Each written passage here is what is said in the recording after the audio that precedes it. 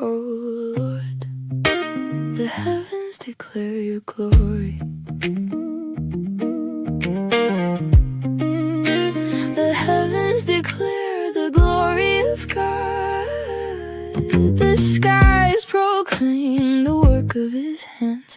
Day after day they pour forth speech. Night after night they reveal knowledge without speech or language, without a sound to be heard. Their voice has gone out into all the earth, their words to the ends of the world. In the heavens He has pitched a tent for the sun, like a bridegroom emerging from his chamber, like a champion rejoicing to run his course. It rises at one end of the heavens and runs its circuit to the other. Nothing is deprived of its warmth. The law of the Lord is perfect, reviving the soul. The testimony of the Lord is trustworthy, making wise the simple. The precepts of the Lord are right, bringing joy to the heart. The commandments of the Lord are radiant, giving light to the eyes. The fear of the Lord is pure, enduring forever. The judgments of the Lord are true, being altogether righteous. They are more precious than gold, than much pure gold. They are sweeter than honey from the comb. By them indeed your servant is warned, and keeping them is great reward. Who can discern his own errors? Cleanse me from my hidden faults. Keep your servant also from willful sins. May they not rule over me, then I will be blameless and cleansed of great transgression. May the words of my mouth and the meditation of my heart be pleasing in your sight, oh Lord, my rock and my redeemer. Oh Lord, the heavens declare your glory.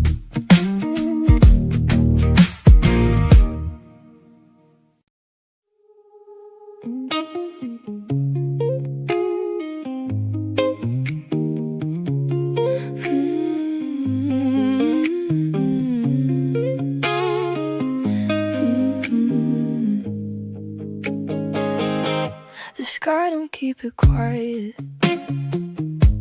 it tells on the day.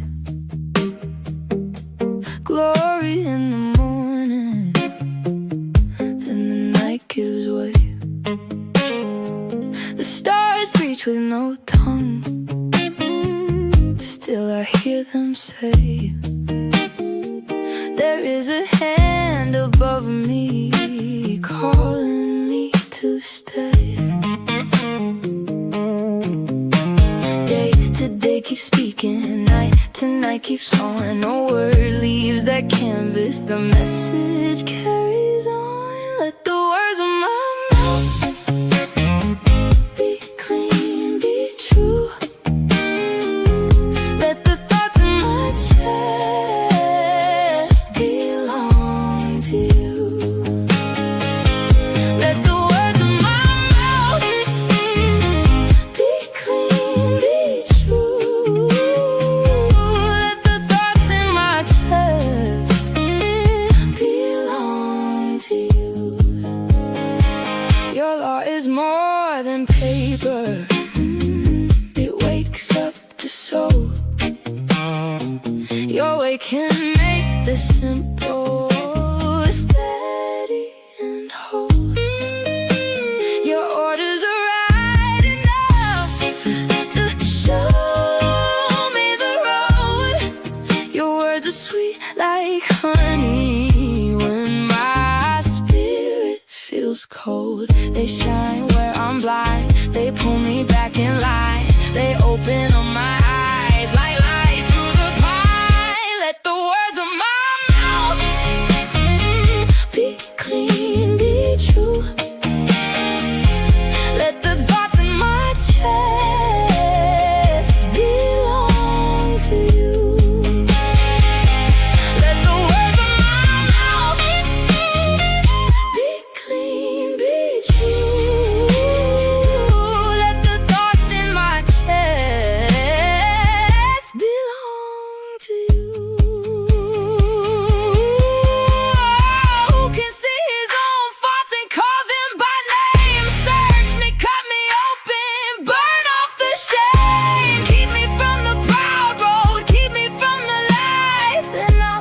forgiven under your eye. Let the words of my mouth be clean, be true. Let the thoughts in my chest belong to you. Let the words of my mouth be clean, be true. Let the thoughts in my chest belong to you. May my rock and my redeemer hear me tonight. Make my hidden light stand in the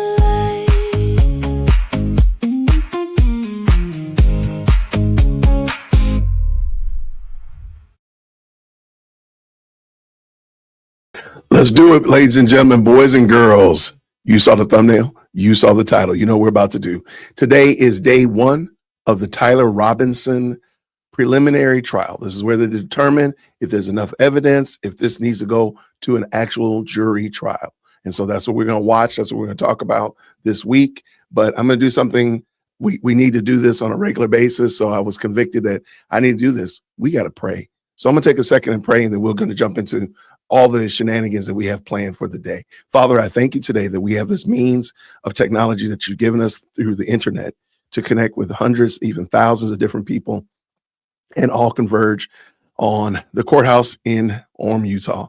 I pray, God, that you will bless, Lord God, the judges and the attorneys, those who are prosecuting this case, those who are displaying evidence of that nature. But Lord, even more than that, I pray that you'll be with Erica Kirk and the Kirk family as they are listening to this must be very hard, very heart-wrenching situation of listening to what happened on that day, almost a year ago, when Tyler Robinson killed Charlie Kirk. I pray, God, that you'll be with Tyler Robinson. I pray, God, that you'll save him, and that, Lord God, he will come to know Christ so that he will know true forgiveness, greater than any forgiveness that could be measured out to him here on earth. I pray, God, that you'll dispel all doubts, all fears, all lies and confusion, all conspiracies. I pray that the light of truth this week will shine and dispel all that foolishness so that, Lord God, we can get to the real matter at hand, that Tyler Robinson killed Charlie Kirk, and he needs to be dealt with accordingly. So we thank you for that time, Lord. Be with each and every one that's in this best live chat on the internet. And I pray all this for Christ's glory and for his sake. In Jesus' name, amen. Let us get to it. So for some reason or another, I'm not 100% certain why, there's actually, I'm trying to keep up. I have 9 different live streams ready. And one of them is the courthouse outside there in Utah. So I don't know what they're doing. I'm gonna bring it in just so you can see. I have no idea what they're doing because they haven't turned their mics on. They're there, and there's a couple other ones as well, but nobody's turned their mics on. So I don't know. Maybe they don't know their mics are not on. I don't know. Like, that's crazy work. I don't know what to do. So anyway, I'm ready. There's several live streams that we're going to be tapping into and jumping around, find the ones that are most valuable to you all. Of course, you know, I want to hear what you're thinking about it. So please jump into the best live chat on the internet. Let's get it. I want you all to conversate back there. We'll be, of course, going back and forth into such of that nature. But at the current moment, I mean, there's a big crowd outside of the courthouse, and I have zero idea what's going on. Nobody's turned their mics on. Come on, help a brother out. Help a brother out. Turn your mic on, people. Goodness. All right. So in the meantime and in between time, shout out to the best live chat in the internet. I see my good people in there. There she is. How are you, Biblical Worldview? I'm just going to leave this up. Hopefully it won't be distracting. Shout out to you, sister. Thank you so much for hitting the like button. I appreciate it. Let's do it. What's up, Heather Rose? How are you? Grace and peace to you. I would refuse to believe that they're letting family come in through the front door. I would think they probably would have a back door or like an underground. Maybe. As I'm saying that, I'm like, I could be wrong. I'm right there with you, Jennifer. We are praying for the family as well as his widow today. Absolutely. What's going on? How are you, Mackenzie? Shout out to you. Thank you so much for the like button update. What's going on, Texas Mother? How are you, friend? I appreciate y'all tapping in on today. Thank you. Now, I don't, yeah, I have no idea who that was. I'm not going to speculate. Who knows?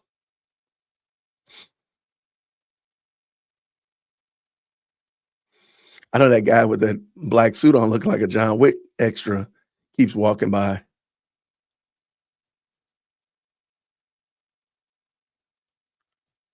All right. What's going on, Rhonda? Grace and peace to you. Thank you for the green hearts in the chat. I appreciate it.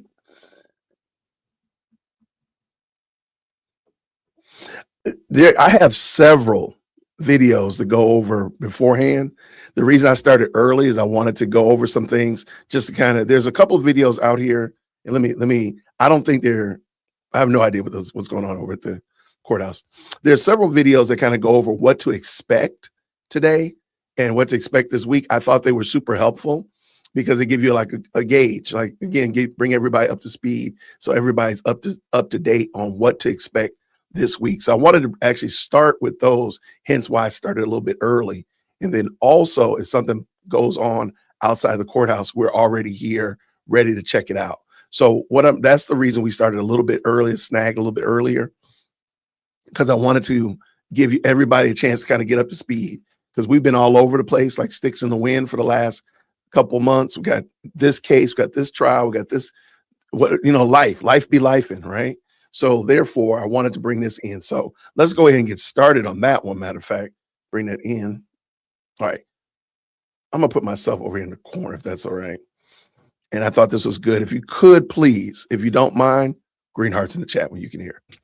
Welcome back into Live Now from Fox. I'm Andy Mack. All eyes on Utah starting tomorrow, as for the first time, members of Charlie Kirk's family will be in that courtroom with the defendant Tyler Robinson as the 5-day preliminary hearing set to begin, as prosecutors seeking the death penalty will argue that the man charged in the killing of the conservative activist should stand trial for murder. This coming in from the New York Post, as Erica Kirk set to face her husband's accused killer, Tyler Robinson, in court for the first major test of evidence. Let's be joined right now here on Live Now from Fox by criminal defense attorney Dwayne Cates. Dwayne, thank you so much for joining us. This is going to be a 5-day preliminary hearing. What could we expect?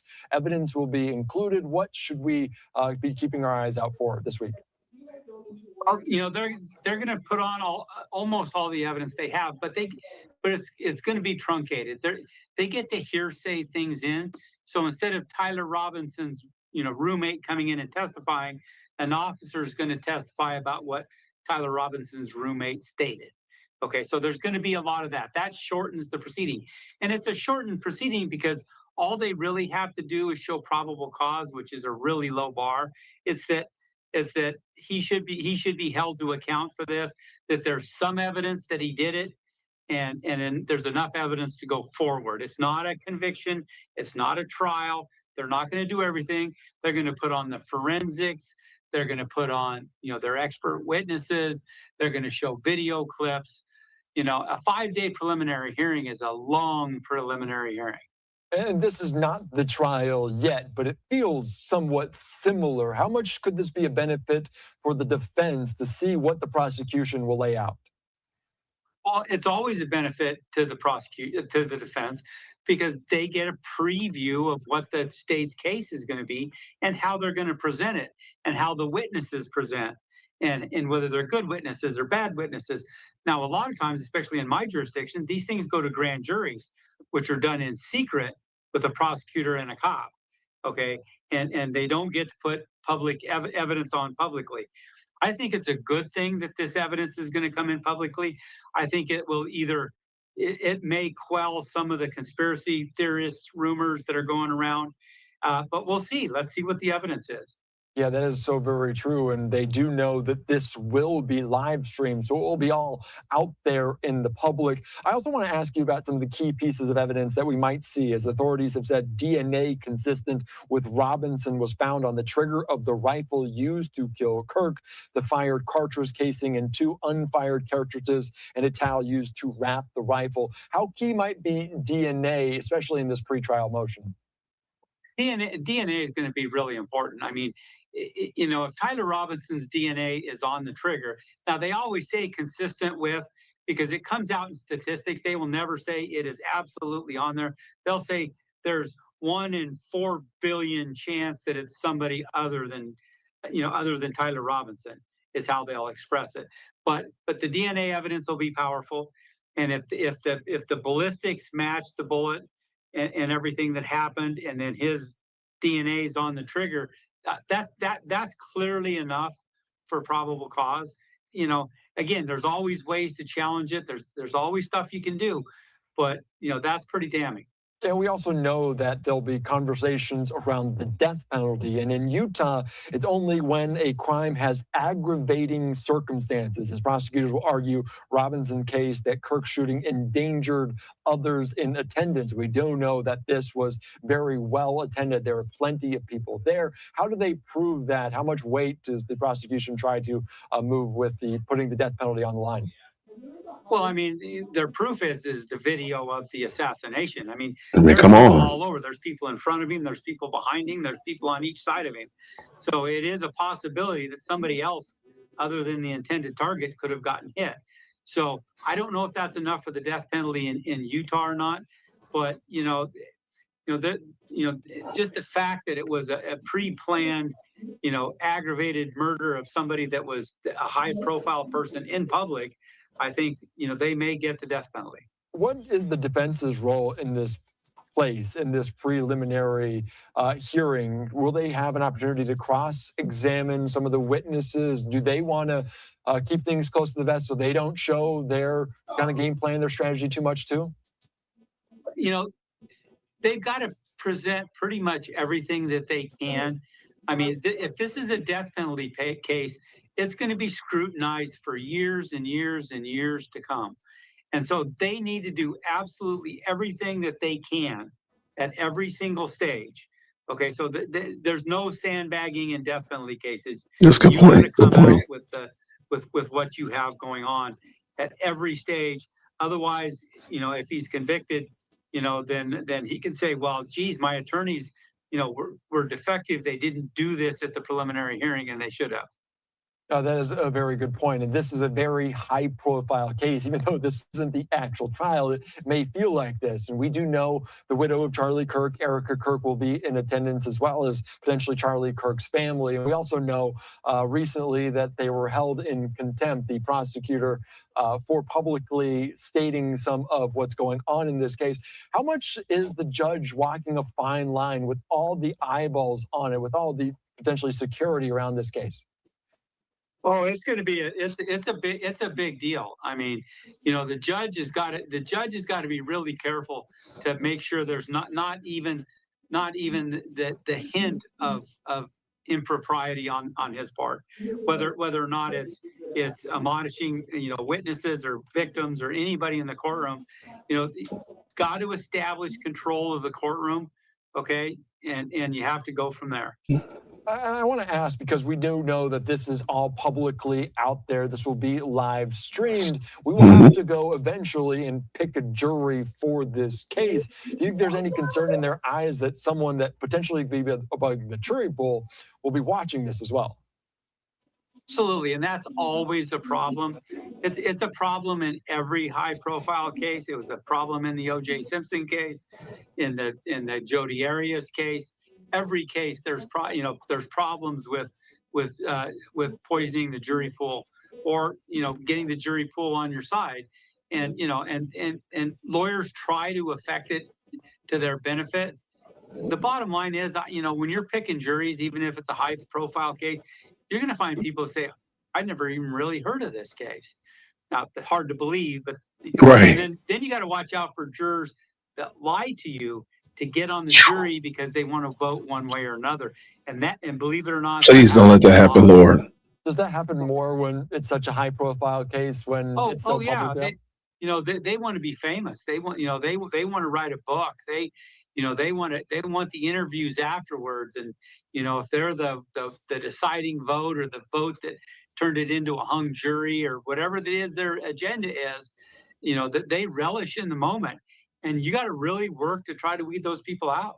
That's a very good point, but obviously also very unfortunate. The jury, the prosecution, the defense also trying to make sure that does not happen. I do want to ask you, because we know, and you mentioned, hearsay will be allowed in this preliminary hearing. Evidence will be presented. Between now and the actual trial, will there be any other evidence? Can that still come about? Any other witnesses or evidence? Can there be changes between now and then?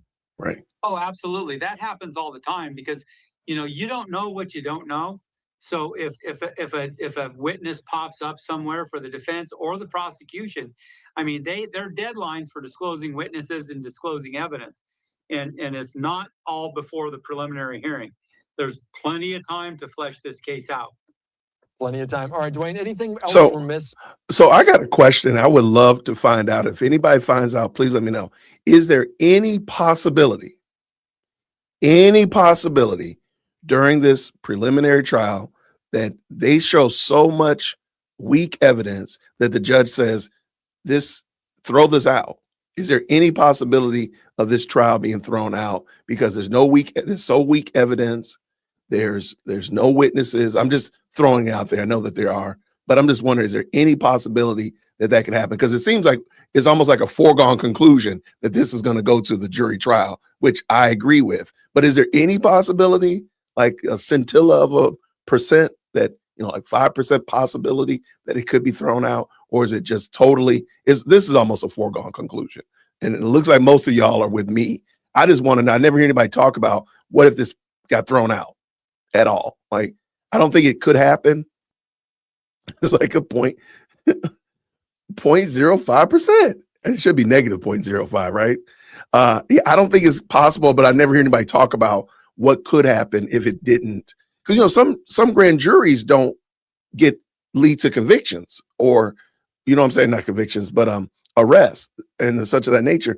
So I'm just wondering what could this possibly happen? But it looks like most of us are saying no. If anybody runs across somebody, a legal mind, who's answered that question, even later on, like another day or later on today, and you find it, jwitt@jwitt.com. I would love to hear what would happen. Okay, let's go.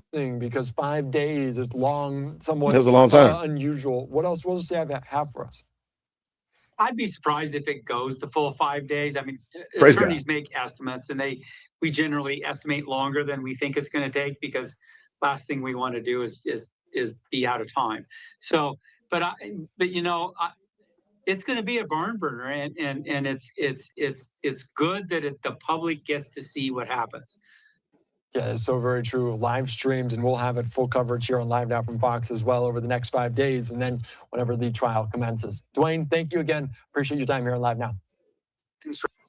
All right, shout out to Live Nation. I'm going to, and if you're just jumping in, there were several videos that kind of went over what to expect, and I thought they gave some really good questions and some good answers. And so I thought we would start the day off by going over some what to expect episodes, if you will. So we can kind of talk about, okay, this is what we're expecting to happen in this trial. So then everybody's up to speed. So again, because everybody's been doing life. You got summer, you just had 4th of July, crazy 4th of July, right? Everybody's getting back up to speed. So I figured this would be a good way to get us all back up to speed before the trial actually, or the preliminary trial actually begins. So that's why we're doing this a little bit early. I know that the live stream doesn't start until 11 o'clock, but also there's a live stream outside the courthouse. And I just wanted to be on in case something happened. At the current moment, I've been watching it. I don't see anybody, and they also haven't turned their audio on. So I don't know what's going on over there outside the courthouse. We got some sheriffs out there. There's some SUVs roll up, but I didn't see anybody particularly, getting out of SUVs or whatnot like that. I would hope that they don't have Charlie Kirk's family and his widow getting out right at the front door. I hope they have a back door, underground, some other way to get them in without them just being a part of the shrum. I think that would be terrible. I would hate to see that for his mom and dad, for his wife and friends to be a part of the shrum. But hopefully they don't do it like that. But I got this bad feeling they probably will. So that's why we started a little bit early, y'all. So just in case you were wondering, I know that the stream doesn't technically start until 11 o'clock Eastern Standard Time, which is 9 o'clock Mountain Time. All right, let's get back over here real quick. I got another one for us just to give us, again, lay of the land, give us up to speed. So shout out. And I'll do my very best to make sure these are in the description of the video. Y'all pray for me because there's a lot of them. I'm going to try my best to hold on to them all and put them in the description of the video. If I don't, I'll do my best tomorrow. But thank y'all for understanding. Let's go. Green hearts in the chat where you can hear. Security is going to be elevated in this case. Probably the most secure trial I've ever covered in the past 25 years. The courthouse in Utah County is getting ready for a high-stakes preliminary hearing in Tyler Robinson's murder case. Thanks for watching 2 News at 6 tonight. The parents of Charlie Kirk and his widow, Erica, will attend next week's preliminary hearing for accused assassin Tyler Robinson. But they may not be the only high-profile people to attend. Chief investigative reporter Wendy Halloran is here with more tonight. Wendy. Well, Heidi, the high-profile nature of this case, court security is under tight wraps to make sure nothing gets compromised that could jeopardize the safety of the public and court proceedings that entire week. And security in this case is going to be the highest of any trial in any courtroom in this country. Charlie Kirk's parents, Robert and Catherine Kirk, and So his widow, sad. Erica Kirk, are set to face their son and her husband's accused killer in court. Utah County prosecutors will call witnesses in an effort to establish probable cause, meaning enough evidence to bind the case over for trial. Without a doubt, court security is expected to be tight. So much so, Utah Court Security Director Chris Palmer declined to comment. I was told to ask the Utah County Sheriff's Office, which provides security for the courthouse in Provo. Sergeant Ray Orman respectfully declined an on-camera interview. I would too. Said, I can say that security will be at a high level and very tight during the court proceedings. To put it into perspective, Tyler Robinson is being transferred to and from court in an armored vehicle. That's not what you typically see. Nima Rahmani is a nationally recognized trial lawyer, a former federal prosecutor, president of West Coast Trial Lawyers. I asked Like him for him. insight into what is the first major evidentiary stage of this case. So obviously, there's going to be video evidence of Charlie Kirk being assassinated, as well as Tyler Robinson's actions before and after the alleged shooting. Of course, we're going to hear DNA evidence, ballistics experts. We're going to hear electronics evidence, including from Tyler Robinson's cell phone and some of the admissions that he made on Discord. What's more, the video recorded statement of Robinson's roommate and romantic partner, Lance Twiggs, at the time of Kirk's death. Rahmani says the week-long hearing will be raw and painful for Kirk's family. It's going to be very difficult for Erica Kirk and Charlie Kirk's parents to hear the testimony and the evidence in this case. Now, just today, Robinson's defense team filed a second appeal to the Utah Supreme Court.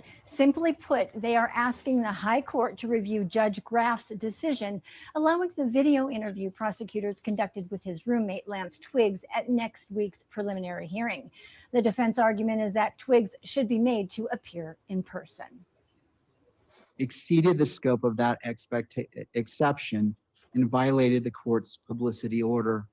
4, Mr. Ballard intentionally and Deny. intentionally made these extrajudicial statements, fulfilling the required elements of civil contempt.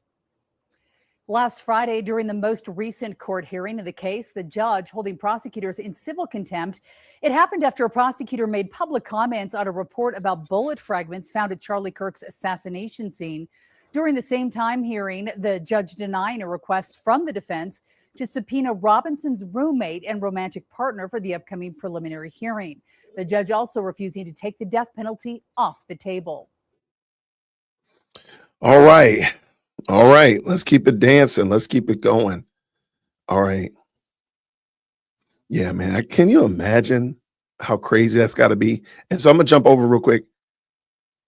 They're still not telling me what they're doing. Whoever it is, they had one job. Whoever this is that's running this camera had one job, turn on the microphone, my dude. How you don't have the microphone on?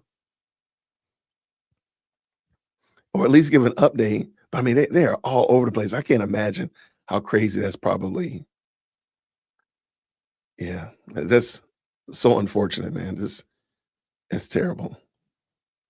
All right, I get the last one while we are waiting, and then we'll hear what y'all got to say. So this is the last one. This one's pretty short as well, but let's go. Tomorrow in Utah, the man accused of assassinating Charlie Kirk will be in court for a critical hearing. CBS's Jonah Kaplan is in Los Angeles with a preview for us. Jonah. Jerika, good evening. Both the prosecution and defense will present evidence in this preliminary hearing, but it's up to a judge in Utah to decide whether this will go to a jury. Charlie Kirk was a conservative activist who earned praise and provoked controversy for his views, which he defended at events on college campuses. He was killed last September during one such visit at Utah Valley University in Provo. I can't remember another shooting death that was captured on camera by so many people. What That's impact crazy. could that have? Whether or not that evidence makes a difference at trial will depend on whether that cell phone evidence can be tied to Tyler Robinson. According to prosecutors, investigators recovered a rifle wrapped in a towel near campus. Robinson turned himself in the next day. DNA consistent with defendant was found on the trigger, other parts of the rifle. Prosecutors are expected to share that evidence again this week. They also allege Robinson confessed to his roommate with a note saying, quote, "I had the opportunity to take out Charlie Kirk, and I'm going to take it." I think it's very likely that there is enough there for the prosecution to convince a judge that there is probable cause that Robinson committed these crimes. Charlie Kirk's parents and his widow, Erica Kirk, are expected to attend the week-long hearing. Tyler Robinson has not yet entered a plea. Jerika? Jonah Kaplan, thank you. That's interesting. So Tyler hasn't entered a plea. Interesting. I thought he had already pled not guilty. Okay, I didn't know that part. See, that's why we're doing this. I did not realize that he had not pled guilty or innocent or whatnot. Man. Okay, I'm gonna tell you what I'm doing. I am praying that Tyler Robinson just confesses that he did it, pleads guilty, throws himself at the mercy of the court. That's what I'm praying. I know there's a low bar, a low expectation that would happen, but that's what I'm praying. Because I just hate to see this thing drug out for weeks upon weeks, because who knows how long the trial is going to be. Good gracious, man. It's going to be long. I'm praying that, you know what, the dude just says, you know what, I did it. I'm guilty. Take the death penalty off the table, throw me in jail forever, put me under the jail. I'm good. That's what I'm hoping he does. Yeah, that's just crazy work. Now there is another one. We got time and they still haven't turned the mics on, so I have no idea what they're doing over here at Utah. If you're over there in Utah, tell the camera people to turn their cameras on, turn the mic on. Say like Jay Witt needs the cameras on. I have no idea what they're doing over here. I need to know what they talk about, what they doing. Yeah, y'all tell them to turn the cameras on, turn the mics on. All right. In the meantime, between time, let's jump over here. There's another update from live Fox News. This is from like 30 minutes ago. Pretty short, but I think it's going to be useful as well to help us out. We are tracking several major top stories that are happening throughout the day today. One of them being that Tyler Robinson, the person accused of shooting and killing Charlie Kirk, will be in court for a preliminary hearing. And we are seeing that a joint statement has been released by the families of Erica and Charlie Kirk. Take a look at this, a social media post courtesy of Matt Finn. He says, new Erica Kirk and Charlie Kirk's family release a joint statement ahead of the preliminary hearing today in UT statement on behalf of Charlie Kirk's immediate family, his parents Robert and Catherine, his wife Erica, and his sister Mary. That statement goes on to say, quote, Charlie was a beloved husband, son, brother, friend, and father. Every court proceeding serves as a painful reminder of his death and the loss that has irrevocably impacted our lives and the lives of his children. We remain deeply grateful for the support, prayers, and kindness we have received. This outpouring has sustained us during the darkest days of our lives. Out of respect for the judicial process, we will not be commenting further at this time. We ask for continued privacy as we navigate this process of immense grief. I want to bring up some of this footage here and just provide a little bit more background context as to this entire situation here. Now, this key hearing kicks off today in the murder case and the murder of Charlie Kirk. It's going to be happening in Utah, where prosecutors aim to convince a judge they have enough evidence to try the man accused of killing him and seek the death penalty. That man you see there on your screen, well, this is Charlie Kirk. The one you just saw is Tyler Robinson, the suspect in question. Now, the 5-day preliminary hearing will mark the most significant presentation of evidence in the case so far, and the first time that Kirk's parents and widow, Erica Kirk, will be in the courtroom with the defendant. Tyler Robinson, 23 years old, is charged with aggravated murder in the September 10th assassination of Kirk, a conservative activist and ally of President Trump, at Utah Valley University. Robinson turned himself in a day after the shooting, and prosecutors allege he confessed in a note left for his roommate, who was also his romantic partner, that read, quote, "I had the opportunity to take out Charlie Kirk, and I'm going to take it." Robinson has not yet entered a plea, and his attorneys have not commented on his guilt or innocence. They have, however, sought to get the death penalty taken off the table, so far unsuccessfully. The proceeding will resemble a mini trial, but prosecutors need only demonstrate that they are reasonable grounds to believe that Robinson killed Kirk. The standard is lowered for an actual trial, where prosecutors have to prove guilt beyond a reasonable doubt. Taking us back to another social media post, courtesy of Fox News correspondent Matt Finn. He says this: in the assassination of Charlie Kirk tomorrow, so today, begins the crucial process of what's expected to be a 5-day preliminary hearing in Provo, Utah.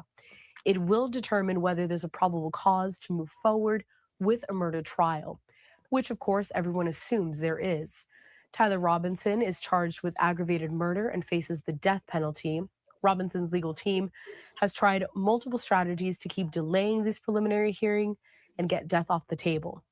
Charlie's parents and Erica Kirk are expected Death to is on the attend. table, my G. And we do believe that we are going to have some cameras there inside of the courtroom. All of that coverage starts later on this morning.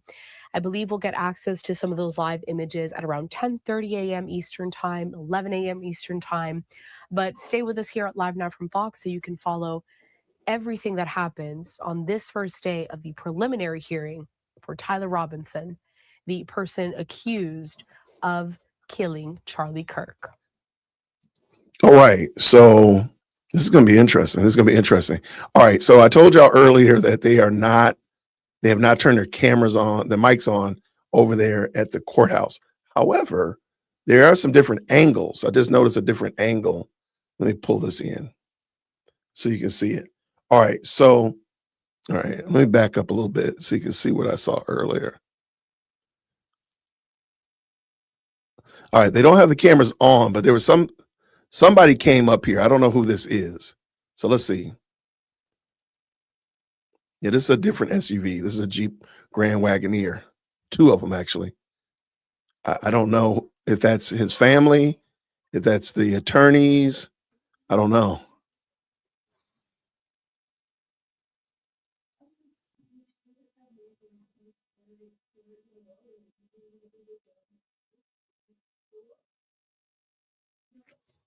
Right behind you. Yeah, I don't know who this is. I really wish they'd turn on those mics, but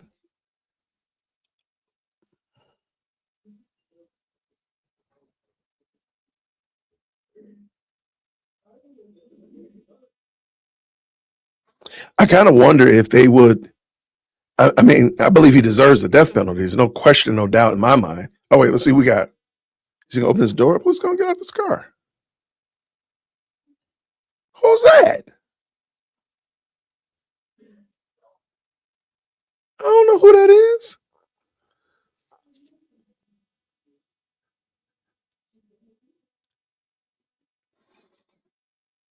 She got a power suit on though. I don't know who she is. Y'all, somebody call down there to the courthouse and tell them to turn these microphones on. Tell them we need an update. I want to know. It's probably a lawyer. I'm sure it is. I'm sure if we look back through some of those courtroom footage, I'm sure it's probably a lawyer. Charlie's sister? I didn't think she was that old, but okay. I'll take Charlie's sister for 200. No, I don't think it's his mom. His mom is definitely older than that. I'm gonna go with attorney for 200. I'm gonna take attorney. Now, the reason I wanted to bring this up is because earlier I was looking and they've actually blocked off the parking lot. So you can't just roll up in here. They've actually blocked off the parking lot, and they were showing how I saw that guy earlier. He was driving a car. While we were watching one of the videos, I saw they blocked off the parking lot. So you can't just pull in here. The sheriff has to allow you to come onto the property. And I think that's the right thing to do, because I can't imagine it, how crazy this is probably is. Let me see if I can find that picture of them. Oh, here's another picture. Wait, okay, hold on. We're just gonna have to jump around and find people. That's what we're gonna do.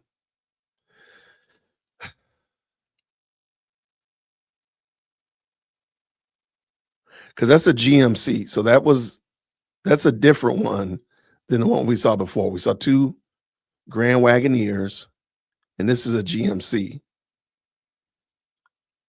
Yeah, see, that's where the police are blocking up. Now that looks like his sister to me, but I could be crazy.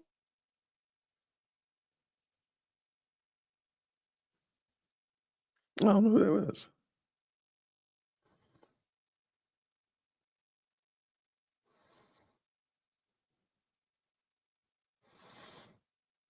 I wish they would tell me who it is, though. If they just told me who it is, we would do away with all speculation.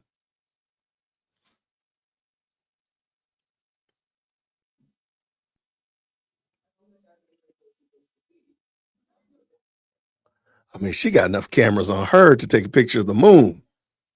They look like twins.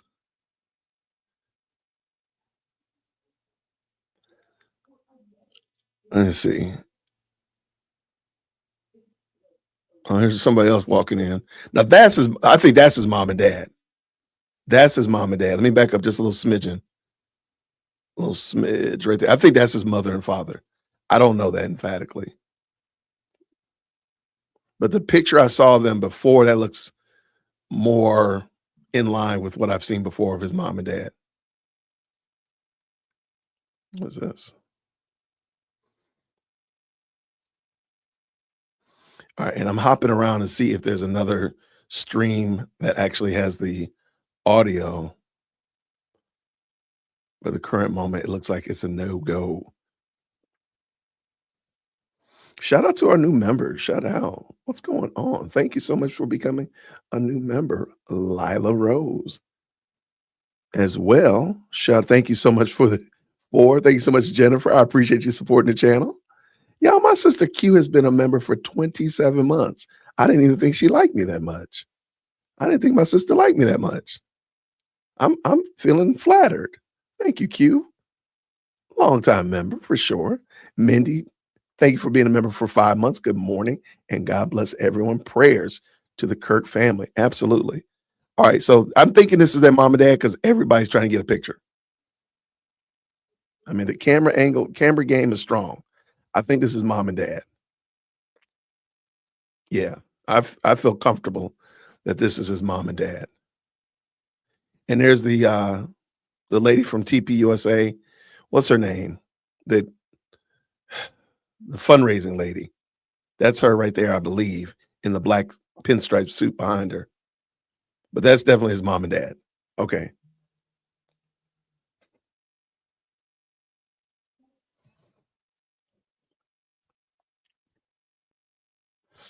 All right. Shout out to Cindy. Thank you so much for being a member for 9 months. Thank you so much. I appreciate you. All right. So that is what we have at the second. She got a little Osmo camera. I see you with your Osmo camera. Look, ain't nothing wrong with that. Trying to see if there's any other. I don't think there's any others at the moment. And I'm jumping back to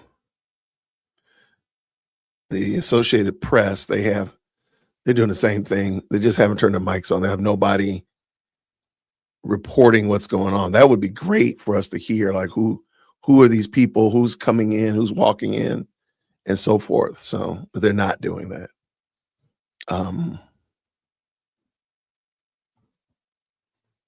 Yeah, I'm just checking real quick to see if anybody else has a stream from outside the courthouse and actually has their microphone on. At the current moment, nobody does. Why are you not doing that? Somebody call in and ask them, like, get your stuff together.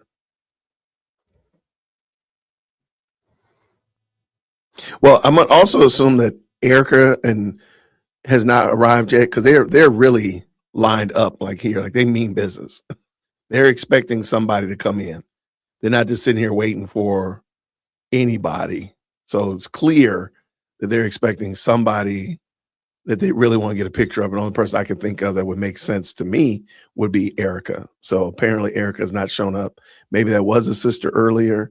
I do believe that was the mom and dad that just walked in.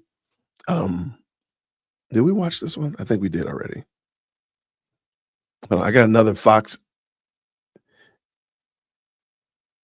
one real quick.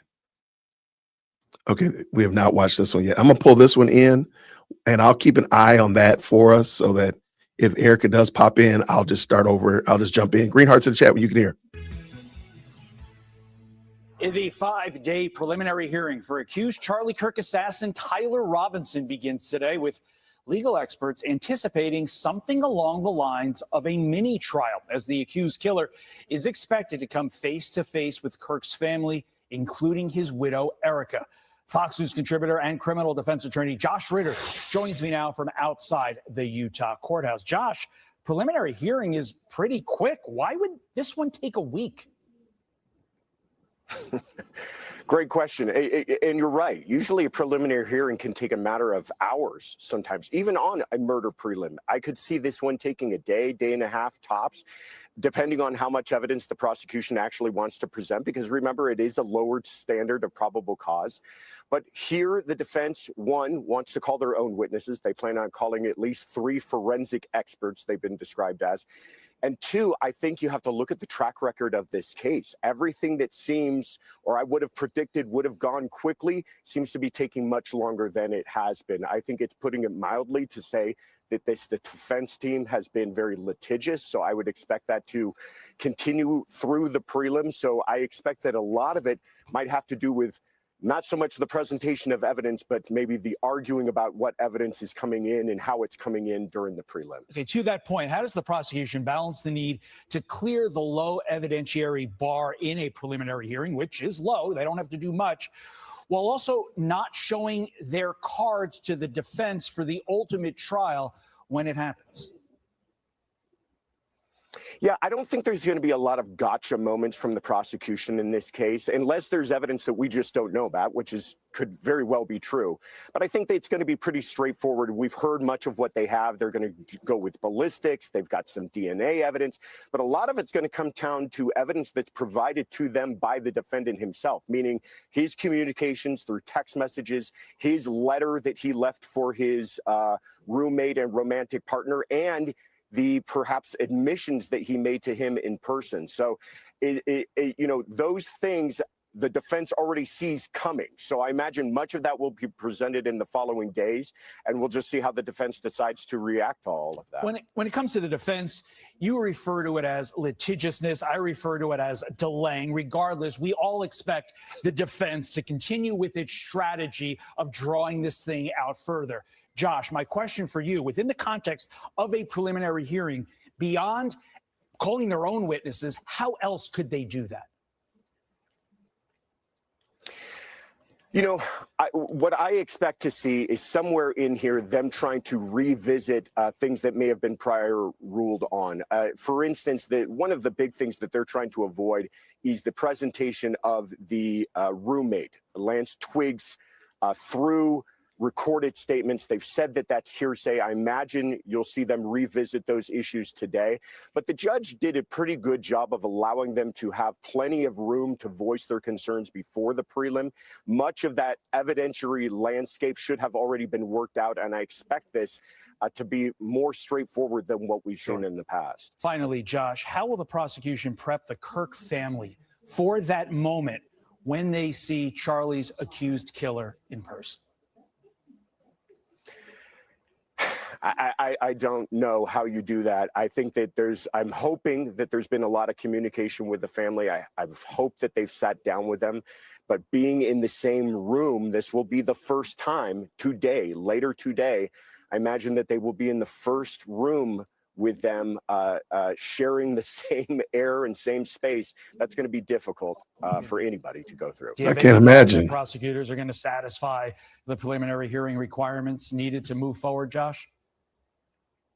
No, none at all. I think it's a very strong case. We'll just see how much of that evidence they put in the following days. Okay, there's my question. He's going to be out at court for us all week long covering this. He's got a busy week ahead of him, Josh. We appreciate you getting up early with us to kick off our week here on Fox and Friends First. Thanks, Josh. Thanks, Josh. Absolutely. Thank you. Okay.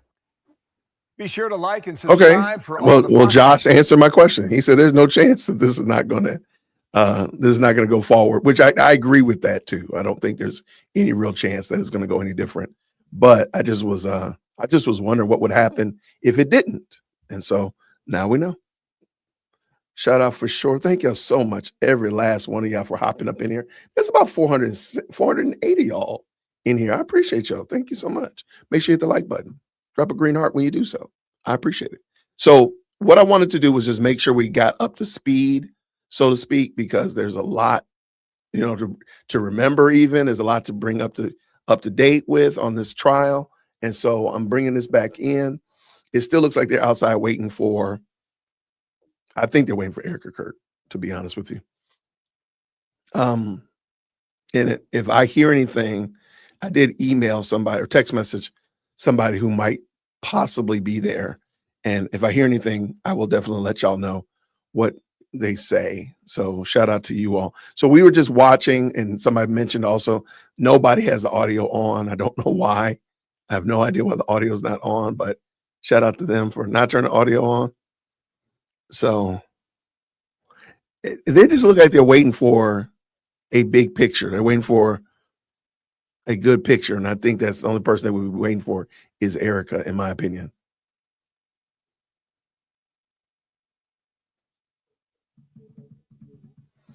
I don't know Joshua's number like that, but all right, Joshua said he was going to be there. I don't know what the protocol is to get into court. I don't know if it's as complex as like the Carmelo Anthony trial. That sounded like it was crazy to get in. So I don't know how Joshua, but he lives there apparently. So this is not a big travel for him. It's down the street, according to his story. SWAT just showed up. Try it. Okay. SWAT what? Okay. I'm here ready.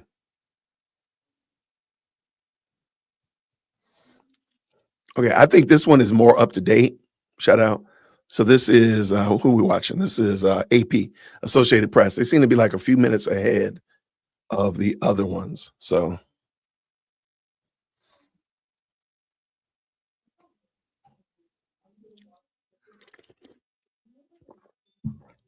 I don't see Joshua. Y'all looking for Joshua? Where's Joshua? Erica's already in. That's interesting because they look like they're waiting for somebody. I don't know who else. Maybe I would definitely not think they're going to walk Tyler Robinson right through the front door. I would definitely not think that. So who are they waiting for? If Erica's already in, they are looking for Joshua. Okay, do you think this is Joshua right here in the white? Is that what y'all trying to say?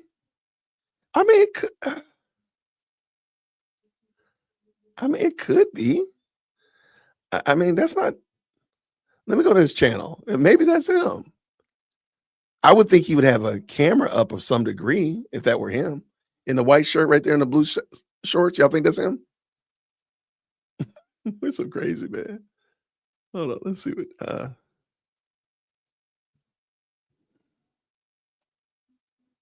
Let's see.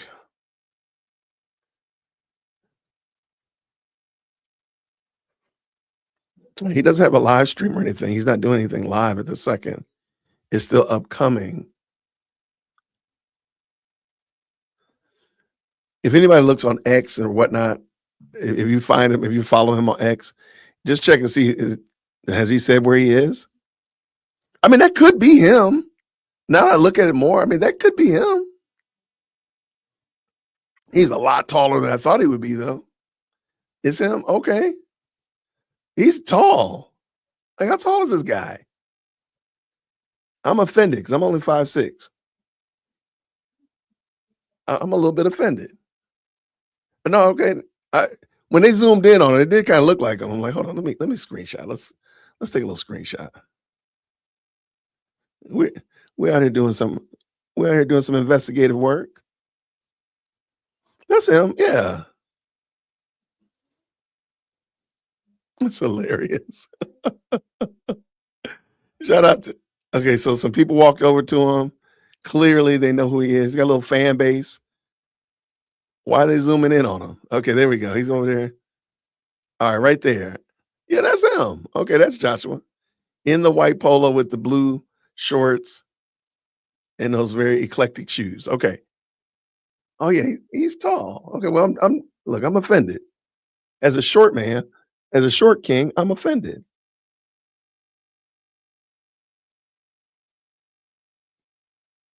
All right, but he, looking at his channel, he has not gone live or has updated that he's there. Let me see. I don't see a comment from him, like even in his live stream. Okay, well, shout out to Joshua though. That's what's up.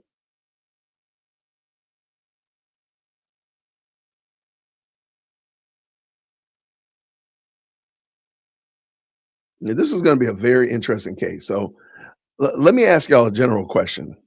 Most people that we watch today say like 5 days is a long time. Do you think it's going to go a full 5 days? So that's my question to you. Do you think it's going to go full 5 days, yay or nay? So just yes or no in the chat. Do you think it's going to go a full 5 days?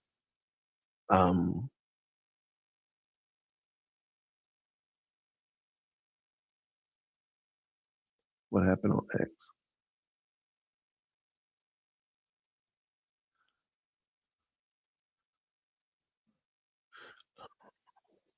Okay, we got Andrea Burkhart is on now. She and I are doing the same thing, waiting for.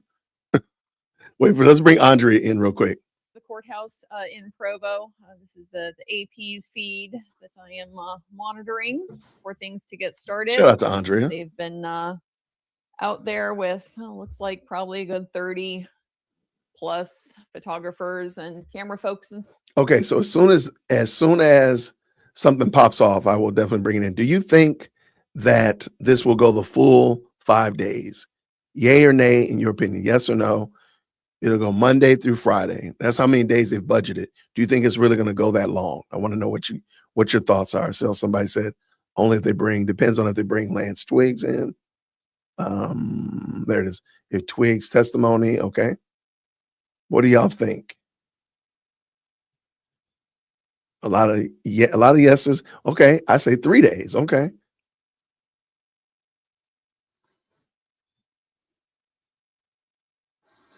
Well, they got some 3 days. I got a lot of yeses. A lot of yeses that they think is going to go the full all the way to Friday, which I think is crazy, but like, man, really?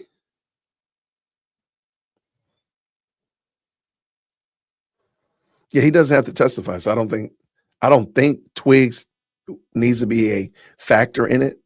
Okay. So in the chat, real quick, just drop how many days you think it will be. If you don't think it'll be 5, will it be 4? Will it be 3? Saw somebody say 2. not I mean, it's necessarily Tuesday. that clear. The state has not opposed that. and has cooperated with the arrangements for that to happen. So the defense Okay, I indicated was 3 looking. experts that they will be calling. So we can add those kind of to this list of things that we can anticipate being presented. All right, I'm looking here. Let me. Not all of them are going to be live. We know, for I'm example, gonna Lance bring Twiggs, we already know. Andrea Lance Twiggs in is real not quick. going to be here in person. His testimony is going to be delivered by way of what Utah calls an 1102 statement. And 1102 is based on a rule of criminal procedure that defines what reliable hearsay is for purposes of the preliminary hearing. And it includes statements that are made under penalty of perjury or after a warning that you can be subject to criminal prosecution if you sit down for the interview and then don't tell the truth.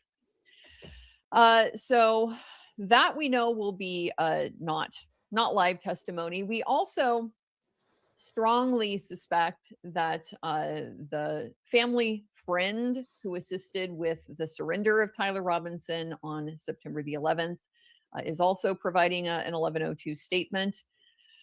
And then the evidence that we're anticipating, a lot of video and photographic evidence, a lot of these written statements. Some of them are just going to be authentication, meaning they're going to be statements of people who keep and maintain records to establish that, you know, these are videos from the UVU surveillance system and how they were recovered and handed over to police and things like that, just to establish basic foundational requirements that the thing is what they are purporting for it to be. Things like the medical examiner report that is going to contain some important information. And then, of course, Discord chats, text messages, photographs again, and then some of these ATF and FBI DNA and ballistics and tool marks reports. So a fair amount of evidence that is being anticipated.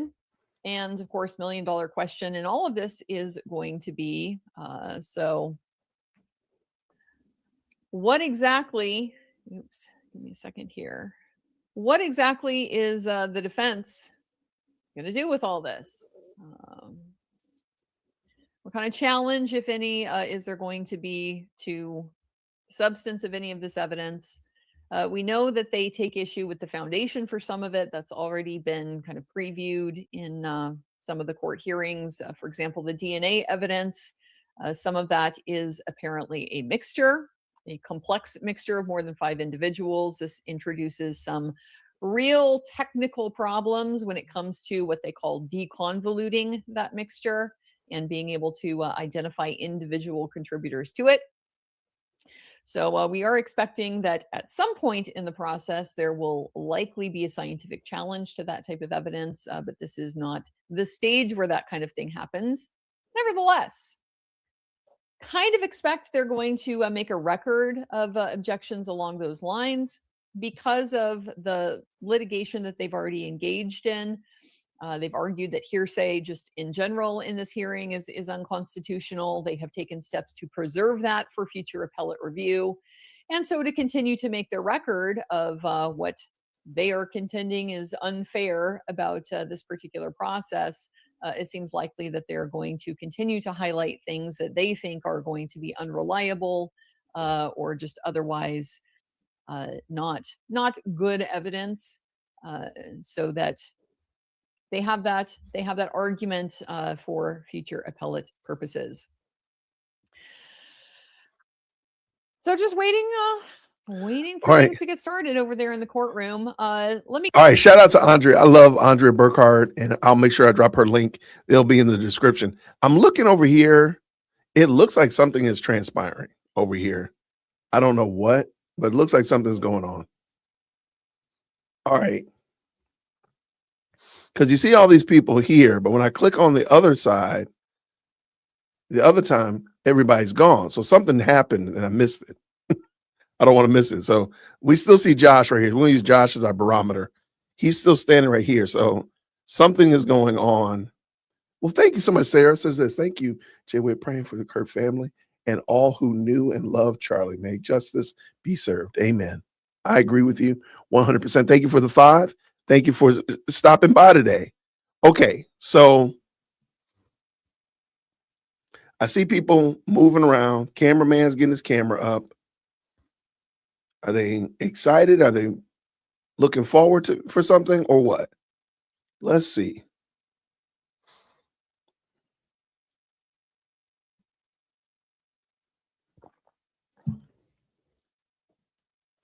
And by the way, Josh hasn't gone live yet. I would definitely tap in on him as well. I'm gonna give him a like right now. I don't see him. He hasn't gone live yet. So I'm just looking. It looked like something happened.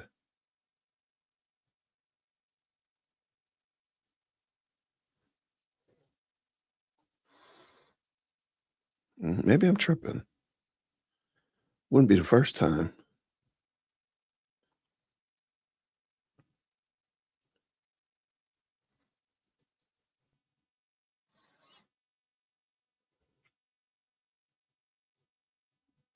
Okay, we're up to speed. We're caught up. AP seems to be the most consistent. The other one, which is Times Network, they just kind of zoomed in a different direction. I don't know why. And you can't back up on their stream.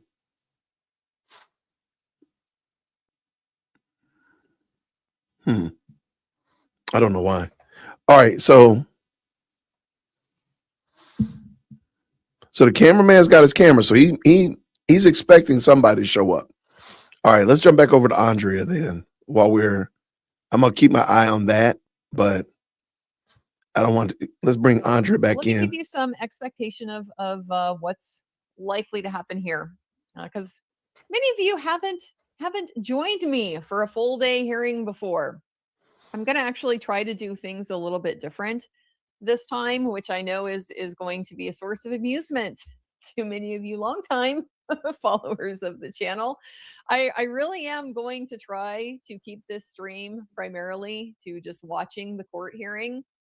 As many of you know, I take detailed notes throughout. My goal is to just try to take in as much as we can, not talk over the court, not give commentary, try to keep it minimal while things are actually happening, and reserve that for the breaks. We typically will get a mid-morning break, a extended lunch break, and then an afternoon break when court is in session all day.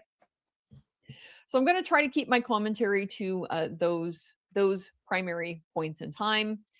And then reserve what I normally do at the end of the stream, which is an extended recap, going through my notes, talking about some of what it means, some of the legal questions that come up, just sorting out some of the ins and outs of the court process itself and what it means and what's happening. Help try to translate that for folks who aren't necessarily as familiar with the criminal courtroom as I am.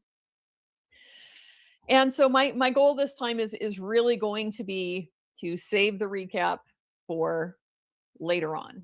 Planning to get through the hearing, watch it, take our collective copious time notes. to get up, walk around a little bit, have something to drink, a few calories. These sorts of things are important to keep your energy up during a busy week. But then come back in the evening. I've got it scheduled for 7:30 Pacific to do the recap and a little bit more of the relaxed conversation about what did we see today, what is happening, and what does it mean. All right, so real quick, not to cut Andrea off, somebody recommended Real American Voice. They actually have the stream and actually have their microphone on. But I still haven't seen anything though. But at least we can hear something this time. We hear some mulling around, so to speak. I'm gonna keep my eye on it. Green Hearts in the chat, you can hear this. Oh, you're more than welcome. Thank you, Mexichica. Member for 8 months. Thank you so much.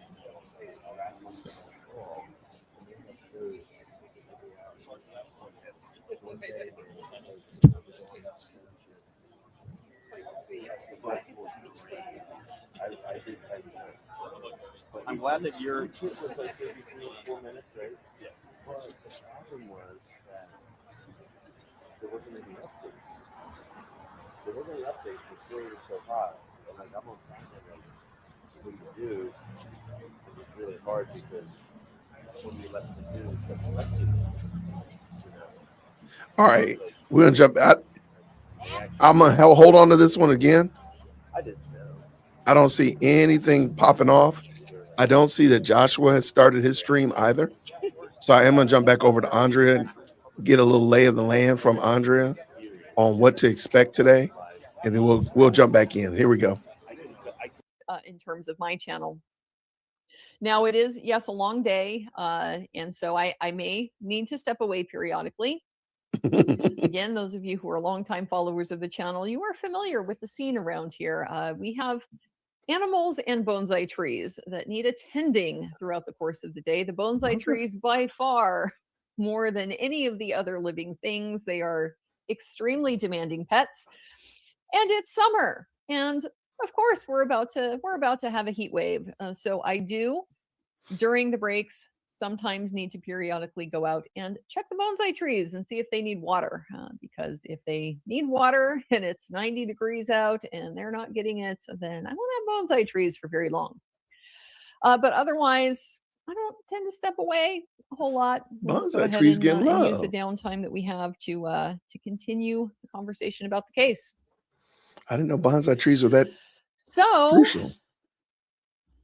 everything is looking good to go. I know there were some concerns and some questions over whether this is going to be delayed again. It's been already delayed once, and there have been continued efforts, primarily by the defense, to continue to delay it. We are now just about 10 months after the Wow. shooting itself, the death of Charlie Kirk.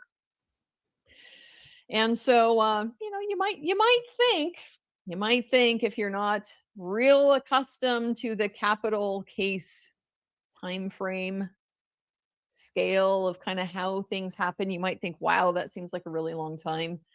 For a non-capital case, yeah, it probably would be. So For a far. capital one, not really that extraordinary for things to take a So real quick, the Crime TV, they've turned on their camera in Crime TV. So I'm going to keep my eye on this because yes, we've been looking at what's going on outside the court, but this is important as well. So let me just letting y'all know ahead of time. And I've jumped too many screens. Hold on one second.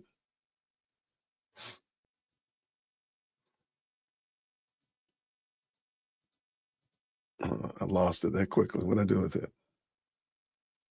I have so many windows open. Okay, let's try this again.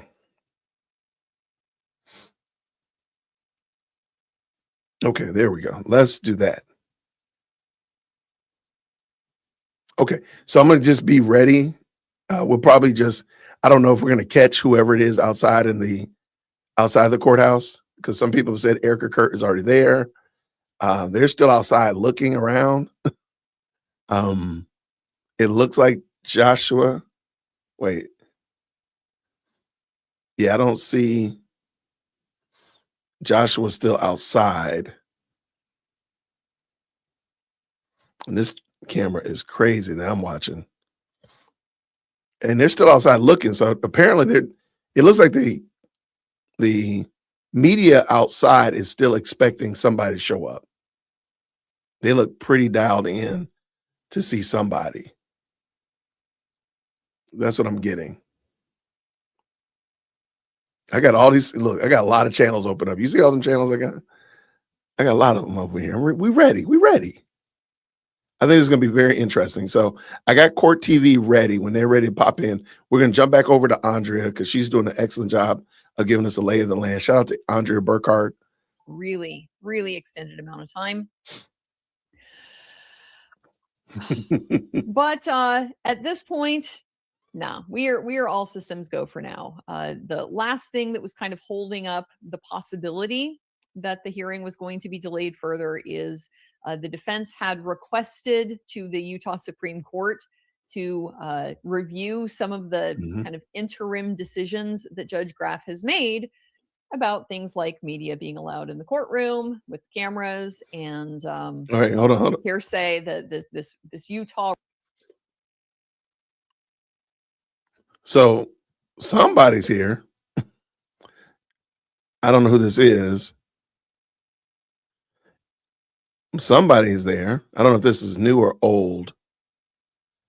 I just can't believe they would let them walk right in through the front door. That would just seem like that might be old. I'm looking at this. I think that's an old picture. But we saw that earlier. I think he's gonna drive off.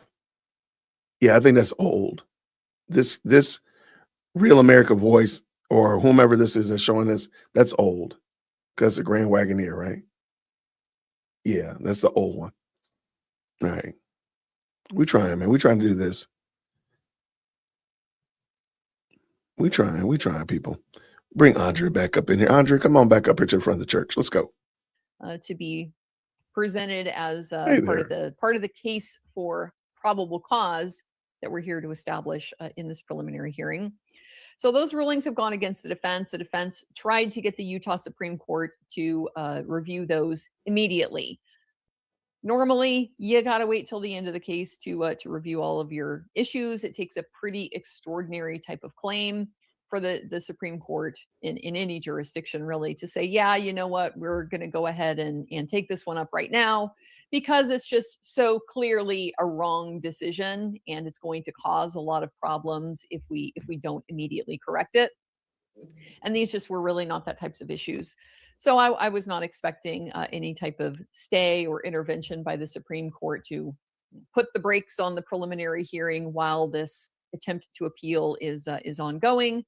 But nevertheless, they did formally, it has been reported in several outlets, it's been formally rejected by the Utah Supreme Court. They are not going to consider that appeal at this time. So that doesn't mean Tyler Robinson can't raise these issues and these concerns. It just means that he's going to have to wait until the case is final. And, depending on how things get resolved, there may or may not be a reason for him to appeal or grounds for him to appeal. But assuming that he does, then these are arguments that he'll be able to raise at that time. So no more delays. We are anticipating that everything is a go at this point, and now it just remains a question of how long is it going to take them? What exactly are we going to get, and how long is it going to take them to get through? Okay, real quick, Andrea, shout out to Andrea. All right, they've turned their camera on Court TV, and the mic is on. So we got a mic and we got camera. Green Hearts in chat, you can hear them kind of mulling around.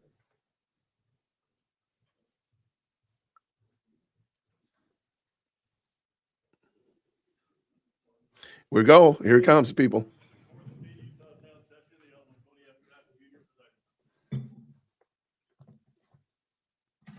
I got so many windows open. I'm trying to make sure I got the right one. All right, this is it.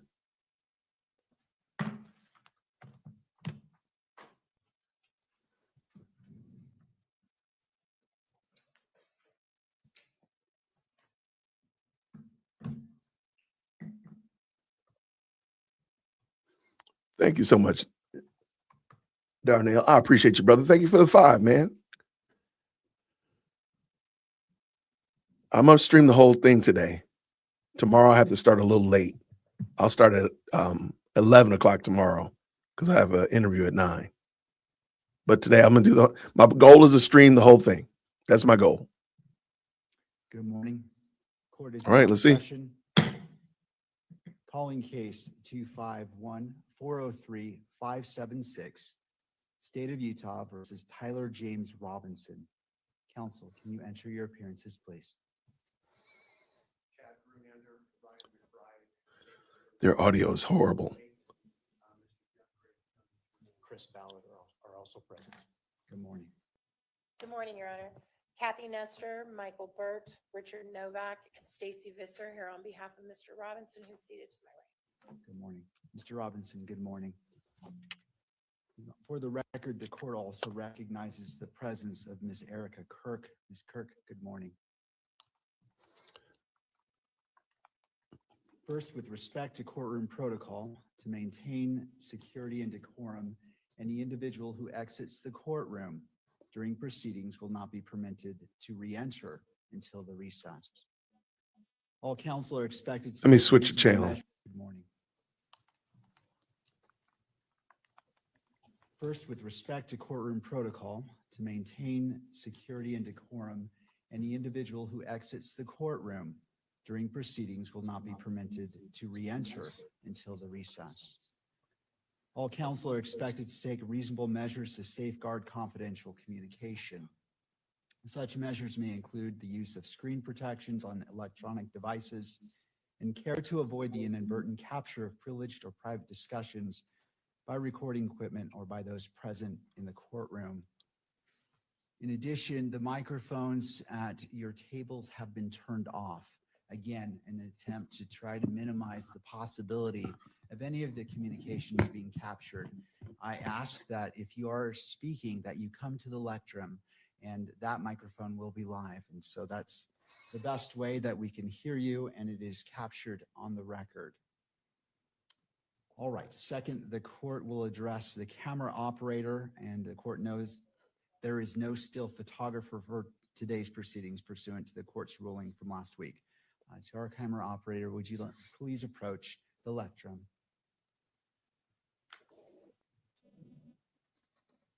He got a tough job.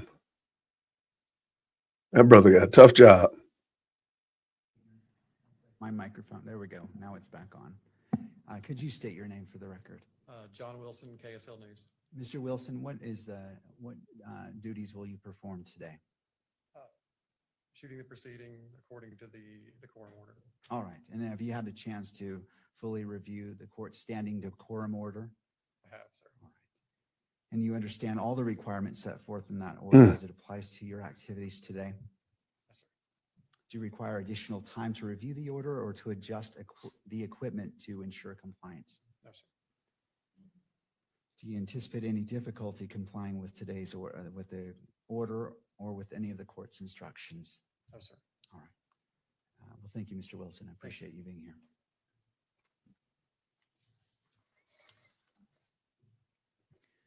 Next, turning to the amended motion to allow the use of portable electronic devices filed by the news media and their counsel. The court appreciates the arguments presented in the motion and recognizes the importance of the press in the criminal justice system. Having considered the motions before the court, the request to permit representatives of the news media to use portable electronic devices during the preliminary hearing is respectfully denied. The request to permit counsel for the news media to use portable electronic devices during the preliminary hearing is granted. As officers of the court, counsel shall be held to the same standards applicable to the counsel for the parties and comply with the court's standing decorum order. I wish to turn to the matter before us today, the upcoming preliminary hearing, and the court is mindful of the safety and well-being of all parties, counsel, witnesses, court staff, and members of the public who are present. The court is also mindful of the duty to protect and uphold the constitutional rights of both Mr. Robinson and Ms. Kirk. To serve those important interests, the court reminds all persons who will be in attendance that the portable electronic devices will not be permitted in the courtroom or on the fourth floor.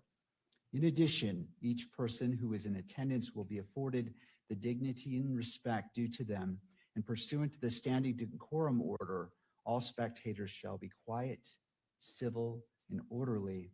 Spectators shall not engage in any distracting, disruptive, provocative, disrespectful, uncivil, or threatening behavior of any kind.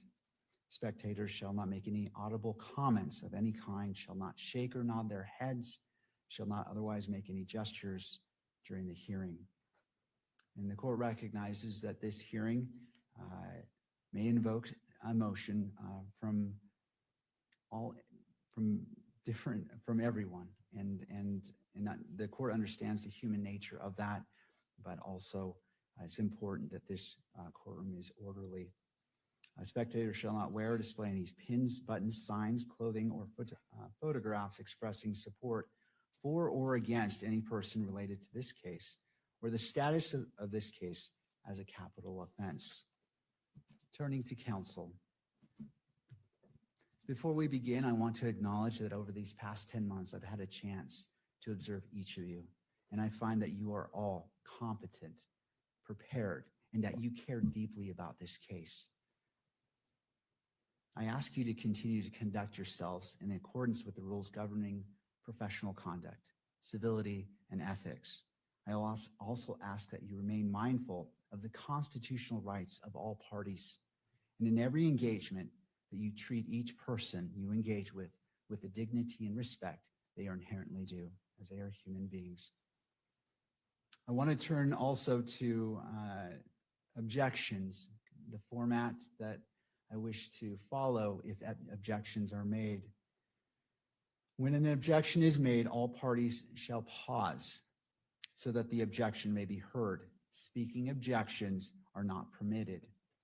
If any party believes that an extended argument is necessary, particularly on sensitive matters, that party may request to approach the bench, and all parties will approach the bench. Both sides will be afforded an opportunity to be heard for or against the objection, after which I will issue a ruling either sustaining or overruling the objection. Once the ruling has been made, direct or cross-examination may resume. I anticipate that we will begin each morning at 9 a.m. with the exception of Wednesday. We will begin at 1 p.m. We will take a 15-minute morning break and a 15-minute afternoon break. If there is a situation that necessitates a break, please approach the bench and we can address that. We will recess for lunch at noon for 1 hour each day, with the exception of Wednesday, and court will resume at 1 p.m. and continue until 5 p.m. each day. Does either party need the benefit of the record?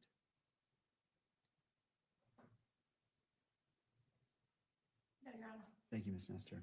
No, Judge, thank you. Thank you, Mr. Gernander. Do either party wish to invoke the exclusionary rule?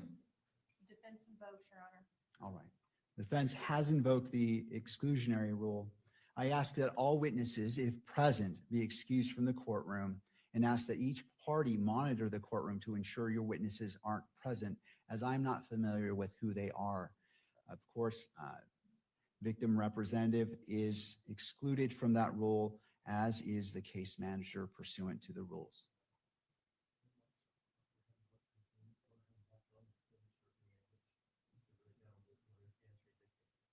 Okay, and I anticipate that from here on out that they're just going to come to the lectrum. So,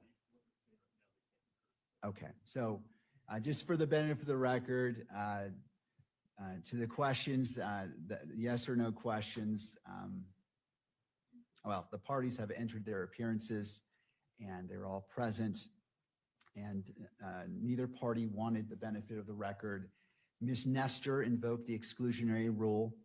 And Mr. Grunander, if you'd like to approach the lectrum as the microphones at the tables are not activated. Thank you, Judge. Yeah, we anticipated that the defense would invoke the exclusionary rule. We consulted with defense for just a couple of minutes prior to the start of this hearing.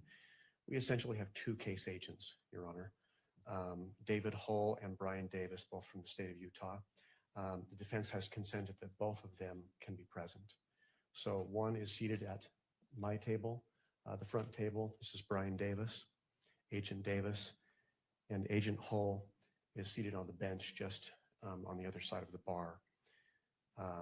He will be present for this hearing as well. Both of these agents will be testifying as part of the hearing.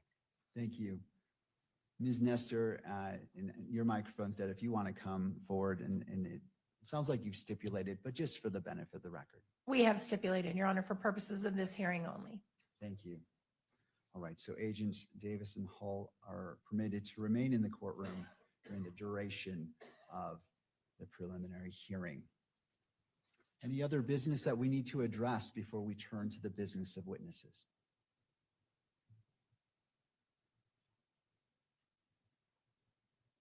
Mr. Novak. Thank you, Your Honor. Richard Novak for Ms. Robinson. Your Honor, the court had issued an order, maybe it was early last week, asking the parties to meet and confer about the question of whether exhibits will be published. And we did, and we can either deal with this as a general matter, or we can deal with it on an exhibit by exhibit basis. But I just want to make sure that we didn't lose track of that issue. The court had earlier entered an order granting in part the defense motion to exclude I'm just going to say technology in the courtroom because it's a shorthand for video cameras and photography and microphones, because the parties had earlier stipulated that none of the exhibits would be available from the preliminary hearing, would be available for inspection or copying. I understand that publishing the exhibits in the courtroom may technically be different than that, but whenever the court is ready to deal with that issue, we just want to make sure that we do so Thank you, Mr. before it's too late. That's always the right time to do it. Okay, thank you. Turning to the state in defense, do we anticipate this being a long argument, or is it something that we can handle? That there are some stipulations that we can address right now, and then the remainder we can address on an exhibit by exhibit basis. Mr. Grunander. Judge, I don't know that we have any stipulations, but with that said, it is correct. Mr. Novak's correct. We did meet and consult on this issue. I wanted to give the court just a brief roadmap, but part of that was exhibits 7, 8, and 9 that we propose introducing will be graphic in nature. And those were the exhibits I was referring to at the last hearing, where we would like to take a short break before they were published, if they are published, whether it be by way of video and or audio. Judge, I don't see any TVs or monitors here in the courtroom today with respect to publishing something that would go beyond counsel table and your honor's bench. So I don't know how much this is of an issue this is going to be anyway, at least with respect to pictures or video. Thank you. That's a great point. And the court's thought about this issue in regards to publication of exhibits. Obviously, the court will entertain all motions before any, but after considering it, here's the 2 points that I wish to address. In regards to the exhibits, there is benefit to publication of certain exhibits, but I also do not, and this is going to the camera operator, do not want them to be displayed on TV. I believe it is important that the parties know that the exhibits are being viewed by the judge in real time and in open court. However, what I will do is have the monitor placed against that wall to reduce the possibility of it being broadcast. And so on the exhibits that the court grants to be published in court, and not going to Mr. Novak's point, not to be given copies to, and the court is trying to be mindful that if it's shown on TV, that's essentially giving a copy to. And so the court is taking Mr. Novak's point in consideration. And so the anticipation is, and I know I'm catching staff a little bit off guard, is placing that television right behind Jeff, our bailiff, to minimize the accidental capture by the camera and in allowing it to be displayed. I recognize that that is not the ideal spot for viewing, but I'm also trying to balance the rights and important considerations that defense has made. And again, this will be on an exhibit by exhibit basis on what is published or what is not. But for the exhibits that the court rules can be published in open court, that is going to be the location of the monitor. And again, the court spent a bit of time weighing what should be done, where the monitor should be placed to accomplish the purposes of publication, at the same time protecting, especially as it may relate to sensitive material if the court deems that to be publishable in the courtroom. Any questions that I can address from either side? or clarification needed or thoughts that you wish to share? No, I think I understand completely. All right. All right. And Mr. Grunander, as it relates to that, are we anticipating the possibility of that coming up very soon in regards to publishing potentially exhibits? Not real soon, but today certainly I would anticipate, Judge. For the course information, we anticipate presenting 4 witnesses. They're all law enforcement witnesses. Officer Chris Bagley, he's now with Spanish Fork Police Department. He was with Utah Valley University Police Department. He'll be the first witness. The second witness will be Agent David Hull, and those exhibits 7, 8, 9, we anticipate coming in through him. The third witness will be Agent Brian Davis, again with the state of Utah, a case agent who's here presently. And lastly, Sergeant Jennifer Faumuina, also of the Utah Department of Public Safety. And we do anticipate admitting between 40 and 50 exhibits. Thank you. All right, Mr. Grunander, I apologize. You walked away before I got my question out. If we anticipate taking a break around 10:30, do you anticipate any potential exhibits for publication being requested prior to 10:30? I do, Judge. Okay. I do. I think the first several exhibits should be published. So. All right. Well, let's do this. I want our preliminary hearing to move smoothly and with the least amount of delays as possible. So let's take a brief break to allow the placement of that monitor, a brief test to make sure it's working, and then we can be seamless in moving forward. One quick question, Judge, for council's benefit. Are the monitors at the tables going to be turned on? The monitors are, and Okay. that's why I wanted to give that instruction early on for each party to monitor their monitor.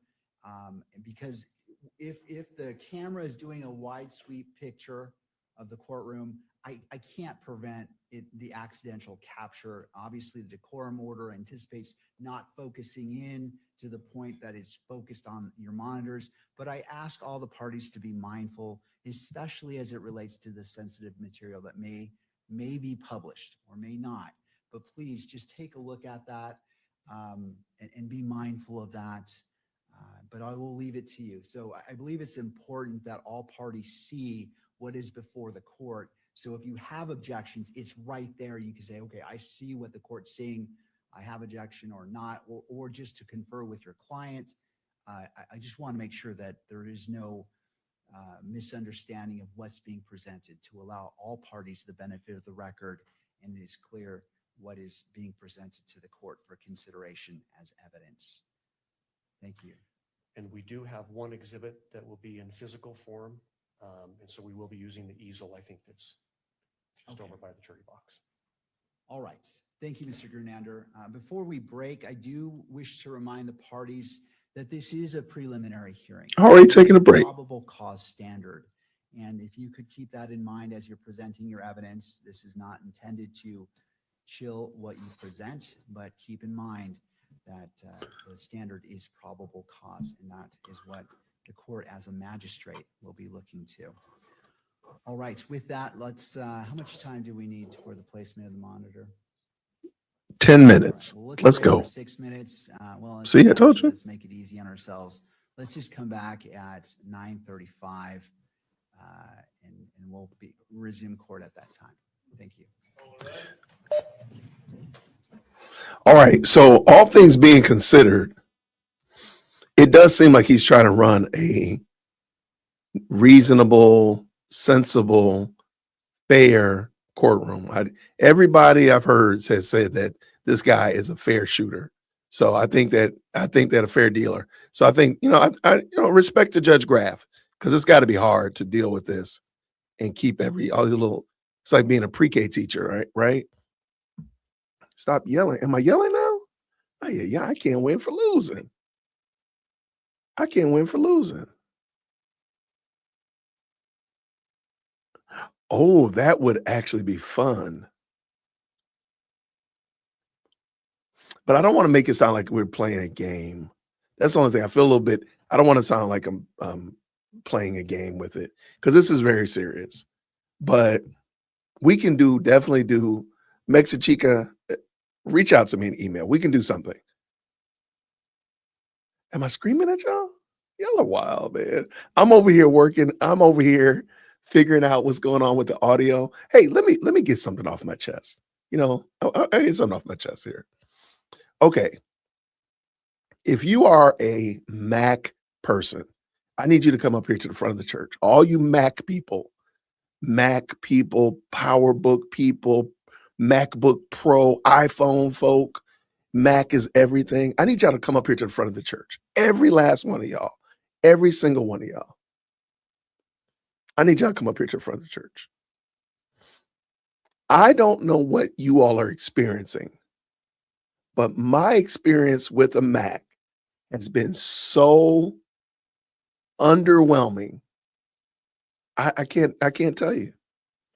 Now, I used to have a PC. When I started streaming, I had a PC. And it worked perfect.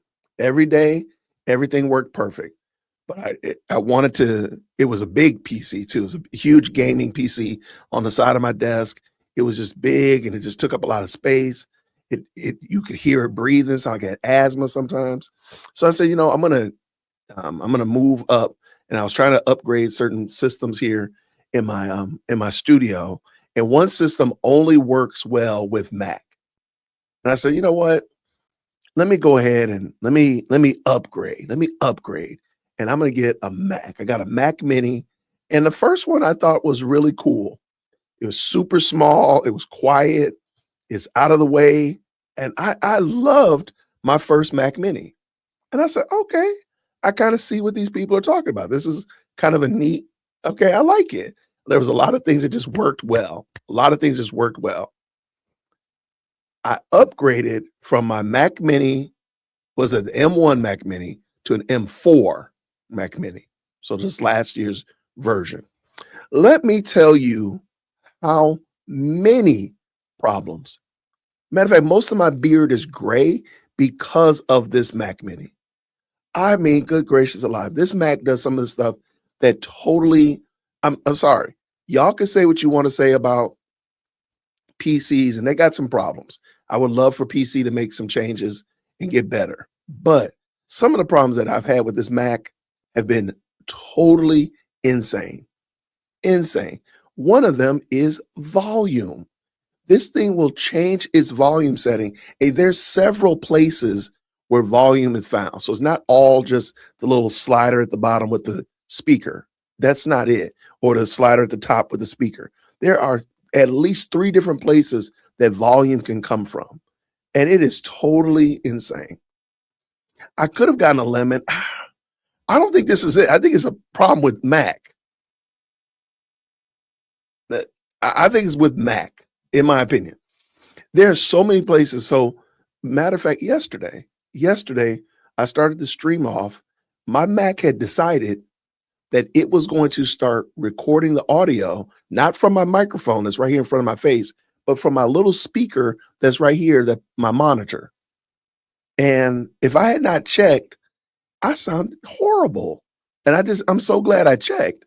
So it was recording my speaker, my audio from my speaker that's like literally 1.5 feet away from me versus the one that's right, my mic in front of me. It was crazy. And it just did it on its own. I'm sorry. But the courtroom is soft. There's no question there. But Mac has some really good principles, some good ideas. The super small form factor. I never hear my Mac at all. Where is it? I forgot where I even put it.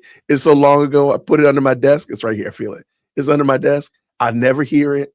It doesn't make any noise. That's perfect. The problem is there's some software problems that Mac needs to come to grips with, and they have to admit.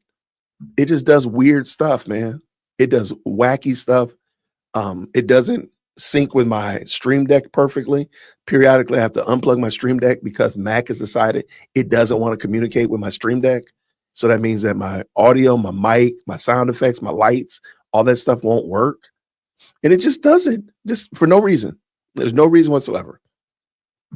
So if you are a Mac person, and again, I'm not trying to start the Mac PC war again, because I think there's some good things on both of them.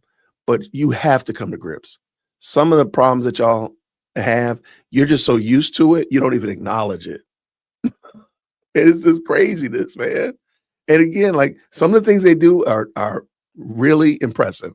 Like I have my travel computer is a Mac, was it a MacBook Air, M1 MacBook Air. And look, it starts up quiet, it gets going, all that kind of stuff like that. It is amazing. But my mini over here, good gracious. And we also are not going to talk about storage. Y'all need your butts whooped for storage. Y'all need your butts whooped for how crazy the storage configurations are on these computers. It's insane. Y'all need your tails whooped for that. All right. So I had to get that off my chest. Now, to that point, I've been looking, I'm searching, and apparently it's just the courtroom audio is horrible. Hopefully they'll change it and maybe get it up. They're moving the camera around in there. What are they doing?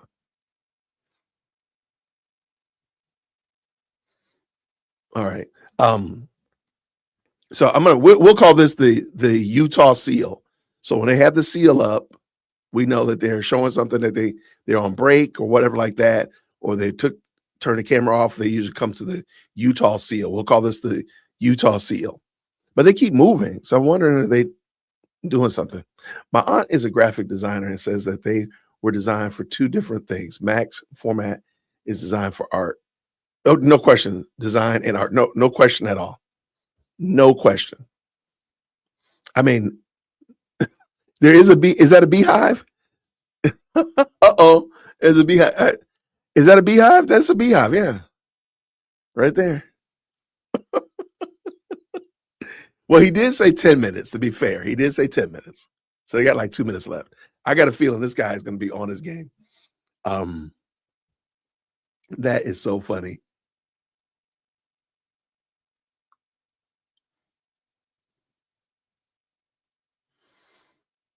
Today, thank you so much. That sounds excellent. Let me tell you, yesterday, if you watched my stream yesterday, I jumped on for a moment yesterday. I'm glad I did because my audio was coming through my little speaker, my little Beat speaker over here. I didn't even know it had a microphone in it. That's kind of scary, but we won't talk about that part. And it sounds horrible, man. It sounds crazy. Oh, by the way, shout out to Adele. You're in Ireland? We out here. We're international now. We're international. Y'all don't put the bees in the chat. Don't flood it with the bees in the chat, y'all. Don't do it. Put bees in the chat, y'all.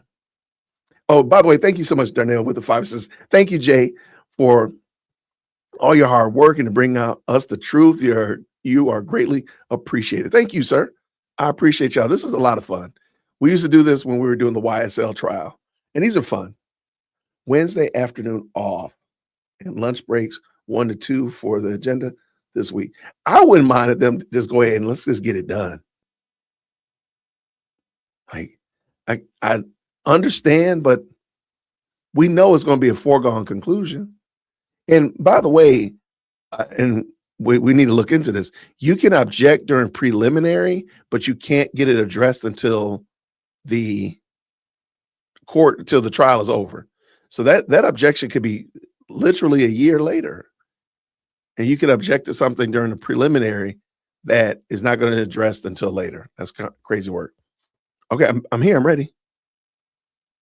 They're back. This is the AP. What are you talking about? This is the one we're watching. I'm not going to keep jumping because I couldn't get a better audio on any of them.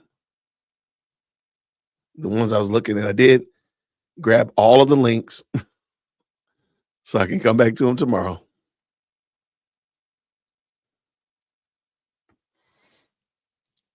Let me give him a like, by the way. Shout out to AP. I appreciate him. What do you say, Mackenzie? Or is it just going over it again on TV? It's possible. He said 10 minutes. This is now the 10th minute. Hopefully they'll get back on.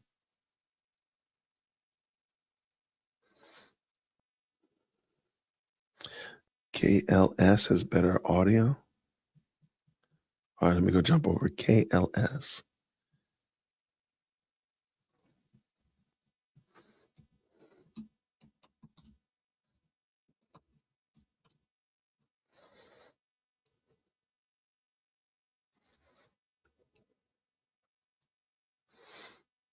All right, I have it ready, but since there's nothing on yet, I can't tell how good their audio sounds.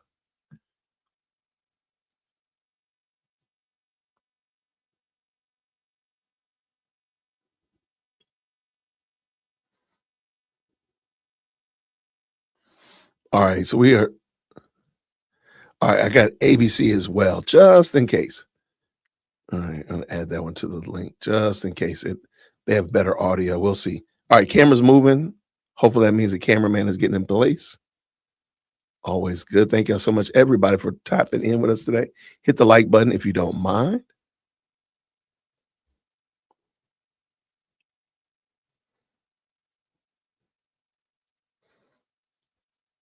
Always. Thank you so much for the thumbs up. I appreciate you, friend. Oh, no. Well, thank you for resubscribing. Making lemonade from lemons. I appreciate you.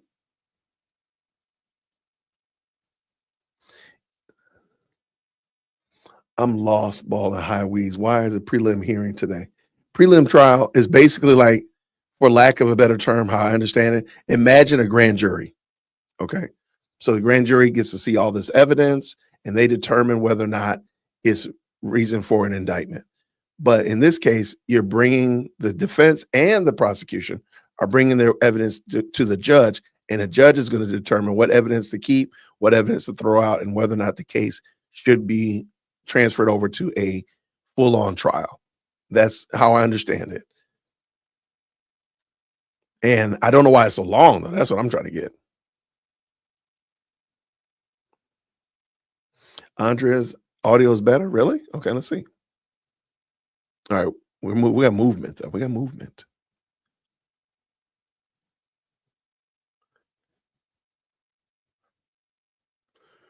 Andrea's audio does sound a little better. You're right. KLS. What is KLS plus? Let me get that. Yeah, her audio does sound better.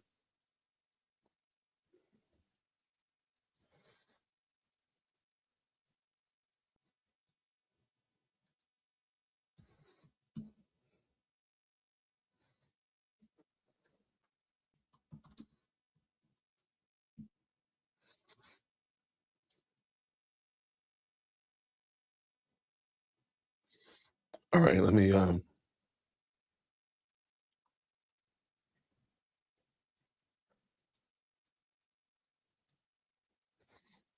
evidence recovered during the course of the autopsy.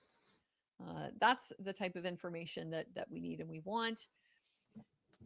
It's technical and it's descriptive, but it's not graphic in the kind of way that a visual depiction is. So think there might be some wiggle room there with the court in terms of publication where we might get to hear words, but just not see not see visuals. I'm okay with that. for I am okay. ourselves. I realized I'm behind. Okay, we're back to live now. KSL was like, because KSL is the official, they are running the feed for this show. So I that might be like why they're kind of a couple seconds ahead of everybody else. Parties. Oh my gosh. Are you ready to proceed? Yes, we are, Judge, but prior to calling our first witness, I would like Mr. McBride to make a brief report on discovery updates, and then just inform the court that the state has provided copies of all exhibits for today's proceedings to the defense in advance of this hearing. All right. Mr. McBride. Another discovery update. Yes, Your Honor. My report, the last hearing, is the latest report. As of June 18th, we had provided approximately 100% of the material in our possession. Over the last week, we have received additional materials from SBI due to preparation for this hearing. Those materials have not yet been provided, but they will be as soon as this hearing is complete. Thank you. Defense, I require the benefit of the record. No, Your Honor. Thank you, Ms. Nestor. And in case the mic didn't pick that up, she declined. All right, turning to the state, you may call your first witness. Your Honor, the state calls Officer Chris Bagley. Officer Bagley, if you'd like to come forward, and looks like he's being brought into the courtroom.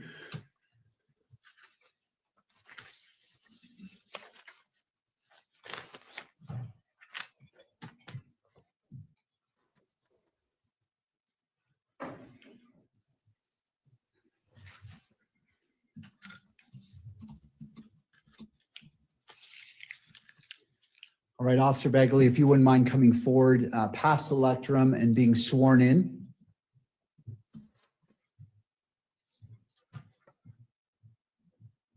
You do solemnly swear that the testimony you shall give in the case now pending before the court will be the truth, the whole truth, and nothing but the truth, so help you God.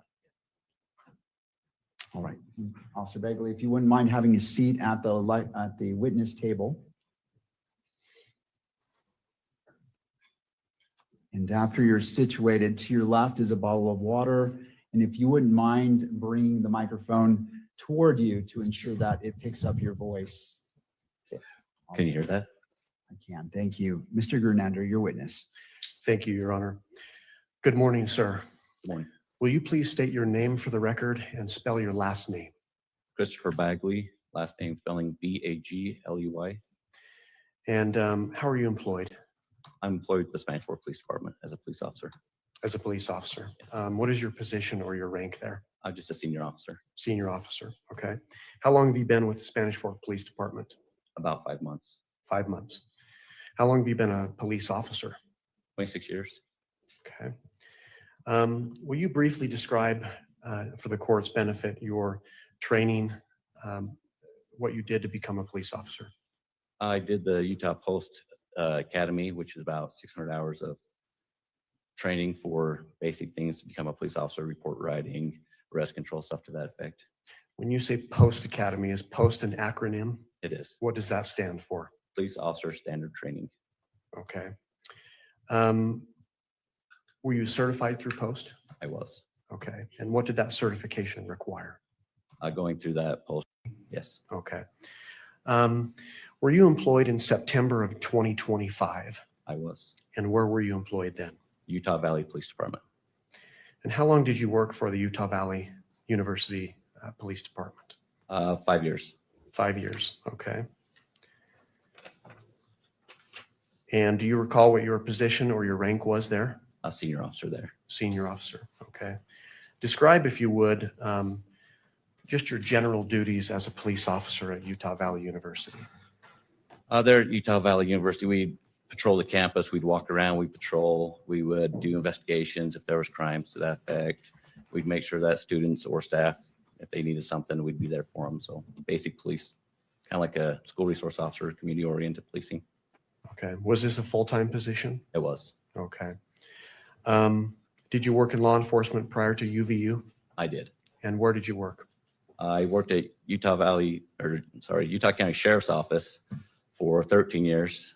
Before that, I worked with Springville City Police Department for 6 years, and also with the Salt Lake County Sheriff's Office for a year. What were your positions with those departments?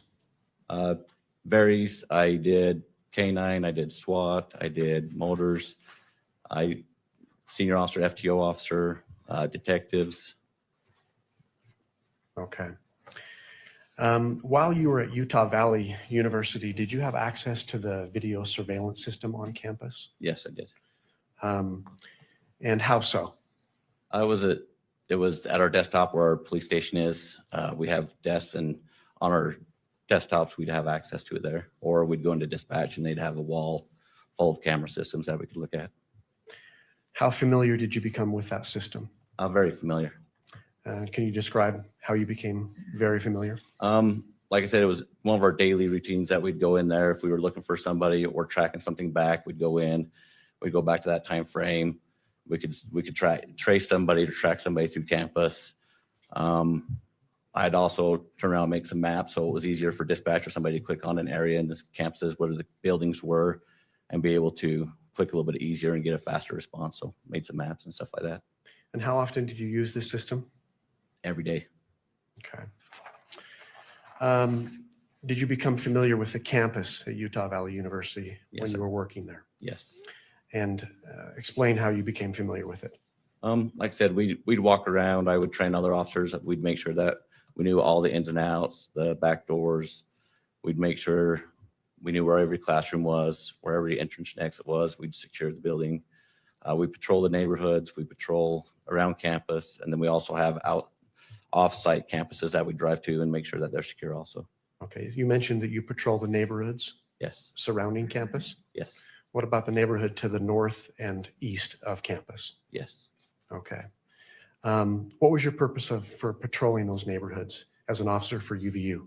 One, it was right next to UVU, so we patrolled it. Sometimes people would run up in that area or be walking up that way.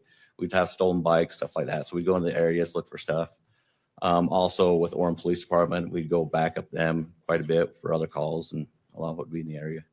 Okay, so back up just a little bit. So Utah Valley University is located in what city? Orem, Utah. Orem, Utah. Okay.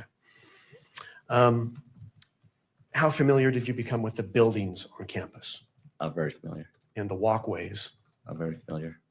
You mentioned the entrances and exits to the buildings? Yes. What about parking structures? Yes. Same answer for that? Yes. Okay. Are you familiar with the courtyard or the outdoor amphitheater on campus? I am. And generally speaking, where is that located on campus? It's more of the central, it's an outdoor area centered by a bunch of buildings on the around it. So it's in the center of the campus pretty much. Okay. Can you describe what it looks like, this courtyard, this amphitheater? It's kind of like an amphitheater look. So you got some grass and a couple of steps that go up. You got some cement on top with some bushes and flowers. You've got places where people can sit and eat. They come out and study and relax on the grass. And there's a waterfall with a little pond that comes down into a stream. So, okay. Are you familiar with the surroundings, the buildings around the amphitheater? Yes, I am. Okay. In relationship to this amphitheater, this courtyard, where is the Hall of Flags located? It would be directly west of the courtyard. Okay. Is it part of the courtyard or is it just off of the courtyard? It's kind of the courtyard. It like butts up right against the courtyard. So it would be the west side of the courtyard. Okay. So to the west of the courtyard. Is there a walkway across the Hall of Flags? There is. Okay. There's an inside one and an outside one. Okay. So what is the Hall of Flags then? The Hall of Flags is a kind of like a bridge between two buildings that all the flags throughout the world are represented in there with some chairs where people sit down and relax with windows so you can see through all the way to the Utah Lake. Okay. What are those two buildings that are connected by this Hall of Flags? The Fugel building over to like the science building area. Okay. So you mentioned the Fugel building. Yes. Where's the Fugel building located in relationship to this courtyard? It's to the south of the courtyard. Okay. Does it run up against the courtyard? It does. The building. Okay. What about the Woodbury Business Building? Where's that in relationship to the courtyard? That's kind of southeast and it runs up right against the courtyard also. Okay. And in relationship to the Fugel building, where's that Sorensen? Or excuse me, that business building, the Woodbury Business Woodbury Business is right directly east of the Fugel. Okay. What about the Sorensen Center? Where is that located with respect to this courtyard? The Sorensen Center is going to be kind of like a northeast of the courtyard. Okay. Does it, again, run up against this courtyard? Yes, it does. Okay. And where is it in relationship to the business building? The Woodbury Business Building is just directly south of the Sorensen. Directly south. Okay. The Losi Center, are you familiar with that building? I am. And where is it located on campus? Directly east of the courtyard amphitheater area. Okay. Does it run up to the courtyard? The Losi Center? No, not really. Okay. It doesn't So, run right up against it. So the Sorensen building is kind of like right between those two. okay. In relationship to the Sorensen building, what direction is the Losi building? East. East. Okay. Are you familiar with the LDS Institute building on campus? Yes, I am. And where is that located? That is going to be located north of the Losi building, and just kind of like north. Would it be better to show a map? Okay. And is there a parking structure next to this Institute building? Yeah, there is. And where is that? That is going to be, so you mentioned the Institute building is going to be north of the Losi Center. There's a parking structure that has several levels of parking.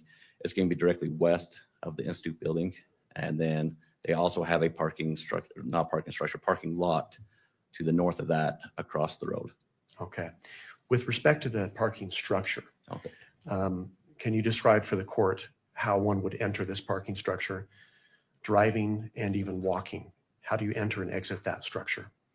So on the north end of the parking structure is Campus Drive. You can drive in and exit on the level 1. So that's a ground level. That's where you'd enter if you're driving in or exiting back out on campus. Then it goes up to level 2. And on level 2, exit is what's called Heat Plant Road. In between the Institute building and the garage is a little road. And there's an exit right there that you can drive out. You can also, if you're parking there, you could walk out right there at that exit only where I was talking about on that southeast side.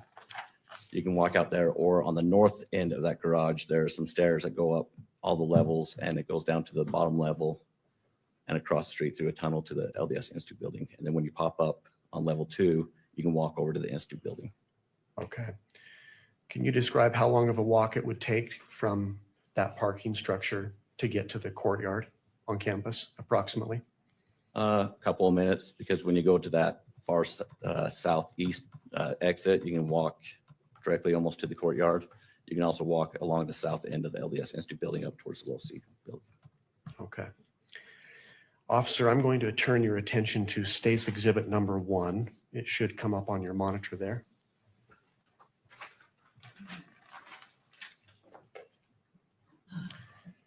Let me know when you can see that. I can see it. Just for staff, let's go ahead and not publish it until it's admitted into evidence. So we're going to take it off the monitors. But for the witness, he should be able to see the exhibit.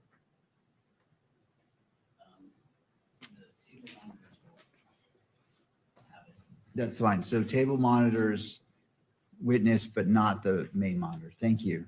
All right, Mr. Grunander, thank you. Thank you, Judge. Do you see that's Plaintiff's Exhibit number 1, Officer? I do. And do you recognize that exhibit? Yes, I do. And what is that? This is an area of the buildings plus the courtyard in the middle is all the grassy area. So this is an area of the campus at Utah Valley University. Is it a photograph? Yes, sir. Okay. Are you familiar then with what's depicted in this photograph?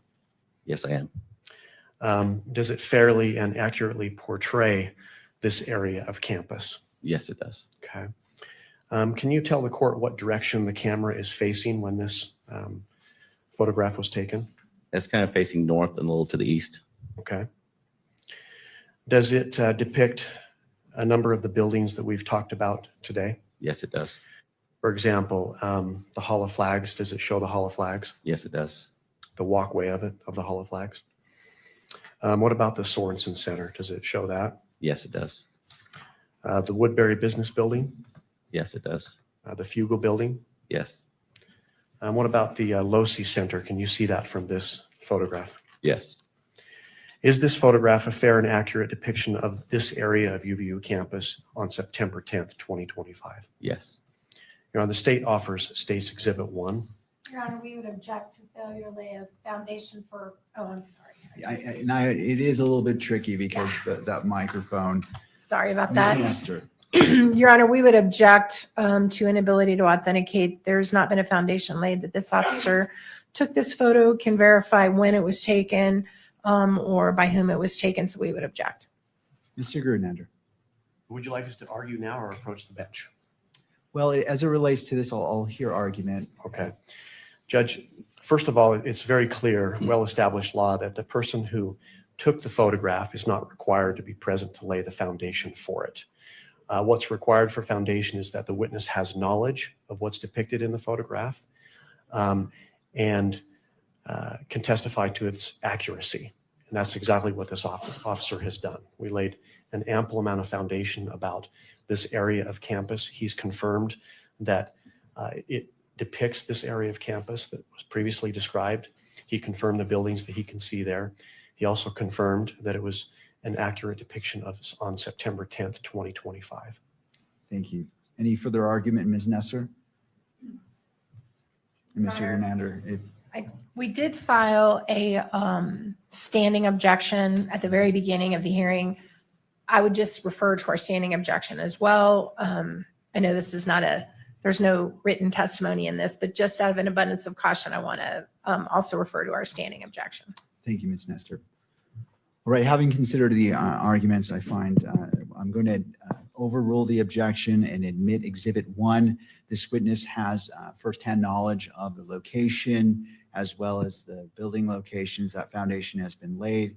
He also stated it was a fair and accurate representation of what's being depicted here. And for those reasons, the defense objection is overruled.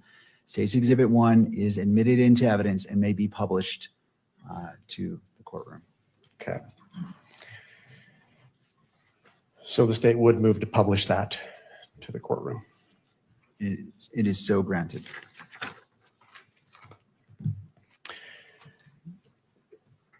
Officer Bagley, are you able to see the monitor that's here in the court that's pointed towards the gallery?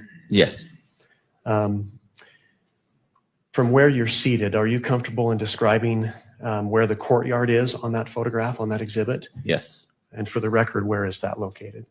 So all the grass that looks like a triangle, the amphitheater look, that is going to be the courtyard amphitheater area.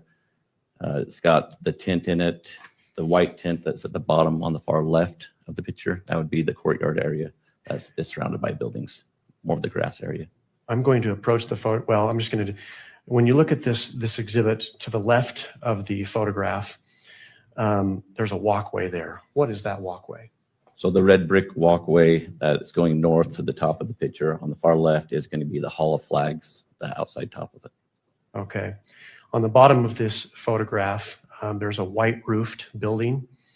It's the largest building, at least as far as what's depicted on this exhibit. Yes. What building is that? That would be the Fugel building.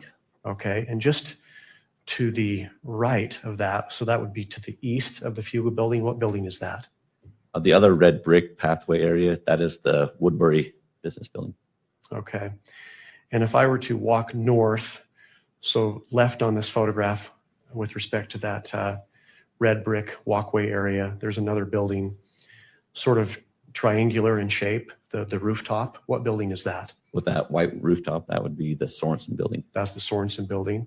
And what about the Losi building? You've described that. Where is that located on this photograph? If you go to that triangle white roof, if you go directly to the right, so the right side of the picture, that is going to be the Losi building. It's got several levels. Is it to the right and up a little bit Yes. as well? Okay, and that would be east on this photograph, is that And correct? it's got the gravel rooftop. Gravel rooftop, okay. I referred you to the LDS Institute building. Are you able to see that in this photograph? Yes, you are. And where is that located? That's going to just be directly north of the Losi building. It's going to be that other white roofed building on the far top of the picture. Okay, thank you, officer. We can take that down, Your Honor, as far as the publication. Officer Bagley, I'm going to take you back to the date of September 10th, 2025.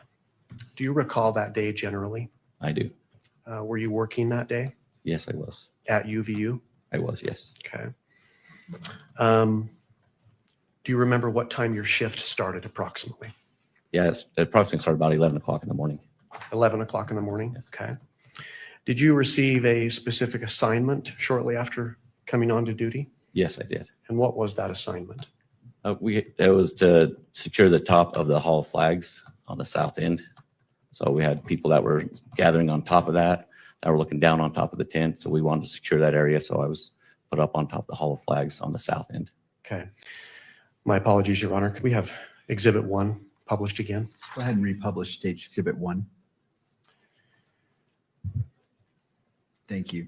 You mentioned that you were securing the south end of the walkway on top of the Hall of Flags. Yes. And so where do we find that in this exhibit, officer? So if you can see the tent, the white tent, there's that rooftop where the red brick is. I was on top of that, and there's some actually looks like yellow crime scene tape. That was some of our barrier that we put up so people wouldn't go above that and walk. So I was sitting right by those flower plants that were by the Fugel on the south end. So is the south end on the bottom of this photograph? Yes. Where that walkway kind of begins from the bottom? Yes. And you've referred to a tent. Is that the white object we see inside the courtyard? Yeah, that square white object with the tent. Okay, thank you. So you were securing that area? Yes.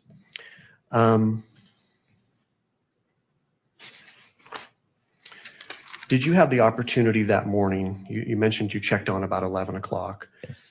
that morning and later to walk around campus that day? Yes. Did you walk along the Hall of Flags that day, I did. that walkway? Yes. Did you visit the courtyard that day as well? Down below, yes, on the south end. I was down there. Okay.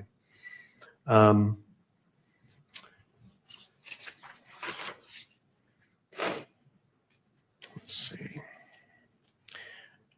Officer, I'm going to turn your attention to State's Exhibit number 2.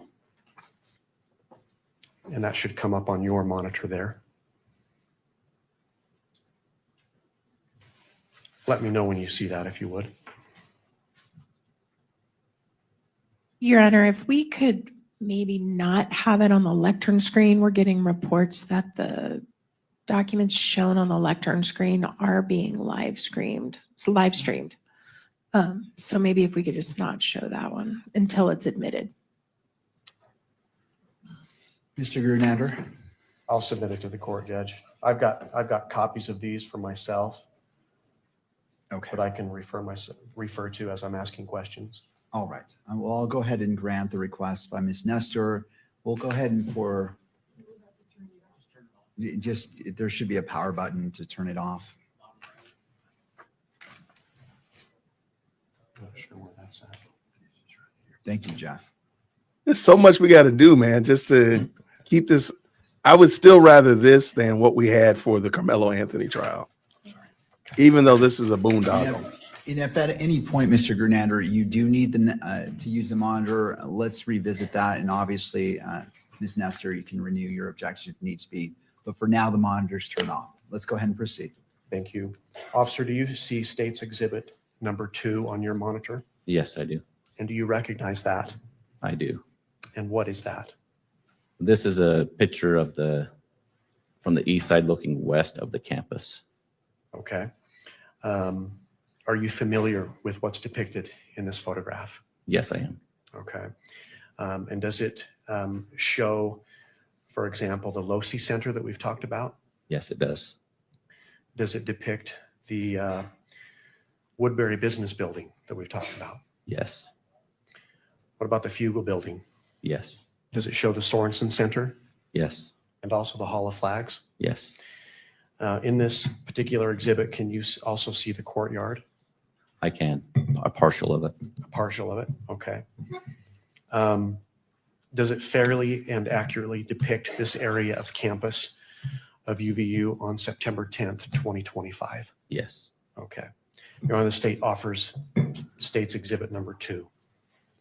Your Honor, we renew our standing objection. We also argue that a foundation hasn't been laid in terms of the time this was taken or who took it, and at what point in time this was created and how. So I don't think he has any personal knowledge of that, and we'd object. Mr. Grunander. Same arguments, Judge. He has testified that he's familiar with it. He has personal familiarity with it. He's testified that it's fair and accurate as of the day of September 10th, 2025. And that's what was asked of him. All right. I will go ahead and overrule the objection by defense, noting that the witness has laid, he has expressed that this is a fair and accurate representation of what it purports to be, and he's familiar with it. He was there on the day on September 10th. And because that foundation has been laid, State's Exhibit 2 is admitted and may be published. Thank you, Judge. State moves to publish Exhibit 2. All right. Officer, I'm going to direct your attention to this exhibit on the monitor facing the gallery of the court today. Can you describe, there's a large building in the middle of that photograph, slightly above the middle, but what building are we looking at there? You're looking at the top of the rooftop of the Losi building. It's got two different grays, like a lighter gray and a darker gray. Are you familiar with that rooftop then? Yes, I am. And what's it made of? It's made of gravel. Gravel, okay. You mentioned two different grades, or did you say grays? Grays. Grays, okay. Yeah, grays. All right. Now you described that you could see the courtyard, but it wasn't easily visible in this photograph. Where is the courtyard located on State's Exhibit number 2? So you got the white roof that's going to be in the middle, just to the top of the building where the Losi is. I described there's a white roof there. That's the Sorensen building, and it's just below that, you can see some grass, and that's where the courtyard is. It's just to the left of that white roof. Your Honor, I'm going to ask if the witness could actually come down from the stand and point out where the courtyard is located in this exhibit for the court's benefit. All right, do we have a second microphone so it picks up his voice? Okay, Ms. Nestor, thank you for allowing us. Officer, you may step down, approach the monitor, and I would ask that you speak into the microphone when responding to a question. Okay, can you hear me? I can, thank you. So officer, for our benefit, would you describe again where the Losi Center is in this photograph? The Losi Center is going to be this one with the gray roofs. It's got two different colors of gray. Two different colors of gray. Okay. I'm blind. I can't see those two different colors from here, but can you describe where the court, looks like we went blank. There we go. Can you point to where the courtyard is located on that exhibit? Courtyard is going to be here where this grass is in this area right here. Okay. And what about the Fugel building Fugel building is going to be this building right here. and the Woodbury Business Building then? Woodbury is going to be this one right here with this red brick path. And the Sorensen Center? Sorensen Center is going to be this white roofed one that's right here. Okay. Now on this exhibit, can you see the LDS Institute building and the parking structure that we've talked about? No, not really. You got the back side of the Institute building, which is right here, and the parking structure's over there. So you Okay. can't see it in this. Mr. Gernander, let me stop you just for the benefit of the record, because the record is picking up the audio. When you're pointing it to, and I know it may be a little bit laborious to do this, but as you're identifying, indicate the general location on it, or the left side, right side, middle, upper, lower, just so the record knows to some degree where you're pointing. And that way, because the video isn't being captured. So if you would do that, it just creates a more complete record. Yes. Thank you. Understood. That's fair. Thank you, Judge. So again, let's point to the courtyard, and if you'll describe as best you can where that is located on the photograph. On this photograph, the courtyard is going to be this grass area that's going to be towards the top of the picture. The baseball field's behind it. It's closer to the surrounding buildings. There's some grass in there. That would be the courtyard area. Okay, we've talked about the Hall of Flags and the walkway above that hall. Where is that located on this photograph? The Hall of Flags is going to be right by the courtyard, just to the west of it. There's a red brick towards the top of the picture. There's a red brick pathway that goes from the Fugel building, which is on the left of the picture, towards the right of the picture, which is the science building area. Okay, and then the Sorensen Center, is that the building in the middle with the large white roof? Yeah, it's going to be kind of towards the upper part of the picture, middle of it. It's going to be a white roof. That will be the Sorensen Center. And it just to the north and east of the courtyard? Yes, north and east. Okay, and then finally, if you would describe the Losi building, the location of that on this exhibit. The Losi building is going to be pretty much in the middle on the right side. So middle to the right. It's going to have two different colors of gray, a darker gray and a lighter gray. There's a red pathway, and that will be the Losi Center. Okay. You mentioned, officer, that there were different stories on the Losi building. How many stories does the Losi building have? There's four. 4 stories? Okay. You mentioned that you were familiar with the rooftop. Do you know how to gain access to the rooftop of the Losi building?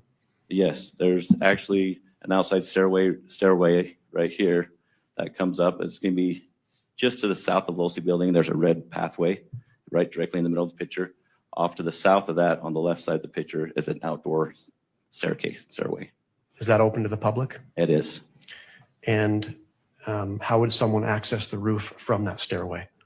If they came up, they would put them right here on this pathway that goes between the Losi Center and down towards the computer science building. There's a red pathway. There's actually a little handrail, like a little guardrail, probably about a couple feet high, that somebody could jump over. Is that area restricted? Is it off limits? Yes, it is. There's kind of like a natural barrier with the guardrail. And from there on, there's no path. It's gravel roof, so it's not paved like everything else. But someone could hop over that railway? Yes. Okay. Thank you, officer. You can take your seat again.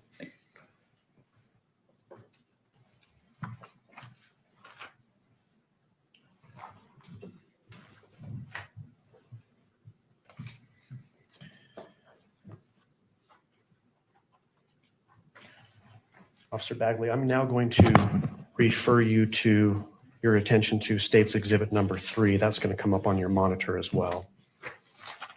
Let me know when you see that.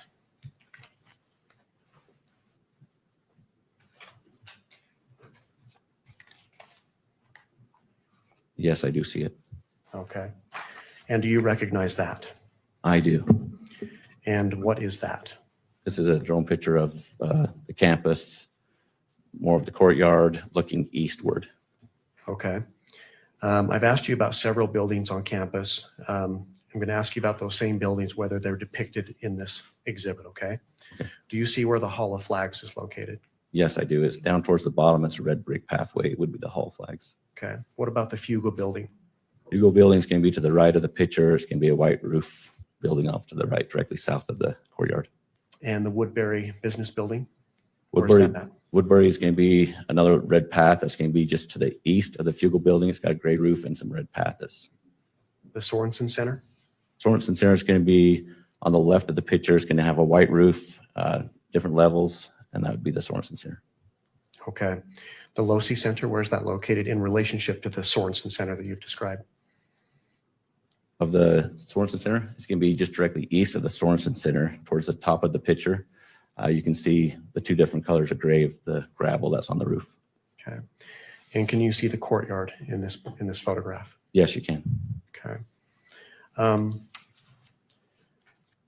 Is this picture a fair and accurate depiction of this area of Utah Valley University's campus on September 10th, 2025? Yes. State offers Exhibit 3, Your Honor. Your Honor, we renew the standing objection. We also object again that this individual can't identify when the picture was made or how it was made or by whom. Mr. Gernander. Same response, Judge. And just for the record, I was also point the court to State v. Purcell, which is a Supreme Court case here in the state of Utah, 1985, which essentially stands for the proposition that if a competent witness with personal knowledge of the facts represented in a photograph can testify that that photograph accurately represents those facts, the exhibit's admissible. He's also spoke about the date being September 10th, 2025. The showing that's required here is essentially a prima facie showing. We're not required to show proof beyond a reasonable doubt, for example, that it was accurate that day or even a preponderance of the evidence. But we'll submit it on that, Judge. All right. I'm just taking a brief glance at the case you cited. I can give the citation if Your Honor would like. If you have that, I'd appreciate that. It's 711 Pacific 2nd, 243. And I'm looking at page number 245.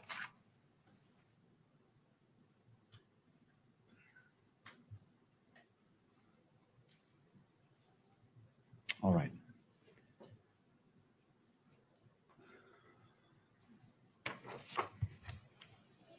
The court finds that the witness is familiar with the scene. He testified that it is a fair and accurate representation of what State's Exhibit 3 purports to be. And the court finds that necessary foundation has been laid and overrules the objection. State's Exhibit 3 may be admitted, is admitted, and may be published. State would move to publish State's Exhibit 3. All right.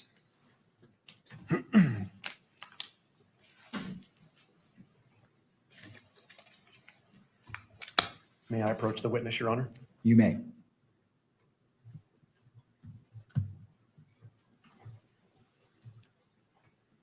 Officer, if you would come down into the well of the court, I'm going to ask you a few questions about this Exhibit 3 as well.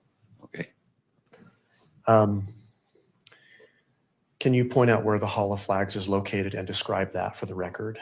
The Hall of Flags is going to be down here on the bottom of the picture. It's going to have a red brick pathway with some flowers along the top of it. You mentioned that you were securing an area of that. Yes. That hall, that walkway. Where were you stationed? I was down here by the end of the flower pots, which is down here on the south side towards the Fugal Building on the far right of the picture. Okay. In relationship to where you were stationed, where is the Fugal Building then? The Fugal Building is just to the right of me, so it would be on the south end of me. Okay. And so it's on the right side of the photograph there? Far right side of the photograph, yes. What about the business building? The business building is just going to be in the middle of the picture on the far right. It's going to have some red brick pathways. It's going to be multi-level, and that would be the Woodbury building. Okay. The Sorensen Center, where is that located on the photograph? Sorensen Center is going to be middle to far left of the picture. It's going to have a white roof on top of it, multi-level. Okay. And the Losi Center, where is that located? Losi Center is going to be towards the top of the picture, kind of off-centered a little bit, but it's going to have the 4 or 5 floors that are the 4 floors that are sitting right there. Okay. Can you describe those stories, what we're looking at? Where do you find 1, 2, 3, 4, and possibly 5? So this is ground level where the courtyard is. So this, as you go over in towards the Losi building inside, there's an elevator that'd be ground 1, level 1. Level 2 would be the second one where these red ATVs are sitting on the grass right there in the middle of the picture. If you go up from that, that would be the 3rd level, and your 4th level, which is the actual top level of the building, is that very top one with the windows that you can see. Okay. Is there an atrium on the top of that? There is an atrium. It's got a little sphere on the top of it. It looks like a little square right on top of the Losi building. That would be an atrium. Now, you mentioned 2 shades of gray on the rooftop of the Losi building. Yes. Can you see that on this exhibit? I can. So where the atrium is a lighter gray gravel. And on the west side, because I'm looking east, on the west side, there's 2 ventilations for the Losi building, 2 vents on top of that. It's in the darker gray. Okay. Gravel. You mentioned you're familiar with the rooftop of the Losi Center, correct? Yes. When someone is standing on the Losi Center, can they see down into the courtyard? Yes, they can. And where is the courtyard located from It's the going to rooftop? be in the center of the picture with the grass and the atrium style steps. Would that be west of the Losi Center then? Yes, it would be directly west of the Losi Center. Okay. Now, in a couple of the other exhibits, we saw a tent that was down, set up in the courtyard. Can you see that tent set up in the courtyard in this photograph? You cannot in this picture. You can't. It would be where I explained where the hall flags is. It's directly underneath the hall flags, like just on the grass right there. Okay. Is there a clear line of sight between the tent and the top of the Losi Center, the rooftop? Yes, there is. Okay. Is some of it obstructed? Yes. Obstructed by what? The Sorensen building that's right here, this white roof that's going to be, this kind of obstructs a little bit of the view of the courtyard. So where would you have to be standing or perhaps lying down on the Losi Center to see into the courtyard where that tent was? On the far south side of the Losi building, you could have a line of sight towards the courtyard. And that's the top roof? The top roof, yes. With the darker shade of gray that you Yes. see? Okay. Thank you, officer.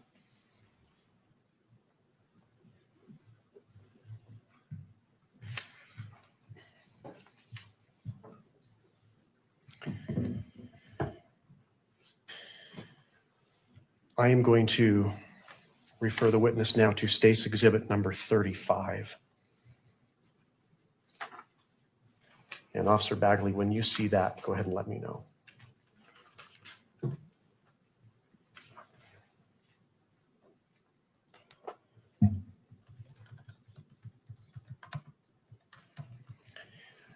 Do you recognize what that is, officer? I don't have it yet. Oh, okay.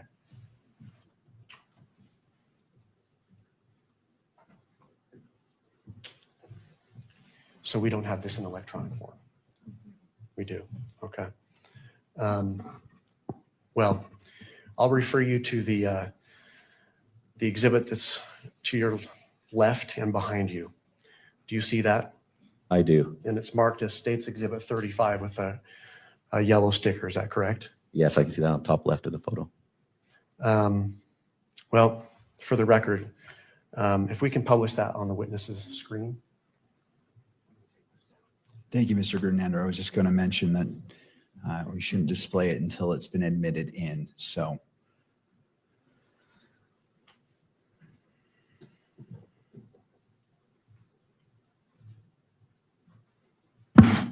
do you see State's Exhibit 35 in your monitor? Yes, I do. Okay, do you recognize that? Yes, I do. And what is that? This is an aerial view of the campus and the northeast area, just north of the campus neighborhoods of Utah Valley University in Orem. Okay. And how can you personally tell that this is a photograph of the campus and the neighborhood to the northeast of campus? I can tell because I recognize all the buildings, the roads that are around it, the streets, the roundabouts, the neighborhood to the north or towards the top of the building or picture also. Now, I've asked you about several buildings and landmarks on campus. Are you able to see the courtyard on this exhibit? Yes, you are. And just for the record, can you describe where this is located on the exhibit? So right in the center towards the bottom, there's a white triangle roof. That's white. That would be the Sorensen building. It's the patch of grass that's just directly south of towards the bottom of that on the picture. So it's kind of centered, but more towards the bottom, right in the middle. On this exhibit, are you able to see the Fugel building? Yes, I am. And in relationship to this courtyard, where is that located? That's going to be south of the courtyard with the white roof. What about the Woodbury Business Building? Woodbury Business Building is going to be to the east, and it's going to have a red brick path top. Okay. Can you see the Hall of Flags on this? Yes, you can. And where is that located in relationship to the courtyard again? It's directly west of the courtyard. And the Losi Center. Can you see the Losi Center? Yes, you can see the Losi Where's Center. that at? It's going to be kind of northeast of the courtyard. The two patches of gray that's almost in the center of the picture, just to the slight right of the center. Okay. I've asked you previously about the LDS Institute building. Can you see that on this exhibit? Yes, you can. And where is that located in relationship to the Losi Center? It's directly north of the Losi Center. It's got a white roof and it's almost directly in the center of the photo. Okay. And as we've talked about a parking structure that's nearby the Institute building, do you see that? Yes, it's just to the west or left side of the picture of the Institute building. Okay. Is this a fair and accurate depiction of Utah Valley University's campus and the surrounding neighborhood to the north and east on September 10th, 2025? Yes. State offers State's Exhibit 35. Your Honor, renew this standing objection and object on the grounds that there's no indication on this photograph of when it was taken in terms of relation to the actual incident at issue here. Thank you, Ms. Nestor. Mr. Grunander. Same response, Judge, but I would just add one more case for the court's benefit. This is State v. Wager or Wager, W-A-G-E-R. This is a Utah Court of Appeals case from 2016. The citation is 372 Pacific 3rd, 91. And the significance of this case, Your Honor, at issue there was a photograph of the defendant there who was smoking methamphetamine allegedly in his bathroom. The witness that was testifying that laying the foundation at trial was not present when the photograph was taken. Could not tell the date on which it was taken, but he had been in the bathroom before, was familiar with the defendant's bathroom and familiar with the defendant. He testified to that personal knowledge, and the court found that was sufficient foundation. So that case, in addition to the other case, the Purcell case, and my previous arguments, and I'll submit it to the court. Ms. Nestor, anything else you wish to add? No, Your Honor. I'm tired of her already. I'm Given tired of her. The testimony of the witness who's testified he's familiar with this location. He went in detail describing the various neighborhoods and location. He mentioned the roundabout and identified the buildings in State's Exhibit 35. And it was noted that it is a fair and accurate representation of this campus as of September 10th, 2025. The court is going to overrule the objection, and State's Exhibit 35 is admitted into evidence and may be published. Thank you, Judge. The state moves to publish it. And if granted, may I approach the exhibit? You may.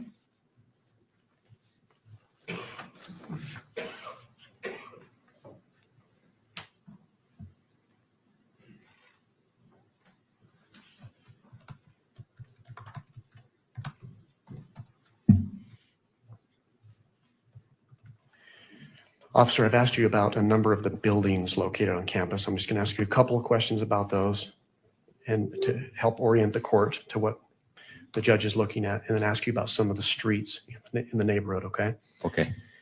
For the court's benefit, can you point out where the LDS Institute building is? Yes, I can. And I'm going to approach the witness again if you could describe where it's at on that Exhibit 35. Okay.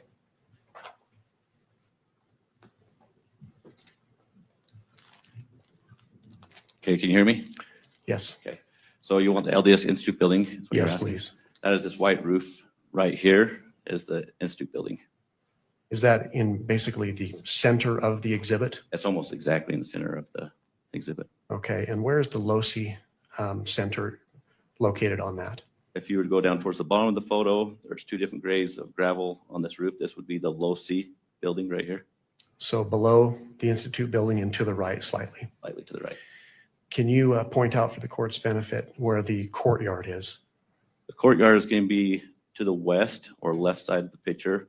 There's some grass in between two buildings that have a white roofs. There would be a grass area right there with some steps. That is going to be the courtyard area, and that's going to be down towards the center bottom of the photo. So that's to the left and down. Yes. Okay. You mentioned the parking structure. Where's the parking structure next to the Institute building? There's two Institute buildings right here in the center with the white roof. The parking structure is going to be just to the left of the Institute or west side. There's a road in between it called the Heat Plant Road, which is the road that goes between those two.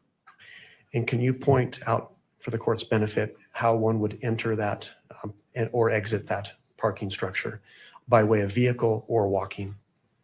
By entering, you can enter and exit right here on the north side of the parking structure. There's an entrance and exit right here. That's For a into level vehicle? one For a vehicle? for vehicles. And I guess someone could walk in there as well. Yes, if they were to park into this LDS Institute parking lot over here on the north side of that, there's a tunnel that goes underneath the road that still comes out into the parking structure itself. And then they can exit out here on the second level onto Heat Plant Road, which is that road between the LDS Institute building and the parking structure is the heat plant. They can exit there and go back towards Campus Drive. So you could walk out either up here on the northeast side of the parking structure and cross over to the LDS Institute, or you can come out here to the southeast side and you can exit there and walk down to the courtyard or behind the LDS Institute building towards the LOSI Center. Okay, thank you. You mentioned Campus Drive. Where's Campus Drive located on that? Campus Drive starts right up here towards the top left of the picture. It's almost like a T. And it's the curved road that comes all the way down in front of the Institute building and the parking structure. And it goes all the way around campus, comes back down to the bottom of the picture where the roundabout is, and that would be Campus Drive. Okay. Are you familiar with where 800 South is in Orem? Yes. Is that depicted on this exhibit? It is. Where's that at? It's at the top of this photo. It's going to be the long straight road. That's right here at the top of the photo. Okay. What about 850 South? Are you familiar with that street? I am. 850 South is going to be towards the right of the photo, top right of it. There's going to be a street that goes east to west. It looks like a horseshoe, kind of. It's going to be the road that goes east to west. In the middle of that horseshoe would be 850. Okay, so 850 is parallel to 800 South. Yes. And just below on this photograph. Yes. Okay. Are you familiar with 600 West? I am. And where's that street in relationship to 850 South? That would be on the far right side of the horseshoe. So towards the right side of the picture. And it's going to be the right side of that horseshoe. And that runs north and south? North and south. Okay. What about 720 West? Are you familiar with that street? Yes, I am. And where's that at? That's going to be to the left side of the horseshoe. That runs north and south. And it comes down towards the bottom. Okay. And finally, 925 South. 925 Is that south depicted? is going to be on the bottom of the horseshoe that connects those other two wests. Okay. So just in summary, will you describe the horseshoe and what streets make up that horseshoe? So the horseshoe comes up off of 800 South, and directly south of that, you'll have 850 South, which is going to be running east to west. On the left side is 725 West of the horseshoe, and it comes down into 925 South, which wraps back around to 600 West on the far right side of the horseshoe, on the right side of the picture. Okay. Thank you, officer. You can be seated.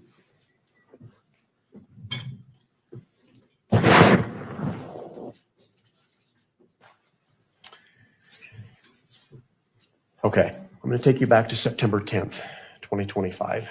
You mentioned you were on campus. You had a particular assignment. Mr. Gernando, I'm sorry. We're just going to pull down the exhibits. Okay. Thank you. You may continue. Would you like me to take Man, this it's exhibit Google down? Map, bro. Are you referring to it in your line of questioning right This now? is a Google Map, not my right now. dude. Okay, let's go ahead and take it down. I got you. I respect it, though. I respect it now.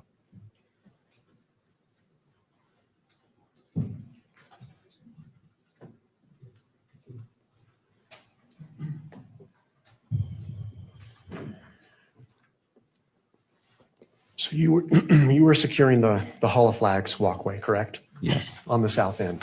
Yes. Oh, wow. What was happening that morning, that day at campus, at UVU? I came in to do a shift for a special event where we had a guest speaker come in and was going to talk to the students and people around the neighborhood. Do you know who the guest speaker was? I do. And who was that? It was Charlie Kirk. Did you see Mr. Kirk that day? I did. When did you? Objection. You didn't buy a ticket. When he arrived on campus, just behind the west side of the Hall of Flags, I saw him pull up. And can someone access the courtyard through that area? Yes, they can. How so? Where he pulled up underneath the Hall of Flags is a opening to where you could drive a car underneath. So there's access right there. You could walk or drive underneath the Hall of Flags. And you saw him arrive? Yes. Okay. Can you describe what you were seeing? What did you observe? On that day, I observed Charlie going back, doing some meet and greet with some people, getting some photos taken. He then came underneath the Hall of Flags and went to his tent, and he was there answering questions and talking to individuals that would ask him questions. The tent you're referring to, is that the tent that we see when it was set up in the courtyard? Yeah, that white square tent. The white top? Yes, he was Okay. under that. Fast forward to about 12:20 or so. So a little bit after noon, the noon hour. What happened? What did you see? What did you hear?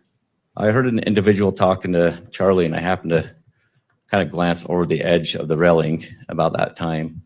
I could see the right side of Charlie's shoulder, so not his whole body, because he was underneath the tent, so I could only see probably the right side of his body. He was answering a question, kid asking him a question, and then I heard a shot fired. Do you know what time that was? Yes. What time was that? 12:23. What did you see? At that moment, I saw him lean to the left, so When you say him, you see Charlie. Charlie. Kirk. So I saw him go to the left because I could no longer see the right side of his body. So he went further underneath the tent to the north side of the tent, so left. Okay. Can you describe the reaction of others that were there? Yeah, so then everybody started getting up and starting to run in more of a chaos kind of situation. Before you continue, can you describe a little bit? So you mentioned Mr. Kirk was answering questions, talking to individuals. Yes. Were there others present? Yes. Any idea about approximately how many? How would you describe it in your terms? In my terms, I'd say when I was up there looking down, I'd say there were several thousand people because you had it on the grass that was jam-packed, in the amphitheater sitting on the grass. You had people standing on the back up along the cement. You had people that were on the second level, the Sorensen, and over by the Woodbury building. There's another level there where a lot of people were standing and watching. So it was pretty packed, several thousand people. You mentioned you heard something. What did you hear again? I heard a gunshot. Okay. And can you describe you described Mr. Kirk's reaction? Was that simultaneous to hearing the gunshot? Yes, it was. When he fell to the left? Yes. Did you see the reaction from the crowd? Yes. What was that? Everybody kind of got up. They all said a lot of people were screaming, standing up, and starting to run in all different directions away from the center of the tent. Okay. You're a police officer helping to secure the area, correct? Yes. What did you do?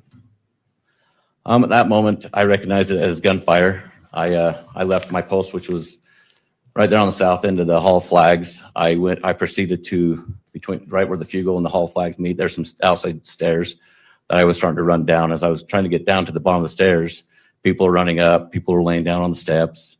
I'm trying to jump over people to get to the bottom of the stairs so I can help stop an individual that's probably shooting. What happened next? By the time I got to the bottom of the stairs, I was informed on the radio that we had a shooter in custody. So I thought at that moment, I was like, oh, that was kind of fast. Obviously, it was closer range probably because we had an individual in custody. Another officer came on, said we had an individual in custody. So I decided to, since the threat is gone, now I can assess for anybody that's injured and start looking for any medical needs that's needed at that moment. I started canvassing the area. As I canvassed the area, I was looking for anybody that was injured. I saw a kid on the ground that was on about the second or third tier in the grass next to a wheelchair, and he was almost convulsing. I thought he'd maybe been shot. Talked to the dad as I was running over there. He said that he was just having a seizure, that he was fine, he was not injured. So then at that moment, I observed that there was no other injuries that I could see at that moment. Okay. Was your attention drawn to anything else at that time? Yeah, so after we got some people kind of cleared away a little bit, I thought I needed to start preserving the scene because we had a crime scene. And with some of my experience and training to that effect I decided now we need to contain the scene and help preserve as much evidence as we can. So I started pushing people off the grass out of the courtyard area because I knew that's where the crime scene was. So as we started pushing those guys out, my chief Long, that was right next to me, I looked down and saw an empty pistol holder that was sitting just on top of the grass. And at that moment, things had died down just a split second. I realized that the shot I heard was more of a rifle shot and not a pistol shot. And what causes you to say that? Just from being around firearms through all my trainings, the difference is, a handgun is more of a short bang pop sound. With a rifle, you have more of a longer, violent bang or crackle sound. It's more of a violent kind of sound. It's longer. So that's when I recognized it. Okay. Is a rifle sound louder typically? Yes. Okay. Going back to when you heard this gunshot, could you tell where it came from? As far as direction? Yes, I knew it came from the east of me. From the east of you. Okay. So you see this realization comes to your mind. What did you do next? At that moment when I saw the holster, the empty holster, I turned to my chief and I said, that was a rifle shot. And he said, I agree. And I looked up at that moment, right in the line of sight, I could see the Losi building had a direct line of sight. So I proceeded to go look at that and see what was going on up there. Okay. Can you just briefly describe your route to the Losi Center? So from the courtyard, you can go into the Sorensen Center. And like I said there earlier, there was on level 1, there's some elevators or there's stairs. I ran up 4 flights of stairs, got to the 4th level of the Losi building and proceeded to the south of the Losi building. There's some stairs, which is at breezeway between the computer science building and the Losi building. There's some stairs that go up to the top of that. But were you Spider-Man? That's my question. Is that the stairway that you previously described? Yes. on the Hashtag outside of the Spider-Man. Losi building. Just Okay. It's a public stairway. Yeah. Okay. Did you make it to the rooftop? I did. Do you know about what time you got there? I got it there at 12:44. Okay. What did you do when you got on top? When I got on top, I hopped over the guardrail. I noticed that there was an object which was sitting right about 10 or 15 feet in from the other side of the guardrail in the gravel. That looked out of place to me. And in relationship to where you hopped over the guardrail, what direction was that object?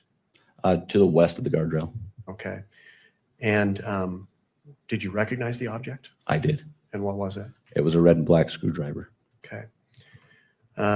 Did you touch that object? I did not. Okay.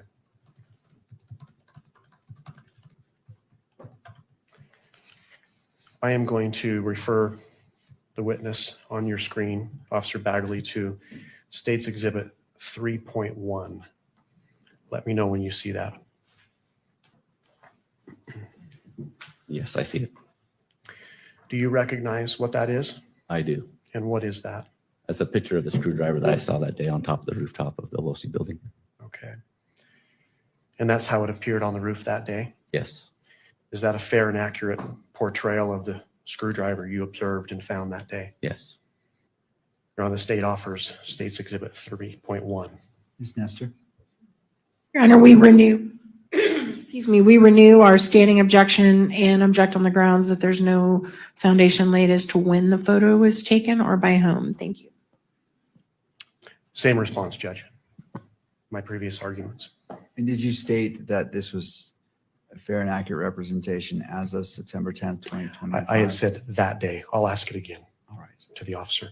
Officer Bagley, you saw this screwdriver you're describing on September 10th, 2025. Is that correct? Yes.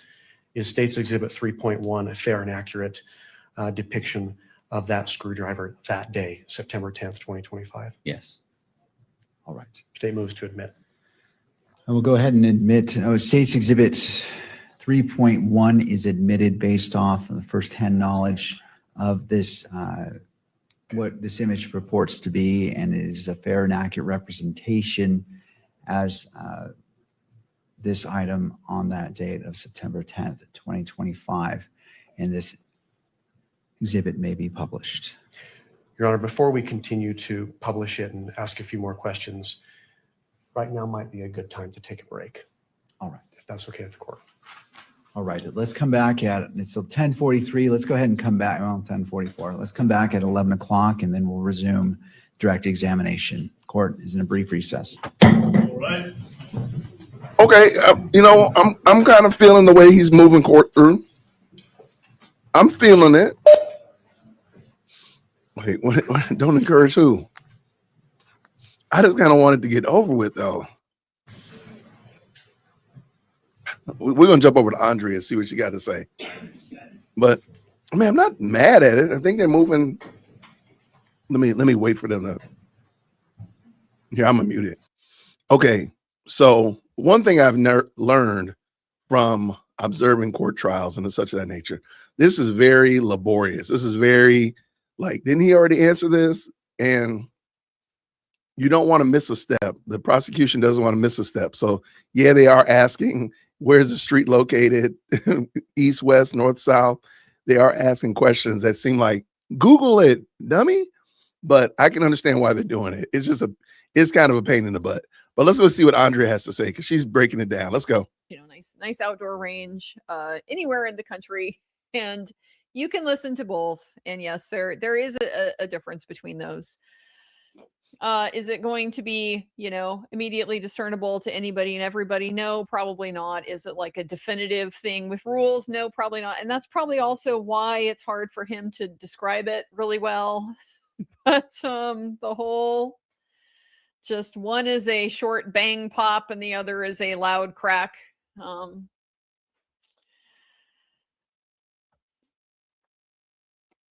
There we have it.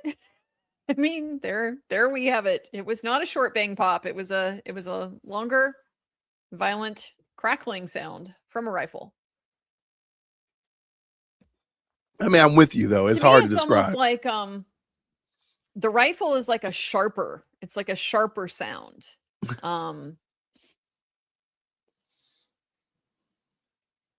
The handgun is more of a boom. And the rifle's more of a crack. I mean, I guess that's pretty much what he just said, isn't it? That's exactly. I don't know. I don't know how you do that. I don't know. That's how you called do a that supersonic justice. round. Well, look.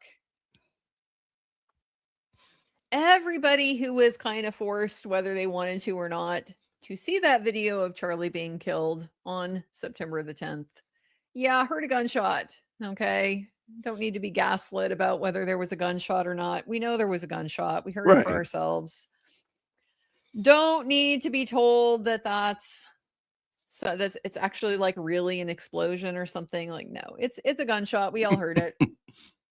Absolutely. I agree This with guy you. heard it. We Everybody all there heard it. Yeah. It is now a matter of record on July the case from the testimony. They heard a gunshot. So let that be established. Of course, we'll see what, if any, extensive cross-examination we get from the defense on that point. But I'm just kind of here to tell you guys that if any of y'all are expecting that defense is going to be challenging whether there was a gunshot fired don't get your hopes up. Don't think this is the way the defense is going to be dealing with the case. Wait, they're not doing We have exploding had microphones?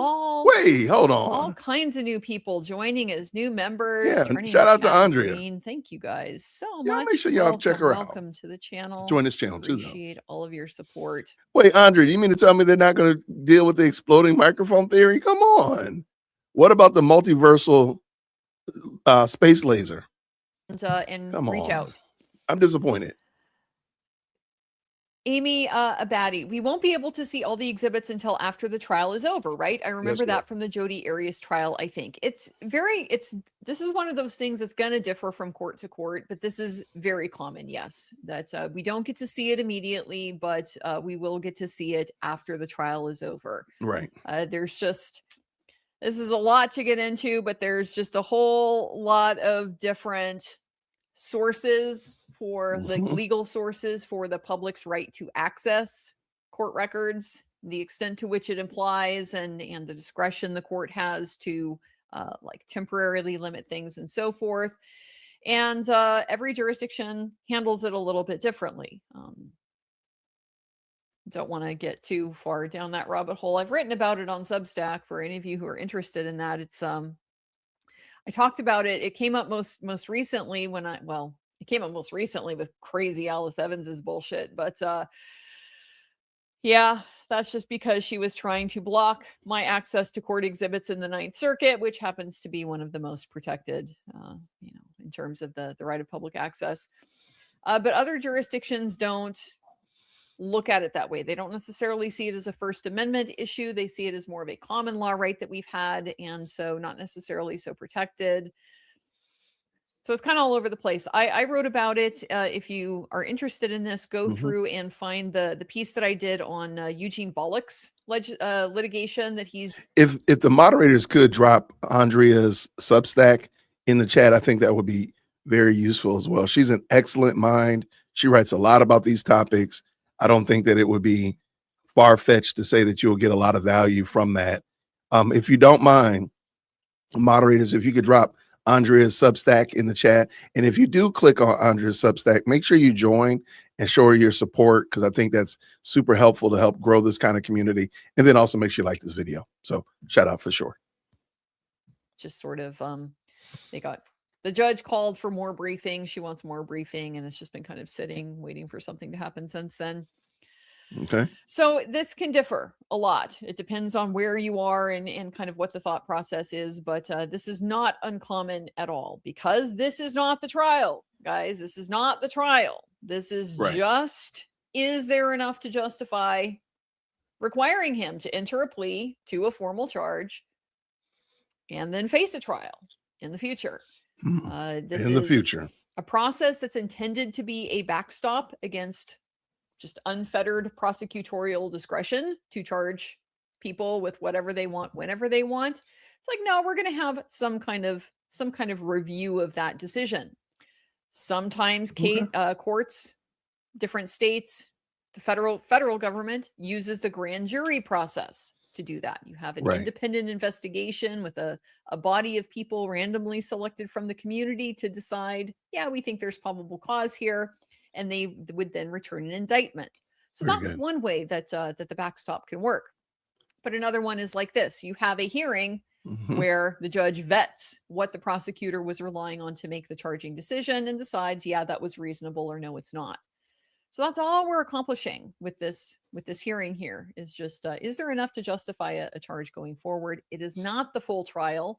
Right. And so it's not a good thing to be basing firm decisions about guilt or innocence on, because number one, we're hearing largely one side of it. We're hearing the state side. We're not expected to like put on a full-throated defense of the case at this point in the process anyway. Although, having said that, obvious challenges to issues with the state's evidence they're going to raise. Look at them. They're already making a record of objections that have no validity whatsoever. And they're continuing to assert them. Okay, guys, if there are good objections, we can infer they will be raising them. But it's still just a limited picture. So if we get the exhibits and we see, oh, this one says XYZ, that's all I need to hear. It's not how decisions about guilt or innocence are supposed to be formed. So that's why it is not uncommon for our access to this part of the evidence to be delayed, but certainly not denied for all eternity. Miss Magamandy, I believe their death penalty is a firing squad. They have the firing squad as an option. I believe, I'd have to double check exactly how it works. It's still an alternative to lethal injection, and they adopted it because there have been challenges that states that still have the death penalty and still execute people. They have run into challenges with getting the chemicals to do that. It's I believe it's sodium pentobarbital is like the main active one, but there's a whole, there's a cocktail that involves sedatives and things like that. And so the companies that manufacture these aren't particularly enthusiastic about them being part of human executions. And so they have often resisted providing those to states for execution purposes. So it's been hard for states to get the chemicals. And so if they can't do it, then Utah now has this law that says they can use the firing squad as an alternative method. I approve of the firing squad. Has not, as far as I know, been recently vetted by the U.S. Supreme Court under the 8th Amendment. It's very discouraging that we go through all these hoops to give rights to persons who've been found guilty. And I understand. There are some instances I totally understand, but my goodness, in the morning, the fact that we can't get rid of persons who have done wrong, and so that we can go ahead and take them off the roll, to me is just, it's unfair, it's cruel and unusual to the persons that they offended, the people that the families that are left behind, and society as a whole. I don't think that's a good thing, in my opinion. Oh, that's a great question. They're going to have to try it and assess. And as they figure things out, they've figured out, yes, we can very easily see that screen on the lectern. So their solution has been, well, just power it off. That might work. It might not. I think a privacy screen would have been perfect. Situations where there's only a digital thing and the prosecutor needs to be able to Just see. run on down there to Office Depot, get you some privacy screens, bada boom, bada bing, we're finished. That could have been done quick. Problem. But I remain like astonished that we're here in a death penalty trial. Okay, some of the most competent and qualified attorneys anywhere. Okay, we've got Mr. Grunander running the show here. He's the chief deputy prosecutor for Utah County. He's been a prosecutor for decades. He's prosecuted death penalty cases before. We have the defense team, extremely well qualified. Michael Burt alone has been doing this since like the 1970s. Done so many different cases. That's crazy. It just amuses me that with all of this legal experience in a courtroom, we still run into confusion about the order of publishing an exhibit to the audience and admitting it into evidence. It's not rocket science. Okay, from my understanding, though, though these people do have a large swath of knowledge, I think the problem is it's the introduction of the interweb and streaming that I think has created more problems than anything else. So I don't think it's that they have and again, I could be wrong, so I'm not trying to disagree with Andrea, but it seems like the introduction of the internet into the court is the problem. And do we let people see it? Because before, if they didn't stream it like this, I don't think that they would. And again, this one is a high value case. We're not talking about any old case. So that's why I think there's a problem. I don't think it's on them per se. Stuff that goes along with running a trial. But like, this is I don't know. That's a great question. That's a good question. I thought about that. Somebody. So like, because I was thinking like when they euthanize somebody, what is it? Some kind of, in Canada, they have some kind of demonic term for basically self-deletion. And the chemicals they use for that, why don't they just use the same chemicals they use for self-deletion for this? Like, I don't understand that. Like, come on. It just seems cruel and unusual. To me, I think this is where that scripture comes in play. The mercy of the unrighteous is cruel. Like, they're trying to be merciful to persons that have committed a crime, and they're actually being cruel to the people that the crime was committed against. Like, in the process of being quote unquote merciful, they've become cruel.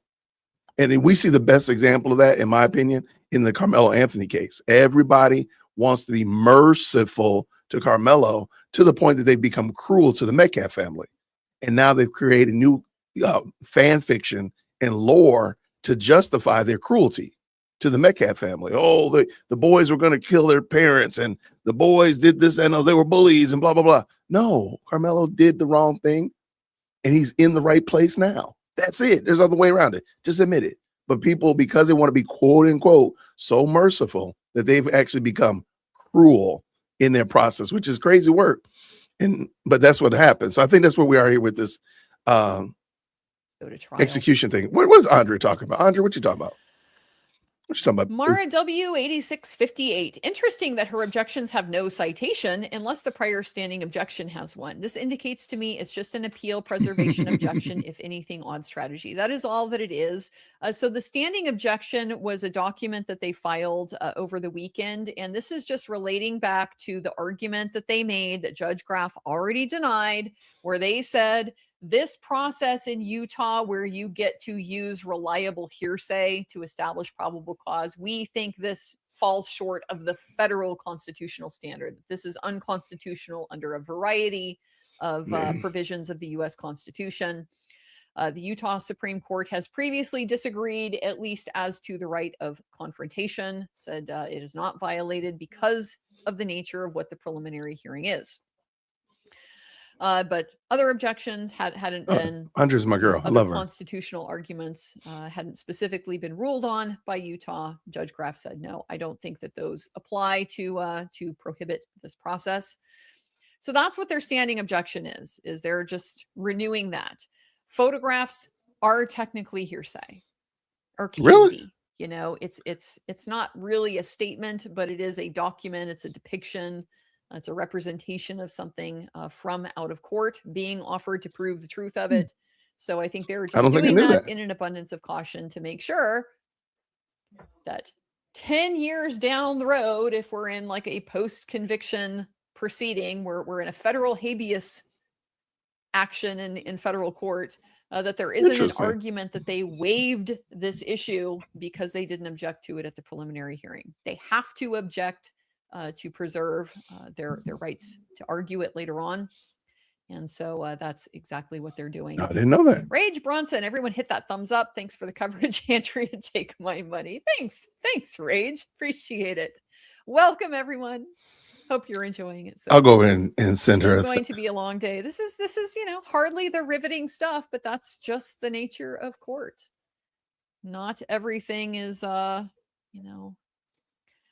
thrilling. There's a lot of preliminary stuff and kind of background stuff that needs to be taken care of before you get into the things that people are really most interested in.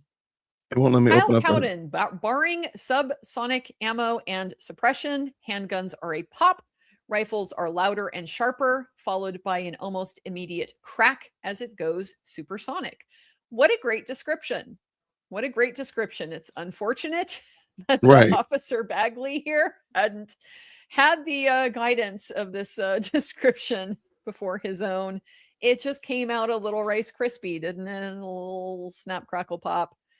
But we understood. I mean, I understood, I think. Sounds like you understood kind of what he was trying to say as well. I've definitely heard it enough at the range myself to be able to, tell, okay, that's people over at the rifle range. This is people over at the handgun range. This is people over in the cowboy action section, whatever. You can tell, but it does take a little experience. Amy Abadi, how is Erica going to make it through any of this if she couldn't even listen to that description and had to leave? Why is that a bad thing? They're going to accommodate her with what she wants to be present for and what she doesn't. I don't know what's. I don't gonna like be that term. too I don't much like for that her. question. That's really going to be up for her. This is not an easy thing for anybody to sit through, and so that's kind of her call. Same with the rest of Charlie's family. They are going to be treated with a lot of respect in this courtroom, and the judge is going to be cognizant of what a extremely painful and traumatic process this is for them, which is the big reason why there is a lot of victims' rights protections under Utah law. These proceedings are, not fun for the people who suffered as a result of them. So whatever accommodation she wants, she's highly likely to get it. To Truth for Liberty, UVU student description, slingshot sound, snap, crack. Perhaps. I mean, a slingshot has that elastic. I don't know. What the hell does a slingshot even sound like? What does it even sound like? I don't know. I don't know. Maybe. That's crazy. Maybe. Oh well, I got you. Hard to say. Ginger Puff is out here gifting the memberships. Thank you She so giving the much, Ginger memberships. Puff. Turn in the chat green. We love to see it. And Redius Maximus, joining us here on the channel. Welcome. Do appreciate it. The Jay Witt podcast. Thank you for sharing your expertise to us pre-K law students. AB, great show.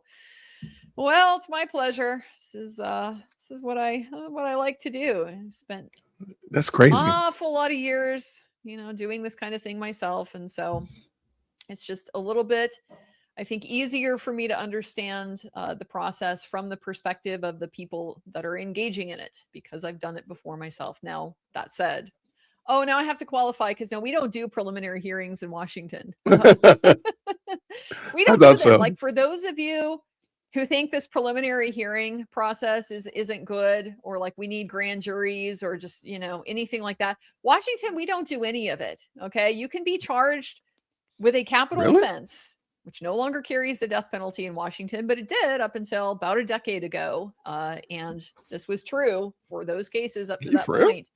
Any serious felony, any of it, it's charged on the prosecutor's affidavit. Prosecutor submits an affidavit, and the affidavit tells the judge, here's the basic investigative facts. Sometimes I'll just attach a police report and say, this is my sworn affidavit this is what I anticipate I'm going to be able to prove. And that's it. Really? Judge reads it. It's like, yep, probable cause. Nope, no probable cause. Oh my gosh, that's crazy. That's it. So we have no backstop to any of this in the state of Washington.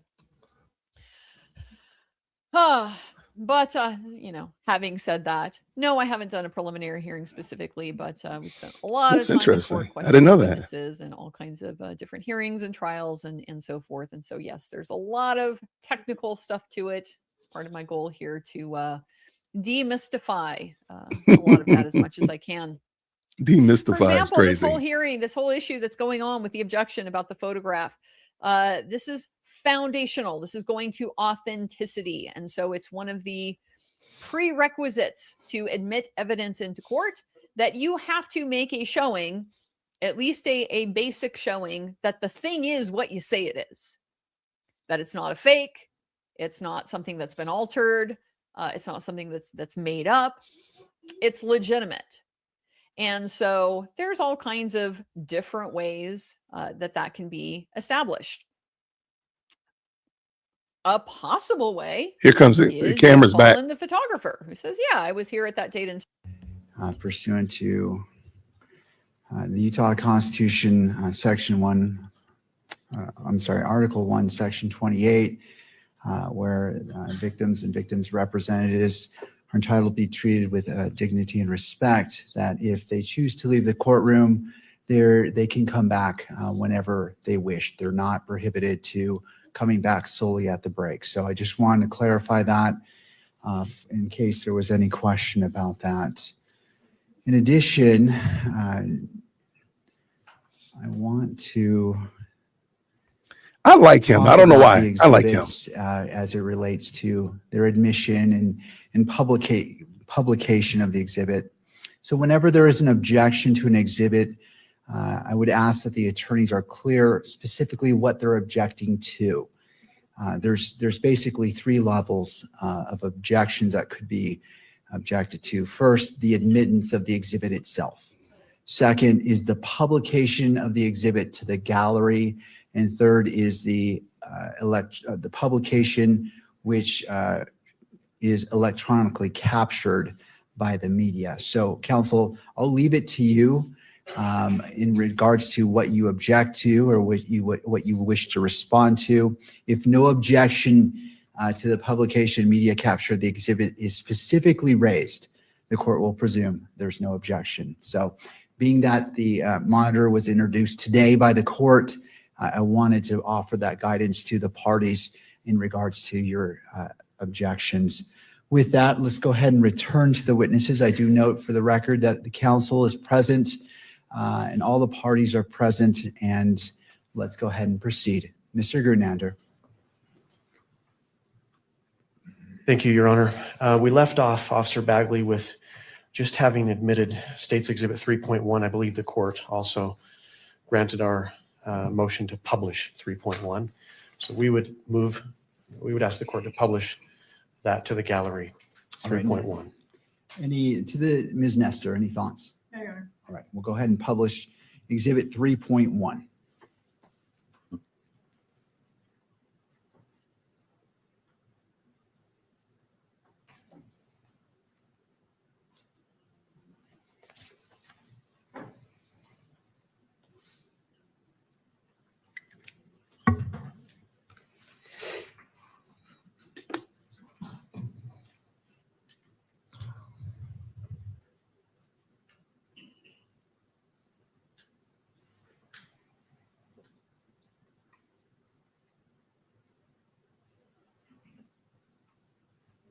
Looks like it's just taking a second to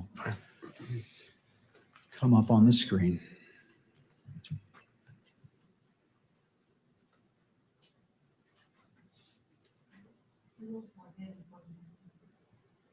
Let's go ahead and unplug and replug in the monitor to see if that brings it back to life to display.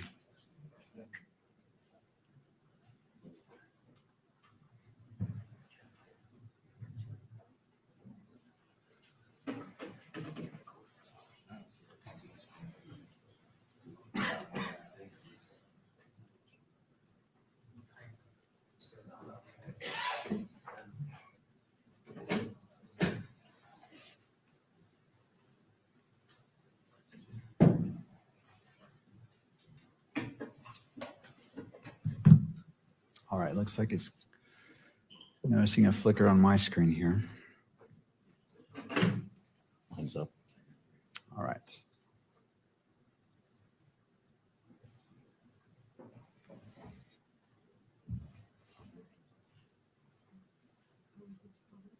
Yes.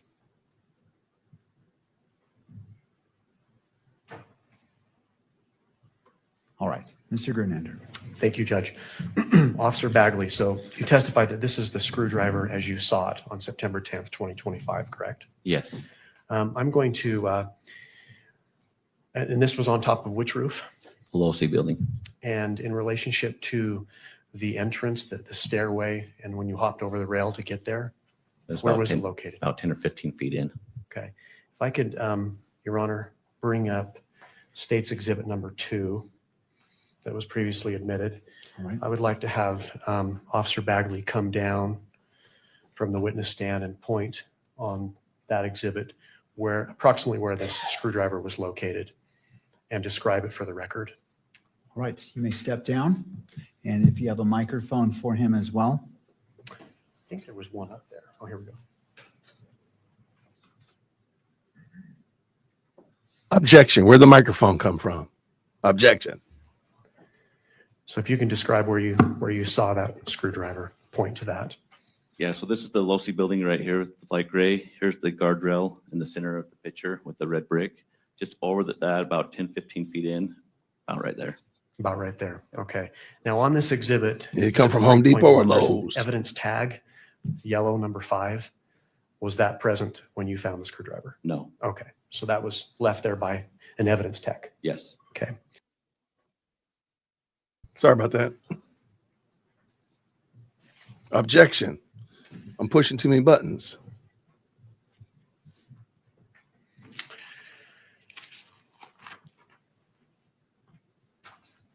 Officer, I'm going to direct your attention to your monitor again and have you look at State's Exhibit 3.2. And if you'll let me know when you see that. Okay, I see it. Okay. And can you tell us what that is? Yes, that's a picture of the top of the LoSI building looking west. Okay. And how do you know that that is, in fact, the top of LoSI Center, looking west? I can see the landmarks of several buildings, that the Fugel buildings on the top left of it. You've got on the right is a white roof, which is the Sorensen building on the right side of the picture. This is also the gravel area on top of the LoSI building. Okay. Can you see the courtyard from this exhibit? Yes, a little bit. What about the tent that was set up that Mr. Kirk was underneath? Yes. Okay. What about the Hall of Flags? Yes.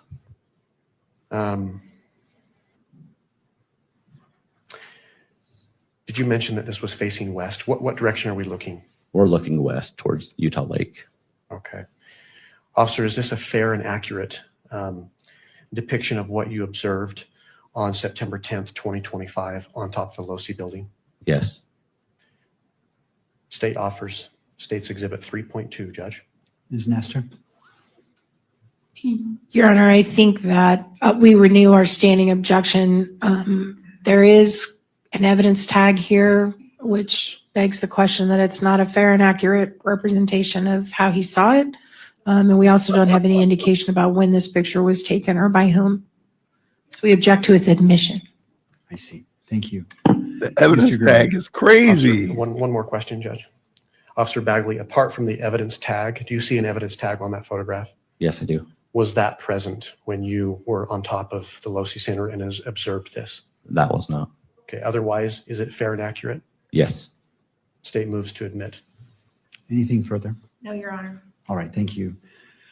Given that follow-up question, noting that the evidence tag, it appears to be number 2 on State's Exhibit 3.2 was not present, but otherwise it is a fair and accurate representation as stated by the witness to State's Exhibit 3.2. The court will admit it into evidence and it may be published at the discretion of or the request of counsel.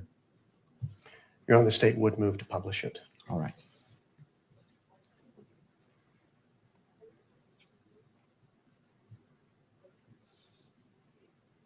Officer Bagley, will you describe what it is that we're looking at here? Yes, on the top of the photo, you got the mountain range on the back. That's going to be looking west. You also have Utah Lake, which is towards the top of it.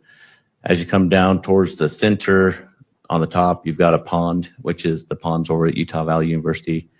I've come down from that, from where the water meets that red brick part, more towards the center is the Hall of Flags. And just below that, where you can see the grass and the white tent, is where Charlie Kirk was sitting looking west. And we're on top of the LoSI building. And is this depicting a particular corner of the LoSI rooftop? Yes, it is. And this is the top rooftop? Yes. Is it the same level where we observed the atrium that's to the north? The atrium's up just a little bit higher. So this is level, at the top level of 4. Level 4, okay. And what area of the rooftop are we looking at here? You're looking as far on as the gravel? Southwest side of the LoSI building. Southwest side, okay. Is there a line of sight down into the courtyard? Yes, there is. In that area? Okay. What else do you observe on this exhibit that's significant to you, officer? There was some disturbance in the gravel right where, and around the area where the yellow marker is there was some disturbance that caught my eye there. Okay. And does this photograph do it justice? No. And how so? You can't really see the impression I saw the time of when I was up there on that day. I saw a distinct impression in the gravel, and this does not show that. Okay, so you could see more with the naked eye? Yes. Okay. I'm going to refer the witness to State's Exhibit 4 on your monitor there.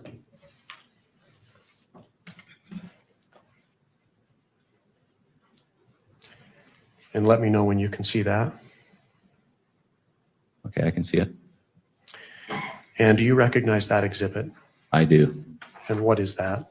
This is a nighttime view of that same photo. That was just last, same view, looking west, and I can see the disturbance in the gravel. And what tells you that this is the same Disturbance in the photograph gravel. as the last one, as Exhibit 3.2? You can see the hall flags that's direct, almost the top of the photo. In the middle, you got the hall flags. You can see the tint in the grass area, the direct line of sight with the Sorensen building, and I'm on top of the gravel of the Losi building southwest side. Is there also an LDS temple that's depicted in that photograph? There is. It's going to be on the top left of the photo. It's lit up. Okay. Do you know who took this photo? I do. And who took this photo? Melissa Richards. And who is Melissa Richards? She's the lead senior forensic for the state of Utah.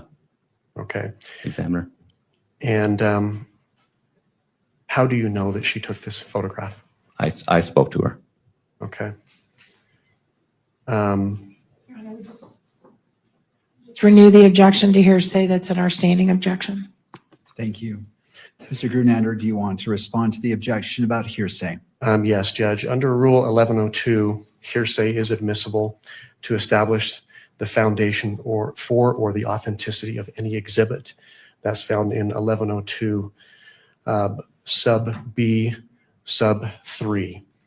I would also point out for the court that under Rule 1101, which is the applicability of the rules, in subsection C1, the determination of questions of fact preliminary to admissibility of evidence when it's determined under Rule 104, which are preliminary questions, the rules of evidence do not apply. 104 speaks directly to laying foundation for an exhibit. So even at trial, hearsay is admissible to establish the foundation of an exhibit. I would also just point the court to State v. Griffin. This is a 2016 Utah Supreme Court case. The citation is 384 Pacific 3rd 186, which stands for hearsay evidence is admissible to establish the foundation of an exhibit, even at trial. And we're at a preliminary hearing today, Judge. All right. Anything further, Ms. Nestor, before I issue a ruling? No, Your Honor. All right. I'm going to overrule the objection to hearsay. I note the standing objection by defense. I also note Rule 1102, and I also look to Article 1, Section 12 of the Utah Constitution, which states nothing in this Constitution shall preclude the use of reliable hearsay evidence as defined by statute or rule in whole or in part at any preliminary examination to determine probable cause or at any pretrial proceeding with respect to release of defendant if appropriate discovery is allowed as defined by statute or rule. For those reasons, I'm going to overrule the objection, and as it relates to reliable hearsay, in this instance, you may proceed. Officer Bagley, did you ask Ms. Richards if this was a fair and accurate depiction? All right. In honor of these objections being denied, please put in the chat objection. If you're a member, you have the objection emoji, but please put objection in the chat just for laughs and giggles. Let's flood it up. Let's go. Of this scene on the Losi building on the night of September 10th, 2025? Yes. And what did she tell you? She said it was. Okay. Your Honor, the state offers State's Exhibit 4.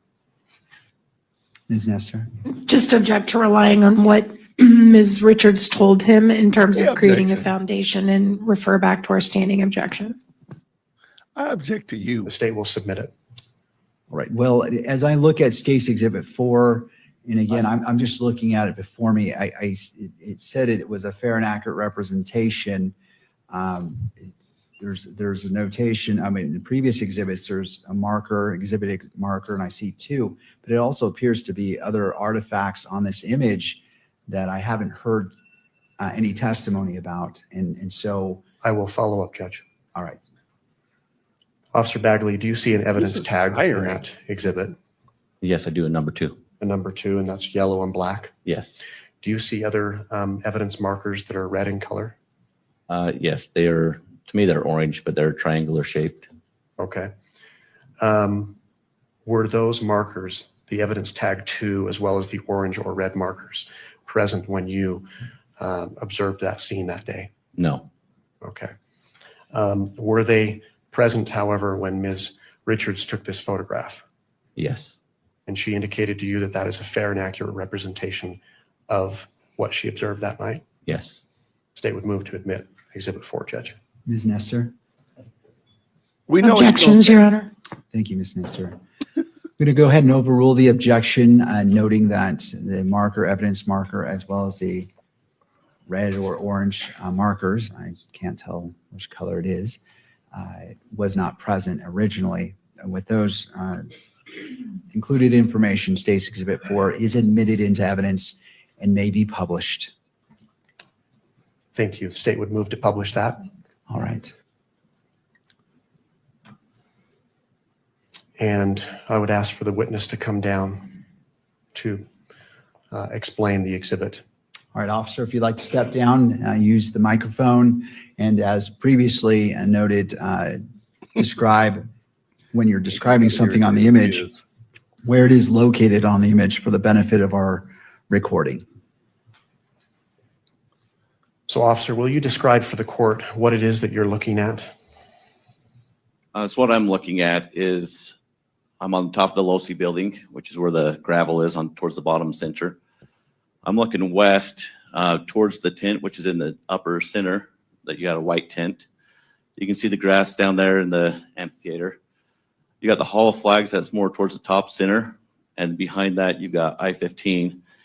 But what I'm looking at is in the disturbance of the gravel is what I saw that day. Okay, and what can you describe for the record that disturbance? To me, when I got up there and I could see this disturbance of gravel, to me, it looks like a sniper pad, a person that has been laying in a prone position, and you've got markings of elbows, knees, and feet where somebody was in the line of sight of where Charlie's tent was. Thank you.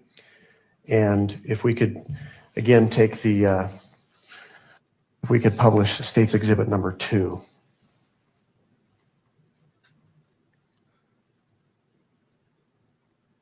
You recognize that, right, officer? Yes, I do. Where on the Losi rooftop did you observe this disturbance in the gravel? If you go to the Can you center of point the to that? picture, if you go to the center of the picture and the darker gray part of it, on the left side, so the south side of the Losi building, it would be right in the line of sight of the Charlie Kirk tent that's straight in front of it. Okay. Or the southwest side of the roof.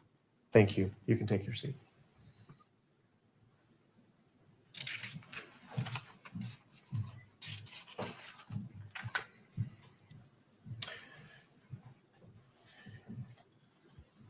And finally, I would direct the witness's attention to State's Exhibit number 5 on the monitor.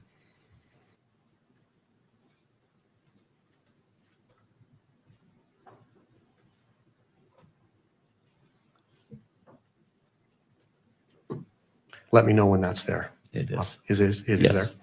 there. Do you recognize that exhibit? I do. And what is that?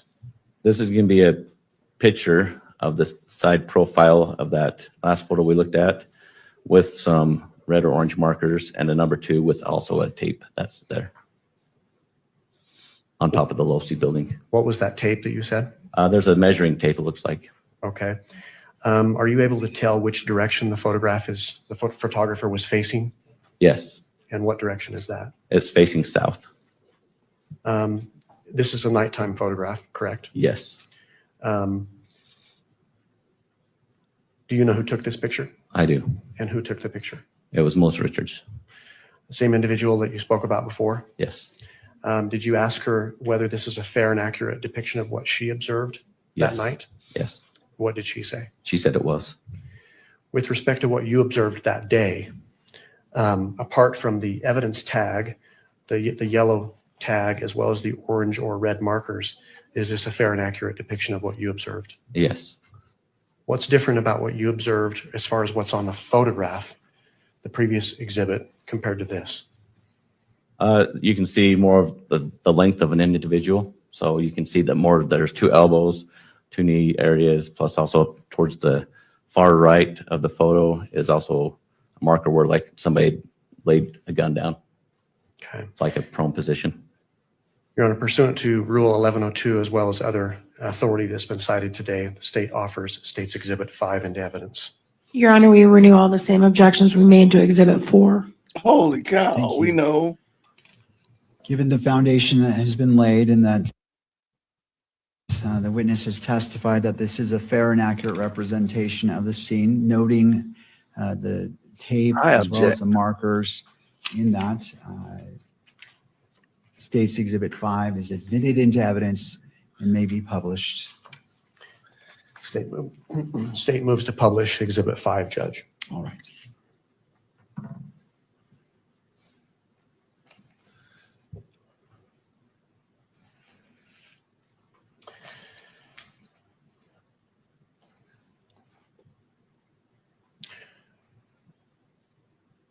Before turning to what you did next on that day, taking you back to the daytime of September 10th, 2025, did you secure the rooftop of the Losi building that day? Yes, I did. And how did you do that? I put yellow police crime scene tape around the portion so nobody else would disturb that area. And when you say that area, what areas are you talking about? I'm talking about the roof where it was the southwest side of the roof where I found the disturbed gravel, where it looked like somebody had been proned out in the line of sight of the tent. So right there. Did you secure the area as far as any of the entrance area up onto the rooftop with police tape? Yeah, so then where that natural guardrail is, that was the other barrier where they were advised not to go any further from there other than police officers. Okay. If we could go back to State's Exhibit number 2.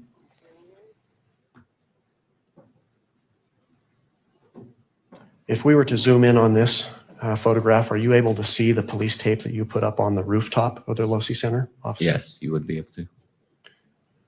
Kimberly, if we can zoom in.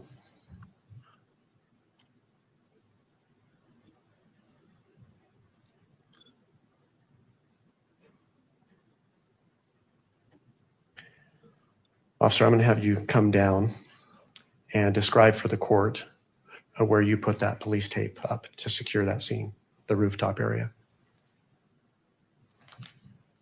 On the southwest corner of the rooftop.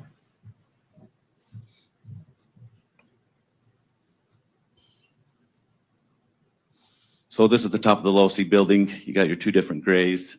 The southwest is towards the top, center of the picture.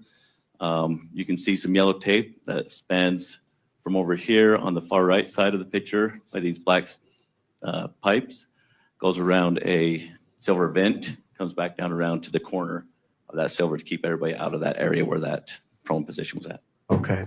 On that photograph, are you able to see where you put the tape up as far as the access way to that roof near the stairway? So it was right here, actually, this natural barrier where you have to climb over the guardrail. So this is the other barrier that I had set up. And you put police tape on that? Yeah. Okay. Did you eventually leave that area? I did. Do you recall about what time you left that area? Oh, I have it in my notes. It would be when I left that area, it was almost 1 o'clock, about 1:03, 1:01. Okay. Before leaving, did you leave the scene with anyone? I did not leave the scene. Or did I leave the scene to somebody? Yes. Just I to did. someone else? Yes. And who was that? It was a county deputy, a female. Did you provide instructions to her? I did. And what were those instructions? I advised her not to let anybody inside the crime scene. Okay. Without being a police officer or an investigator. Okay. Thank you. You can take your seat again.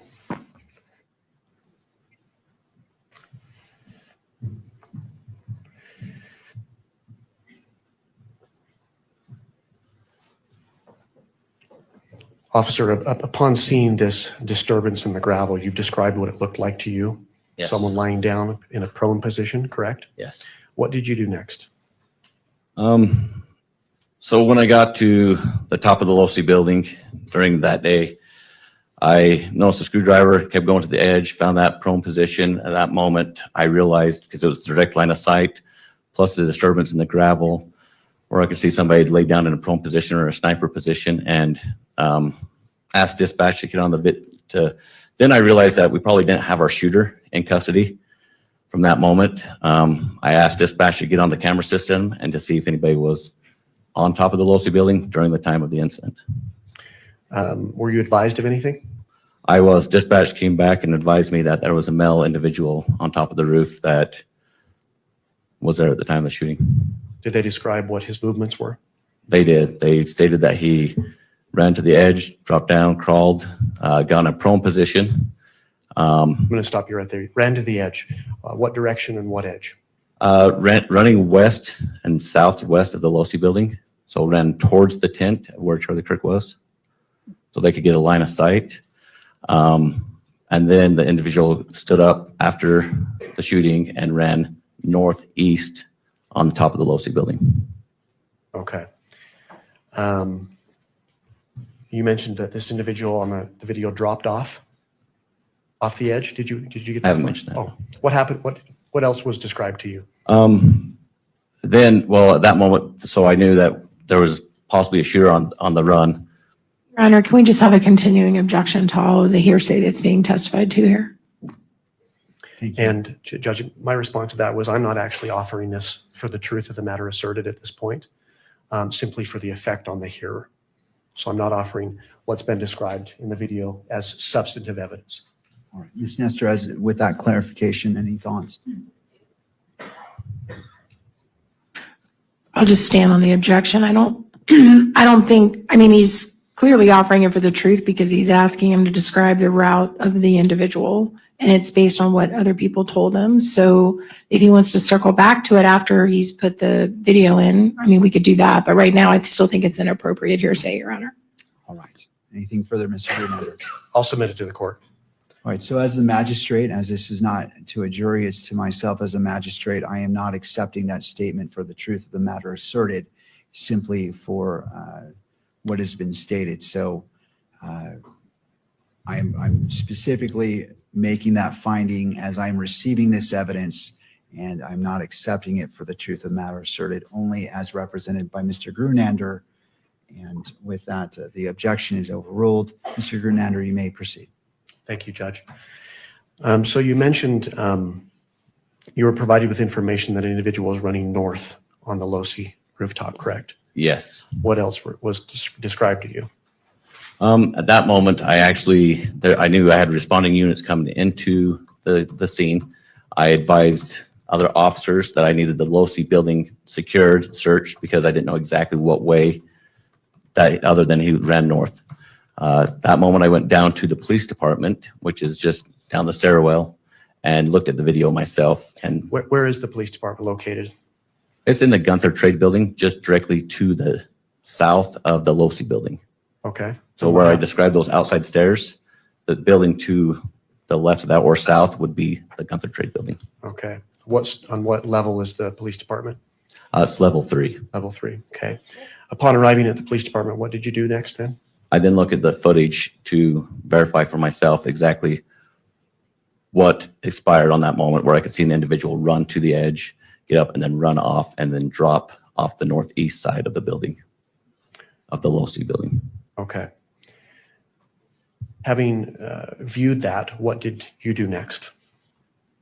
At that moment, I realized I had more crimes, a bigger crime scene that I needed to contain and preserve for evidence.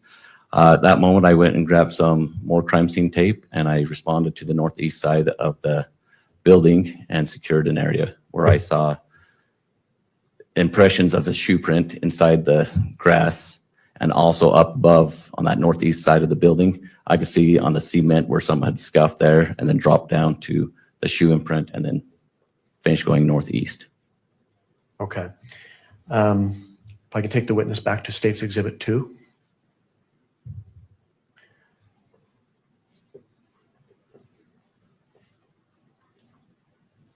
You mentioned seeing an individual drop down. Could you come down and point that area out to the court? Yes.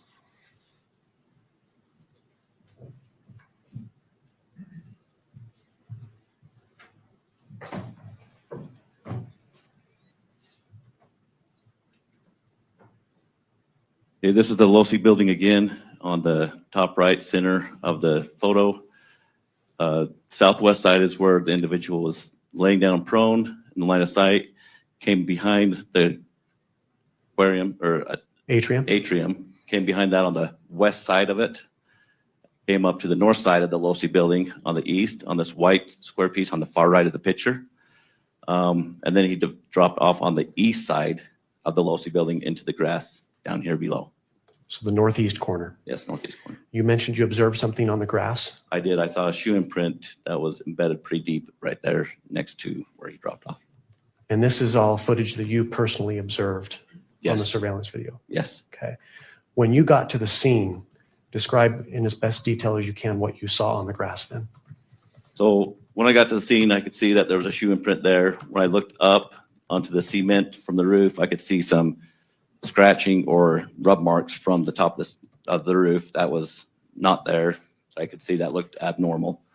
I then decided to put crime scene tape around the whole area in case there was more evidence that needed to be preserved. On that exhibit number 2, do you see where you placed the crime scene tape? Yes, I do. And where is that? Can you describe that to the court? It's going to be on the far right in the center of the picture. You can see the yellow tape. I came around trees, came up further out of pictures, some more trees. I came down all the way down to the back side of the LDS Institute building where there's a sidewalk to block everybody out of coming up that way. Okay. Did you at one point leave the scene? I did. Did you release the scene to anyone? Yes, I did. And who was that? There was 2 Payson police officers that were standing there. Okay. Were they in uniform? They were.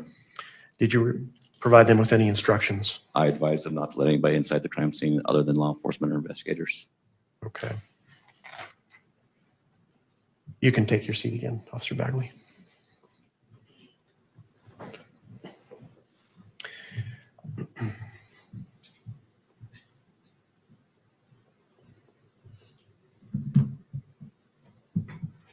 You've talked about the disturbance in the gravel that was observed on the Losi building. Yes. Did you walk through that disturbance in the gravel? I did not. Did you otherwise touch it in any way? No. With respect to the shoe print that you observed on the grass on the northeast lawn area below the Losi building, did you walk through that? I did not. Did you otherwise disturb that? No.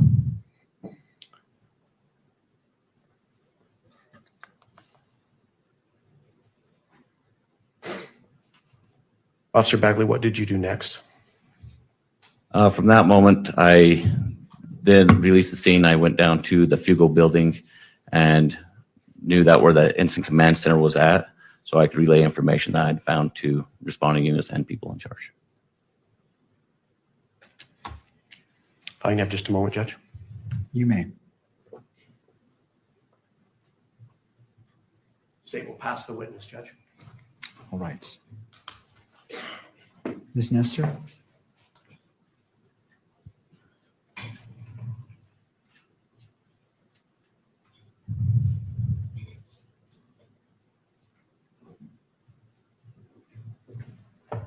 And Ms. Nestor, before you begin, what time would you like to break for lunch? I don't want to interrupt a line of questioning, and so I We don't just need no wanna make lunch. sure Let's that go. We're going. We don't need no just taking a lunch. Look at the clock and when you feel is a good time to break, roughly in that 12:10 range. I will aim for that, Your Honor. That shouldn't be a problem. Okay, thank you. You may proceed. May it please the court. You don't get no lunch. You don't get no lunch. Good Let's go. afternoon, or morning still. Officer Bagley, my name is Kathy Nestor. I'm one of the attorneys representing Mr. Robinson today, and I do have some questions for you. Okay. So you mentioned that you checked in around 11 a.m. on the day of the shooting. Is that right? Yes. Did you know in advance there was going to be this event on campus? I did. I signed up for an overtime shift, so yes. You For you the special signed- event, I signed up for the overtime shift. Got it. And so did you attend any type of debrief or briefing or meeting to prepare for the security of this event? I did not, because that morning when I got there, we had individuals on top of the Hall of Flags. So when I walked in, I just checked on, was going to get my uniform on. The chief Long got a text or an email or phone call stating that there's people on top of the Hall of Flags throwing stuff down to the tent Therefore, he sent the 2 officers that were on duty down to secure the area. I got dressed and then came back and then went to the Hall of Flags to secure that area. So you never attended any kind of, I'll just use the word debrief or meeting to talk about what the officers on scene were going to do that day to keep everybody safe? No, not that morning. Do you know if there was such a meeting? I don't know, because when I got there, it was people were throwing stuff down on the tent. And do you know how many UVU officers you guys employ normally? There was 15 And do you know how many were assigned to cover that event that day? that were assigned to cover it. There was 6 of us there was patrol 1 and then 5 others that were there with the chief. Did you all have an idea there were going to be thousands and thousands of people there? Or was that a surprise to you? Had an idea. And you only had 5 officers? 6, yes. 6, I'm sorry, counting you, I was Yes. thinking. And of those 6 officers, are you all armed? Do you carry weapons? Yes. What type of weapons do you carry? Glock pistols. And was there any use on campus of, I think they're called magnetometers, but the machines you walk through at TSA and the airport where it checks to see if you're carrying anything metal, what we all had to go through to get in the courtroom. Were there any machines like that set up or being used on campus that day? No. And as far as you know, were there any drones that were flying above campus that day? Not that I know of. And did anyone ever talk to you about covering anything near or on top of or in the Low C building? Were you ever assigned that area before the shooting? No, Do you know who was? I don't. And when you got up to the roof that afternoon, was anybody around that was law enforcement? No, Nobody on the roof? no, Nobody on the stairway? no, Nobody on the walkway? no. Okay. And in the state of Utah, is a campus a gun-free zone? Are students allowed to have guns on campus? It's an open carry state, so yes. And did you see anybody that was armed that day other than law enforcement? I did not see.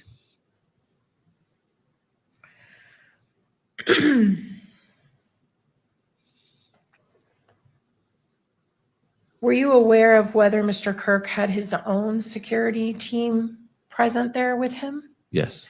Did you communicate with any of those people? I saw one individual that was on top of the Hall of Flags right next to me. Yes. Okay. And that was before the shooting. Yes. And then I saw several down in the crowds and down by him. Yes. And were you aware of whether that person was armed either? I was aware he was armed. Okay. Was there any other law enforcement agency besides Mr. Kirk's private security team and your 6 officers, including you, that were covering that event that day? In other words, did you have any Provo police or Orem police or anyone that you knew of or federal agencies? I don't know. You never saw any that day? No, not until the response came in. And you did mention, I think I heard you just a few minutes ago testify, you turned over the scene on the roof to a woman who was a deputy sheriff, right? Yes. And that you turned over the scene where the individual dropped off to, I believe you said, was it Orem Police? Payson. Payson Police, thank you. Those people weren't there till after the shooting, right? They were part of just a response of everybody in the area. Correct. Okay. Did you receive any type of briefing materials, written materials prior to the event that talked about who would be covering what or anything like that? No, not that morning. Like I said, it started getting hectic. So we were trying to get down there to secure the area and push people away from the top of the tent. Now, when this event was over, you prepared a report, is that right? I did. And in the report, it covers a lot of what you testified to with Mr. Grunander, doesn't it? Yes. And I think you said you attended, what, 600 hours of post-training? It's around 600 hours. Yes. And I'm sure somewhere in that training, you were taught the importance of your police report Yes. and how it will be relied on years later to recreate events like it's being done right now. And so you know it's really important to be as accurate as possible in your report. Yep. Can we put up Bagley 1? Can we switch it over to the defense table, please? Thank you so much. And show it only to the witness. This is.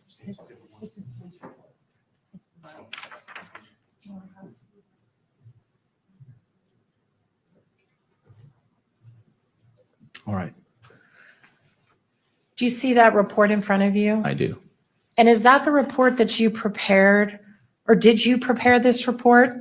I didn't, I did a supplement on it, but I didn't prepare the report. So like, because the incident was a big agency assist, so obviously it says, it has all the responding officers to that effect. Oh, we need to go to the page. Thank you for pointing that out. Can we please move to page 3 or 5 maybe?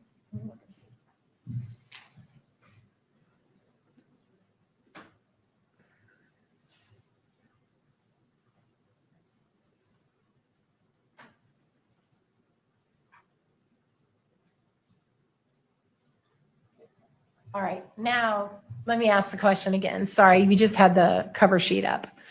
Is that your report? Yes, this is. All right, and did you prepare that? I did. When did you prepare this report?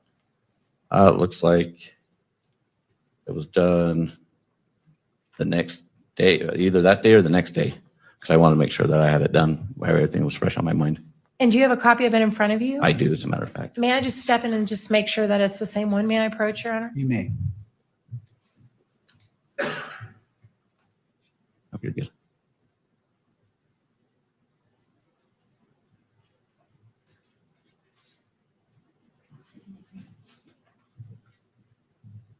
When you, we got to ask this now. Did you use AI to help you prepare your report? I did not. Okay, good. When you prepared your report, you referenced when you first heard the shot, don't you? Yes. And what is the time that you say that you heard the shot? 12:23. And when you wrote that report, you did not state in your report the direction you heard that shot come from, did you? No, apparently not. And take your time and look at the whole report and see if there's anywhere in there where you ever mentioned that it came from the east or to your right.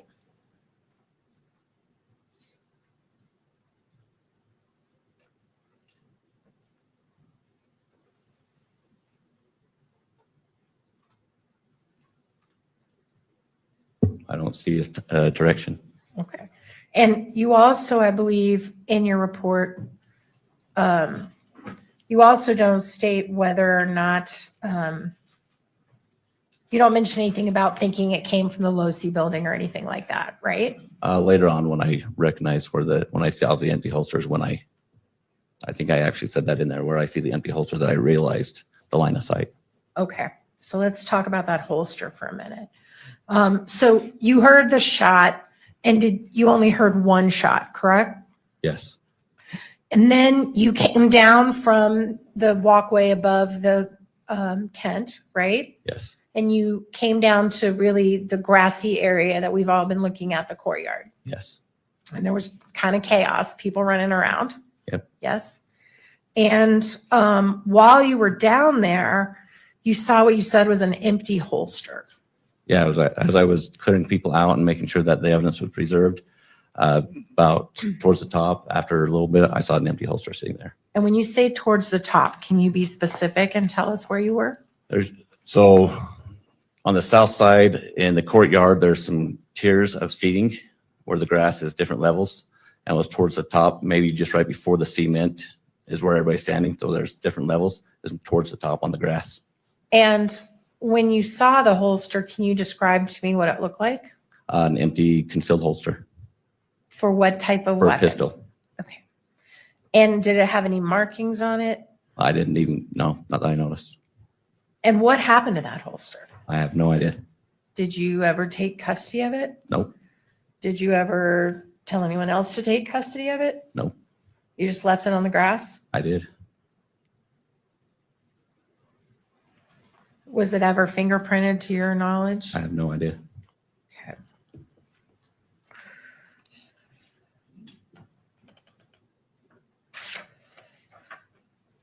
At some point, there were drones in the air. Is that right? Did you become aware of that? Yes, I was made aware of that. Do you know who put the drones in the air? Sergeant Cam Nelson with the Provo Police Department. So it wasn't UVU. No, Did you guys even have drone capability? Did you have a drone on campus that you used? no. All right. So someone would have had to bring one after the shooting onto campus because you wouldn't have had one there. True.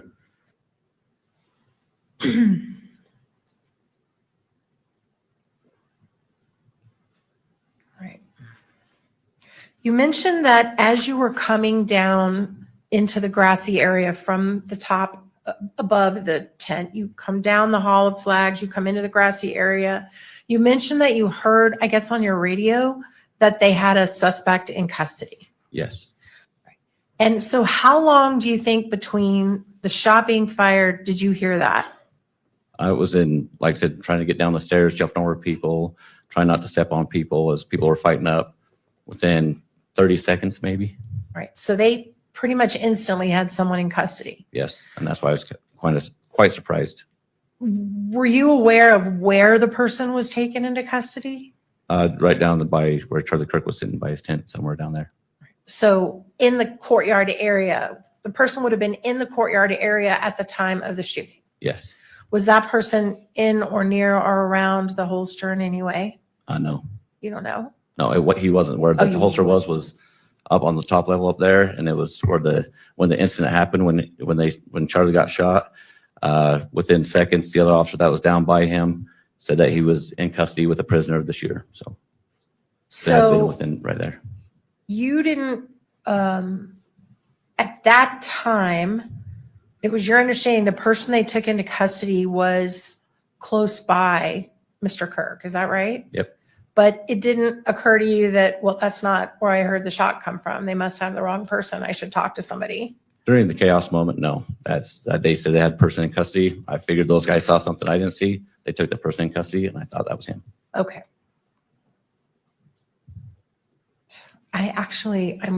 This would be a good stopping place because I'm about to start another section. Okay. So maybe we could go 5 minutes early for lunch. Absolutely. All right. Thank you. Thank you, officer. We're going to go ahead and break for lunch. We'll come back at 1 o'clock. I do want to note for the camera operator, if you would just be cognizant and turn off the microphone during breaks and when we break for. All right. We are in recess. All right. 1 hour for lunch. Well, so far nothing particularly revolutionary, but this holster is new. I don't recall ever hearing that before. There was a empty holster found at the top of kind of what they're describing as the amphitheater area. Yeah, what was the Not a lot holster? of detail about this holster. Holsters aren't usually going to be like specific to a particular gun or particular brand, but they'll hold like a certain size of a certain type. So like, a 9mm automatic generally is going to fit a, 38mm or 38 caliber snub nose is going to fit in, another Mhm. one. And then, I'm assuming if it's sitting loose on the grass, that it's not something like a shoulder holster that's going to be strapped to your body. It's going to be more like a clip holster that sits on the inside of your waistband or sits on your waist or something like that. He did say concealed carry. So not something that was being openly carried.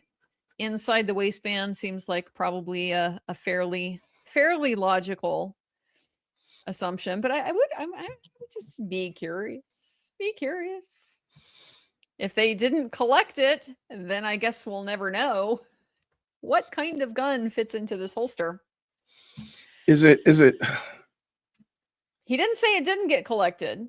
He didn't say that, But there's right? a reason why she's asking about it, and he obviously didn't know anything that happened to it. So, not ideal, I would think. Gun holster. Is it possible it couldn't have been a gun holster though? Is it possible it wasn't a gun holster? I don't know, but I don't get.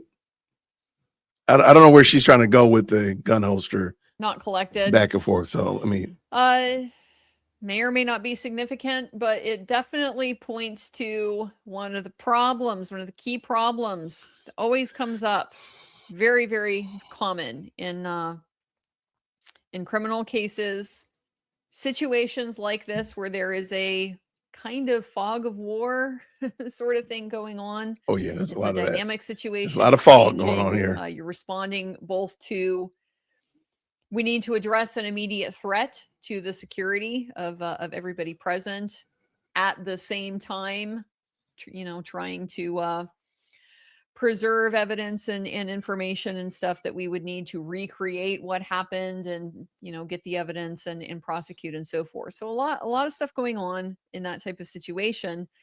Real strong tendency for the tunnel vision to set in. It's always a challenge. And in many ways, I think that the fact that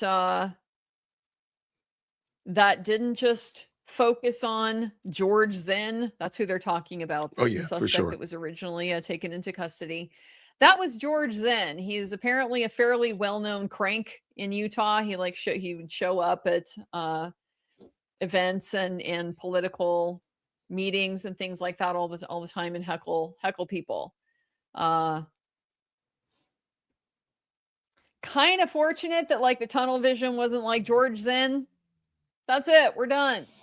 Nothing else to see here. And he continued to look at the Low C Center and find all this, find this stuff within a very short period of time after the shooting took place, because you need that for your provenance to show these didn't get formed hours later when some investigator was looking for possible angles of sight or whatever and got on the roof of the Low C Center and laid down in the prone position and then left the markings. You need to be able to attribute those markings to a suspect. So the timing here is pretty fortuitous in that sense. But still, we're going to have aspects of the tunnel vision, the in the moment, kind of evaluating what's important and what requires focus and follow up and what doesn't. And once you've already got it in your mind that what happened, then that's what tends to be focused on, and anything that isn't consistent with that gets kind of filtered out. And I think that's the explanation, assuming this empty holster never got collected, never got followed up on, is because of the tunnel vision. They'd already decided it's not relevant.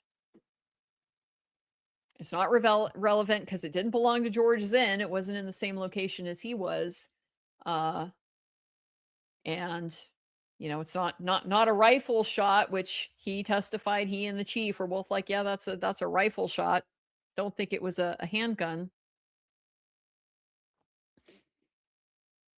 But the problem is when they're wrong. When they're wrong about the assumption, the initial assumption. I don't know that there's a lot you can do about this. This is kind of like I said, this is human reaction, and this is what we are programmed to do. We are programmed to filter and process information, to prioritize what matters and what doesn't, form snap judgments. It's all pretty fundamental to the human condition. It's what makes us the thinking animal. But it just isn't good. Nevertheless, when that kind of thing, the filter is a little too strong, sometimes it can leave stuff by the wayside, and maybe it matters, maybe it doesn't. Not sure there's a whole lot here in this case, other than here we are seeing the defense have something that they can point to. Oh, you had tunnel vision and there was a gun holster sitting right there after there was a gunshot that killed Charlie Kirk, and you didn't even collect it. You just saw it and left. The chief was there with him. Maybe the chief took care of it. Who knows? Who knows? But interesting, interesting new piece of information. Also, don't think I had heard about the shoe prints in the grass at the northeast corner of the Losi Center, below where the individual dropped off the roof. Don't know if that was documented. Assume it was, but might not be a safe assumption. Again, it's hard to say in this particular context, where we are really getting just a very broad overview of the case and the evidence. We are not getting the detailed description of like everything that was done and everybody who was there and every part that they played in the process that we're likely to get at trial. In trial, despite this kind of record being laid by Mr. Grunander, oh, hey, when we get to trial, we're going to be able to use hearsay to establish the foundation for various exhibits. That might be, nevertheless, he's less likely to do it anyway. They will bring in Melissa Richards to testify about the photographs that she took and to identify them and tell us what she saw and confirm that they reflect what she saw at the time that she saw it. And it's just because of the different process and the different burden of proof. You're presenting it to a jury. Jury might have different questions than a judge does. Jury might be more skeptical of certain things. Jury might not be willing to give law enforcement the benefit of the doubt. None of these things are bad things or problems or whatever. They're just factors that influence the decisions you make about how to present your case, knowing that a jury is going to have to find this beyond a reasonable doubt at the trial. So we're likely to get a lot more of those types of details at trial, and maybe some of these questions will be answered. There's always a lot of strategy that goes on in a hearing like this, because cases are cards that you hold and that you play. And the defense has a major structural advantage in that respect, because the defendant doesn't have an obligation to testify or to say anything at all. Of course, got a Fifth Amendment privilege against self-incrimination. Doesn't have to say anything at all, but he's also got a right to testify on his own behalf. So a lot of the defense strategy is built around holding your cards as close to the vest as you can. You don't want to give anything away. It's an advantage that you have that, it's not that you get to ambush the other side. It's not really that straightforward, but you don't have to lay out everything that you're working with and what your theory is. So part of what is happening at this hearing is a little bit of tipping of the cards, right? The prosecution is now on notice that the defense has pointed out there's an issue with the holster. So they can anticipate, defense has this card. They might be playing this at trial too. What's a jury going to think about this? How do we want to handle it? They have foreknowledge of a potential issue. Lots of questions, of course, about the security. Was there a security meeting beforehand? Seems like it wasn't necessarily very extensive, wasn't necessarily very resourced.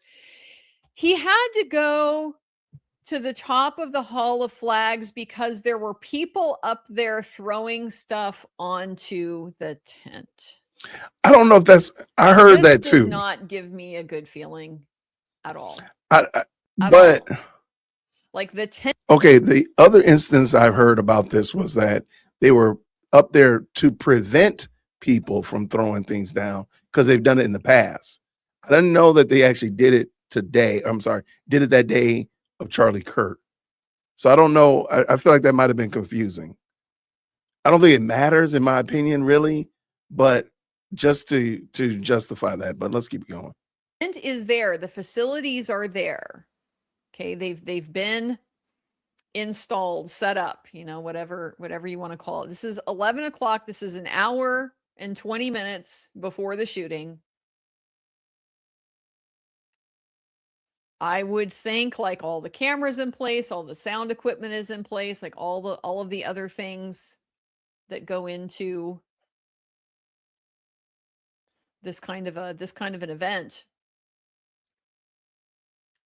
All of that was like just open where people could be on the roof of the center and like, I don't know, drop stuff down on it. This is not, this isn't good.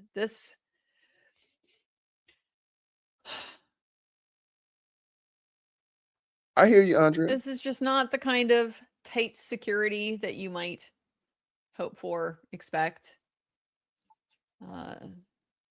for somebody not just high profile, but also controversial. Somebody who's a bit of a lightning rod. It's kind of the whole point. That was the whole point of the prove me wrong. Is inviting people with different opinions, and not everybody is really able to do that. Have those kinds of conversations, entertain competing ideas and so forth. Not everybody is able to do that peacefully and calmly, as we've seen. So that to me is just, oy, like this should have been a red flag. It really should have, from the very beginning. People on top of the hall flags with just access right there, unrestricted until this cop got there and shoot him off. Who knows what they could have done before then? Who knows what other people could have done before then? If it's that loose on top of the hall of flags, why would I think it's tight anywhere else? It's just, it's a shame. It's a shame. It just seems like a lot of minimization of the potential risks of something like this. And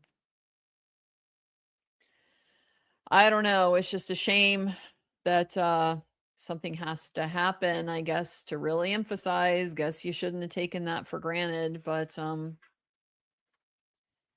of seems like that's what happened. They just didn't think it would happen. Kind of loosey-goosey about the details. And of course, there is going to be circumspection by the people involved about all this. Why? Because there's potential liability on the part, say, primarily of UVU, because it's their premises. They're the ones who own the property. They're the ones who authorized this event to take place. They're the ones who are the primary target for a claim that you permitted an unreasonably unsafe condition here on this campus.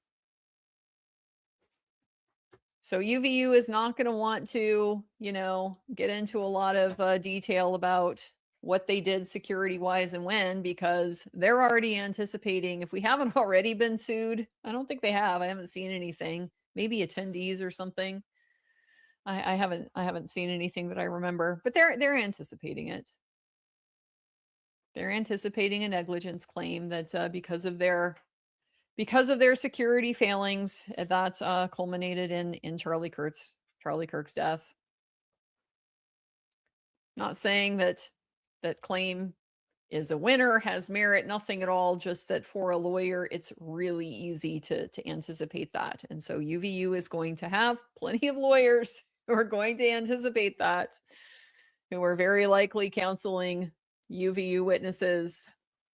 Just try to say as little as you possibly can about all that. Don't need to give any evidence, any information that could potentially open the door to a liability problem. But yeah, I gotta say, its description is really not covering the security apparatus in any kind of glory here. Well, so not a whole lot this morning. As far as our highlights, we've got just been Christopher Bagley all morning. It's not very UVU exciting. Police Department. I agree. Main takeaways from him. I heard a gunshot. Snap, It crackle, was a pop. rifle. It was not a handgun. Why? Because it was a crack, not a bang. He saw the screwdriver on the roof of the Losi Center. He saw the impression on the roof that he is referred to as the sniper pad. He refers to that as a sniper pad based on his description of it, showing impressions from elbows, knees, and feet. Which would be, I guess, yeah, like the pointy parts where your body would be lying in the prone position. And then also the shoe impression on the grass on the northeast corner where the video showed the shooter coming down off the building, or at least the man coming down off the building in that area. Nothing real revolutionary so far, but just getting Nothing getting revolutionary. some of those details filled in. By the I way, did we're see a comment. by the way, we're listening to Andrea Burkhardt, beautiful, wonderful legal mind, and she's going over this trial as well. So we just kind of jumped in, listened to her during the lunch break. At the current moment, I think they're coming back in about 48 minutes, give or take, coming back at 3 o'clock my time, which is 1 o'clock Utah time. Hopefully I got that right. Shout out to the best live chat on the internet. In the chat, tell us where you're from while we're listening to Andrea. Let's go. Going through the chat, sometimes I catch them, sometimes I don't. But I did see one coming through about how just noticing how the screwdriver wasn't mentioned in any of the initial probable cause stuff, and that's right. It's not. Right. The screwdriver isn't in there, and I suspect, I don't know, but I suspect that the reason why it wasn't mentioned is because they weren't yet sure at that point if it had any connection with the shooting or Correct. not. You know, That's what I it's a was thinking. screwdriver in and of itself. It's not incriminating. You know, it's not a murder weapon or anything like that. It is something, you know, some maintenance guy could have been up there and it fell out of his bag or something like that. That's what I was These wondering. things could happen. And so the connection with it, we know now, we know from Kash Patel, and we know from some of the other filings that have been made public in the case that have talked about this, that the state claims Tyler's DNA is on the screwdriver. And that's the connection. But they wouldn't have had that at the time Tyler was arrested. They would have developed that after the fact because you have to get Tyler's DNA. And now, granted, today you can do this type of testing pretty quickly. Doesn't take days to run a profile and compare it to a sample. But nevertheless, it's like they wouldn't have started any of that until after they had Tyler in custody. If he's not cooperating, then you get a warrant for his DNA, you swab him, send it all off to the lab, go through the testing. It's all post-arrest.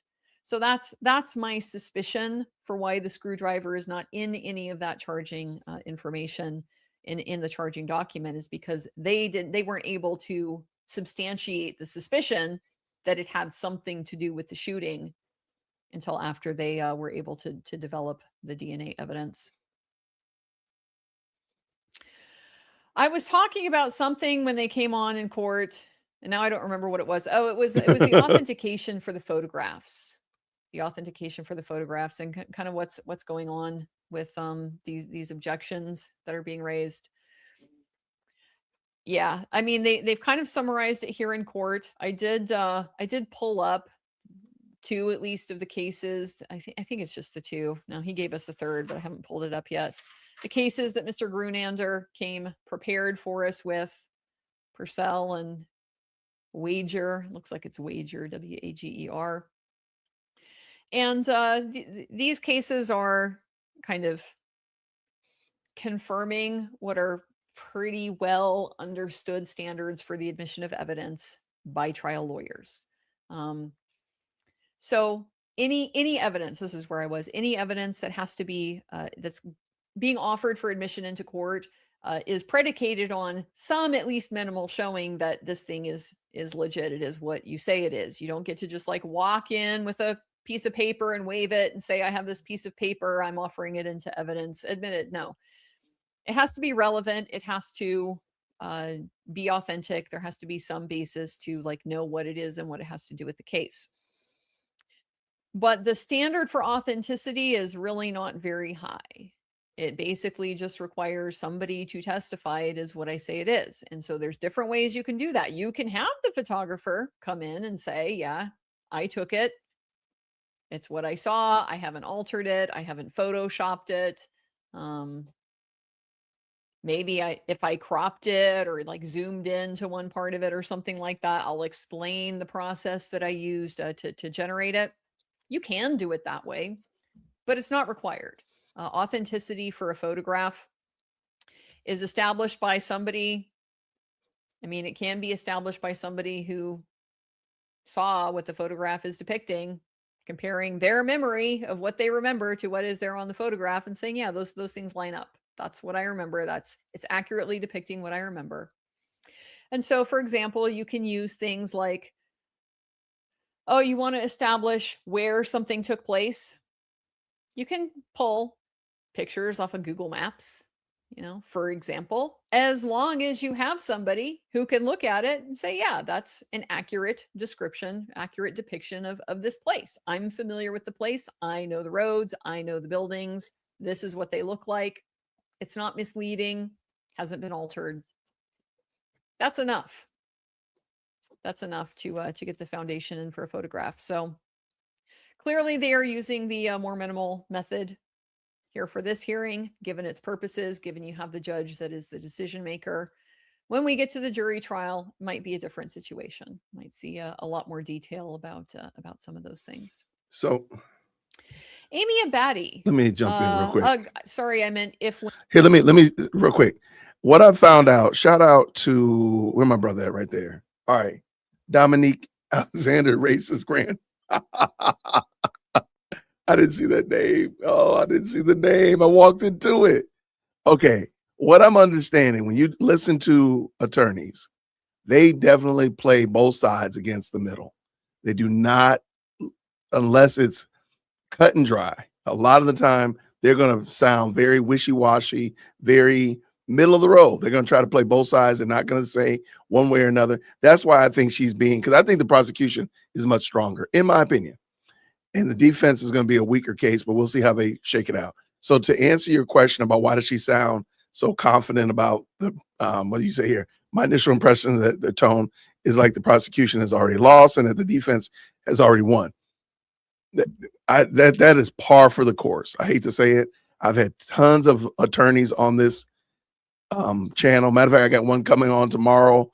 He and I are going to talk about some other topics, but a lot of the time they don't speak in absolutes until unless they can.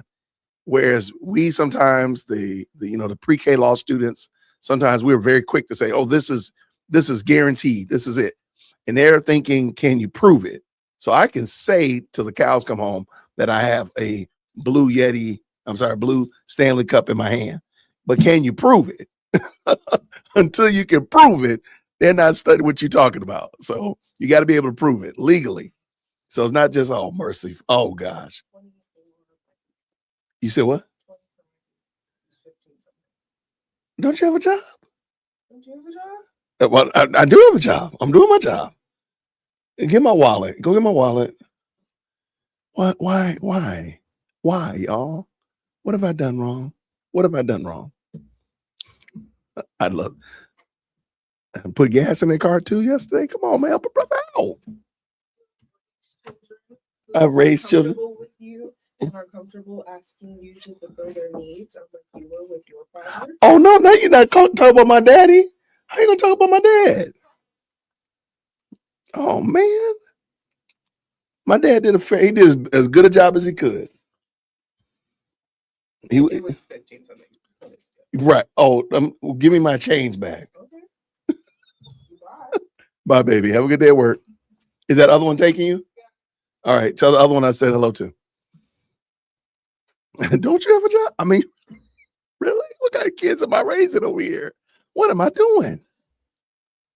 What am I doing wrong? Okay, so back to my point, though. Shout out to Dominique Alexander's Dominique Alexander, racist grandstander. Shout out to you. Yeah, that's why Andrea sounds like that. They don't speak in absolutes until they have to. They don't like speaking in absolutes. And I've had a ton of lawyers on here. And if you follow them on LawTube, They try not to get into the absolutes until it is an absolute fact. Like if you follow, here's a great example. Over on Uncivil Law, Kurt on Uncivil Law, he is hardcore about Carmelo Anthony now because Carmelo Anthony case has been decided. He's been convicted. He's in jail. So now you can speak in absolutes.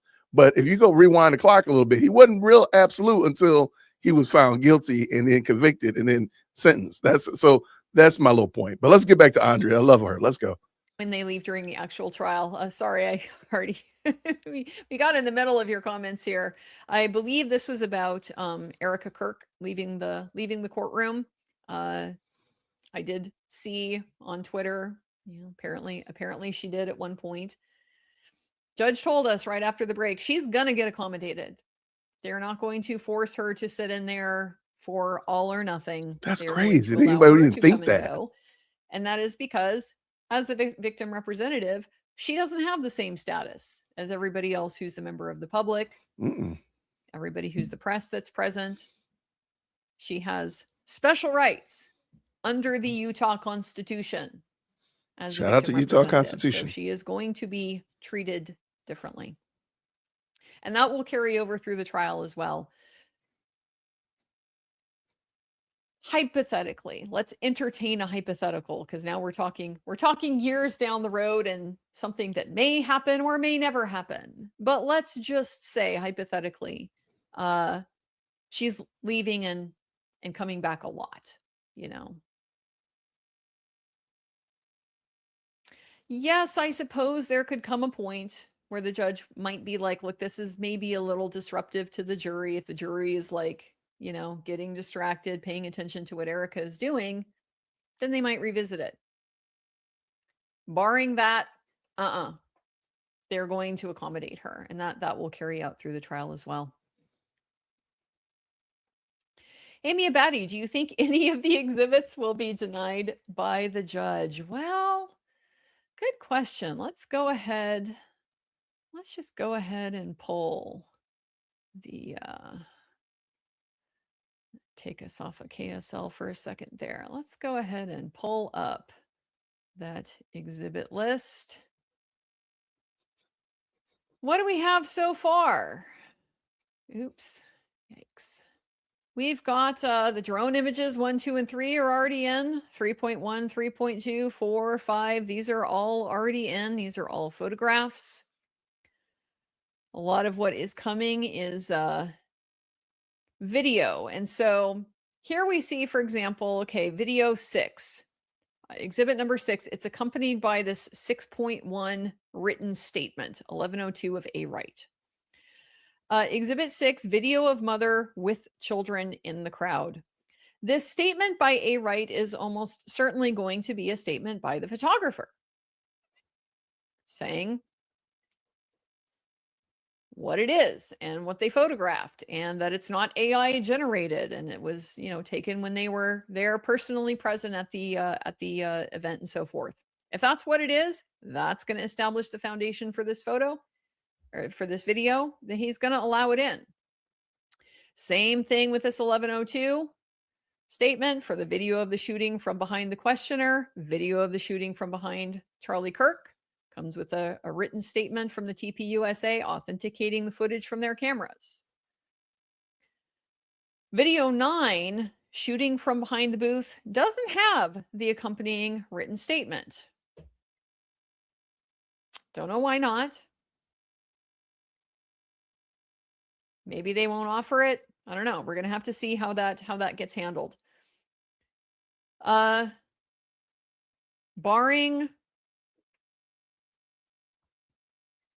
any other kind of witness who's going to say, like, this is the position I was in and I saw this, and this video accurately depicts it. This one might potentially have a foundation problem just because there's no statement associated with it. Not really expecting any of these witnesses testifying to be percipient witnesses, people who were there testifying about what they saw and heard.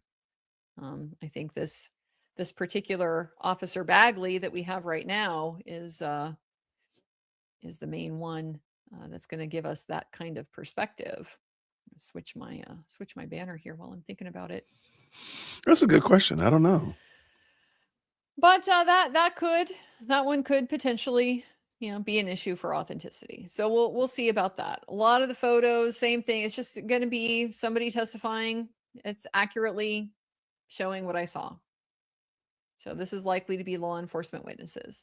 Medical examiner report. How are they going to get that in? Likely from whoever the lead detective is. They call them case agent. These agents with the State Bureau of Investigation in Utah. Utah State is the lead agency for the investigation. This is a state crime, a state prosecution. They have had a lot of agency assistance. 28 law enforcement agencies and organizations that have provided discoverable materials related to the investigation. But Utah State Bureau of Investigation is the lead. So probably they have a lead case agent. Can't even say that with a straight face. It's a lead investigator. Everybody knows it's a lead investigator, and nobody cares about your word games, Sergeant Buchanan. Nobody cares. Anyway, you care and read folks know why. Know why that's a bit of a hot button issue. I would expect the medical examiner report is going to come in from somebody like the lead investigator who, again, under these reliable hearsay rules, he's got the ability to talk about information that he's received from other people involved in the investigation. And so I received this report from the medical examiner. Yeah, that's going to likely qualify for admission. Variety of, we've got UVU and then doorbell surveillance footage, as well as another 1102 statement. The UVU surveillance we may get authenticated through Mr. Bagley, since he testified. He was already Shout out to Mr. seen Bagley. it. He's familiar with the system and so forth. So we might get to this from him. The doorbell cameras, though, that will also remain to be seen how that is authenticated. The written statement of Mike Mitchell. Mike Mitchell is almost certainly the retired Washington County Deputy Sheriff who assisted with Tyler Robinson's surrender. We have a video at the Sheriff's Office on September 11th, 2025. That will need to be authenticated. We'll have to see how that's done. The recorded statement of Lance Twiggs. This is likely to be self-authenticating, meaning it's certified and signed, but actually possibly not. So somebody will likely need to testify, about the process of obtaining this statement from Mr. Twiggs, and then that will be admissible. The text messages, the Discord chats, the photograph of the note. So these are all what we know so far anyway. These are all things that law enforcement documented immediately when it came to their attention. And so this is very normal, very standard. They're talking to a witness. The witness is like, hey, I have all this information on my phone. Police are instantly going to be like, great, let me photograph that. Let me video that while you're scrolling through it. So they can preserve it as the witness is presenting it to them. Now, it is not the best evidence of any of what they are being shown. The best evidence is the digital record that exists on that device. And so they will get the device and they will extract the device and they will obtain that original digital file. But not until, later, not until later in the process. And we do know that they did that in this case because we've got search warrants. We've seen the search warrants for the devices, many devices, but that includes Tyler's phone as well as Lance's phone. Because once again, they didn't have any of that when they made their initial charging decision, the initial arrest and charging decision. It's only going to come after they talk to Lance, after they get his phone, after they go through the extraction process, after they review what's in the extraction and document everything. They're not going to have all that right off the bat. But what they do have is those initial preservation things that the law enforcement did. Photograph the things on the phone, screenshot, show the videos, whatever. Anything they can do to get a record right now, They got because it. things can happen with phones. People can delete things, yes, is the obvious one. People can have a remote kill switch on the phone, you know, destroy it, but also just, you know, not malevolent, malicious things, like people can drop their phone in the bathtub, like it does happen. And then what? Then where are you if you haven't preserved it? Nobody was intending to destroy it. Nevertheless, it no longer exists. You got a problem with your case. So that's why I'm expecting these particular items here are going to be the photographs, the initial things that were preserved by law enforcement. One, because this is what they relied on for the charging decision, right? Not the extraction that would have occurred later down the road, and it would have been for the purpose of corroborating and you know, again, like obtaining the raw data for these particular materials. But that wasn't, they didn't have it when they decided they were going to charge him. This is what they had. So that's part of the reason why they're presenting it. Another reason is just to avoid issues with the defense as far as notice, discovery, opportunity to prepare, and things like that. This is a very big case. There's a massive volume of information that has been produced. There's a lot for the defense to go through. They've already gone on record saying they weren't going to be able to review all of the discovery before the preliminary hearing last time. That was their justification for a continuance. Judge Graff bought it, gave them the continuance.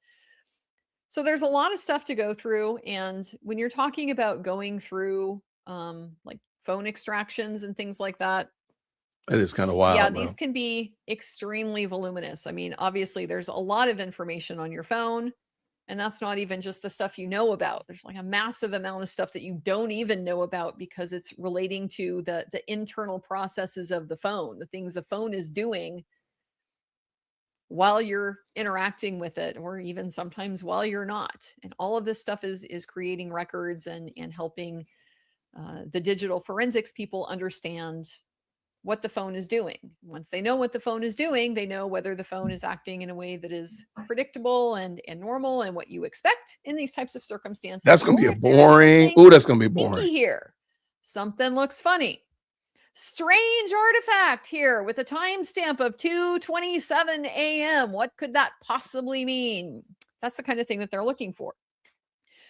So if the prosecution is relying on extraction, digital extraction evidence, one, they're going to have to call an expert for that. It's just, you know, one more thing, one more expense, one more preparation, stuff like that. But they also, I think, run the risk of the defense objecting that there's so much of all of this. We can't possibly be prepared to meaningfully review and, you know, all of the extractions from all of these devices, get our expert reviewing it prepared to counter whatever the state's expert says. It's kind of escalating to a little bit more of a trial level of evidence testing, which is absolutely going to happen when and if we get to the trial. That's how it's going to be. But because this relates to the charging decision, you can just avoid that entire headache and that entire risk by like, look, this is what we had that we relied on for the arrest. That's what we're going to use. And at the same time, by the way, they have already turned over all of the extractions to the defense. That happened a couple months ago. So the defense has had all of the original raw digital files. Hey, buddy, from how the are you? phone, from the computers, from the Good. cloud, from all the different Jima things was that wondering, do you have- they pulled that digital data from. So they are in a position to go and check some of this stuff, right? They have his phone extraction. And so they've been given a photograph of a Discord chat. It's going to have a date and time stamp on it. yeah, they're going to have the extraction. They can go into the extraction and compare and see if it's there. And so if it isn't, we're going to hear about it. If it's not there, guys, we're going to hear about it. The FBI press release photographs, that might come in through this guy because they were just screenshots from the video surveillance footage. So probably whoever authenticates the video surveillance is going to authenticate these as well.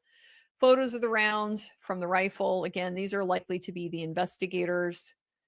Photo of the round from the apartment, the burnt note from the apartment, the targets, basically everything recovered from the apartment, likely to be the officers who took it. And then the expert reports. And that once again will be like the autopsy report. I'd expect that to come in through the lead detective with the Utah State Bureau of Investigation. But we will have to see. So based on that, that was a long look at the evidence list, just so that we can talk about whether any of the exhibits will be denied by the judge or not. And so those are the reasons I think probably most of them are going to come in. I mean, that's the gist of the objection is foundation. The foundation, to me, looking at it, looks pretty easy to establish for most of them. A couple of them might have some questions, a video of, somebody in the crowd or whatever. It might need a little bit more to verify it, but basically until we see what the state's kind of proffer is on what's going on with all that, just going to have that ready. So when it comes up, I see it. Yeah, assuming the state can meet that proffer, then I don't think it's going to be difficult. I don't think it's going to be a problem. And yes, all of them will come in. To Truth for Liberty. I know the hearing has been a little dry, which can make you thirsty. Does anyone here want a Hawaiian punch? There's got to be a joke here. That's whoosh. I'm not getting this one. Is there like a Charlie Kirk Hawaiian punch thing? Did he like Hawaiian punch? Is it it's not an LDS thing. I know that. Guys, there is, for those of you who are unaware, there is the word of wisdom is handed down by the LDS Church, and there is a part of the Book of Mormon, Doctrine and Covenants, 89 verses 8 and 9, which forbids the use of tobacco and hot drinks.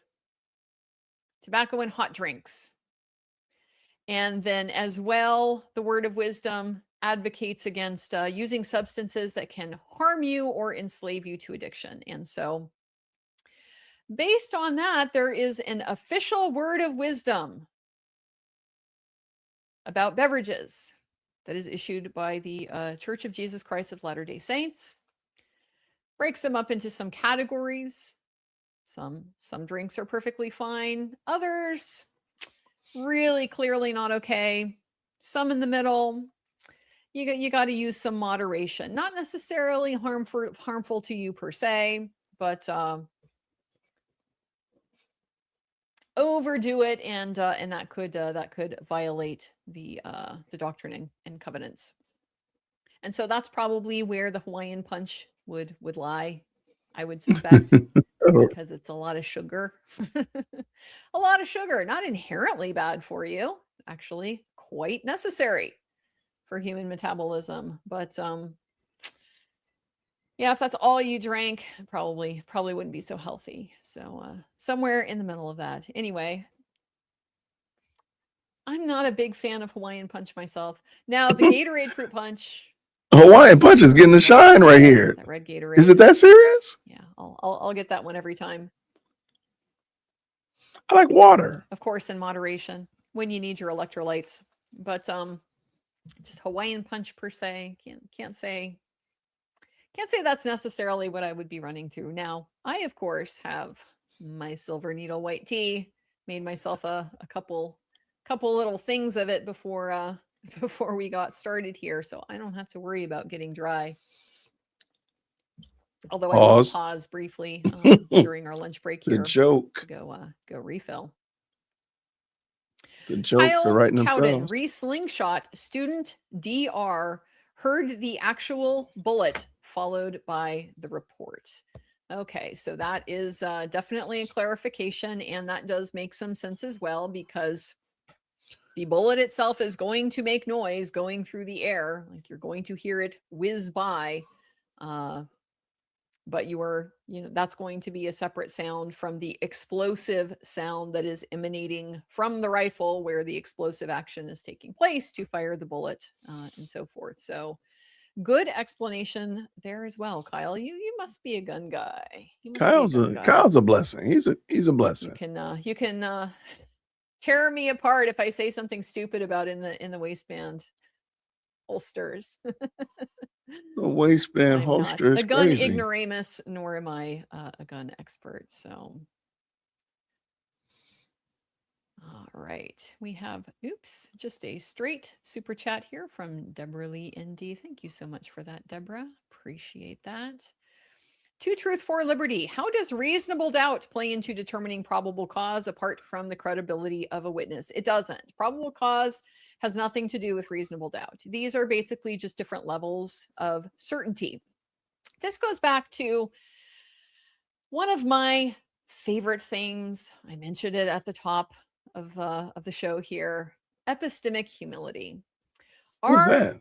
legal system is structured around a premise of epistemic humility, which is just basically, you're not as smart as you think you are. So you need to be cautious about what you know or what you think you know.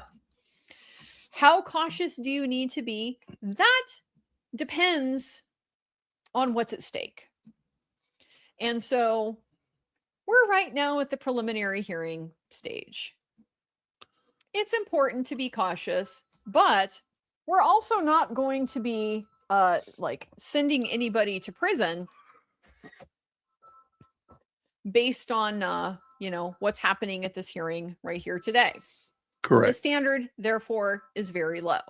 It's just, is there enough here to reasonably think he committed this crime? That's it. Doesn't have to be a probability, doesn't have to be a 51%, doesn't have to be a more likely than not even. It's just, after we see all this evidence, reasonable to think it might be him. That's all you have to do. So the level of epistemic certainty required is quite low. But as we're getting further along in the process, and now, not only is somebody's liberty at stake with what you think you know, but their life, okay? Death penalty case. You're going to put somebody potentially in front of a firing squad and let go at them with, dozen pieces of lead or whatever. It's not really how it works, but anyway, it doesn't matter. You're going to take somebody's life. You better be extremely freaking certain. And so that's why the trial standard is beyond a reasonable doubt. It's not no doubt at all, right? They don't have to rule out stupid, implausible explanations. You don't have to accept that just because, for example, there is a holster to a pistol that was left, maybe. Nobody seemed to really care about collecting this holster that was up there at the top of the amphitheater. These are the types of things that the defense looks for to generate reasonable doubt about, right? Because they want people to think there's a plausible alternative explanation for what we see, what happened, what the evidence is beyond the state's theory. The state's theory is pointing the finger directly at my client, and they're saying, here's how the evidence adds up to my client being guilty. And so the defense is always looking for things that could potentially undermine that, or could potentially suggest, okay, well, maybe you do have some evidence against my client, but there's potentially other evidence that you haven't ruled out that might implicate other people. And if you can't rule out that somebody else did it, then that means you can't say beyond a reasonable doubt that my client did. Mm-hmm. So that's what cases are built around. The issue, though, is that your alternative explanation really does have to be plausible for the jury to consider it. The jury's not idiots. The jury isn't going to be like, oh, the aliens could have done it. You know, But they could have. how is the prosecution going to disprove that aliens did it? They're not. Come on now, the aliens did it. You're The not. You're multiverse. not going to disprove that aliens did it. What you are going to do is prove that the evidence that you do have is consistent with your theory. And the alien theory doesn't account Alien for theory is the crazy. existence of the evidence that you have. If aliens came down and killed Charlie Kirk, we would have to explain how that is consistent with the guy on the roof of the Low C Center and the 30 caliber bullet fragments found in Charlie's body during his autopsy, and et cetera, the Discord chats, all of that stuff. All of the evidence has to be accounted for in your alternative theory if this reasonable doubt approach is likely to work. So that's kind of where we're at. Hopefully that explains the difference a little bit. They really don't relate to each other than they are just different levels of certainty. And so they call for different levels of epistemic humility. At this point, because we are just charging and we are just alleging you did this, Mr. Robinson, you can be less certain. You can be just pretty sure.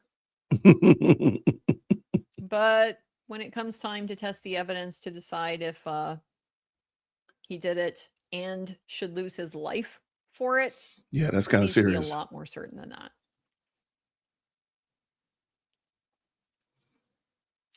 To Truth for Liberty, part from at Easy Eye 8513. Once the officer acknowledged a suspect was arrested, up close location, the discarded holster should have become important. Well, they're trying to get out ahead of it already, right?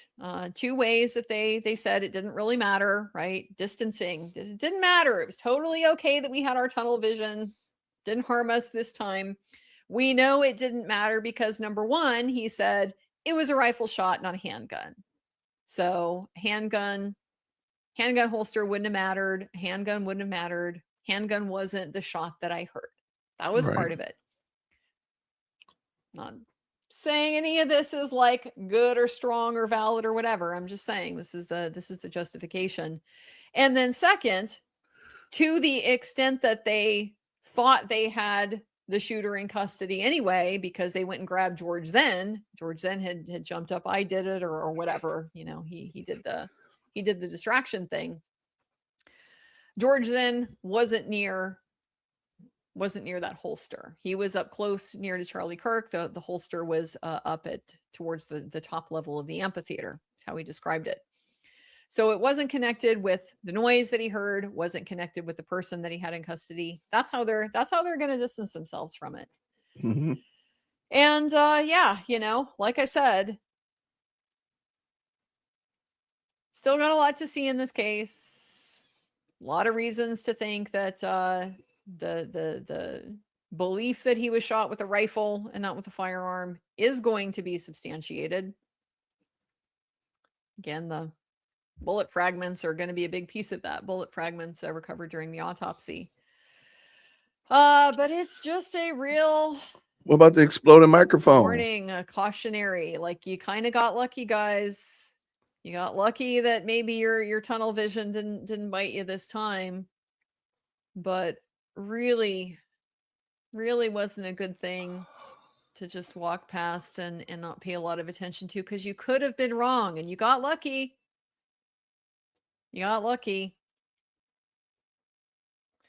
But that's kind of maybe all it is. I don't know. We'll see. Not a good thing. Definitely not a good thing. But there's also going to be lots of stuff like that too. By the way, I don't want to like catastrophize or make it sound like this is, you know, big mishandling or something like that. It's just not ideal. But very few investigations are ideal, particularly ones that are happening in the moment as events are unfolding, like this one. Because, like I said, there's just too much going on and there are priorities that conflict. I mean, your number one priority during an active shooting incident like this is safety. You get everybody safe. And if that means that you have to walk in areas that you would prefer otherwise not to because there could be evidence there that you could contaminate, it doesn't matter. You do it anyway because the safety takes the priority. And then only after the scene is secured, you're assured that there isn't an ongoing risk to people present, then okay, you can shift your priority to now it's time to preserve the evidence that's available.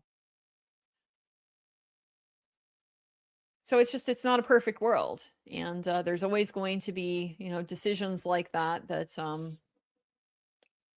they aren't ideal because humans are not perfect. The question is just going to be, how significant is it in the grand scheme of things in light of the totality of the evidence, which in this case, they're going to suggest it's small because we already knew it wasn't a pistol. We already knew it was a rifle. It was small. But then also just, how reasonable is their explanation? Does it make sense? Does it sound like they're kind of making crappy excuses that you don't really buy? Like, I don't know, the Sally Port just always records things backwards. Sally Port is crazy. No, nobody knew. I know what you did there. I caught that. You get to evaluate the credibility of the explanation. At least the jury does. Judge is a little bit more limited in this preliminary hearing context, but the jury certainly would be able to listen to this explanation and think to themselves, okay, is that plausible or not? And if you don't think it's plausible, then you don't necessarily have to give that explanation a lot of weight. The jury gets to decide all those things. But if you think it is, that's all you need. You're satisfied. Okay, they figured it was a rifle. That's why they didn't. Would have been nice if they had, but is it the game-changing piece of evidence? Why or why not? It's going to all fit into the totality of what gets presented.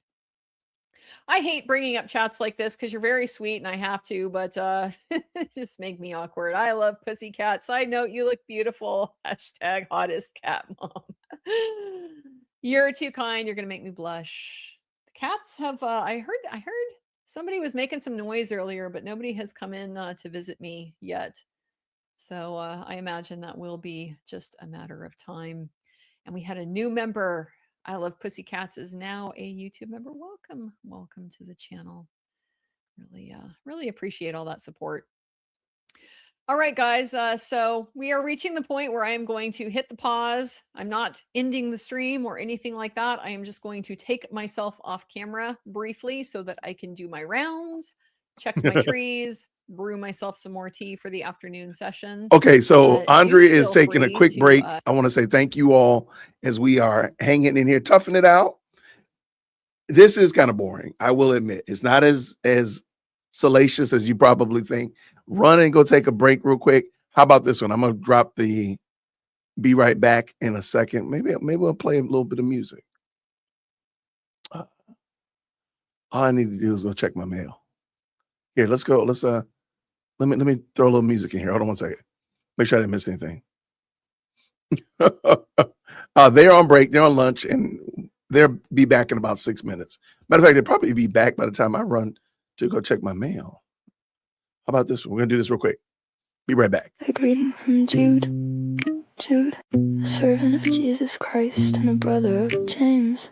To those who are called, loved by God the Father, and kept in Jesus Christ, mercy, peace, and love be multiplied to you. God's judgment on the ungodly, beloved. Although I made every effort to write to you about the salvation we share, I felt it necessary to write and urge you to contend earnestly for the faith entrusted once for all to the saints. For certain men have crept in among you unnoticed, ungodly ones who were designated long ago for condemnation. They turn the grace grace of our God into a license for immorality, and they deny our only Master and Lord Jesus Christ. Although you are fully aware of this, I want to remind you that after Jesus had delivered his people out of the land of Egypt, he destroyed those who did not believe, and the angels who did not stay within their own domain but abandoned their proper dwelling. These he has kept in eternal chains under darkness, bound for judgment on that great day. And like man or Sodom and Gomorrah and the cities around them, who indulged in sexual immorality and pursued strange flesh, are on display as an example of those who sustain the punishment of eternal fire.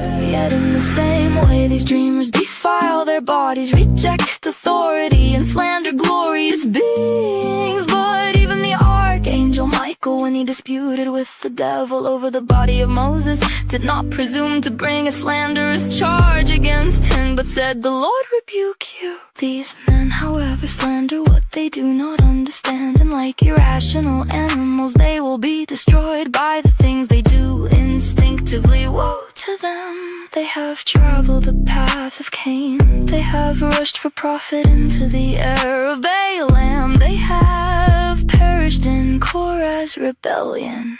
These men are hidden reefs in your love feast, shamelessly feasting with you but shepherding only themselves. They are clouds without water, carried along by the wind, fruitless trees in autumn, twice dead after being uprooted. They are wild waves of the sea, foaming up their own shame, wandering stars for whom blackest darkness has been reserved forever. Enoch, the seventh from Adam, also prophesied about them. Behold, the Lord is coming with myriads of his holy ones, to execute judgment on everyone, and to convict all the ungodly of every ungodly act of wickedness, and every harsh word spoken against him by ungodly sinners.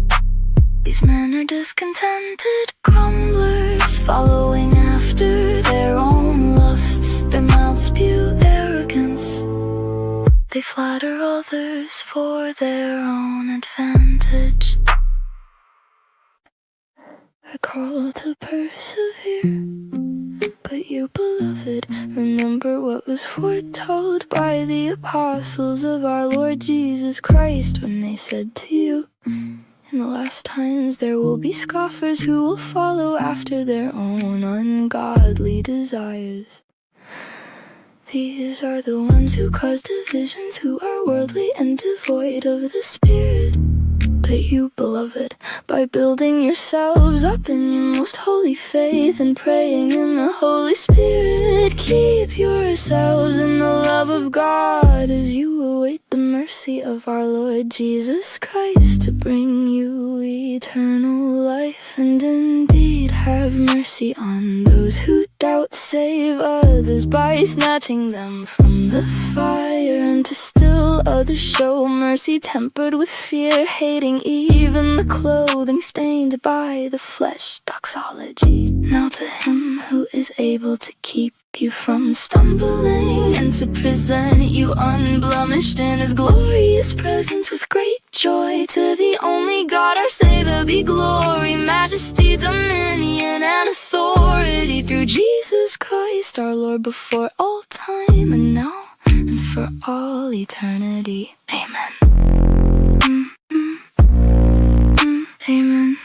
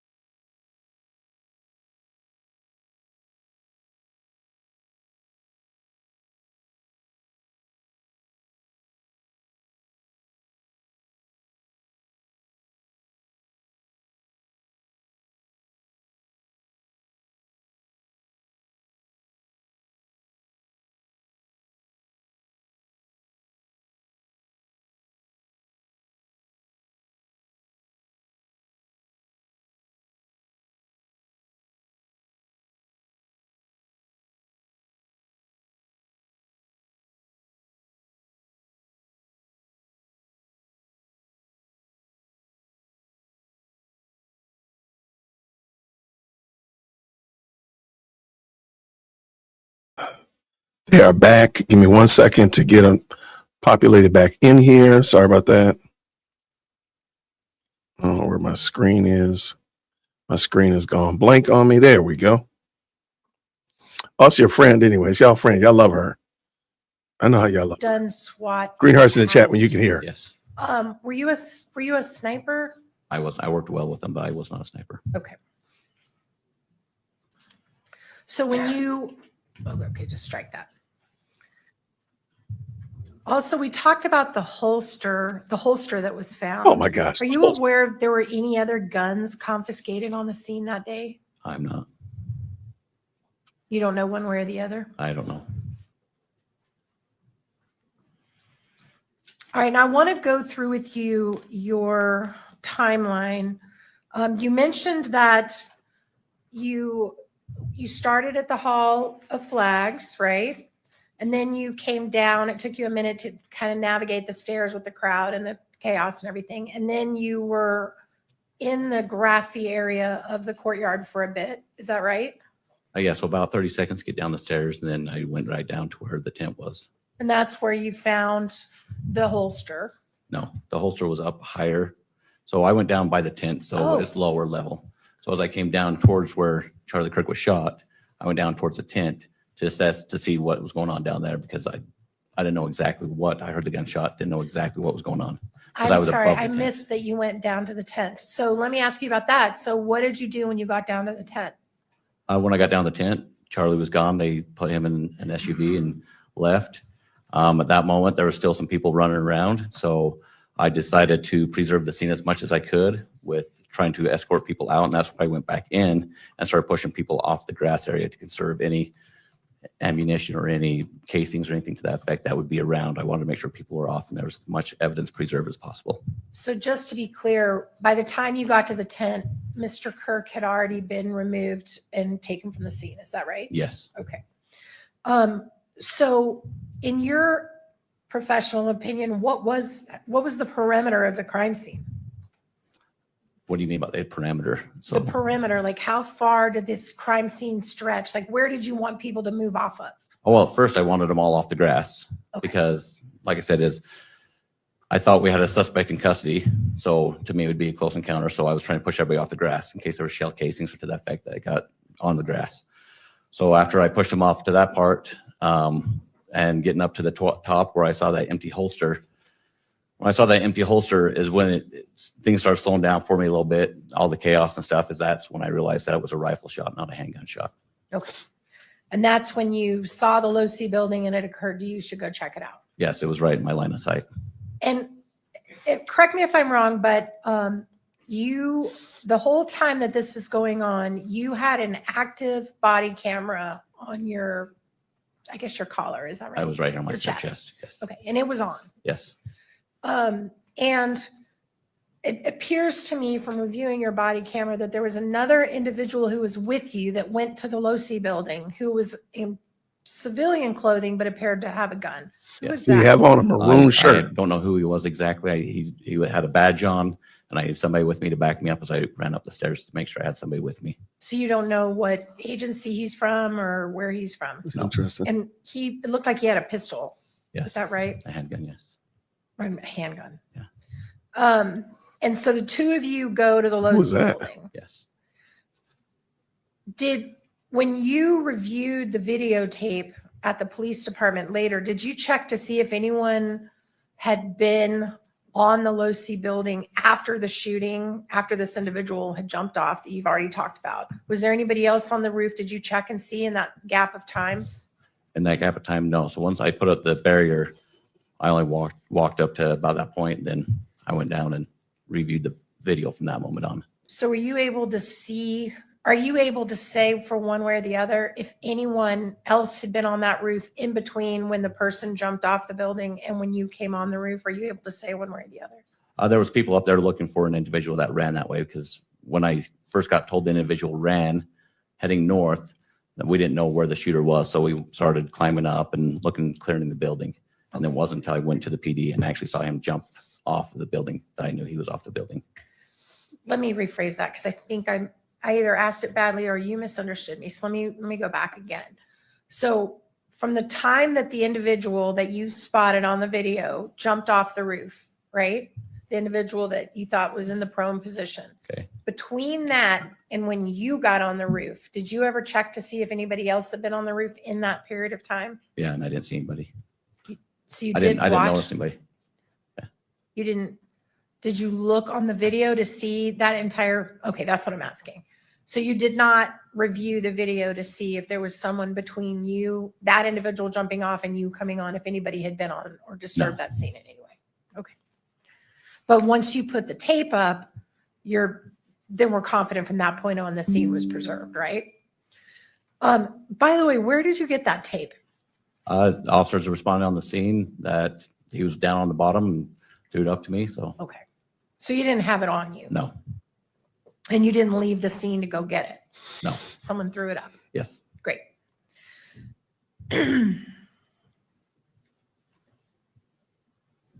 All right.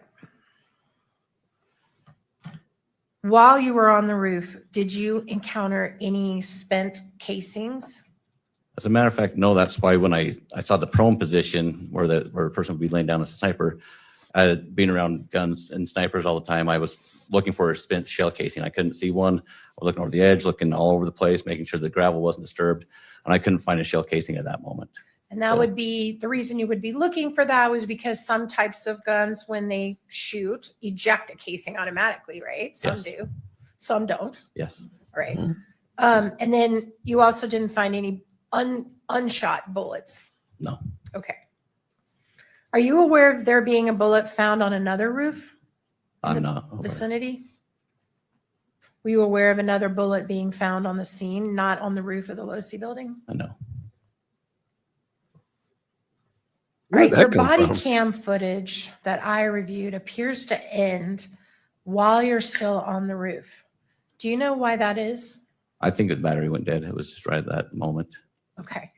And do you know, did you ever turn it back on that day or go get it I don't know, what do you have to do? Charge it or stick a new battery in it? I don't even know. Usually dock it, but no, I didn't go back. It was too chaotic running around.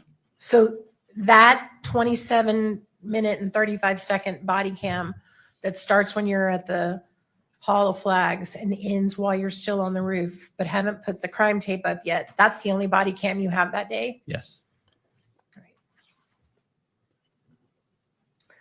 You mentioned when you went to the police department, you watched the video where you saw an individual up on the roof, Yes. right? And that individual was in the vicinity where you saw the disturbance in the gravel. Yes. And when you looked at that video, were you able to identify the individual's face? I know. Were you able to identify any markings on their clothing? I know. Were you able to identify their height? No. When we looked at the picture of I think you called it the sniper perch, somebody use your words. It looked like there was a measuring tape laid out next to it. Were you present when they measured like the distance, like how tall that person would have been? I was not. So you don't know what that is? I don't. Were you able to tell the person's weight from the video that you saw? I can tell he wasn't heavy set. So Okay. More of a skinnier person. Could you identify what shoes they were wearing? I could not. Could you identify anything about a hat or what was on their head? At the moment, no, I couldn't. And did you see a gun in the video? I saw a long black object in the left hand as he was running across the roof. And in fact, did you describe that in your report as a bag? I don't know. I have no idea. I don't know why. All right. I mean, she Let's has a report. pull that report back up, please.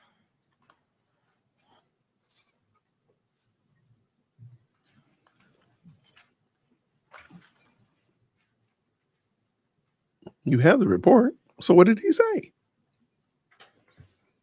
Oh, never mind. I don't think you mentioned what you saw. So in your report, pull that back up, please. Page 5 on the Bagley one. So looking at the second page, you're actually going to have to go to page 6, I think. You talk about what you saw on the video where they jumped off the roof. And again, I'm going to remind you of our conversation we had before about you understand how important these reports are. Yep. And do you mention anywhere in this report that you saw a gun? I did not. I just had an object. Did you mention that you saw that object? Is that on here? Nope. Okay, so you left that out. Oh, Now left you that looked out. at that over and over again?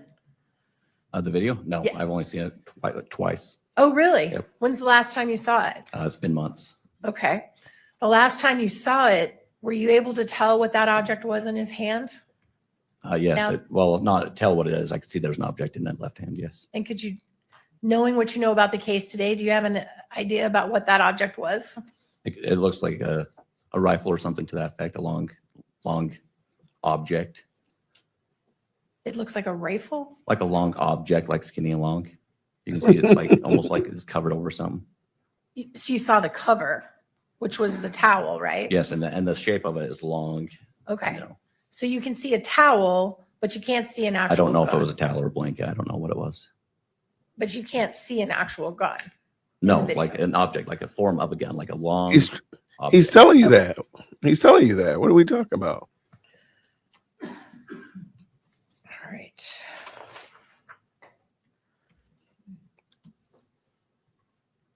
At the end of that day, what time did you leave the campus? I was probably like 9 o'clock that night, maybe somewhere around there. And did you come back the next morning and work some more? I came back the next morning. Yes, And you worked all day the next day? on and off. When you left at 9 p.m., did you or anyone else know who the shooter was on that day? I know, not that I know of. And when you came back the next morning and worked that afternoon, all that day, did you or anybody on that campus know who the shooter was? Not that I know of. Okay.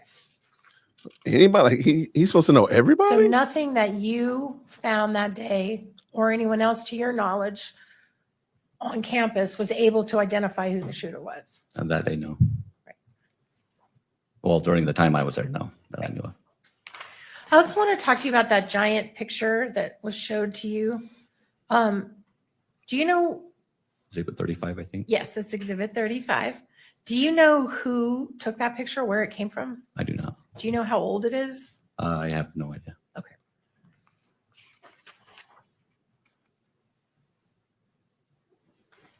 And the pictures you were shown, exhibits 1, 2, and 3, that you got up and kind of talked about and showed all the buildings and everything. Do you have any knowledge about where those pictures came from? Or I who guess took they them? were drone footage just taken from a drone. Do you know who was operating the drone? Like Sergeant Cam Nielsen from Provo Police Department. Provo Police Department. Had you seen those pictures before today?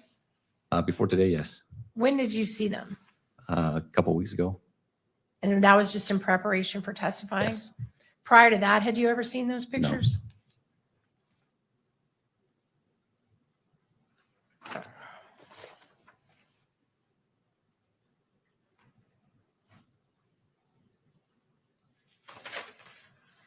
Can I have the court's indulgence for just a moment, Your Honor? You may, Ms. Just one Hester. moment.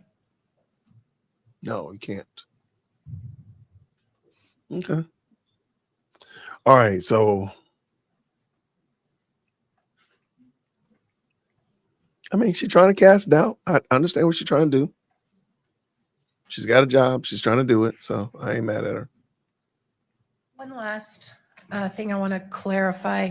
We heard you testify that Ms. Richards, or I don't know if she's Deputy Richards. She's a state employee for the forensic lab. So Ms. Melissa. Richards. Melissa. She is the one who took those nighttime pictures of the stuff on the roof. Yes. And you testified that she told you that that was what they looked like that day. Yes. When did you meet with her? I talked to her on the phone. It was several weeks ago in preparation for the trial. So prior to a couple weeks ago, you never discussed those pictures with Yeah, her? because I'd never seen them. Oh, so a couple weeks ago is the first time you saw them? Yeah. And did you write any kind of supplement to your report, to add on to your report, other than what we've gone through today, that one report you wrote? Have you ever written another one? I have not. That's all I have. Thank you, Your Honor. I tender the witness. Thank you, Ms. Nestor.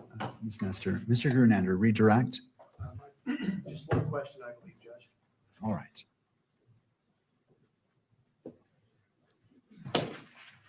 Officer Bagley, if we could pull up State's Exhibit 1. All right, let's do that.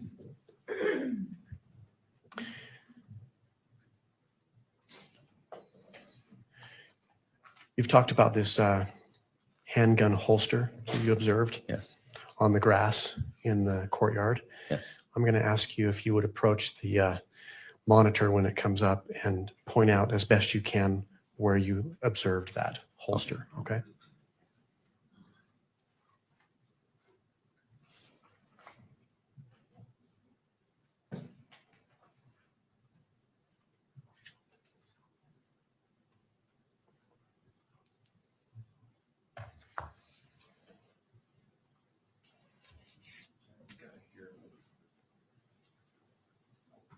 Oh, here we are.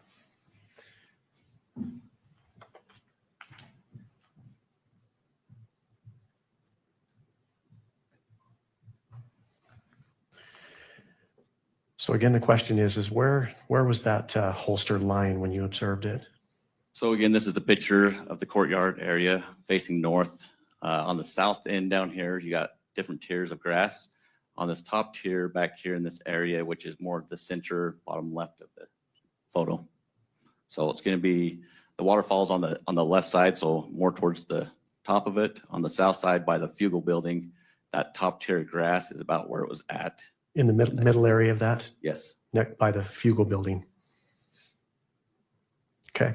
And that's where I could see straight up where the line of sight was. Okay. Thank you. Nothing further, Judge. All right. May this witness be excused. Yes, Your Honor. Yes. Thank you. Thank you, officer.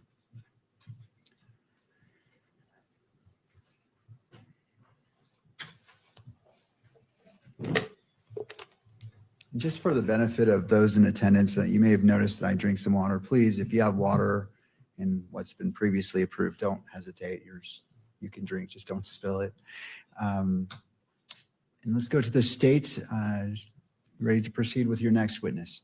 Thank you, Judge. The state calls David Hull. All right.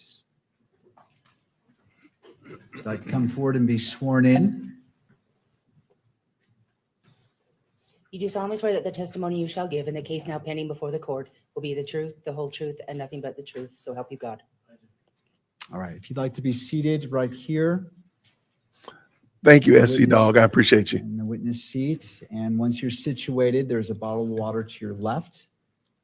And if you wouldn't mind, after you're seated, bringing that microphone closer to you so it picks up your voice. All right, counsel. Thank you, Judge. You're ready. Good afternoon. Afternoon. Would you please state your full name and spell your last? David Hull, Hull. And are you employed? I am, yes. Who are you employed by? I'm employed by the Department of Public Safety. And how long have you worked for the Department of Public Safety? I'm in my 12th year. Are you a peace officer? I am, yes. Are you post-certified? I am, yes. When did you receive your certification? 2015. And since that time, has your certification remained intact? In other words, has it lapsed or been taken away or anything like that? No, it's been continuous. You, I think you said you're in your 12th year. Did you already say that? Your 12th year with the DPS? Have you worked for any other law enforcement agency besides the DPS? No, just the state of Utah. What is your current assignment with the Department of Public Safety? Currently positioned as an investigative sergeant at Peace Officer Standards and Training. Was that your assignment in September of 2025? No, it was not. What was your assignment then? I was under the State Bureau of Investigations, Major Crimes Division as an investigator. Okay. Is SBI an acronym or an acronym that's commonly used to describe the State Bureau of Investigation? It is, yes. I can refer to it as the SBI and we're all on the same page, right? Yep. Okay. How long were you with the SBI? A little over 7 years. And what exactly did you do? What was your assignment with the SBI? I spent just under a year in the Alcohol Bureau and the undercover unit, and then the remainder of that time was with major crimes. Major crimes. What did that entail?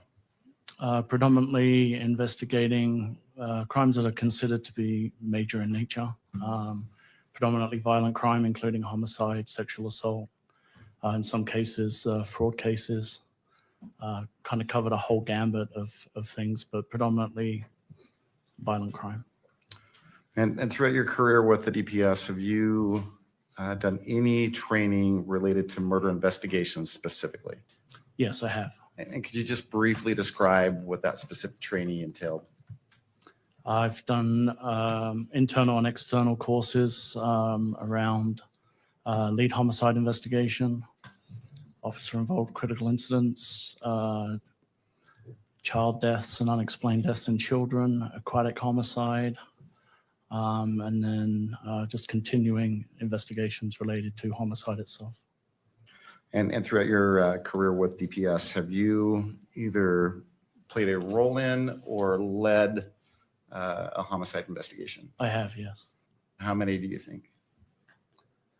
Either directly or indirectly, I've probably been involved in approximately 40 or so. And is that throughout the state of Utah? Yes, we assist throughout the state of Utah. Were you working September 10th of 2025? I was, yes. And did you work shifts? Did you work a certain shift that day, or how does it work at the SBI? Kind of work 24/7, 365, but predominantly Monday through Thursday, office hours. Okay. On that date, were you asked to respond to the campus of Utah Valley University? I was, yeah. I was at the office in Taylorsville, and I was asked to respond down to Utah Valley University. Okay. And what did you understand was going on at UVU that day? I didn't know much. I had been told that there was some kind of an event and an individual had been shot. Did you have a name? Someone had told me that Charlie Kirk had been shot. At that point in time, were you familiar with Charlie Kirk? I was not, no. Okay. Did you end up responding? So when you found out that there was an event, that it was Charlie Kirk that had been shot, that was while you're still up in Taylorsville at your office?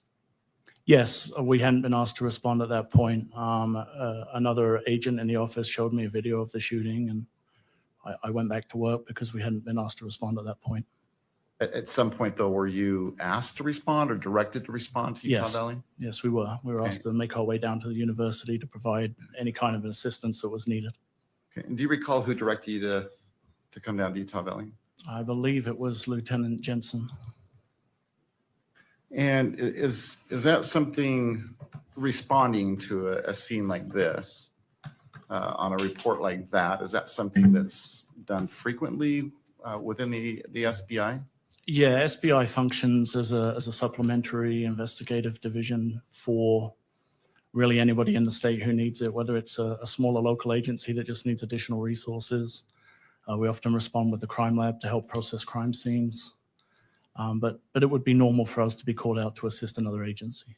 Okay, so we understand correctly, when you were first directed to come down to Utah Valley, you were just coming down to give whatever help you could provide. Correct. Okay, that eventually changed. Yes, yeah. Okay. My assumption was we were responding to assist process a crime scene, essentially. Prior to September 10th, 2025, how familiar were you with the Utah Valley University campus? Not very. I think I maybe had been there once before. How about from September 10th onward? Did you become more familiar with the campus? Became a lot more familiar with the campus, yes. And in what way or how? Both in walking the campus and looking at the incident scene, in viewing surveillance video of the campus and the surrounding areas, and just my general involvement in the investigation. I became a lot more familiar with the buildings, the amphitheater and the surrounding area, and the campus itself. All right, and we'll come back to that here in a moment. Who else responded to UVU from the SBI? Originally, I thought it was just myself and a couple of others. I remember Sergeant Falmina, Sergeant Bricker, Sergeant L. Schultz, Sergeant Clark, Agent Brian Davis, and a number of other agents were arriving or were on scene when I arrived there. Do you recall if other law enforcement agencies responded that same day? Yes, there was a large law enforcement presence. federal entities, I believe the FBI, the DEA, ATF, I think some U.S. Marshals. There was obviously our state presence, and then there was county and city and local agencies on scene also. So had all these folks responded by the time you got here, or had they responded prior to, or? Some could have been on scene prior to, some were arriving while I was arriving, others arrived later.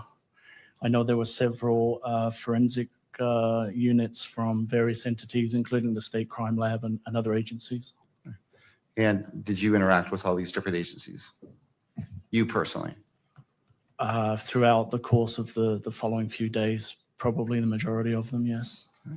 I think you related that originally the SBI was directed to come down just to see if you could help. Is that fair to say? Yeah, that was all I knew when I left the office, was that go down and see what services, what can you do to help. And I asked you earlier if that role changed, and I believe you said it did. Mhm. So let's talk about that. How did your role change from what you initially came down to do to whatever it evolved into? Having been on scene for a little while, there were some conversations and discussions that took place. And I was informed by my lieutenant that myself and Agent Davis would be taking lead on the investigation on behalf of the State Bureau of Investigations. So the SBI was going to be the lead investigative agency? Correct. And you were going to be the lead case agent? Yes, sir. Along with Agent Agent Davis. Davis. Yep. Okay. What does it mean to be the lead investigator or the lead case agent? Depends on the situation, but predominantly you're responsible for kind of directing the investigation, coordinating information that is coming in. Typically, scenes are fairly chaotic initially. So you're trying to process as much information as possible and make as much use of the available resources that you have. Kind of an organizational role would probably be a good way to describe it. Okay, so you played an active role in organizing? In coordination with the administrations of all of the agencies that were on scene. Yeah, we were trying to coordinate efforts and get to pertinent information as quickly as possible. Do you recall whether assignments were made, at least with the SBI agents that responded with you? Yeah, we have a core group within major crimes that were assigned specific tasks. Okay. And do they include the agents that you mentioned just a minute ago? Yes, I believe so. So each one of those agents with the SBI were given a specific assignment? Yes, with the information we had, the agents were assigned to do specific things. And do you remember specifically what assignments were given to whom? Yes, Sergeant Falmina was asked to coordinate with the State Crime Lab and the responding crime scene techs to manage and process any identified crime scenes. Sergeant Mark Bricker was put in touch with UVU's surveillance and operations team to start working through any available footage or information that we had that had been recorded. Sergeant Clark was tasked with the area canvas around the campus area, looking for information or any available information from the immediate area around campus. Sergeant L. Schultz was working with the SIAC and other administration to try and manage the flow of information that had started to occur. Okay. You said that initially when you showed up, things were a bit chaotic. Yes. Did that have something to do with all the different agencies that had responded? Yes, and I think initially there was still some uncertainty as to whether we were working with an active shooter or an active crime scene. The campus is spread over a large area, and so getting that deemed to be safe is quite a process and involved a lot of people. Gotcha. Do you know if the campus was deemed safe eventually? Eventually, my understanding is the campus was locked down and secured, and we were able to start getting people in to start processing crime scenes and doing additional things. Okay. You said it sounds like that chaos eventually subsided. You got organized and assignments were made. What was the first thing that you did as lead investigator? It kind of became organized chaos, but we did have a plan, and our priority was determining whether we had an ability or a way to be able to identify who had been involved in the shooting. That was our primary focus at that time. Did that include collecting information that was becoming available? Yes, we were getting a large volume of information from the general public, phone tips, people sending videos. Analysts were scrolling through social media and social sites as people were posting information onto the internet. So there was a lot of information coming in, a lot of things that needed to be processed through and worked. Okay, were videos coming in? Yes, cell phone videos were coming in. If you imagine there's 3,000 people at an event and everybody has a cell phone, there was a lot of information that people were willing to share with us. Do you know whether you or someone else with the SBI collected or received a video from an Amanda Wright? Yes, yeah, I know a cell phone video was collected from Amanda Wright. Okay, and do you know Or Amber who? Wright. I'm Is it sorry? Amber Wright? Oh, I'm sorry, Amber. Well, you tell me, Amanda or Amber? Amber. Okay, I apologize for that wrong first name. Do you know who or how that video was collected? Yeah, I spoke with Miss Wright directly on the phone to arrange a time to go and collect that video. Unfortunately, she wasn't available that day, but Agent Davis was able to go meet with her directly and collect the video. Do you recall what date you actually spoke to Miss Wright? If I can refresh my recollection, I specifically. Sure, let me ask you this before you do that. Yes, sir. So you have in front of you what, your police report? I have some notes and a timeline from my Okay. investigation that was part of discovery. And referencing that timeline or those notes, will they help you recall the date that you called Miss Wright? They will, yes. Okay. Why don't you go ahead and refer to that? Don't read from it out loud. Just take a minute. Let me know when you've come across that information and once you've refreshed your memory. Your Honor, when he's done, may I take a look at the materials as well, please? You may. Miss Wright was contacted on April 7th. Did you want? All right. Ms. Nestor, if you'd like to come forward, you may. approach, Your Honor? April 7th. I mean, she's got to do her best, but my goodness, in the morning, some of her requests are just, I don't know why they're just aggravating. Like, why? Why? Yep. Why, Brenda?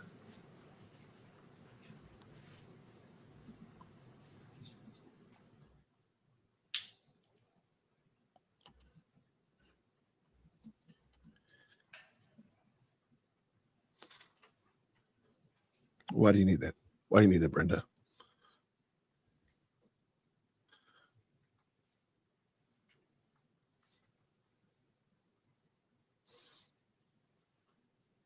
I mean, I understand why she's doing it, but it's just annoying.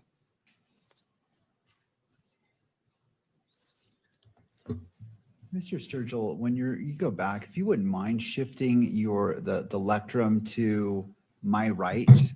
You're right. Yes, it just appears when the camera's focused on you, just the way it's positioned, you're in front of the witness, and we just want to make sure that. Yeah, it's not going to go that far, Judge. Is that going to be far enough? I think that is sufficient. So, all right, thank you. I appreciate your Yeah, help I with did that. just check from the, are we still connected? Okay. All right, let's make sure that Mr. Sturgill is picked up. Okay. All right, you may proceed. Thank you. And if I could make So- if I could make a correction to that, I think. Well, let me ask you this first. So he needs to ask you a Yeah, question. okay. So, Mr. Sturgill. So you've had a moment to look at your Yes, sir. notes? Did that help you remember the date that you contacted Miss Wright? It did, yes. Okay. Why don't you go ahead and tell us what date you contacted Miss Wright? I contacted her, I think it was April 6th specifically, but Agent Davis met with her on April 7th. Okay. Well, that was going to be my next question. So you actually talked to her on the Would was that it have on the changed phone? anything? It though? was, yes. And did you arrange a time for either you or Agent Davis to go get the video from Miss Wright? Is Yes, that how it happened? yes, And then you didn't go, it was Agent Davis that went. correct. Okay, gotcha. Hey, what's going on? Edie, how are you, friend? And what, if anything, has been done with that video in preparation for today? My understanding is that some edits were made by your office in order to protect some of the participants in the video. Okay. But let me ask you this. Did you or Agent Davis visit with Miss Wright again? Yes, that was in April. And that was where my correction was. The video was originally provided to Agent Mortensen. Okay. So I misspoke. Okay, let's let's go back and let's make sure this is very clear. Sure. Okay, so someone with the SBI collected a video Yes. from Amber Wright. Yes, Agent Mortensen contacted Miss Wright on October 8th, and a video was provided to him electronically on October 11th. Okay, and now I'll ask the next question. What, if anything, has been done either by you or another agent with that same video in preparation for today's hearing? We contacted Miss Wright to arrange a meeting so that Miss Wright could review the video and that we could verify firsthand with her that the video was what she had taken on September 10th at the event at UVU. And who had that follow-up visit with Miss Wright? That was Agent Davis. I was not able to attend. Okay. And you know that happened because you spoke to Agent Davis? I spoke to Agent Davis and he provided me with a written statement that Miss Wright had completed. Okay. An 1102. And so you have seen that written statement? I have, yes. Okay. And you've read through it? I have. Does that, do you recall whether that statement was on a form or a piece of scratch paper? What do you recall? My recollection is that it was on an official, I believe, a State Bureau 1102 statement, which is a written form that is filled out by a witness that contains the 1102 warning. And by that, do you mean the advisory, the statement that's written on that piece of paper is going to be used at a preliminary hearing? Yes. It includes that advisory. Yes. Does it also include a warning that if someone provides a false statement, in this case, Ms. Wright, that it could be punishable by a Class A misdemeanor? It does, yes. All right.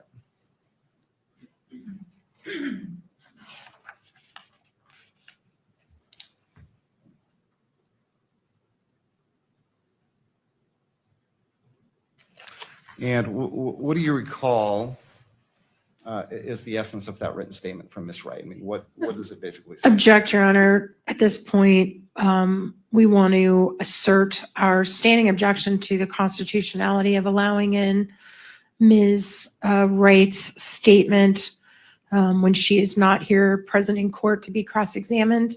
We did include those constitutional arguments in our standing objection.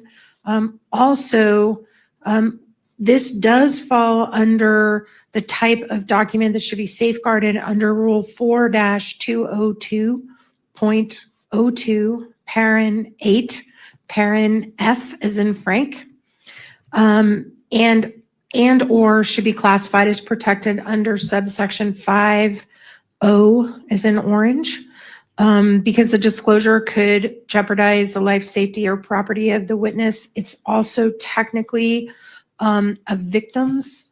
I mean, if she's present under the current theory and the information, she's technically could be classified as a victim of the event. So it also should be protected under that. So we would object to it being read in public. It would not be admissible at trial in the current format that it is due to its hearsay nature. We do think it would negatively impact our client's right to a fair trial. And furthermore, I believe the witness herself has requested that, particularly because the video contains images of minor children, which I know the state has made an effort to redact, but nevertheless, the reference to the minors, I think, would still fall under the protection. And so for all those reasons, we would object to that coming out in public and being discussed in the public forum and being published in any way. And we object to it coming in. All right. And so if you wouldn't mind just restating the rule that you're relying upon so I can fully look at your objection. It's the UCJA, the Utah, Code of Judicial Administration. I just blanked. The Utah Code of Judicial Administration for Rule 4-202.02, parenthetical 8, parenthetical F as in Frank, and or parenthetical 5 and parenthetical capital O. All right. Thank you. I'm just Yes, sir. getting there. I want to review this before I hear from Mr. Sturgill. All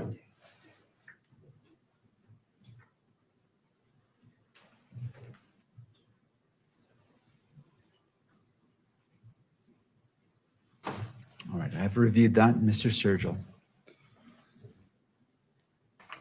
Well, Judge, let me address, I guess, a couple of things. Ms. Nestor actually brought up, I think, both the 1102 statement that we intend to introduce and sort of referred to the video. So let me address each of those one at a time.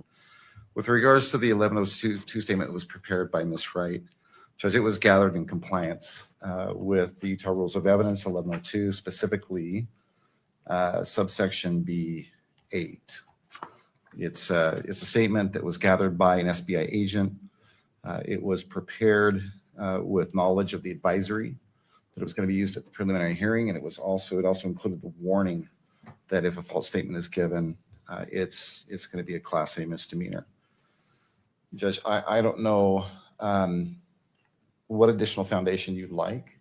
Well, that's kind of where I was going, Judge, is I was trying to lay a little bit more foundation just to introduce that statement alone. I haven't got yet to the video. But with regards to the 1102 statement, it has been collected in compliance with Rule 1102. As I stated, B3 or B8. And as we all know, Rule 1102 allows reliable hearsay, as does the state constitution, Article 1, Section 12. So what exhibit will this be? I want to look at it not for the purposes of, as the magistrate taking it into evidence, but see if it comports with Rule 1102 as stated, because I haven't seen it. Sure. And I haven't done the analysis to see if that objection is. Judge, it is State's Exhibit 6.1.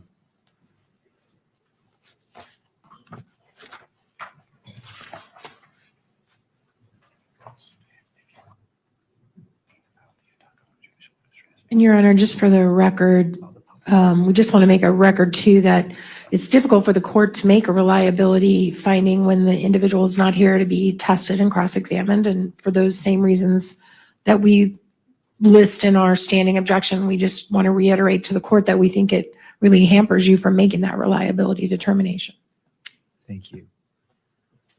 Anything further, Mr. You got to give her props. She's Well, trying. just that- She's that trying. 1102 doesn't require that, Judge. It doesn't require that the witness be here to corroborate the statement that they've already prepared. This is the trials for. All right.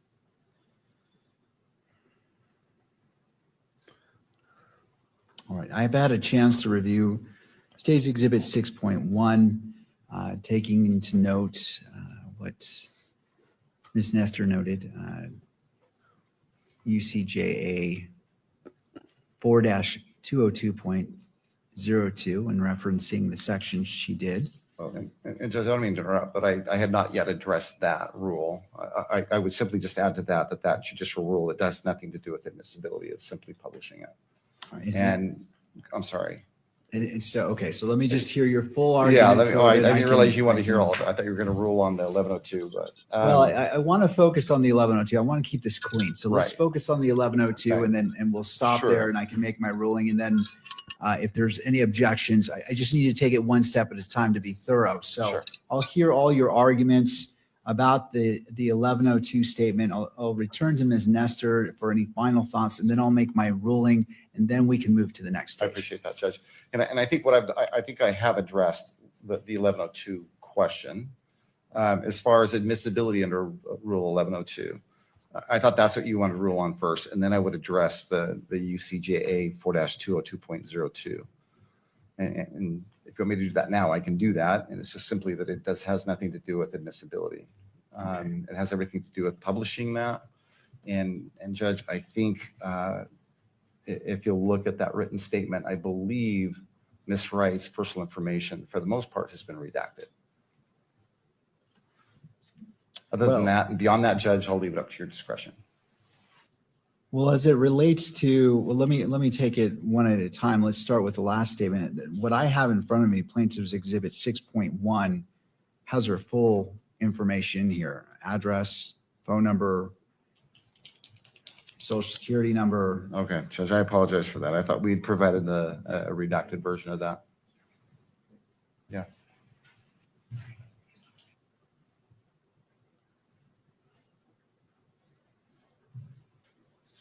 Dang, don't be doxing people. Why do you have all of her information? She just gave you a video. Like, what in the world? What's going on here? I think we provided you with an unredacted version some time ago. The version that we have and are prepared to present today is a redacted version. Could I have a copy of what you're intending to admit into evidence so I can consider what's before me?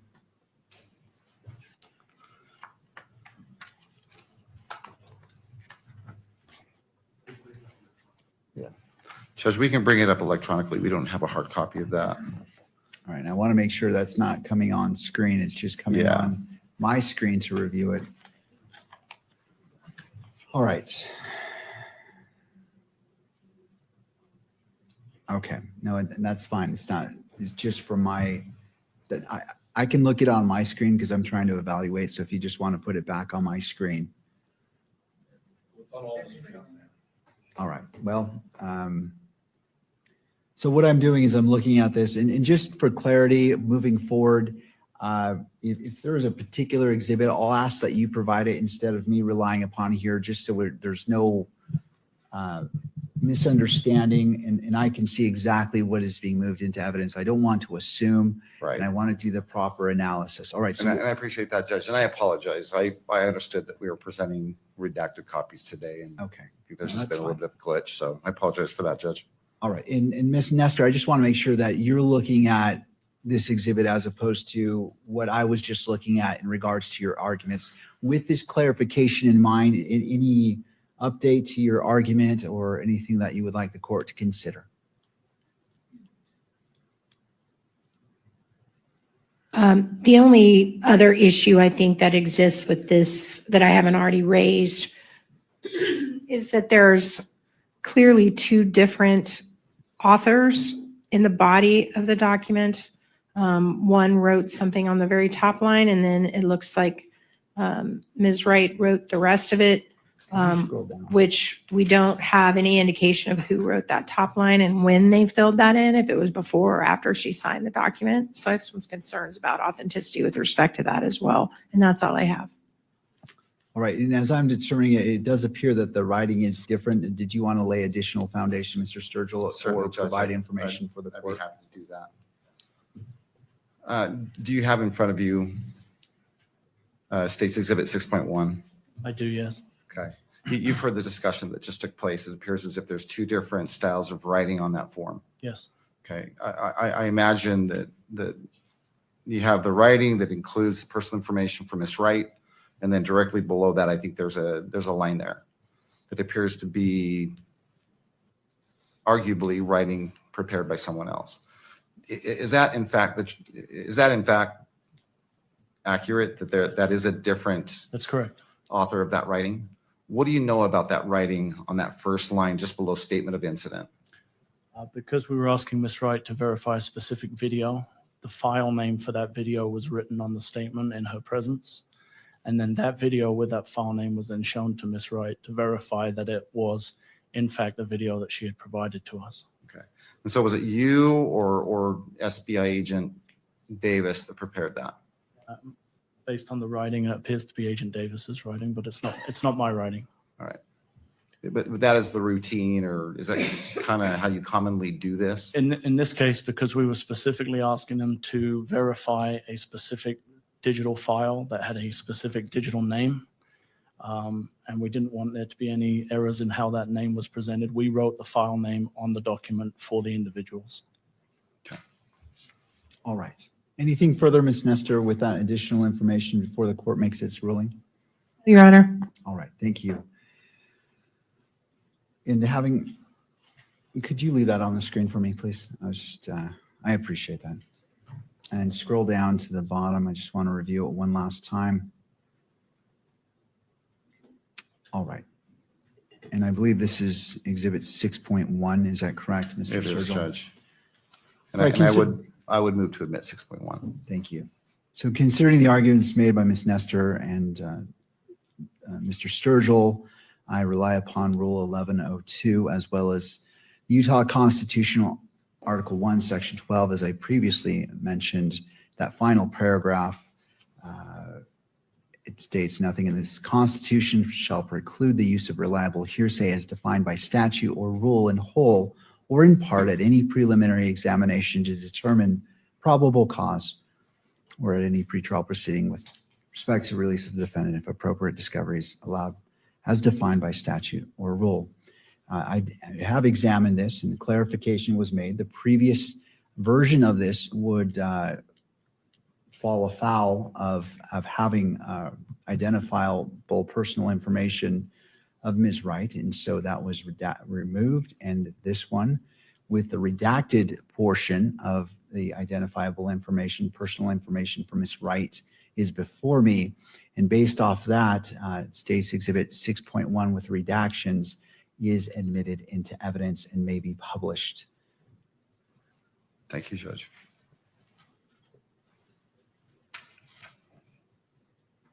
Agent Hold, that statement that was prepared by Ms. Wright, what does it state with regards to the video that you showed her that day, or I guess Agent Davis showed her that day? It states that she's confirmed that she did review the video and that it was a true reflection of the video that she took on September 10th, 2025.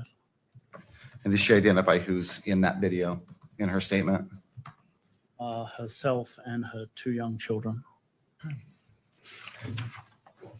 If we could just have a clarification on the court's ruling. So I understand the court overruled and published, and I accept the ruling, but I thought under the court's previous order that the media was not going to film exhibits. And they are filming the ones that are on that screen. So I guess I just need to clarify that, Your Honor. I'm sorry. No, and I appreciate the clarification. It's important. What my ruling when we came back from break was if you're objecting specifically to the exhibit and then to the exhibit being published in the courtroom and then the exhibit being published, which can be captured by media, if that's not specifically addressed, I am going to allow it. So I didn't hear a specific objection to that. So I appreciate you bringing that up, but that's how I'm looking at every single objection, just for clarity of the record.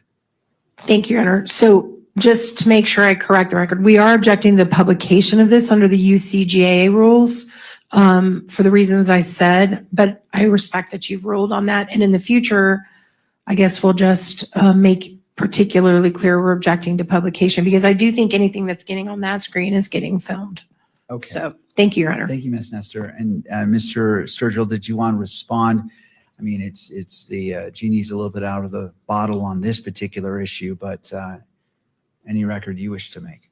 Judge, we're simply going to seek to admit each one of these exhibits, and then we're going to leave it up to Your Honor's discretion whether to publish them beyond, well, to what extent you want to publish them.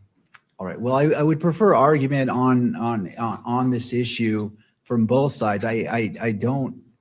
This is the burden of the state, so I don't want to exceed my lane by just assuming. So I'll leave it to you to make the argument what you're requesting.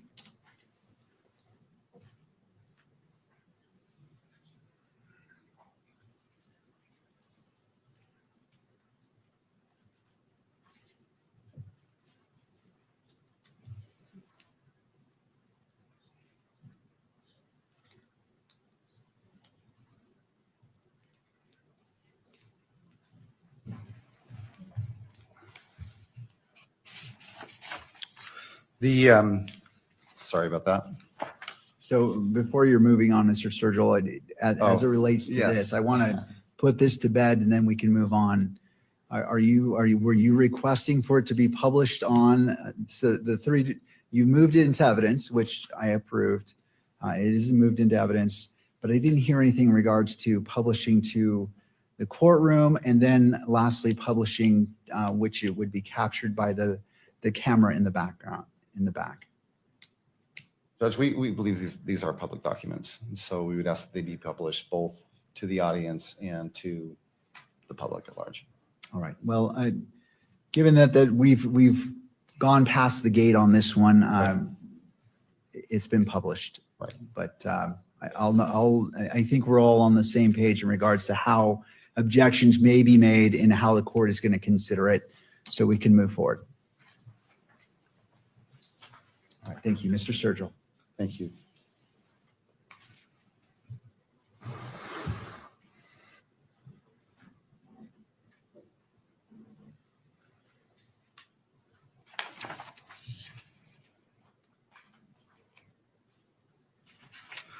Have you personally watched Miss Wright's video? I have, yes.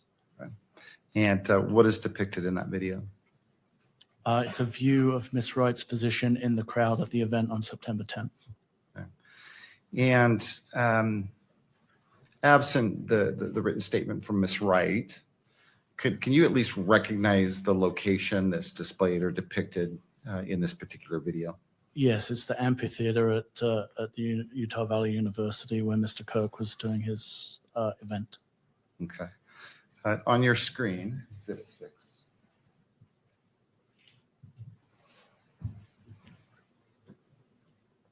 Do you see anything on your screen yet?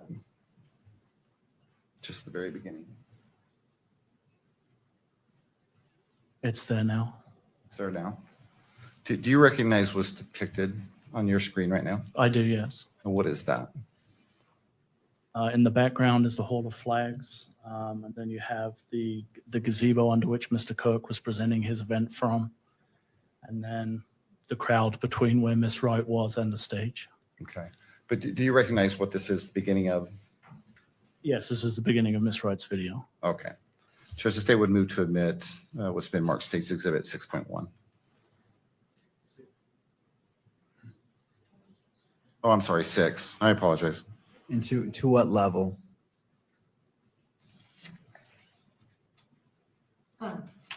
Your Honor. Hold on, Ms. Nestor. I just wanted to get the clarification, and then I'll certainly turn to you. So the levels of admitting into evidence, then the next level is publishing it to the courtroom, and then the next level is publishing it in a way that is captured by the media. What is your full request? Judge, we'd ask that, first of all, it be admitted, that it be published here within the courtroom, and then that it also be published to the public at large. All right, and I'm not quite sure what this particular video is showing. Could you lay a little bit more foundation or proffer that what this is? Sure. You've seen this video, Agent Hall? Correct. What's depicted in this video? The crowd and the beginning of Mr. Kirk's presentation to the audience in the amphitheater at UVU on September 10th, 2025. Okay. Does it depict Miss Wright?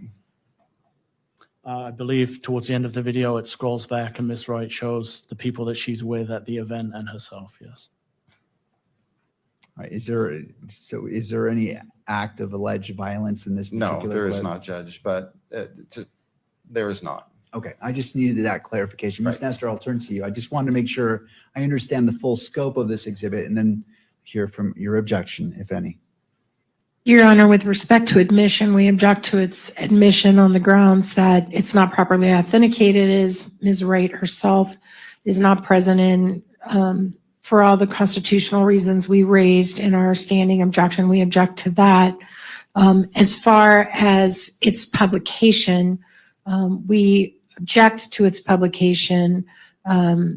It definitely is something that in its current form without her here would not be admissible in any place other than a preliminary hearing. And we feel like this would really impinge on Mr. Robinson's right to a fair trial. And so we're asking it not be published, and certainly if the court does publish it, that it certainly not be filmed. Thank you. Mr. Sturgill, any response? Judge, Rule 901 addresses authenticating or identifying evidence to satisfy the requirement of authenticating a document, or I guess authenticating a piece of evidence. So I'm wondering, why does it matter right now? Because it's just whether or not the evidence is admissible. She's going to be, you can have her come to court when the trial actually starts and she can authenticate it then. Like, why throw it out now as if you can't have her come in, because you're not cross-examining the evidence anyway. So it's whether or not the evidence is legitimate. I think the evidence is legitimate. Okay, let's keep it going. I don't think the evidence is legitimate, but we'll see when she comes in and we'll go from there. I don't see why this, maybe I'm missing something. The proponent, which in this case is the state, must produce evidence sufficient to support a finding that the item is what the proponent claims it to be. And then the rule goes on to explain or provide examples of how this rule can be satisfied. And at the very top, under subsection B1, is testimony of a witness with knowledge. That goes on to say that testimony that an item is what it is claimed to be satisfies this authentication rule. Judge, you have an 1102 statement prepared by the person who actually caught these images on her camera or on her phone. And so, Judge, I think that alone sufficiently authenticates the document. And then even further than that, you have Agent Hull, who has reviewed the video himself and authenticates it, at least with regards to location. Thank you. As it relates to admissibility of this exhibit, I believe this is State's Exhibit 6. Is that? It is, Judge. All right. Mayor, I'm sorry to interrupt. Can I add one more thing just for the record? For purposes of publication question, under UCJA 4-202.02, parent 4, parent R is in Richard, photograph, film, or video of a crime victim are designated as private court records. And I do think that based on what the state has previously referenced, they are perceiving that everyone in the audience is a potential victim. And so we think it shouldn't be published under that rule. Thank you. Mr. Sturgill, on that final point. Judge, I appreciate that argument from Ms. Nestor. And we don't necessarily disagree, but to that end, to protect who we believe is a victims in this video, I believe their faces have been blurred out. Oh, I see. Ms. Nestor, have you? That makes sense. I think it's only the minor children whose faces are blurred out, not Ms. Wright, if I'm not mistaken, unless it's been subsequently altered. My recollection is they've all been blurred out. All right, I need to view this again. So let's just put it on my monitor. Again, I'm just trying to make sure that in order for make a ruling on this, I need to view it. So let's put it on my monitor, play it without any sound. Okay, my understanding is the prosecution has control of this exhibit. So what I'm asking is that the sound be turned off, if there is any, and just go ahead and play it. And it's only on, it's on all the parties' monitors, because I want you all to view it, because that can go directly to, as you've mentioned, Ms. Nestor, whether it's possibly admissible. So let's go ahead and play that.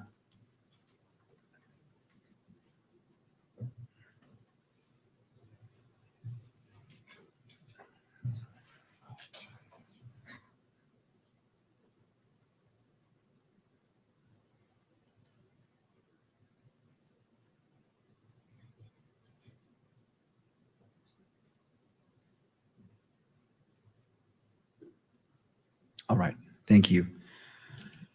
Based off what I've watched, there was some blurring of faces, but not of all the faces. And so I'm going to rule that it is admissible.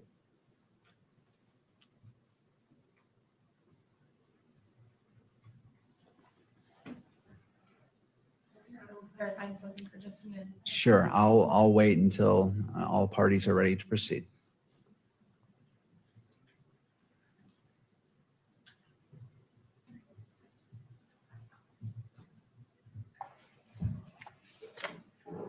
So anything further? I just want to make No, sure. Judge, you've had a chance to watch that. I did. So I'm ruling that it is admissible into evidence. Again, taking into consideration the analysis the court's talked about in regards to 1102s and this particular piece of evidence as it relates to the 1102 video, the 1102 statement 6.1. And I'm going to allow it to admit it into evidence. And because the faces of the alleged victims are not all obscured, there are some that are visible. It's not going to be published to in-court monitor, and obviously not to to be filmed by the media. So the court will receive it into evidence. The court will watch it again right now, and then we can continue to proceed. Very good. Thank you, Judge. So if to the state, if you would like to play it again for me, I'm viewing it as it relates to consideration as the magistrate. Your Honor, sounds like an issue that's going to come up again. I represent the news media. Can I be heard on this issue? Yes. I just wanted to address it. I've tried to be quiet. I just wanted to address it now because it's going to keep coming up, it sounds like. The classification rule that Ms. Nestor is citing and that Your Honor was just reading is not about in-court exhibits.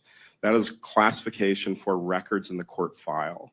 So it is a fundamentally different thing when we are in a public proceeding and the state is presenting an exhibit that you are relying on and the public is being denied the chance to see it. That is a fundamental violation of the right of access. And it's a qualified right, and I recognize that. But that's not the ruling that you just made. You're just ruling based on the Code of Judicial Administration, which doesn't have anything to do with when something is presented in a public proceeding. So while I recognize there are certain things where I understand that you were going to make an exhibit by exhibit evaluation based on certain exhibits that may, be somewhat, may cross the heavy threshold of being so prejudicial that they cannot be shown in public. That is not this. And so I just wanted to make clear that the things that are in Rule 202 are not, when it is presented in open court as an exhibit for you to rely on, the public is entitled to see what you're seeing so that they can understand what your decision-making process is. And so this one, it doesn't sound like this sounds pretty anodyne to me. It's not even depicting the shooting. I just wanted to clarify that the classification issue about when, we're filing things with the court, and we say like this, maybe we file a motion to classify. That's not the decision that you're making today. The decision you're making today is the state is presenting something to you. You're watching it. You're making a decision based on it. And the people in the gallery have the right to see that. Whether you allow EMC of it is a different question. And we think that the EMC should be allowed to, for reasons that we briefed. But I do think that it at least should be published to the courtroom. Thank you. Thank you, Your Honor. To the parties, do you wish to respond? State is not. We'll submit it. Well, Judge, I'm sorry. Oh, hold on. Okay, so I'm sorry. we'll go to Ms. Nestor Go first ahead. and then to the state. No, Your Honor, thank you. Mr. Sturgill. The only other additional observation I'd make is with regards to this video and this video only, the state doesn't believe that the defense really has standing to make an argument on behalf of the victims in this case. All right. All right, based off of what's been presented in recognizing the argument from the media, I see the differentiation and how they are differentiating the rule that was cited versus what was presented. So I'm going to go ahead and rule that this may be played in the courtroom, but not be captured on video. So to the camera operator, I just want to make sure that it's going to be playing on that, but I don't want it captured. I appreciate the patience of the parties as we were going through the many layers that need to be addressed on exhibits such as these. So we'll go ahead and once that's ready to be played, let's go ahead and do that.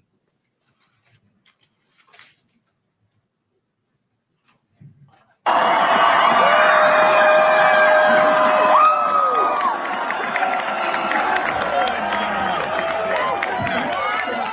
a lot of people, Utah, I'll tell you what.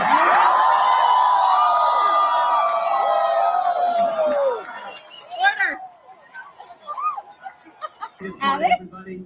You know how it works. Thank you. And that concludes Exhibit 6. Correct. Thank you. Mr. Sturgill, you may continue. Agent Hall, did you or any other SBI agent collect additional video? Yes, there were other videos collected. What additional video did you collect? A cell phone video from Mr. Phillips was collected. And do you know who or how that video was collected? Yes, Agent Schultz made contact with Mr. Phillips September 29th of 2025, and that video was provided to him.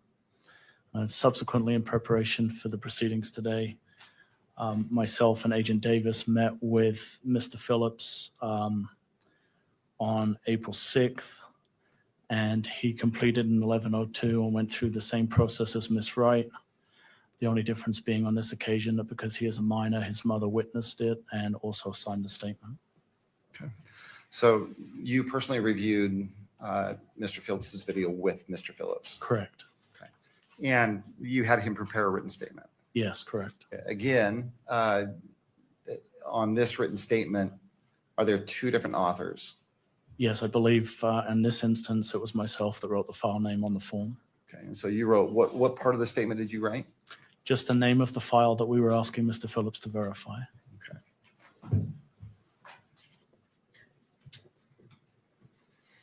I'm going to have exhibited on your screen what's been marked States Exhibit 7.1. And this should just be for Agent Hall. That's on my screen. Is it on your screen? Do you recognize what that is? I do, yes. What is that? The State Bureau of Investigation 1102 form completed by Mr. Phillips. Okay. And did you gather that from Mr. Phillips? I did, yes. And again, does this statement include the advisory that is going to be used in lieu of his testimony at prelim? It does. And does it also include a warning that if he makes the author makes a false statement that could be punishable by being charged with a Class A misdemeanor? It does, yes. Okay. Anything about this exhibit look different than the day you collected it? No. Okay. Just the state would seek to admit Exhibit 7.1. Ms. Nestor? Thank you, Your Honor. We would object to the admission on the grounds that this video does in fact show a close-up view of the shooting of Mr. Kirk and grievous injuries in very stark relief. And because of that, we are particularly concerned about our constitutional claims we have made and our standing objection in terms of our ability to get a fair trial if this is published. And I think, again, we have the same issue with the court, being in a position where you're having to make a reliability determination without the opportunity for this individual to be cross-examined. Also, I do think the fact this is a minor that completed this form does make it protected. He's also potentially a victim under the same theory.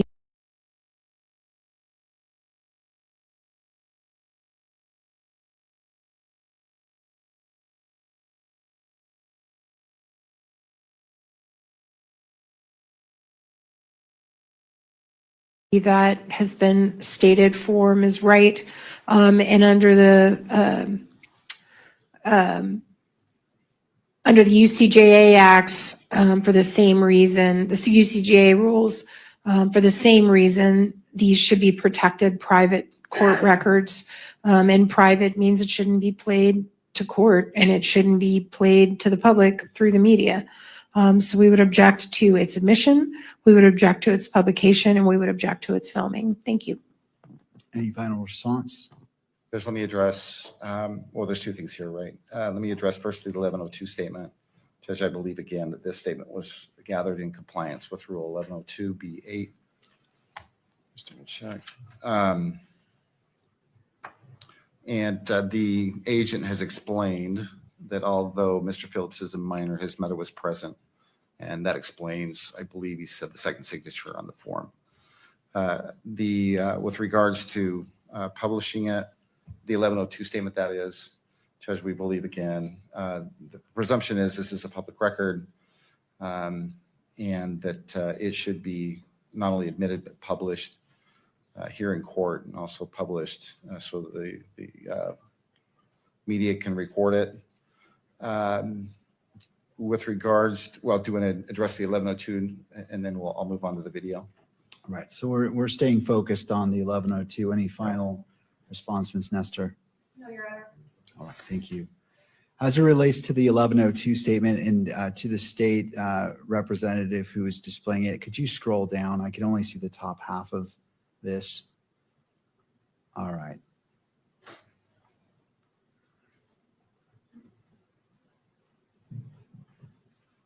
And just go to the very bottom so I can look at the totality of it. This is 7.1. All right, based off what's before me on the state's exhibit 7.1, I find that it is admissible under Rule 1102 and to the Utah Constitution, Article 1, Section 12, to that paragraph I have referred to previously. And so it is admitted into evidence. And Mr. Sturgill, remind me, were you requesting for it to be displayed? I'm, again, focusing on 7.1. Right. In On court. 7.1, Judge, with regards to the video, we believe it's admissible. It's been authenticated properly. Hold on. I'm not talking about the video. I'm talking about 7.1, publishing it in the courtroom versus publishing it on to be captured by the media. Because we think that the presumption is that it is a court record. We believe that in its redacted form. We believe it should be published in all three areas. All right, Ms. Nestor, any final thoughts? No, Your Honor. All right. I'm going to go ahead and grant the publishing of Plaintiff's Exhibit 7.1 in court and that the media may capture that. Let's go ahead and do so.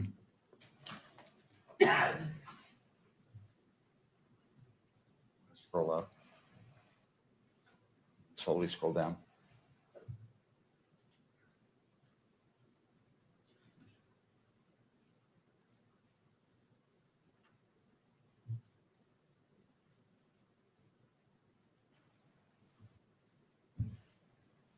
All right. You may proceed. Did you admit Exhibit 7.1? It is admitted into evidence and it was public. All right. Have you personally watched Mr. Phillips's video? I have, yes. Okay. And what does it depict? It's a graphic video. Mr. Phillips was positioned towards the front of the crowd, and it does depict the moment that Mr. Kirk is shot. Okay. And independent of the 1102 statement prepared by Mr. Phillips, you watching that video, do you recognize at least the location of this video? I do. It's consistent with the event that Mr. Kirk was presenting at UVU on September 10th, 2025. Okay. Just at this point, the state would move to introduce or would move to admit what's been marked State's Exhibit number 7. We would simply ask that it be admitted. We would ask, however, that it not be published beyond that. Ms. Nestor. Due to the graphic nature and the sensitive nature of the video. All right. So as to the admission, the same issues that we raised as to the 1102, we would raise as to the difficulty of authenticating when the individual is not here present, and all the same concerns that we raised about the 1102 itself, Your Honor. Thank you. All right. Considering the... I'm sorry, may I add one more? I apologize. And also under Rule 403, we think it's more prejudicial than probative, and we would raise it for that reason as well. Any final response, Mr. Sturgill? No, Your Honor. All right. And this is Exhibit 7, is that correct? Correct. Exhibit 7, Judge. All right. I will admit Exhibit 7 into evidence based off the foundation that's laid. The 1102 is tied directly to this. And so for admission purposes, it is admitted. I am not going to authorize publication in the courtroom or obviously through media, but I will have it played on my screen.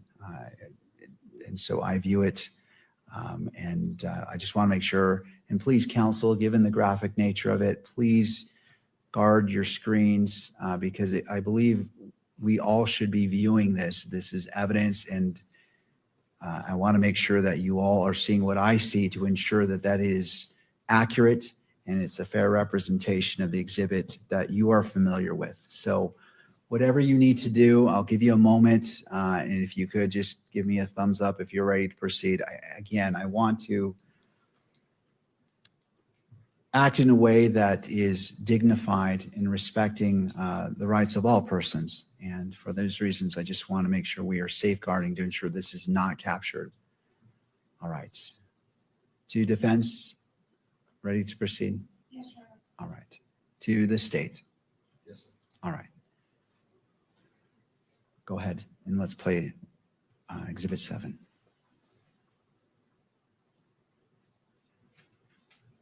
Is there sound? All right, let's make sure that, thank you. He's trying his best to be as reasonable, which is good. I'm glad they muted it. So they muted it on their end.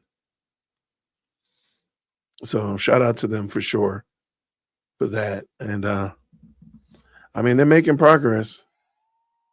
I can see why this is going to take all week, though. I can totally see that now. I don't know. At this point, I kind of wish they would. That's a great question. I heard that too. All right. Thank you. That concludes playing of Exhibit 7. You may proceed. Thank you, Judge.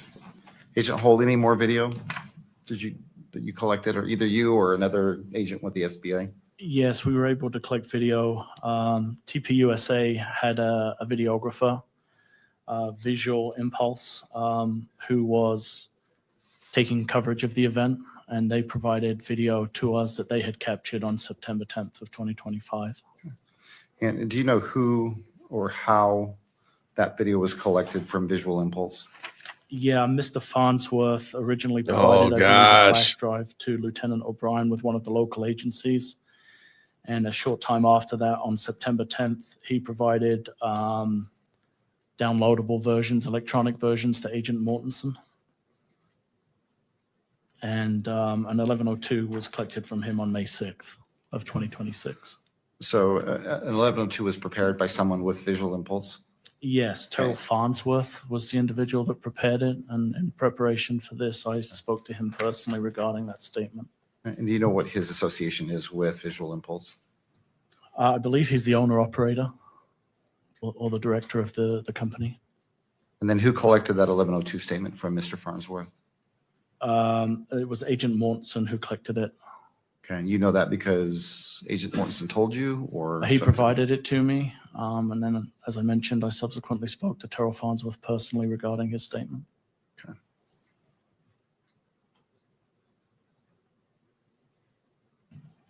You had a chance to look at Mr. Farnsworth's 1102 statement? I have, yes.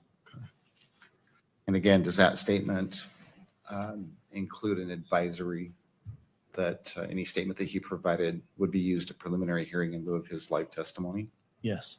Did it also include a warning that a false statement would potentially be punished by a Class A misdemeanor? It did, yes. Okay.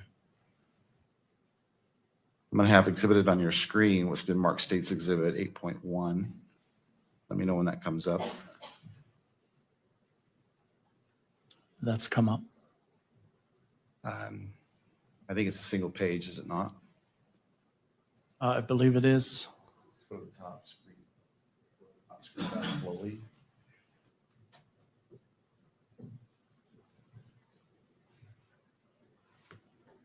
Do you see that, Agent Hall?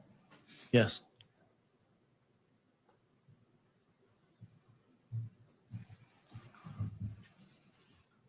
You do recognize that?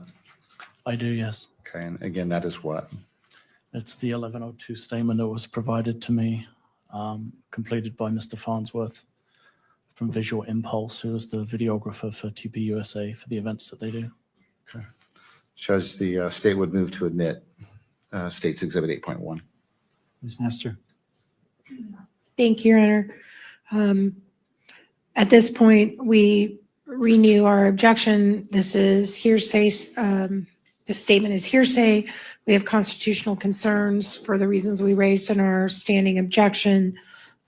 We also would like to cross-examine Mr. Farnsworth about whether or not and to what extent these videos may have been altered in any way. It is clear that clips were being made out of the larger videos because he sent, even his own statement says he sent larger videos and this is just a small portion of them. So obviously someone made clips and we don't know who and we don't know how, we don't know what they did. And for those reasons and the reasons in our standing objection, we would object to the admissibility of it. And as well, I don't have a redacted version of 8.1, but I assume there is one. There is personal information on this one. Do you have the redact? Okay, I don't have that one. All right. And we would object to publication just on our concerns for fair trial, the same issues. Yeah, gotcha. Yeah, I think so. Thank you. And for all those reasons, we would object to its admissibility, its publication, and its ability to be filmed by the media, Your Honor. Ms. Nestor, I just wanted to check. Did you get a copy of the redacted? I was just handed it. Okay, I just wanted to make sure that right. you had copies. Thank you, Your Honor. So, okay, thank you. Mr. Sturgill, would you like to respond? Sure, Judge, thank you. With regards to the admissibility of the statement, Judge, I think the foundation has been laid that this statement was collected in compliance with Utah Rule of Evidence 1102, subsection B8. It constitutes reliable hearsay. It's a statement that's been made by a declarant that's written and it's under oath, or not under oath, but pursuant to a notification of the declarant that a false statement made is punishable. I think there's been foundation to support that. In addition, Judge, Article 1, Section 12 of the Utah Constitution makes it very clear the state at preliminary hearing can rely upon reliable hearsay. All right. Anything further before I make my ruling? Thank you. All right, applying the same analysis from the previous exhibits as it relates to the written statement under Rule 1102, and also under the Utah Constitution, Article 1, Section 12, in that last paragraph, I will overrule the objection and admit State's Exhibit 8.1. Let me hold off on that final phrase. If you could scroll down to the state representative and just stop right there. Thank you. I just want to make sure I fully review it before I make that ruling.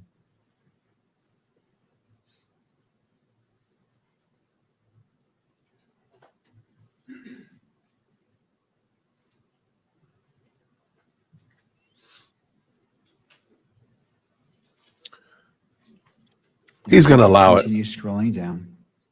So real quick. Farnsworth is a gentleman that the guy that took down the camera from behind where Charlie Kirk got shot and took out the SD card. Remember that whole foolishness with the SD card? And then he shared it with Candace, and Candace screen recorded it or recorded it with her cell phone or whatever and played it on her channel. That's the video that they're talking about. And Farnsworth is the one that, I don't remember his first name, but his last name is Farnsworth. He's the one that did all that. So that's what I'm saying. He needs to get right in the throat. All of this is because of him. And just go ahead and scroll down to the end. I don't believe there's anything else, but I want to make sure. Thank you. So I do rule that, overrule the objection, and of course you go overrule it. State's Exhibit 8.1 is admitted into evidence and may be published. Well, Judge, let me speak with regards. We don't want to see it again. With regards to the 1102 statement prepared by Mr. Farnsworth in its redacted form, we believe that the presumption is this is a public record and that it should be published both here in court and made available to the public by virtue of the camera. Ms. Nestor. I just stand on the objection I made before, Your Honor. Thank you. All right. Looking at the same analysis, is admissible under Rule 1102 as well as Article 1, Section 12 of the Utah Constitution.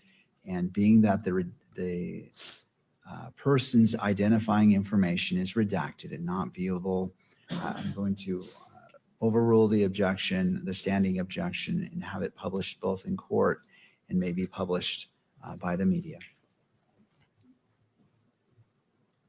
So let's just get it situated. Oh, wait, they're not And showing what I'll us. have you do to the representative of the state, pause on the screen and then in 10 seconds, scroll down to the full text Terrell, portion. that's his name. And then 10 seconds later, just slowly scroll to the remainder of the document.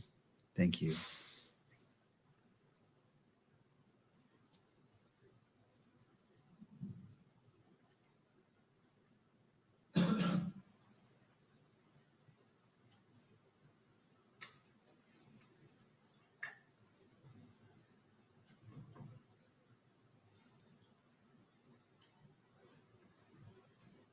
All right, you can continue.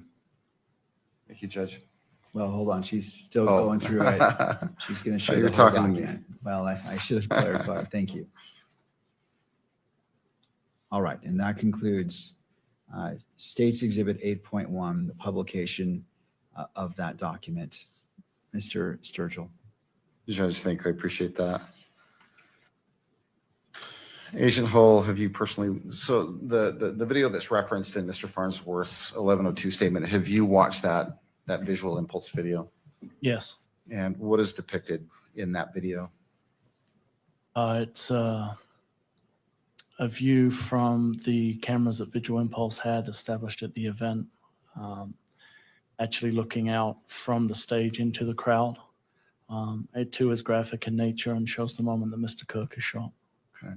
Does it also show Mr. Kirk throwing hats out into the crowd? Do you recall? If my recollection serves, Mr. Kirk used to do that at the beginning of his events, and I believe the video does show him engaging with the crowd prior to becoming seated on the stage. Judge, at this point, the state would seek to admit what's been marked States Exhibit 8. With regards to publication, Judge, it's our position that it not be published here in the courtroom and that it not be published so that the cameras can display it. Thank you, Mr. Sturgill. Turning to Ms. Nestor. You know she gonna object. Your Honor, we would just renew our objections to authentication for admissibility purposes under 901 for the reason that I mentioned in the 1102, which is, someone prepared these clips. We don't know who. We don't have that person here to cross-examine in terms of what, if anything, was edited. And for that reason, we think it can't be authenticated and we object to its admissibility and our standing objection for constitutional grounds. Thank you. Well, she is gonna get her money's worth. Just one moment here. Judge, would you like me to respond? Yes, please. Just with regards to authentication, again, the state must produce evidence sufficient to support a finding the item is what the proponent claims it to be. And again, under subsection B1, it's sufficient to provide testimony from someone that has firsthand knowledge or observed, has firsthand knowledge regarding the authenticity of that video. You heard Agent Holt testify that he spoke to the owner of and the director of Visual Impulse, I believe it was testified to, that they contract with TPUSA to film their events. This particular video, the state is going to, or seeks to introduce as Exhibit 8, was shown to Mr. Farnsworth. And that is the video that Mr. Farnsworth authenticates. He says that this is video that was captured by Visual Impulse cameras. So with regards to authentication, I think the state has sufficiently provided the court with evidence to authenticate it. And this is States Exhibit 8. All right. I'm going to overrule the objection and admit States Exhibit 8 as it relates to publication, citing to Article 1, Section 28, 1A, that this is Declaration of Rights of Crime Victims, and it states to be treated with fairness, respect, and dignity.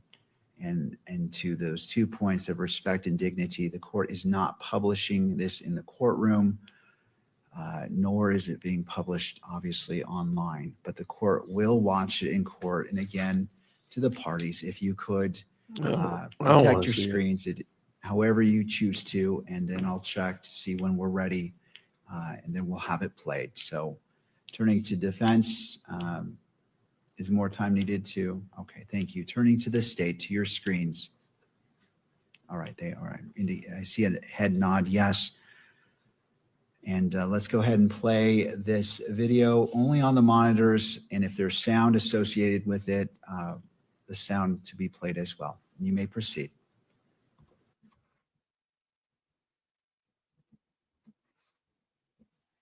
Yeah, I'm glad that, look, I don't think that's necessary, but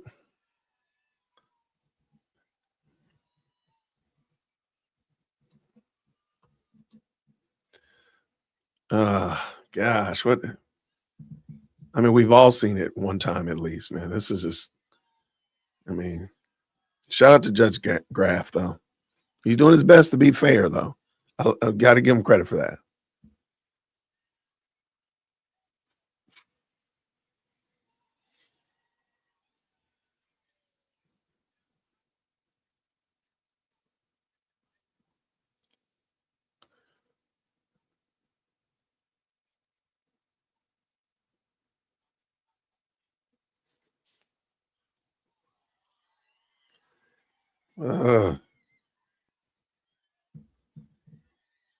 You hear people screaming. That's crazy work, man.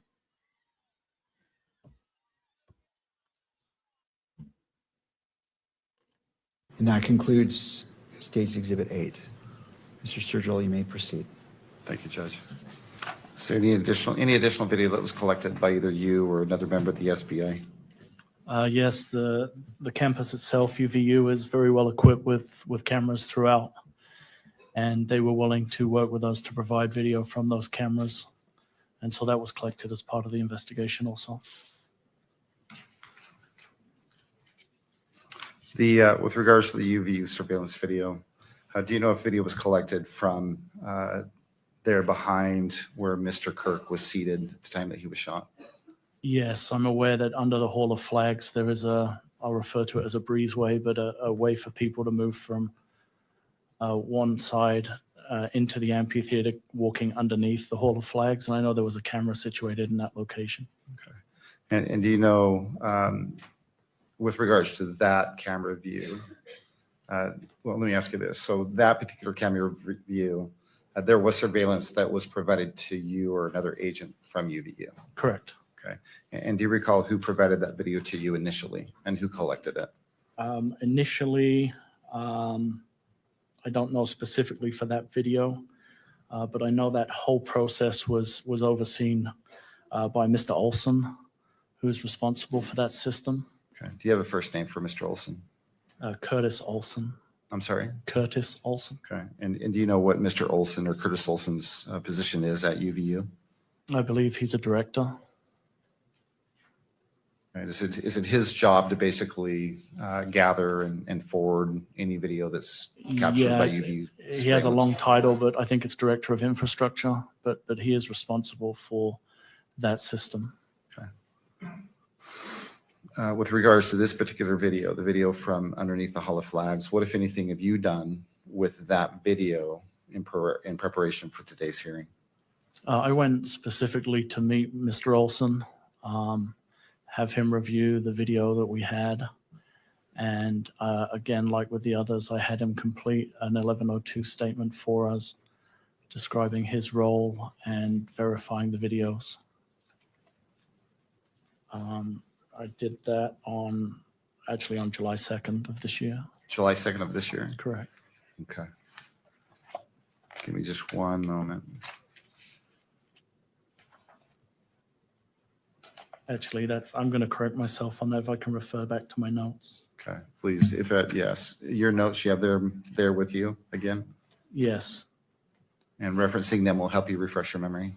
It will, yes. Okay, so don't read from it out loud. Just look at it. And let us know when you've refreshed your memory. Apologies. July 2nd seemed a little bit too soon. It was June 24th when I met with Mr. Olson.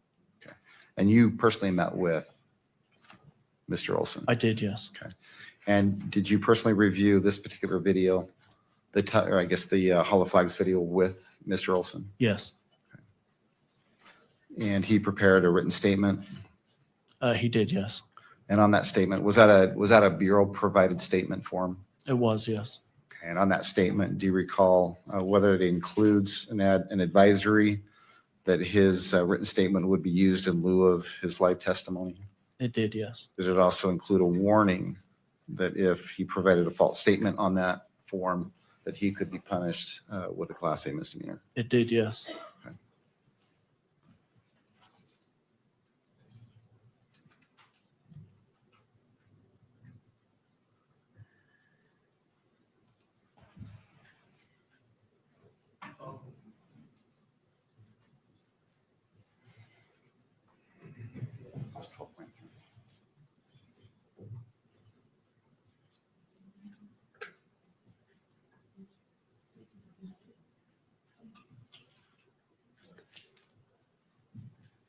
Is there something displayed on your screen right now?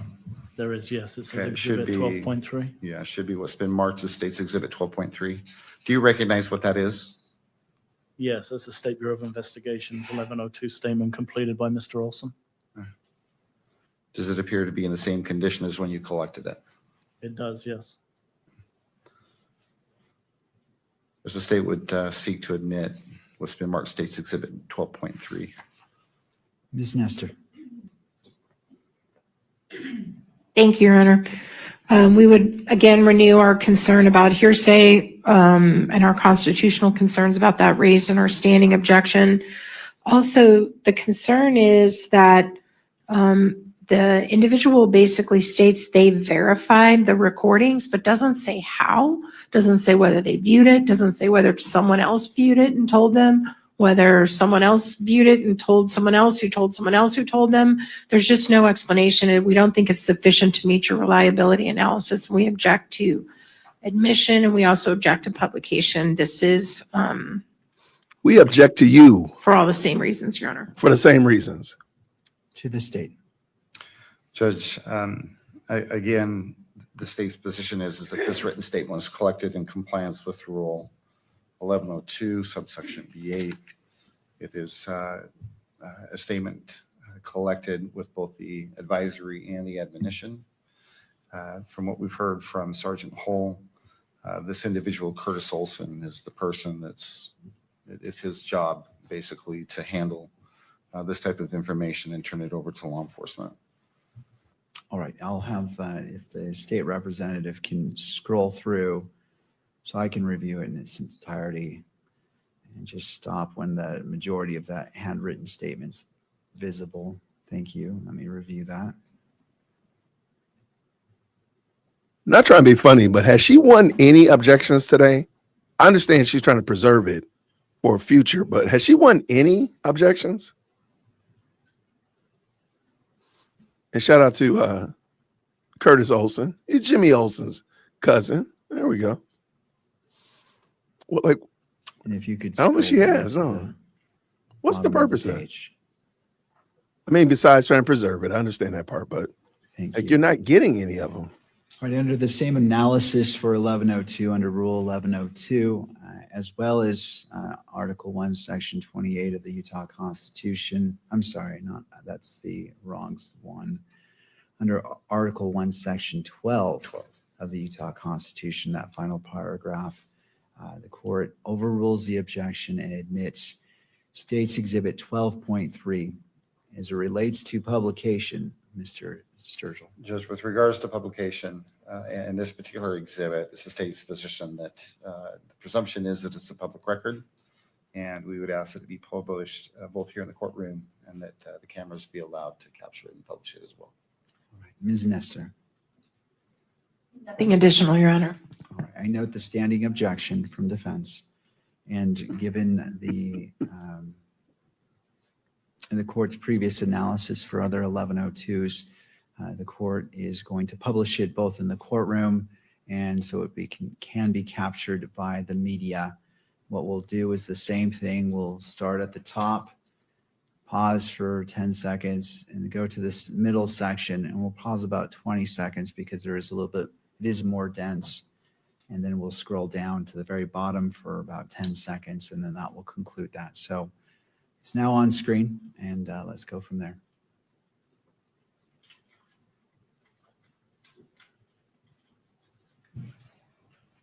All right, you can scroll down.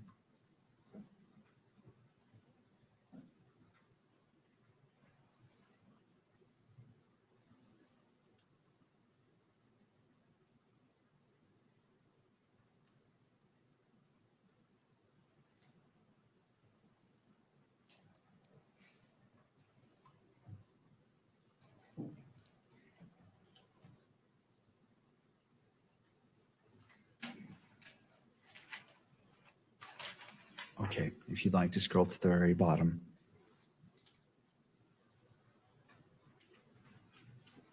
Thank you. That concludes publication of this exhibit. Mr. Sturgill.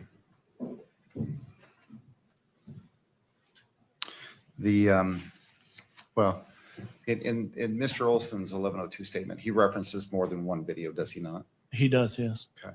So you, with regards to the Hall of Flags video, have you seen that particular video? I have, yes. Okay. And that video, what does it depict? It's a view kind of looking what would be east under the breezeway towards the back of the stage where Mr. Kirk was situated. It shows some movement behind the stage area. And I believe through the gaps, you can see some of the crowd in the amphitheater. I think I've neglected to do this twice before, so I'm going to do it right this time. Would you please bring up the exhibit now? Without pressing play. Tell me when you see something on your screen. It's on my screen. Okay. Do you recognize what's depicted in that still image? I do, yes. What is that? It's the area underneath the Hall of Flags that I referred to as the breezeway.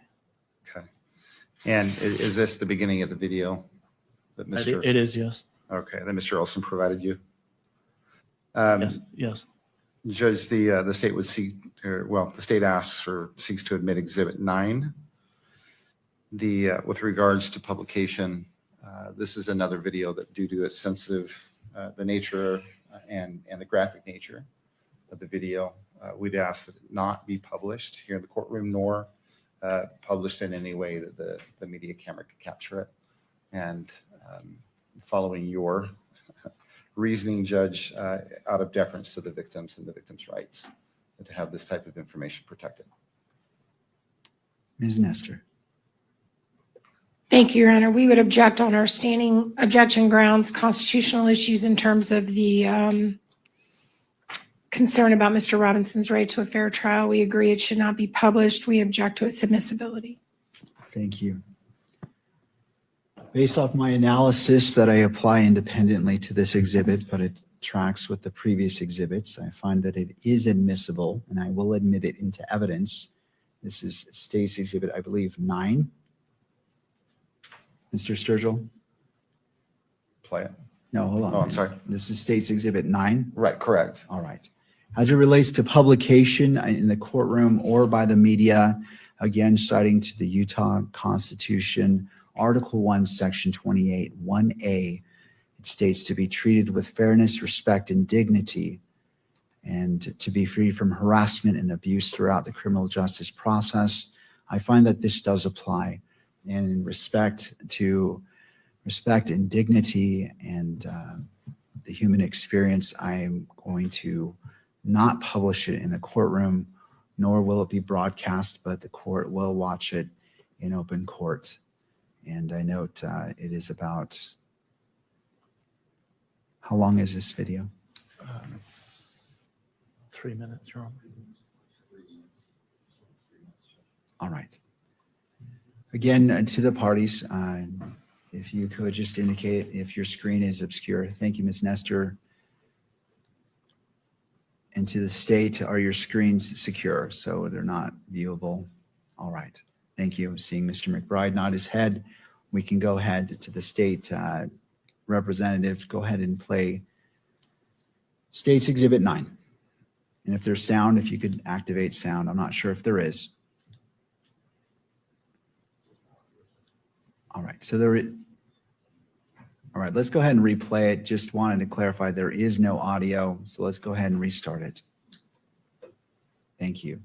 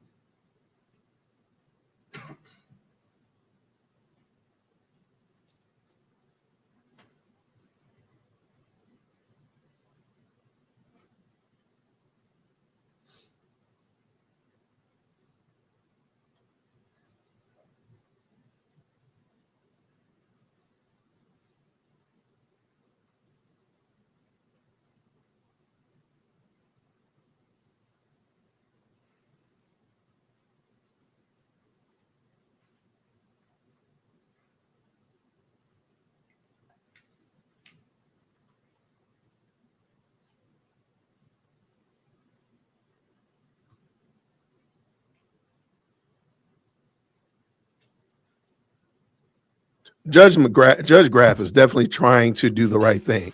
He doesn't want to make an error. He comes across like he's not trying to just make errors for error's sake. So I can get with that. I can rock with that.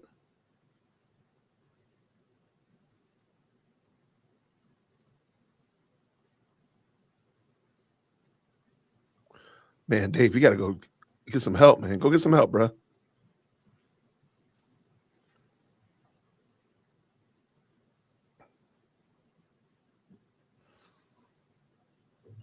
Grip vacuum is crazy.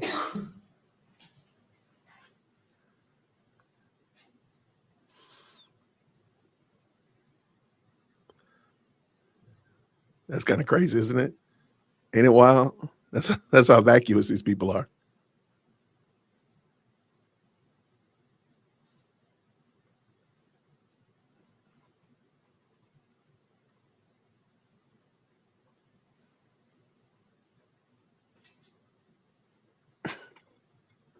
Dang, man. Y'all are savage, man. 3 minutes of David roasting.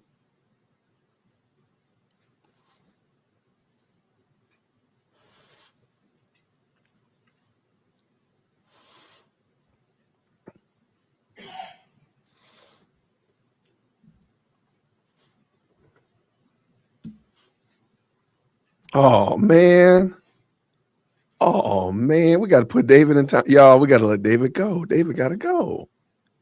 Dave, you got to go, bro. Appreciate you, man. Thanks for stopping by, man. Exhibit 9 has concluded. Y'all put Dave in the chat. Let's put Dave in the Thank you, chat. Judge. We had to send Dave to I'm going to ask you just pre-K. a few questions with respect to that video and the very end of that video. Y'all put Dave in the which is, chat. State's Exhibit number 9. Throughout that video, you can see a banner. Do you recall seeing a banner that's hanging basically in the middle of that video? Yeah, I believe that's the rear of the gazebo. Okay, the rear of the gazebo. Yeah. And what gazebo are you talking about? It's like a pop-up tent that Mr. Kirk was sat underneath while he was addressing the crowd. Okay, so just really quick, where just to be clear, where in relation to that banner that you see depicted in Exhibit 9 is Mr. Kirk? Approximately dead center. Okay. He's on a stage, so he's slightly raised in relation to the bottom of that banner. And then he's seated in the middle of the stage, so approximately in the center. And how many, if you know, what's the distance between the banner and then where Mr. Kirk is seated in front of that banner, if I'm understanding you correctly? I don't know specifically. If I had to estimate, I would say 3 to 5 feet. Okay, so close to that banner. Yes. Okay, I also believe towards the end of that exhibit, well, let me ask you this. If you know, what happened to Mr. Kirk immediately after he was shot? My recollection is that Mr. Kirk's detail, his own security team, removed him from the scene whilst administering first aid, and they conducted what would be called a hasty transport to Timpanogos Hospital. Okay, before you go any further, that Mr. Kirk being picked up by his own security, is that portrayed in the video? In Exhibit 9, I'm sorry? It's kind of on the left side. You can see Mr. Kirk come around the left side of the back of that the pop-up tent. And then you can see Mr. Kirk being carried down the left side of the video under that breezeway. Okay. And then you said that he was, that there was a quick transport. Is that the language you used? A hasty transport. Hasty transport. What does that mean? Just they were trying to get him to medical care as quickly as possible. So I believe he was thrown into one of the team's vehicles and then transported to the hospital as opposed to waiting for an ambulance. And I think you already stated, but let's just be clear. Do you know which hospital he was transported to? I believe it's referred to as Timpanogos Regional. Okay. And do you know if he was treated there at the hospital? He was, yes. Okay. Do you know whether or not he was pronounced dead there at the Timpanogos Hospital? He was, yes. Okay. And how do you know that? The medical examiner had an investigator that responded to the scene. And I spoke with him, and he informed me that he was at the hospital when Mr. Kirk was pronounced deceased. Okay. And that the medical investigator that you spoke to, do you know the name of that person?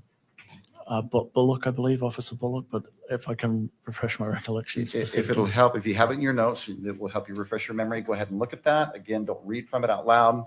It is but- Officer Bullock, yes. Okay. And he is a peace officer? He functions as a law enforcement officer, and he works also for the medical examiner as a death investigator. Okay. Do you know whether Mr. Kirk was autopsied by the Utah Medical Examiner's Office? Yes, an autopsy was conducted by the medical examiner's office. Do you know when and by whom? Yes, it was late into the evening of September 10th, or it may even have gone through into the morning of September 11th. And do you know who I'm going to conducted refresh that my autopsy? recollection because of the pronunciation, if you don't mind. If it'll help you refresh your memory, that'd be great. Again, don't read it out loud. Look at it. Let me know when you've done that, and then we'll go from there. Dr. Guajado, I believe is how it's pronounced. Okay. You You want to spell that last name? Yes, Guajardo. Your Honor, if this is not personal knowledge, we object to the hearsay. If someone told him all of this, I don't believe this individual was present at the autopsy, so we object to any testimony about the autopsy or what he was told about it. Mr. Sturgill. Well, Judge, if I could, I'll just simply lay foundation for the report itself. And I think this is all information that's included on the report. Yeah, it's on the report. So as it hasn't been moved into evidence just yet, I'm not making a ruling. I appreciate If you that. wish to lay more foundation, that's certainly your choice. So you are aware that the medical examiner's office did conduct an autopsy? I am, yes. Okay. And did you receive a report from the medical examiner's office? I did, yes. Okay. Detailing the autopsy that was performed? Yes. Prior to receiving the report, myself and Agent Davis visited with the doctor. Okay. You visited personally with the doctor that conducted the autopsy? That's correct. Okay. And then subsequent to that, and did you discuss the autopsy with the doctor at that point in time when you were meeting with him personally? Yes, Agent Davis and I had a fairly in-depth conversation, yes. And where did that conversation take place? At the medical examiner's office. Okay. And do you recall the date and time that that personal visit took place? I don't recall. Was it soon- within? It was soon after, within Um, within a few days of the incident. Of the autopsy? Yes. Okay. And subsequent to that visit, did you receive a report from that doctor that you visited with? We did, yes. Okay. And that's the Dr. Guajardo that you're struggling to pronounce his name. Is that Yeah, fair I to say? apologize, but yes, that's who it Okay. is. You ain't doing too good either. And the report that was sent to you, do you recall when you received that report? I don't recall the specific date. Okay. Have you reviewed that report? Yes. Hey, let's review the report that Petrine just blessed 5 people with memberships. If you got a membership from Petrine, please make sure you say thank you. Because you know what? I object to you not saying thank you. Shout out to Mr. B5 as well for the $5. Appreciate you supporting the stream. Make sure you say thank you. If you got those gift memberships from Petrine, make sure you say thank you. We appreciate it. Thank you for that. All right, let's get back to this game. Let's go. Have you reviewed, again, you stated earlier that this is not the first murder investigation that you've worked. Correct. Okay. This is, I take it, this is not the first medical examiner's report you've received. Correct. Okay. Do the reports typically look the same? Yes, they're in a standard format that the medical examiner uses. Okay. And this report that you received Yes. from who you believe was the doctor you spoke to Yes. that conducted the medical exam, was there anything peculiar about that particular report that stood out to you? No, it appeared to be a standard form as used by the medical examiner when they send us reports. Okay. I hear an objection coming. I On hear your it coming. monitor, Exhibit 11. I'm going to have displayed what's been marked State's Exhibit number 11, Judge, for identification. Right. And I believe there's 9 pages. So let me know when you see that on your screen. It's on the screen. All right. What I'd like you to do is just look at this as it scrolls down through the 9 pages and wait till we get to the very end. And if you need us to pause or stop or slow down, let us know. I want you to be able to look at all 9 pages.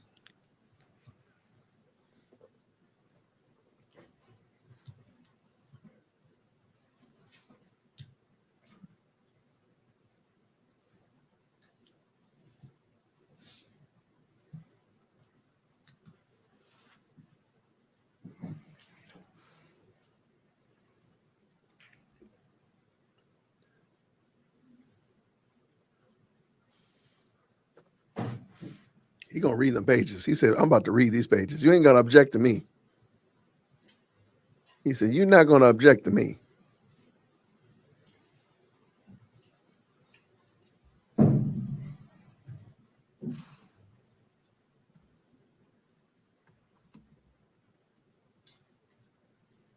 Did you get a look at that? Yes, sir. Okay. Do you recognize what that is? Yes. What is that? That's the medical examiner's report of examination for Mr. Kirk. Yeah. Do you recall, you don't recall exactly when you received that? I don't unfortunately remember the specific date when I received it. Do you remember how you received it? Then provided to us electronically. Okay. Via email? Sometimes via email, also on disk, compact disk. Okay. Or, Not compact And does disc. there appear to be A floppy? anything in the exhibit before you? Has that report changed at all? Or does it accurately depict what you received initially from the doctor? it accurately depicts it. Does the state would seek to admit Exhibit 11? Ms. Nestor. Your Honor, this is an expert report without the expert being present, being offered by an individual who's not an expert in this field. If they're presenting him as an expert in this field based on the limited questions about his experience in seeing previous medical exam records, I'd like to voir dire him on his qualifications to opine about it. This is hearsay. It's highly technical. It should be presented only through an expert. It could never come in trial in any other way. We submit that it is hearsay. And to the extent they're going to ask this individual about any opinions about it, that would be improper. He's not qualified to do that. And furthermore, we just think that this is clearly falling under our constitutional concerns about the absence of our ability to be effective, to cross-examine, to question we can't even question the expert's experience or CV or anything that we would normally do to determine if this should even be accepted or considered by the court. And so we strenuously object to its admission and for all those reasons to its publication as well. There's some really personal things in there that should never be published that deal with Mr. Kirk's medical condition, history, is the condition of his body. It shouldn't be published, Your Honor. Thank you. To the state. Judge Red, this is clearly reliable hearsay admissible under Rule 1102 of the Utah Rules of Evidence. I would direct you specifically to subsection B5. For purposes of, and I'm quoting the rule, for purposes of criminal preliminary examinations only, reliable hearsay thank you, brother. includes, subsection 5 specifically states medical and autopsy reports and records. Again, that is supported by Article 1, Section 12 of the Utah Constitution, which states that reliable hearsay can be relied upon at preliminary examination in whole or in part. And to the second part in regards to publication. As far as the publication, Judge, we agree with Ms. Nestor. This is a document that does contain very sensitive information and information that Mr. Kirk's family would appreciate it not being published. And so although we seek to admit it, we'd ask that it not be published here in the courtroom or that it be published in any fashion or way that the public can see it by virtue of the camera. Ms. Nestor. Your Honor, I just want to point out that even though 1102 has a provision about exams, I mean, the court still has the overarching mission under 1102 to make this reliability finding, right? And it's just completely in a vacuum being offered by someone who's a police officer. So again, we would just argue that you're just not, it's hampering you from making the analysis you need to make to admit it, and we object to it. All right. Anything further from the parties? Y'all put gold stars in the chat. You got to give her a gold star. I mean, I understand. I disagree with her as well, but you got to give it to her. That girl is trying. She has probably made 25, if not 30 objections so far. You got to come on. Let's flood the chat with some gold stars. You got to give her a gold star for trying, at least for trying, because I think he's going to shoot her down. Dang, man. But she is trying. She is not giving up. She is tenacious. I mean, you got to give her You got to give her E for effort, man. And look, this is one of the situations where, you know what? The child failed everything on spelling test. You at least give them credit for putting their name on it. You know what? You put the date on it. I'm going to give you some credit, just a little bit of credit. You got to give her something because she is trying, man. You got to give it to her. No, you're wrong. No, sir. All right. So again, relying upon the analysis on I'm going to use my again. Utah Sound effect. Constitution, Article 1, Section 12, as it relates to reliable hearsay, and then turning to Utah Rules of Evidence, Rule 1102, B5, specifically notes medical and autopsy reports and records. The court is going to overrule the objection and admit State's Exhibit, I believe it's 11. 11, yes, sir. Citing to Utah Constitution, Article 1, Section 28, dignity, She's trying, man. respect, and dignity. It will not be published either in the courtroom or viewable on media by the camera for the reasons previously stated as it relates to the video. And so the court will receive it, and it is admitted into evidence. Again! That concludes that portion. Mr. Sturgill, is this a good point to stop to take our 15-minute afternoon break? I think it'd be a great idea, Judge. I've just got one last question. All if I right. could, with respect to the medical examiner's report. Agent Hull, in that report, does the doctor relate cause and manner of death? He does, yes. Okay. And in that report, what is the stated cause of death It was stated as a murder. and manner of death? It was a gunshot wound to the neck. Uh-oh. No Right, exploding Jeff, it's microphone. not stated as a murder. I believe it's stated as a homicide, which is an important distinction. Judge, I'll go back. Is it different? All right, so I'm going to sustain, well, first of all, let me look at the report. I need to see that section. I need to be able to draw my own conclusion. So, okay, I see, Ms. Nestor, are you referring to page 1 of this report? I'm sorry, Your Honor. Could you repeat that? I apologize. As it relates to your objection for the misstatements, are you looking at page 1 of the report? Yes. All right. And, Your Honor, I also need to make an objection on the best evidence rule too. Thank you. So I'm going to sustain the objection as it relates to the manner of death. It does not say murder, but in regards to the best evidence rule, again, under 1102 and the Utah Constitution that it permits reliable hearsay, it is State's Exhibit 11 is admitted. Mr. Sturgill. Agent Hull, I'm going to ask you to look at the first page of Exhibit 11. No? Yes, You see that? Yes. Okay. So let me ask you again, and you can look at it. Yeah.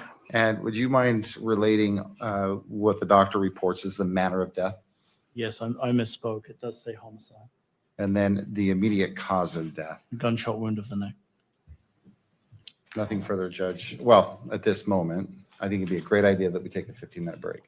Right, we'll go ahead and go on break. We'll come back at 3:25 and resume with this witness at that time. Court is in a brief recess. Okay, so I just jumped over real quick. Hold on 1 second. Turn off the audio.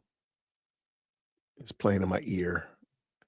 Okay, so I looked and just did a quick search to see in Utah, what is their standard for murder and homicide? I thought they were the same thing, but apparently homicide is not the same as murder. So homicide is a broad term that simply means one person caused the death of another person. It is not automatically a crime. Homicides can be criminal, such as the murder or manslaughter, justified, such as lawful self-defense, or excusable in limited circumstances. I don't know what that one is. And then lastly, murder is, let me make it bigger. Sorry about that. Okay.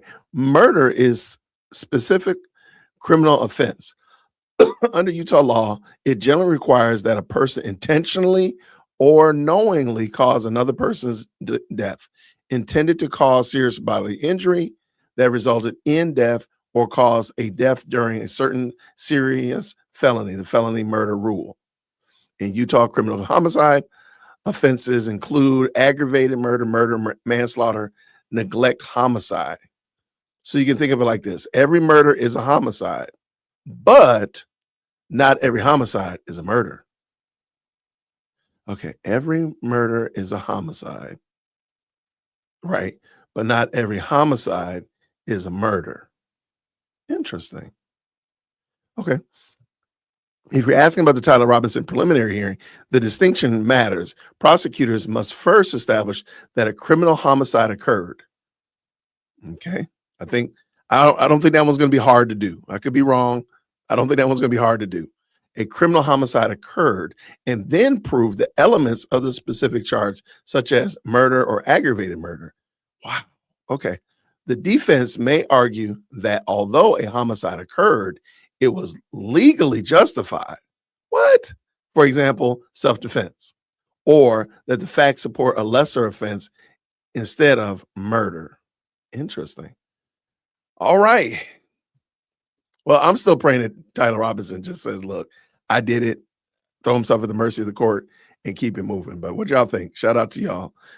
Look, right, I don't get, like, I'm gonna have to read that again. Matter of fact, here, let me drop this. I just put it in the chat. GPT is not scientific at all. It's not a legal analysis. I'm gonna put it in the chat. Y'all look at it and parse it apart, or go to the different legal and AI driven platforms and figure out what is the difference between homicide and murder in Utah.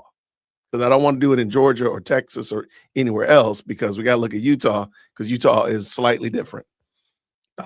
But I mean, it's not only that it's slightly different. That's where this trial is taking place. Sorry.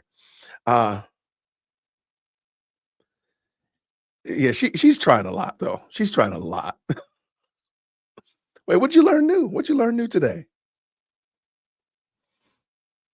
Legally justified. Yeah, that was kind of wild. Like, what is legally justified?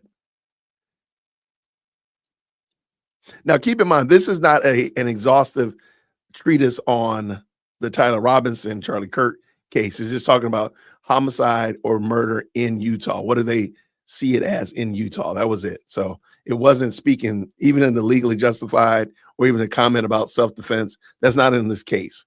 But I'm thinking like legally justified. Let me pull this back in. We're overthinking.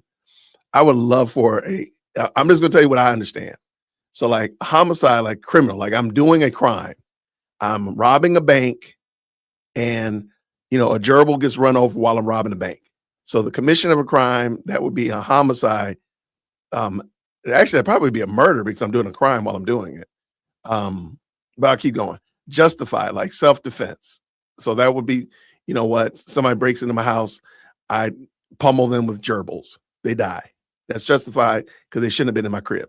I don't know what excusable though is. What is that?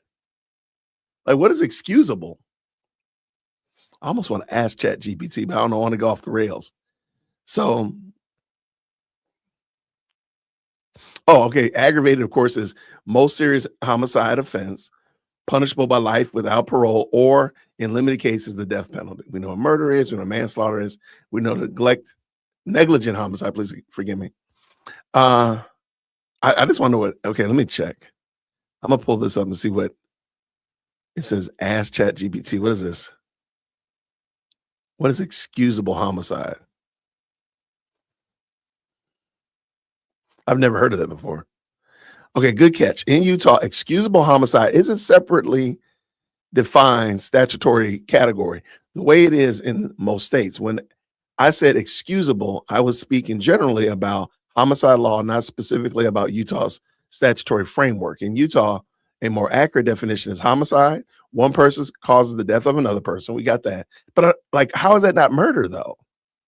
That homicide may be a criminal. Okay, murder, manslaughter, negligent homicide, or justified. Most notably self-defense or defense of others. Okay, all right, then that makes sense. All right, so if I'm committing a crime and somebody passes away, that would be criminal, murder, manslaughter, negligent homicide. If I'm defending somebody, then that would be justified. Okay, so far so good. If homicide is justified, it's not a crime.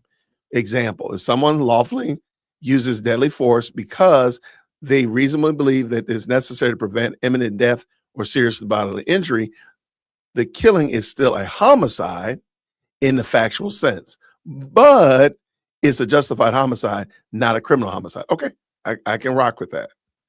All right, so we're definitely not talking about that for Tyler Robinson.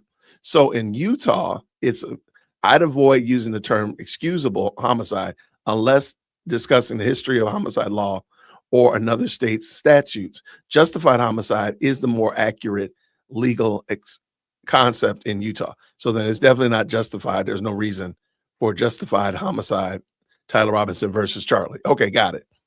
That distinction is especially relevant in Tyler Robinson's case because the defense appears to be arguing that the killing was justified, not that it was merely excusable.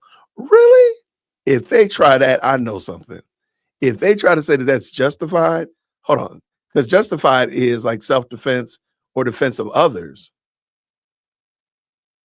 Bro, if she tries that, I know something. I know something if that's what she tries, but we'll see.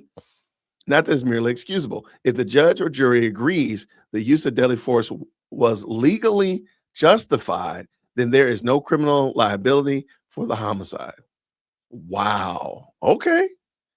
All right. I'm interested to see how other legal minds. Let's see what Andrea is talking about over here. That's interesting. Shout out to Andrea. She is on here talking. What's she saying? Preliminary hearing is prior sworn testimony.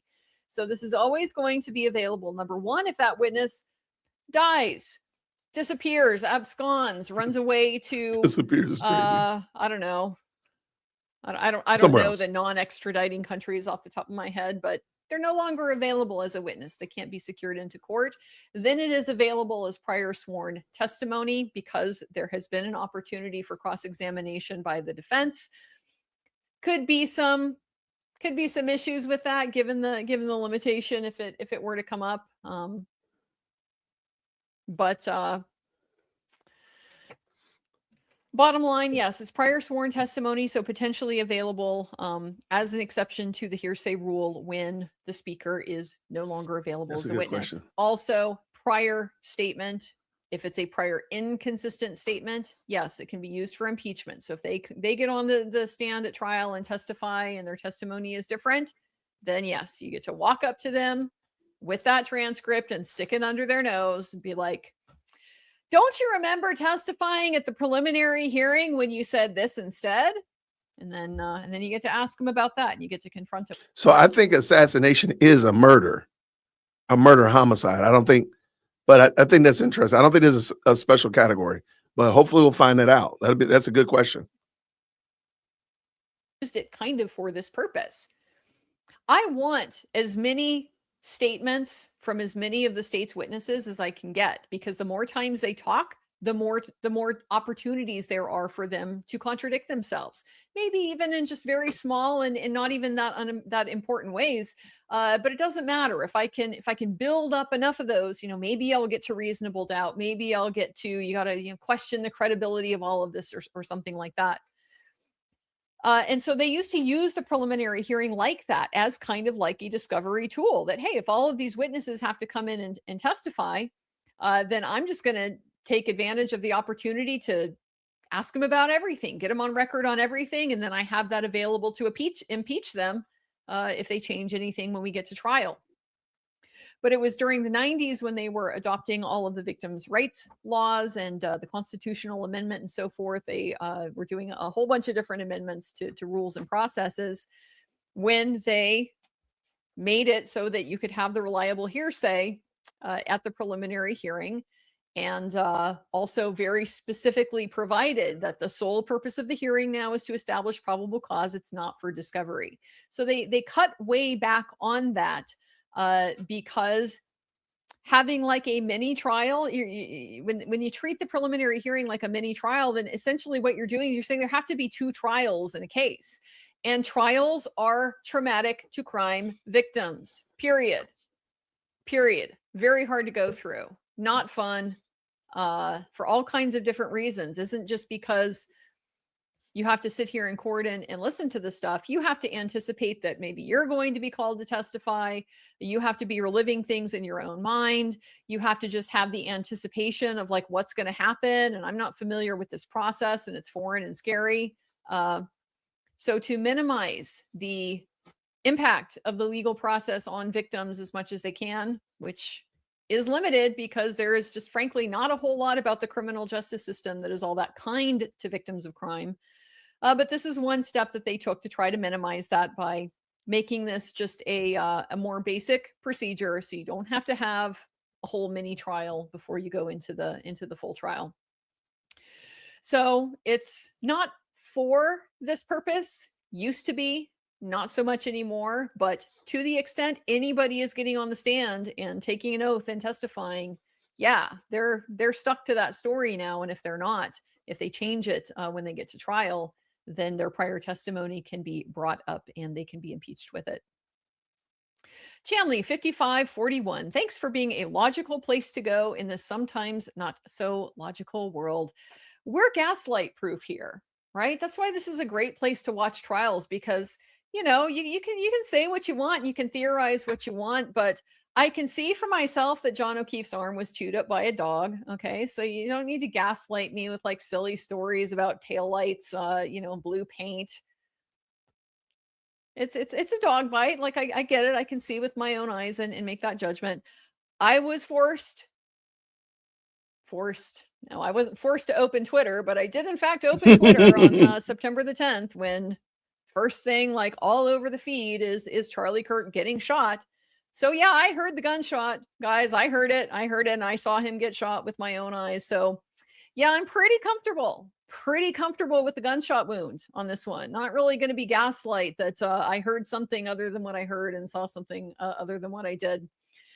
So if that kind of thing is comforting to you, if you like a you know, comforting grip on reality, and not going to be doesn't mean we're closed-minded here or anything like that. Very happy to consider all of the evidence, but evidence, okay? And just like trying to tell me that what I saw isn't what I saw, you're gonna have a hard time getting me there. So it's one of the things that has been enjoyable, I think, about the group watch of the case is being able to kind of test our perceptions against each other. Be like, is this legit or are you gaslighting me?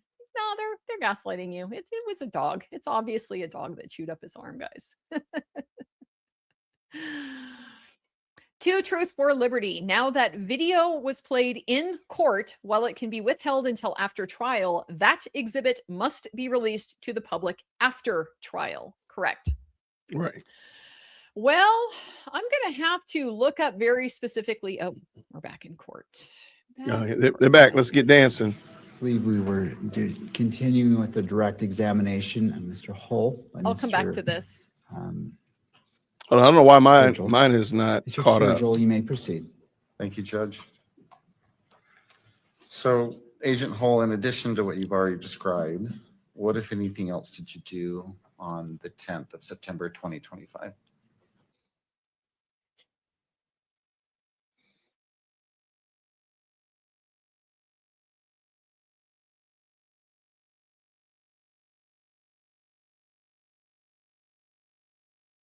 Footage. And so there was a big effort to review as much of the video that we had available to us from both the public, but predominantly from Utah Valley University, in an effort to follow that individual both forward and backwards from the time of the shooting. Okay. So if I understood you correctly, priority was to identify the shooter. Yes. And to that end, you started reviewing even more UVU video than you've already described? Correct, yes. Okay.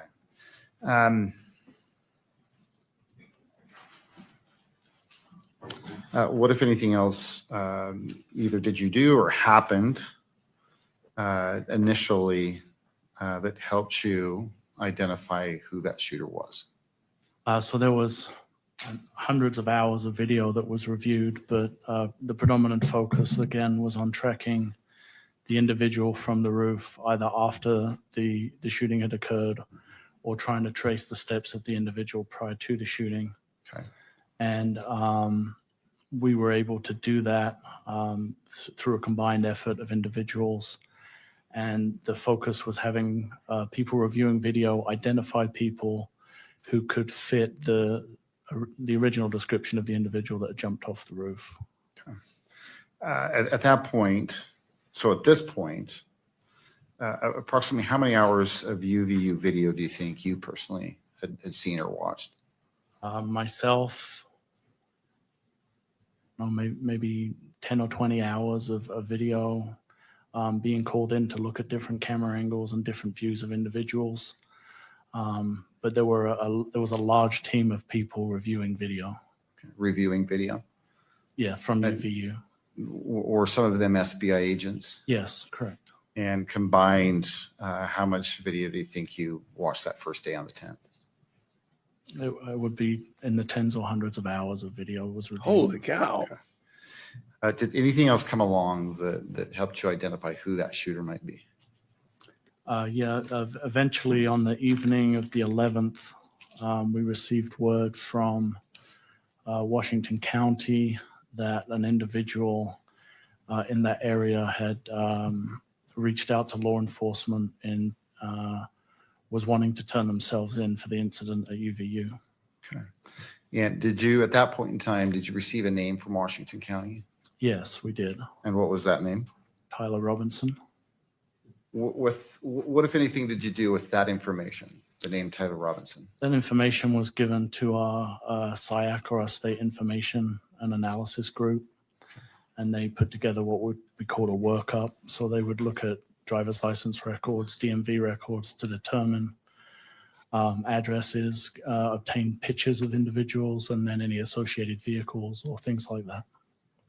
So was that done with Mr. Robinson? It was, yes. Driver's license record was pulled? Yes. Did that include, if you remember, or do you know, did that include a photograph of Mr. Robinson? It did include a photograph of Mr. Robinson, yes. How about an address and date of birth?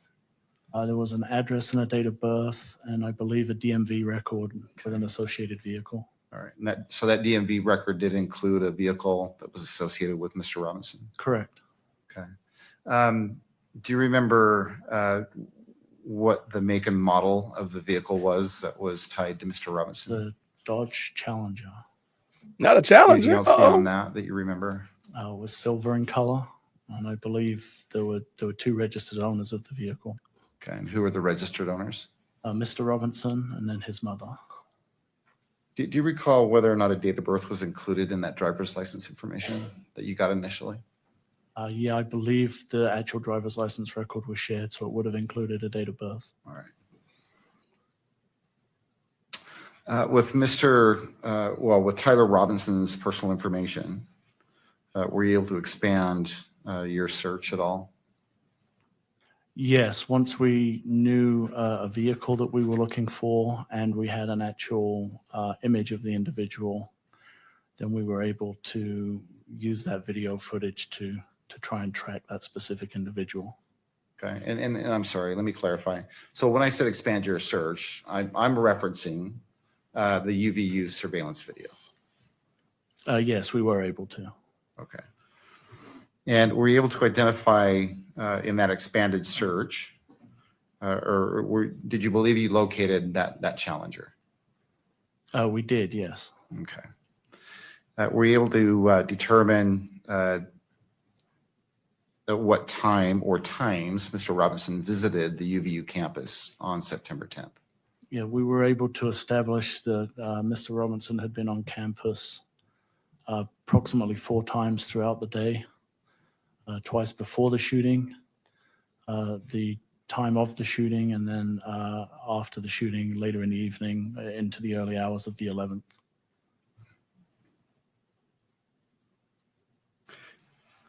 You said that you initially tracked the shooter forward and backward. Yes. with UVU surveillance video. Correct. Okay. Did you do the same thing with that vehicle? We did, yes. Okay. Tracked it forward and backward? Yes, using the UVU footage and additional information that was obtained, yes. And I believe you said that in total, Mr. Robinson visited the UVU campus 4 times that day. Yes, that's correct. And let's just be clear, that's all based on UVU surveillance video. Is that fair to say? That's correct, yes. Have you reviewed what's been marked States Exhibit 12.1 for identification? I have, yes. Okay. And well, before we go there, of the video that you have personally watched, does the video include the 10th and the 11th, or just the 10th? The video I've seen includes the 10th and then a very small portion, I think about 0:30 of the 11th.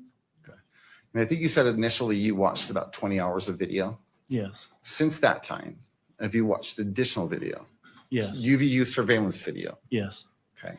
And who provided the UVU surveillance video to you? That was part of the collection of videos that was provided by Mr. Olson and his team that we already discussed previously. Okay.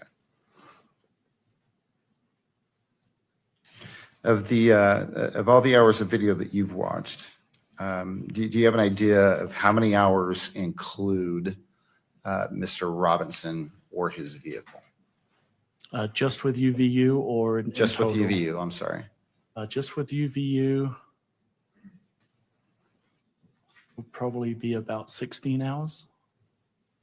And let's be clear, this is someone you believe to be Tyler Robinson. Correct.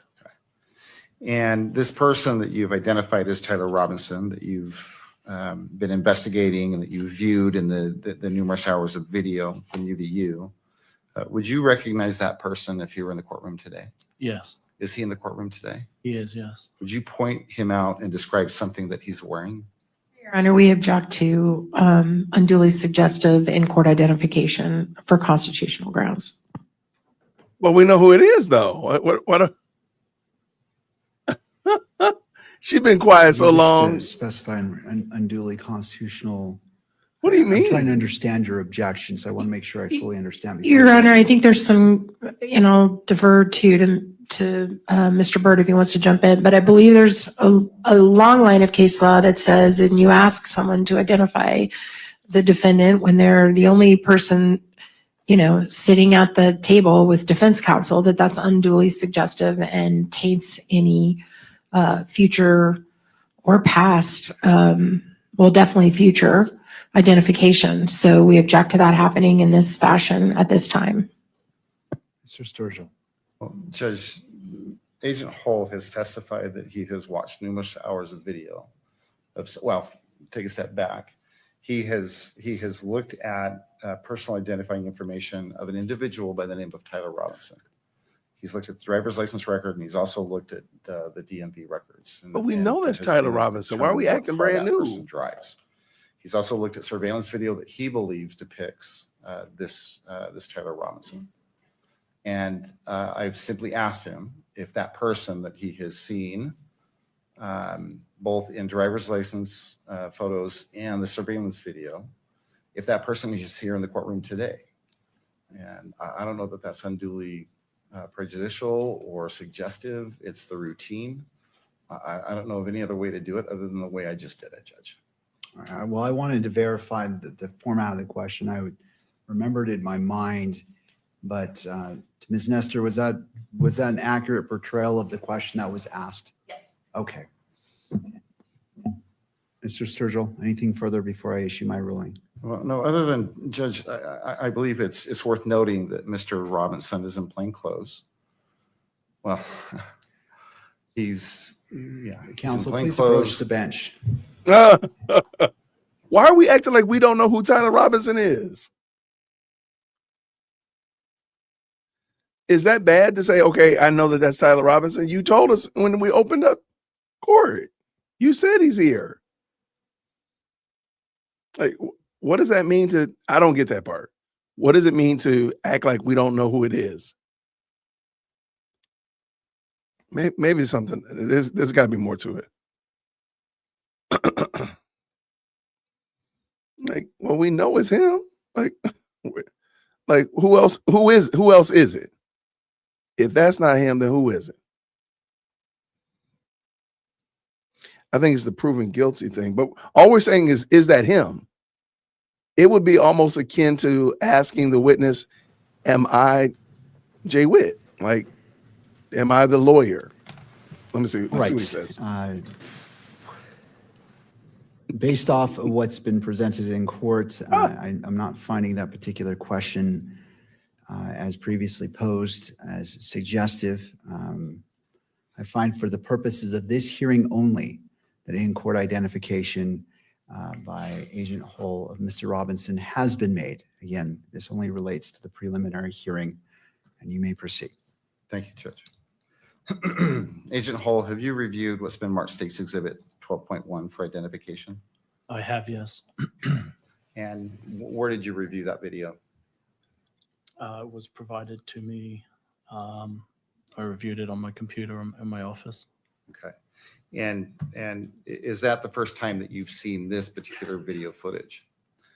This particular version of the footage, yes. Okay. So this particular version the first time, but have you seen the video that comprises, I guess, Exhibit 12.1? Yeah, I have seen the original videos, if that's your question, yes. So what states Exhibit 12.1? How would you describe it? I would describe it as a compilation of the video that we obtained from Utah Valley University during the course of the investigation that depicts the movements of the individual I believe to be Mr. Robinson moving around the campus on September 10th, 2025 into the morning of September 11th, 2025. Did you prepare this video compilation? I did not. Okay. Do you know who did? Yes, Utah County Attorney's Office. I believe Ms. Durfler is the one that produced the video. Okay. Do you know Ms. Durfler's first name? Kimberly. Okay. What, if anything, did you do to authenticate the video in this compilation? I reviewed the video to make sure that it was a reflection of what I understood the original videos to show. Okay. What, if anything else, did you do?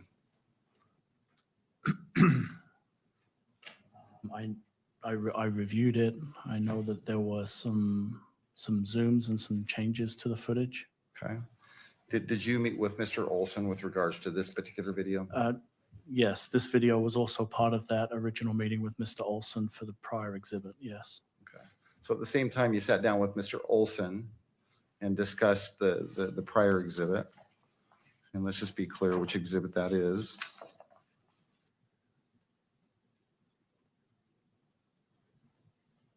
So I believe the 1102 statement that you gathered from him is Exhibit 12.3, correct? Yes. Okay. So the same time that you gathered that 12.3 or that written statement that is State's Exhibit 12.3, you talked to him about this specific exhibit as well? Yes, Mr. Olson was shown this exhibit. Okay. And did he include that in that 1102 statement?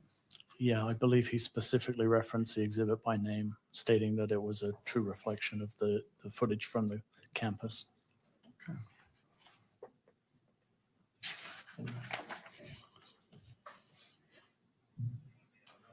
And let's just go back to what you were stating earlier. To you, it appears to be a compilation of videos that you've already seen. Correct. That you received as a mass dump, I guess, for lack of a better term, of UVU video. Is that fair to say? Yes. Okay. And the exhibit 12.1, does it appear to be the same as the raw video that you've seen previously? It does, yes. Okay. Are there some minor, are there any added additions or anything different about this particular exhibit? There are some portions of the video where a zoom is initiated, which wasn't a function of the cameras. I believe some specific individuals have been blurred from the footage. And I believe there are some red circles to show poignant information or individuals within the footage itself. Okay. So other than the red circles, the blur, and the zoom, does it appear to accurately depict what you've seen in the raw video footage? I believe so, yes.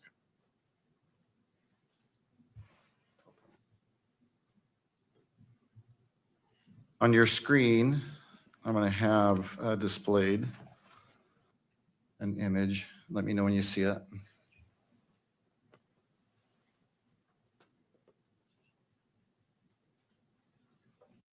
What this is? Yeah, this is the first frame of the video compilation that we just referenced. And again, this video portrays what you believe is Mr. Robinson visiting campus that day? Correct. Okay, and is it throughout the day? It is, yes. And then I believe you said into the early morning hours of the 11th, is that right? Correct. Okay.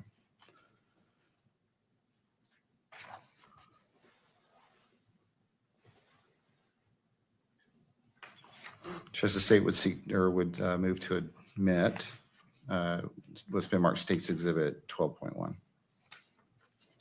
Ms. Nestor. Your Honor, we have objections to its admissibility. This is a compilation video that was put together from a bunch of different sources by the county attorney's office.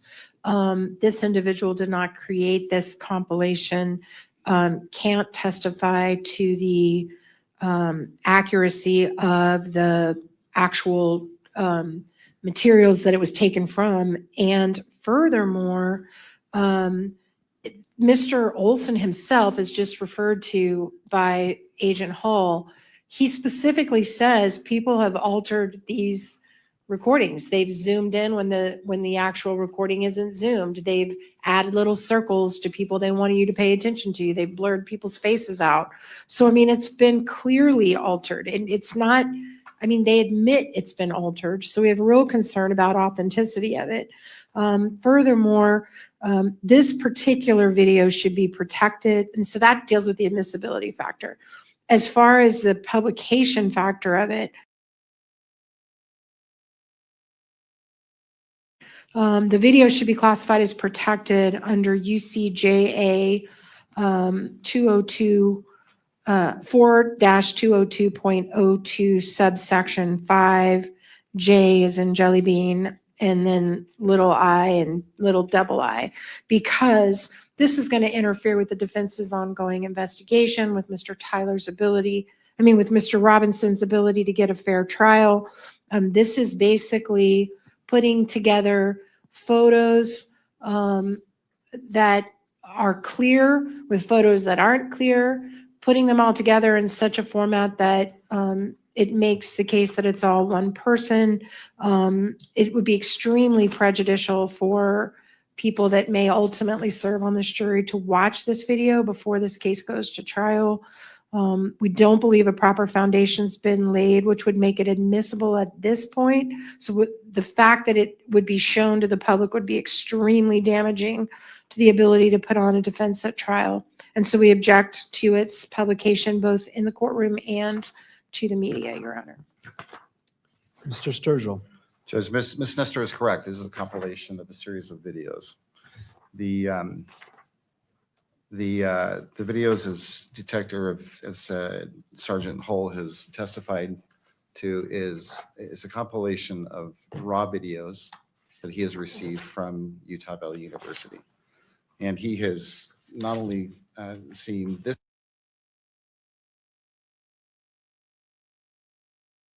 video, but he has seen all the raw footage. And by his estimation, or according to his testimony, these are all videos that are accurate and they depict what the raw footage depicts, other than those minor additions. Judge, if you refer to Mr. Olson's written statement, it's Plaintiff's Exhibit 12.3. He too has reviewed this video, and he has also identified this video as being accurate with the exception of those additions. In his words, it's the zooms and the red highlights. They weren't part of the original recording, according to Mr. Olson. But other than that, as he states, the same as Agent Hull, these videos are accurate, and they were captured by UVU surveillance video. Do you have a version of this video that does not have alterations, such as zooming or circling? My concern is that if the 1102 says what it says about the videos, these were the videos, right? But then it was altered, and typically an exhibit which has been altered And if it wasn't done by the person who supplied the 1102, that can become problematic. And so do you have a version of this exhibit that does not have the zooming in or the circling? Again, I don't know all the alterations that were made, but that seems to fall outside the 1102 because you don't have a person testifying 1102 saying, I made the alterations. And so that's the concern of the state of what Ms. Nestor was talking about as it relates to the state's evidence. I have that concern about those alterations. I don't know when they were made, what they were made, how much was done to manipulate the video. And I say manipulate to not saying it in a nefarious way, but I don't know what the scope of that is and how much it deviates from what was the original form.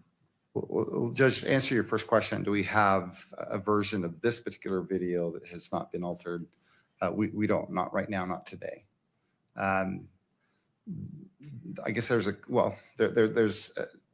couple of things I'd simply like to point out, Judge, and that is that we have two witnesses who have watched the raw footage. And Agent Hull here today on the stand and Mr. Olson in the form of his written statement. They have both said that this video, with the exception of these alterations, accurately depicts the video that was captured by UVU surveillance video. Judge, I will proffer that those changes made to the video were not done by either. I know who that person is. We could actually call that person as a witness if that would cure that. And we're prepared to do that if necessary. But Judge, I think that our burden is to simply authenticate, what this is. And it is a video that, with only a few exceptions, alterations, that really don't change the substance of the video or the content of the video. They're accurate. They depict what the cameras captured on September 10th and the 11th. And we have two people who have seen that raw footage and they've explained that's the only difference between what we have originally in the original videos and what you're seeing here today. And the additions, I will submit, Judge, were only added to make it easier to view. All right. Anything further from the parties? No, Your Honor. All right. I'm going to go ahead and I'm sustaining the objection. Typically, when exhibits are She got admitted to to the win. court, it is without alteration. If a party circles an exhibit, a photograph, that's not the original format. And I do not have the person who made the alteration, an 1102, to substantiate that. And what I have is the original video and Mr. Olson saying, this is the video minus the alterations. And we have Agent Hull saying, this is the video and there are alterations, but I'm missing a link. And it may be minor, but in this type of case, I want to be thorough and I want to make sure that what is minor is still important. And for those reasons, I'm going to sustain the objection and leave it to the parties on how you wish to handle the video in the future. I don't want to provide guidance either way. Right. But as it stands today, this exhibit, State's Exhibits 12.1 is not admitted. Okay. Judge, could I have Wow. just one moment? You may. Okay.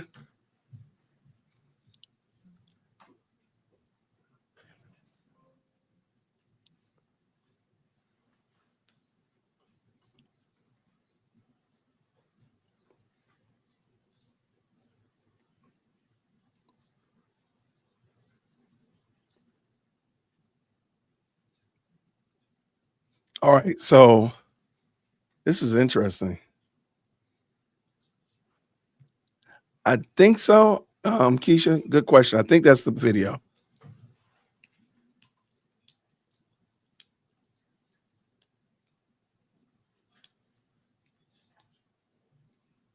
Yeah, definitely one of the more important videos.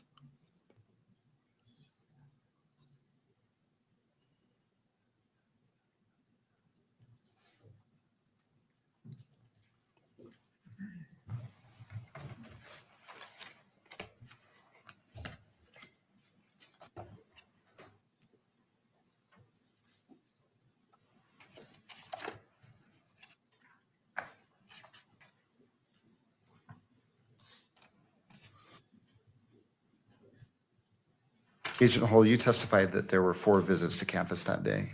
Correct, yes. And the first 3 visits, based on what you have observed, is your opinion that those videos were captured by UVU surveillance video? Is that correct? That is correct, yes.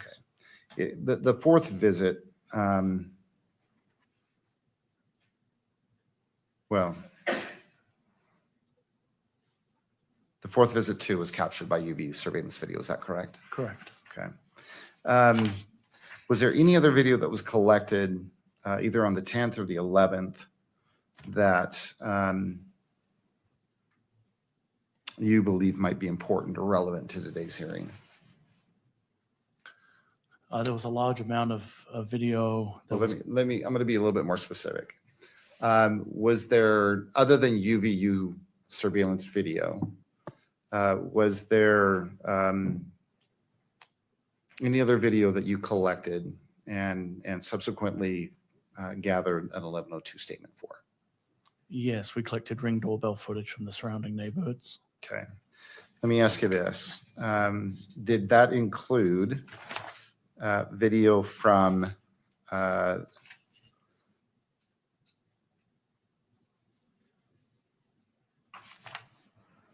residence located at 680 West, 925 South Orem? Yes, that's in the Horseshoe area. Yep. Okay. That's in Orem? Correct. And close to campus? It is, yes. Okay. And what can you tell us about that video? It was a Ring doorbell video that was provided that showed a vehicle consistent with the one we had identified as belonging to Mr. Robinson, parking in front of the residence across the street. Okay. And what can you tell us about the timing and the timing of that parked vehicle?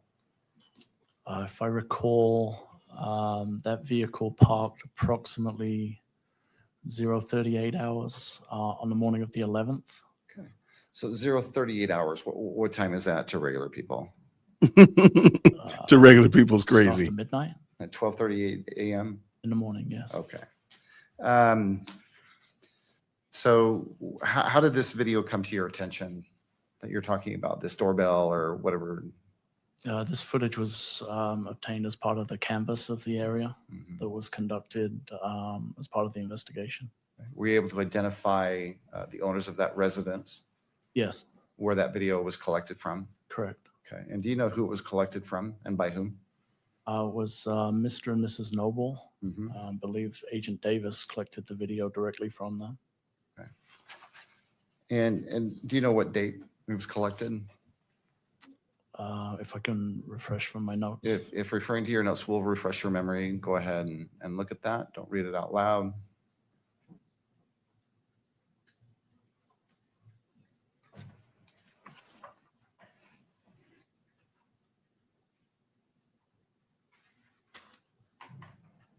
I don't have the specific date, but I do know that myself and Agent Davis returned to the address as we had done with previous videos and had the owners of the video verify that it was from their system.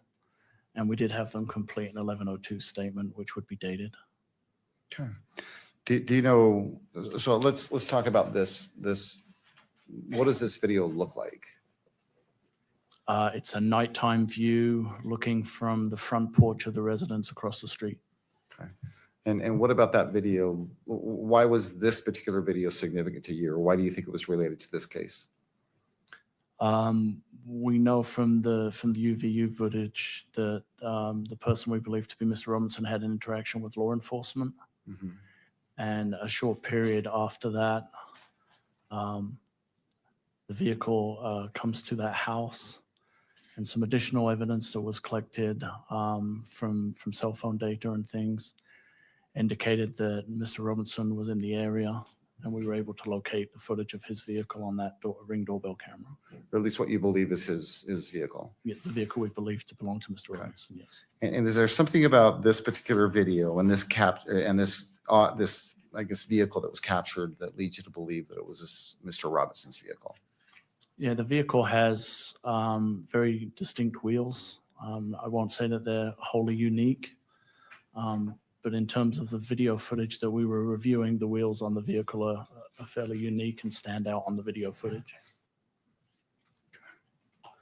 So again, this is video that you received early on in the investigation. Yes, And then in preparation for the preliminary hearing, you went back out and you met with someone about this video. correct. Who specifically did you meet with about this video? Met with Mrs. Noble. And what did you do with Miss Noble? We did what we had done before. We had a specific file that we wanted, or files that we wanted her to verify. Mhm. The footage itself is broken into, I believe, 10-second segments. So we had specific files that we had her view and confirm that they were actually from her system. Those were written on the 1102 as they have been before. Okay, and who wrote those file names on this particular statement? I believe it would be my handwriting on the 1102. All right. What did you do next?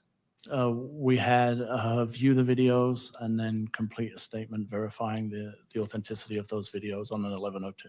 Okay. Was this also prepared on a State Bureau form? I believe this was on the State Bureau Investigations form, yes. And in this particular form on which Ms. Noble provided her statement, does it have the advisory that it would be used in lieu of her testimony here today? It does, yes. Does it also contain a warning that if she gave a false statement, she would be punished, or it's punishable by a Class A misdemeanor? Correct. Okay.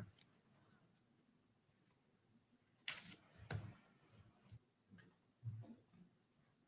gonna have displayed on your monitor what's been marked State's Exhibit number 13. For identification. Let me know when you see that, would you? I can see that. Okay, and I'm gonna have my assistant scroll through that slowly.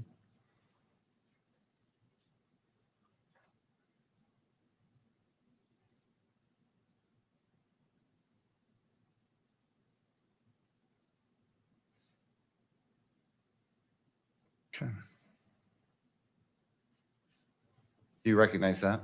I do, yes. What is that? The 1102 that myself and Agent Davis collected from Miss Noble. Okay, and does it appear to be in the same condition as when you collected it? It does, yes. This is a copy, right? Yes. Okay.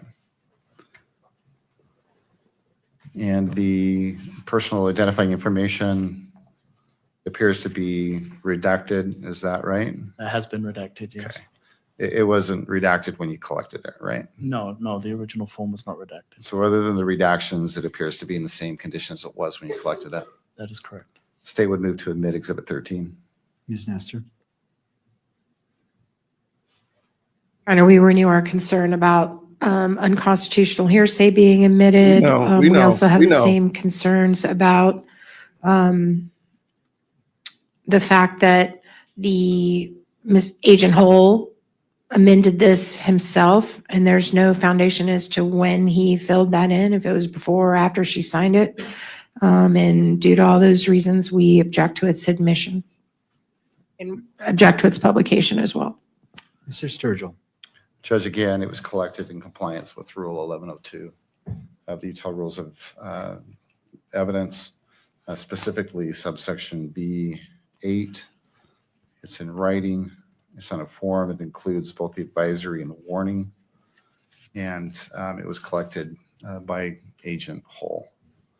It's also collected in compliance and being introduced as reliable hearsay, which is lawful to do here in Utah under the state constitution, Article 1, Section 12. Do you wish to lay more foundation about when the statement was written, whether it was before it was signed or not? I can do that, Judge. I appreciate that, yes. Agent Hole, do you recall when you collected this written statement from Ms. Noble? Yes, it was in April. In April, do you know what day? April 6th, I believe. Okay. And you collected it, did you go to her home? I think, is that what you said? Yes, myself and Agent Davis went to the residence. Okay. And did you sit there while she prepared it? I did, yes. And did you witness her sign it? I did, yes. Okay. There's, at this point, I'd move to admit. That should be, Exhibit 13. that should be enough. All right, and to the state representative, could you scroll down?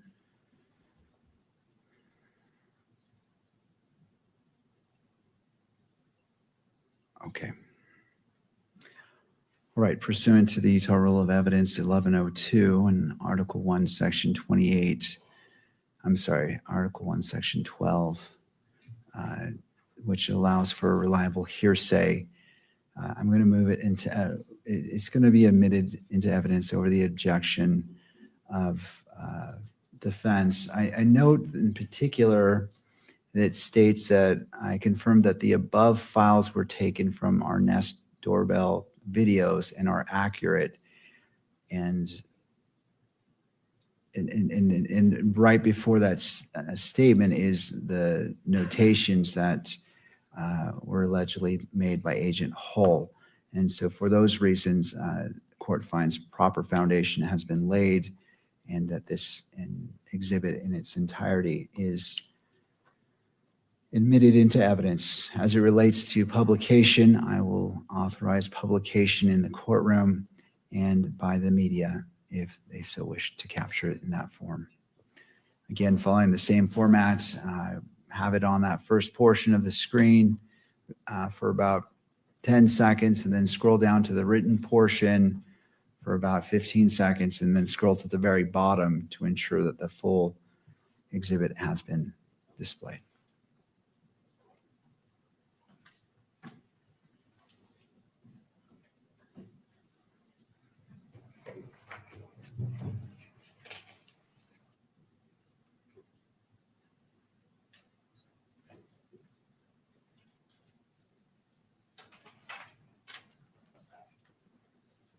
All right, that concludes the publication of State's Exhibit 13.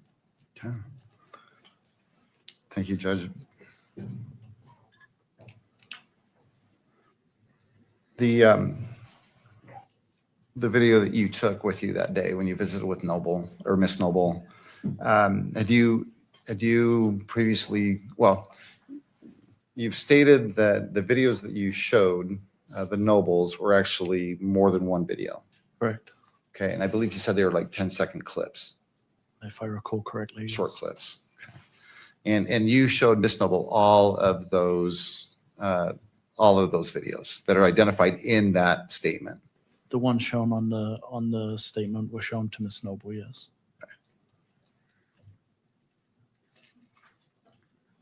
Have you had a chance to review what's been marked State's Exhibit number 12.2? Yes. Okay. And when did you have a chance to review that exhibit? I believe that was reviewed last week, I believe. Okay. With yourself. Okay. And does that video, is it a single video that you watched? No, I believe it's 4 separate short videos. Okay.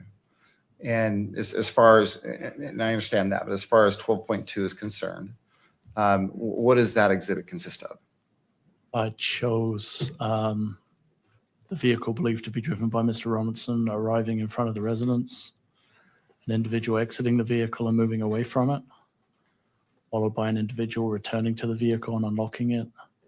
And then it shows the vehicle a short time later starting and leaving the area. And those are the videos that you showed Miss Noble? Yes. Okay.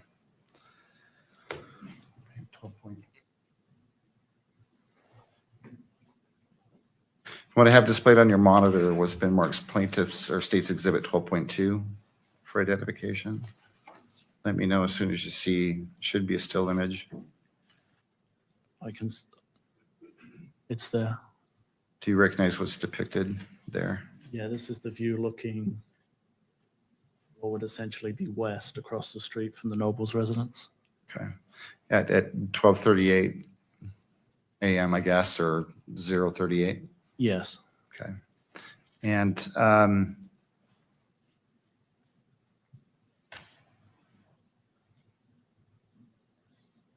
what is depicted in this? I think you've already described that. So, Judge, I would move to admit Exhibit 12.2. Ms. Nestor.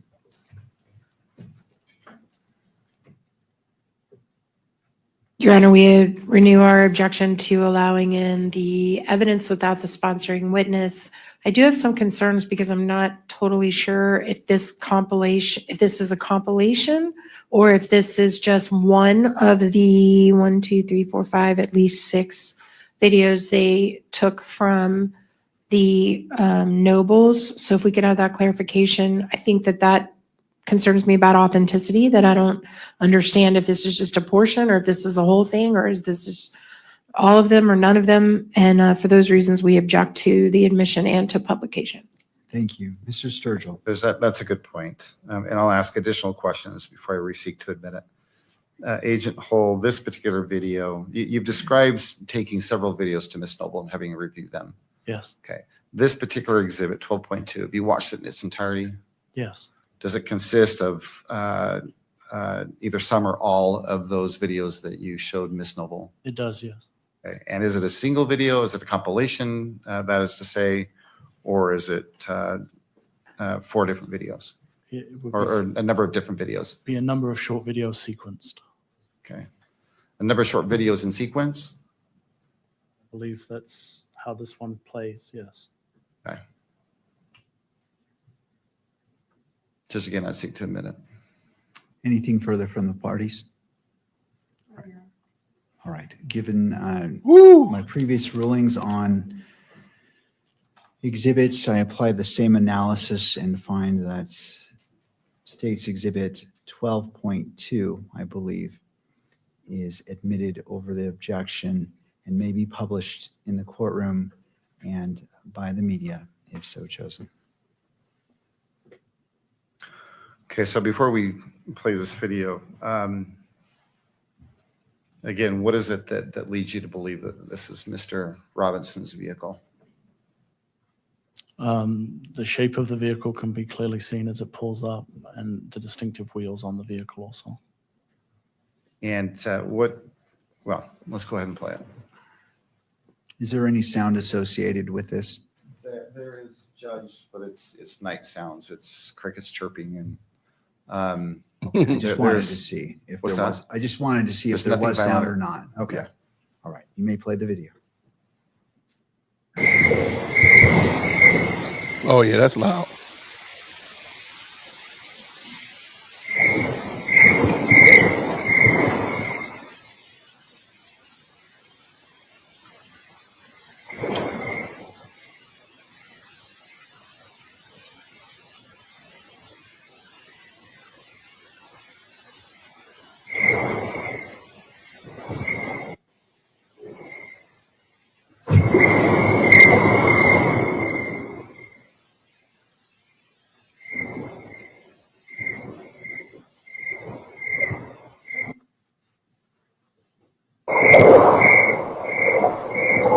Okay, all right, we got you. We believe you.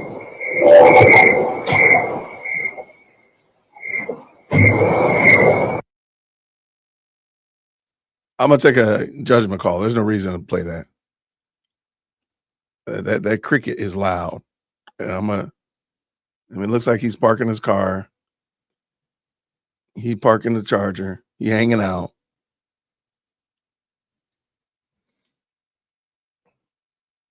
Yeah, that's just loud. Good day. Okay.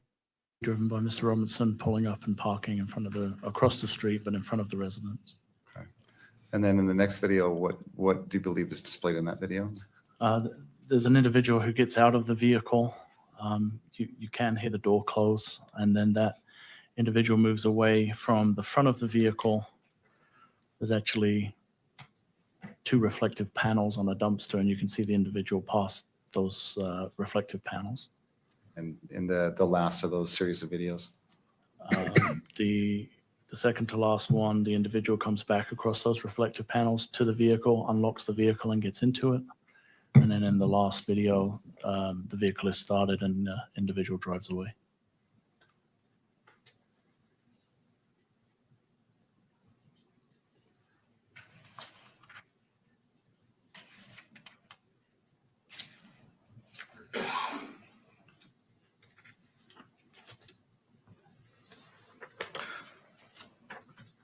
Just one moment, Judge. Yes.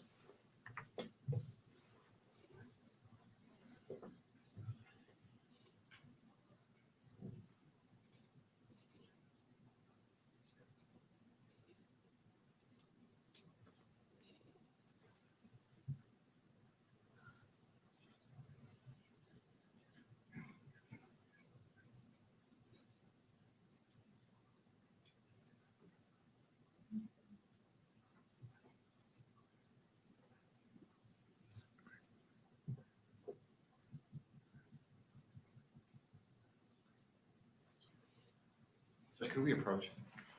You may. All right. So, woo. I mean, he taking one for the team for sure.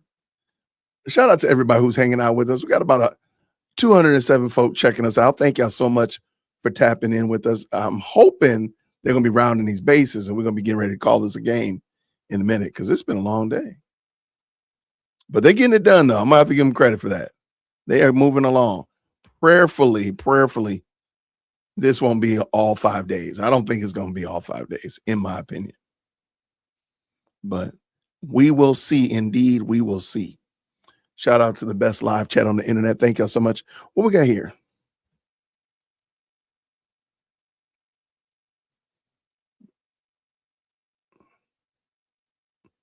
All right. What happened with the bird hand theory?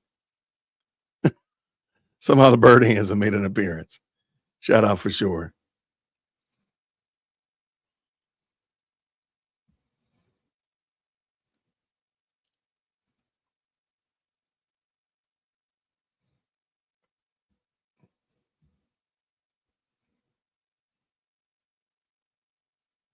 All right, what we got? Looking through here. Shows never ended. I'm just waiting for him to start asking about Egyptian planes and Mormon bee cults. That's what I'm waiting for. But I got this feeling those are not going to make it into the chat. I don't think those are going to make it. What do y'all think? I don't think they're going to make it. Shout out to Sammy. Said, who's paying Ms. Nestor? Soros? She definitely is. Nestor is trying her best to build that case for the appeal. But I don't know how good a job she's doing, in my opinion. I don't think she's doing a good job, but I think she should argue.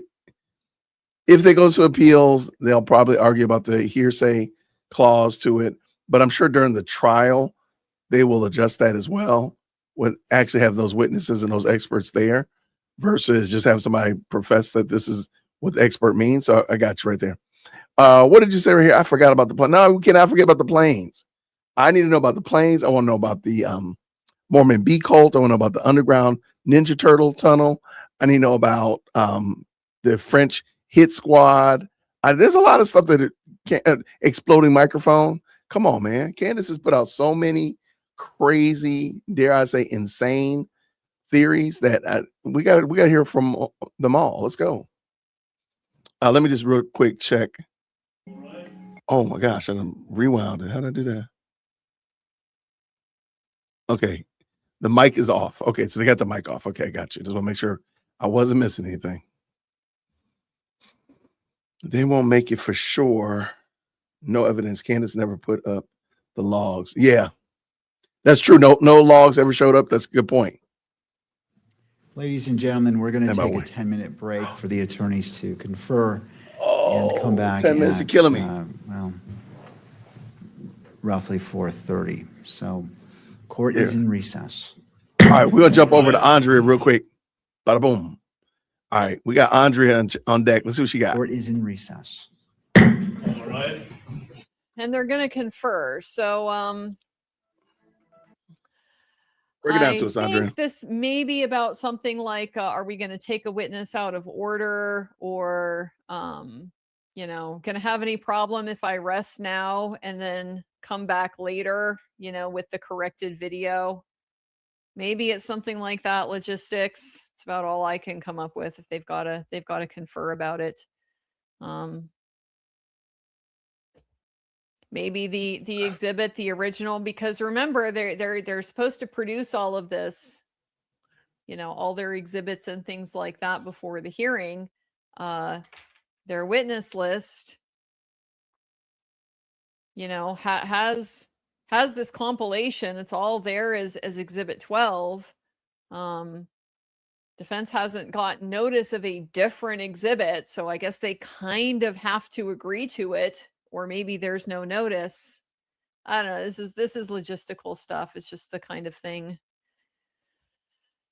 that happens. Why would you not just present the raw data? I don't know. They're already preparing for the show.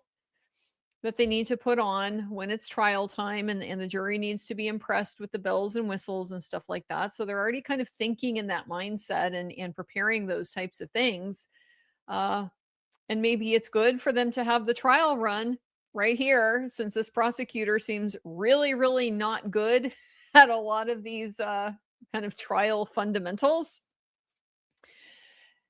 Now you see, okay, you tried it out. Now you see where it works and where it doesn't. So maybe that's part of what this is about. I really don't know. The easy thing, of course, is just put up the raw stuff that you got. Okay, maybe you have to show it multiple times.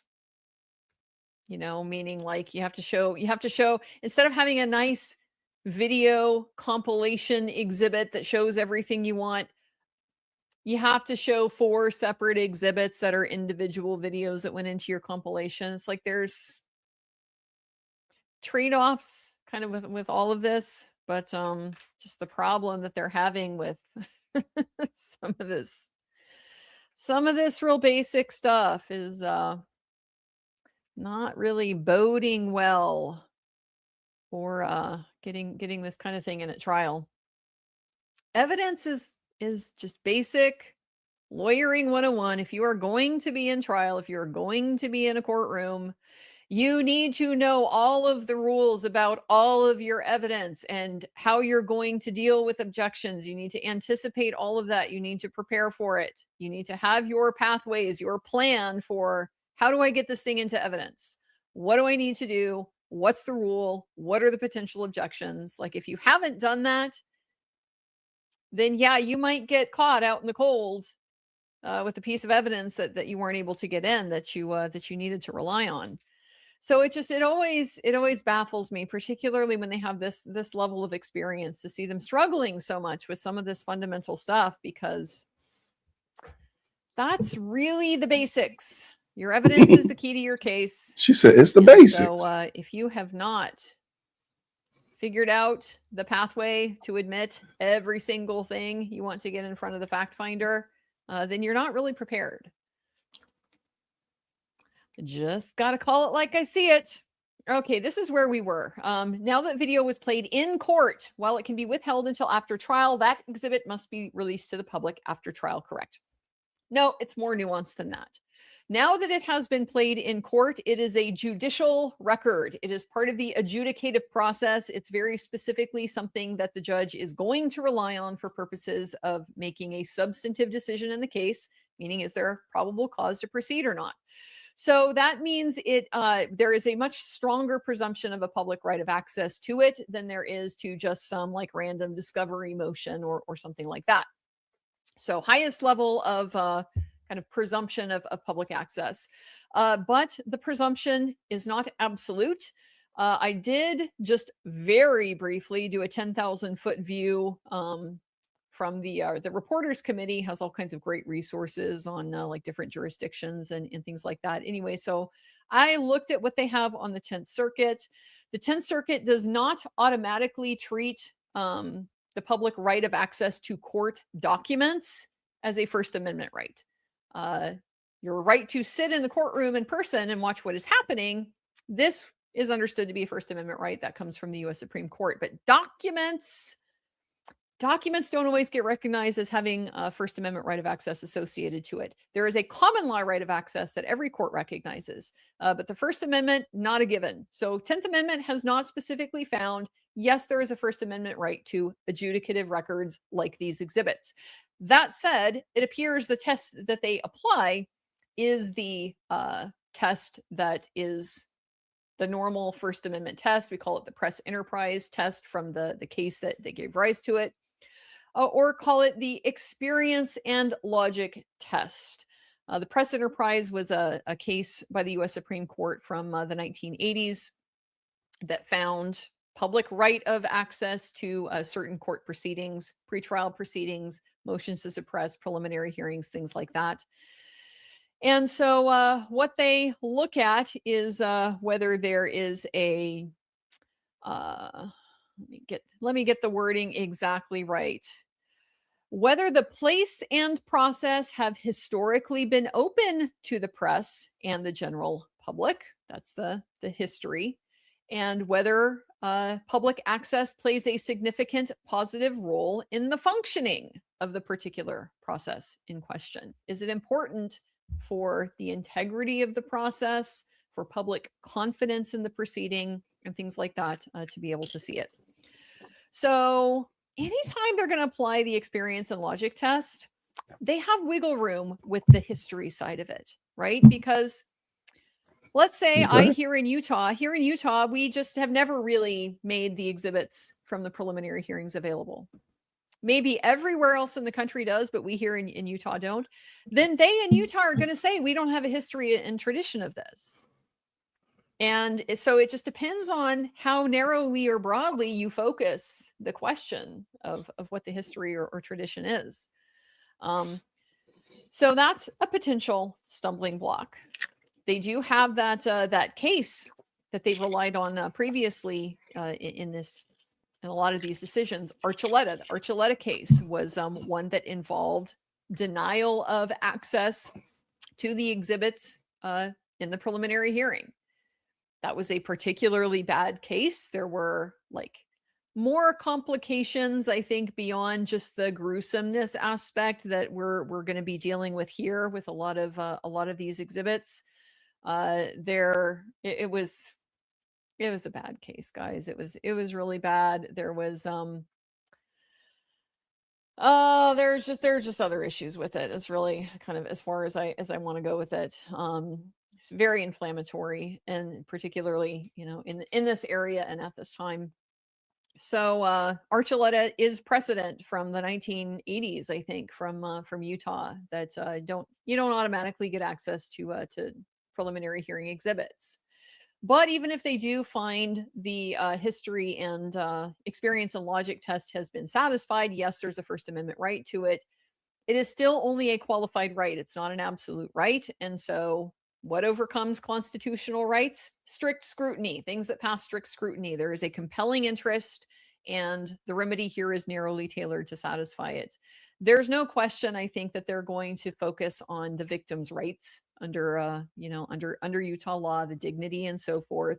Is it a dignified thing for there to be like 500 gazillion angles of Charlie Kirk being shot in high definition, such graphic detail that even the judge, who has like one of the best poker faces we've seen in a long time, he is so calm, he is so reserved, and even he jumps, okay, during this video. Does that need to be everywhere?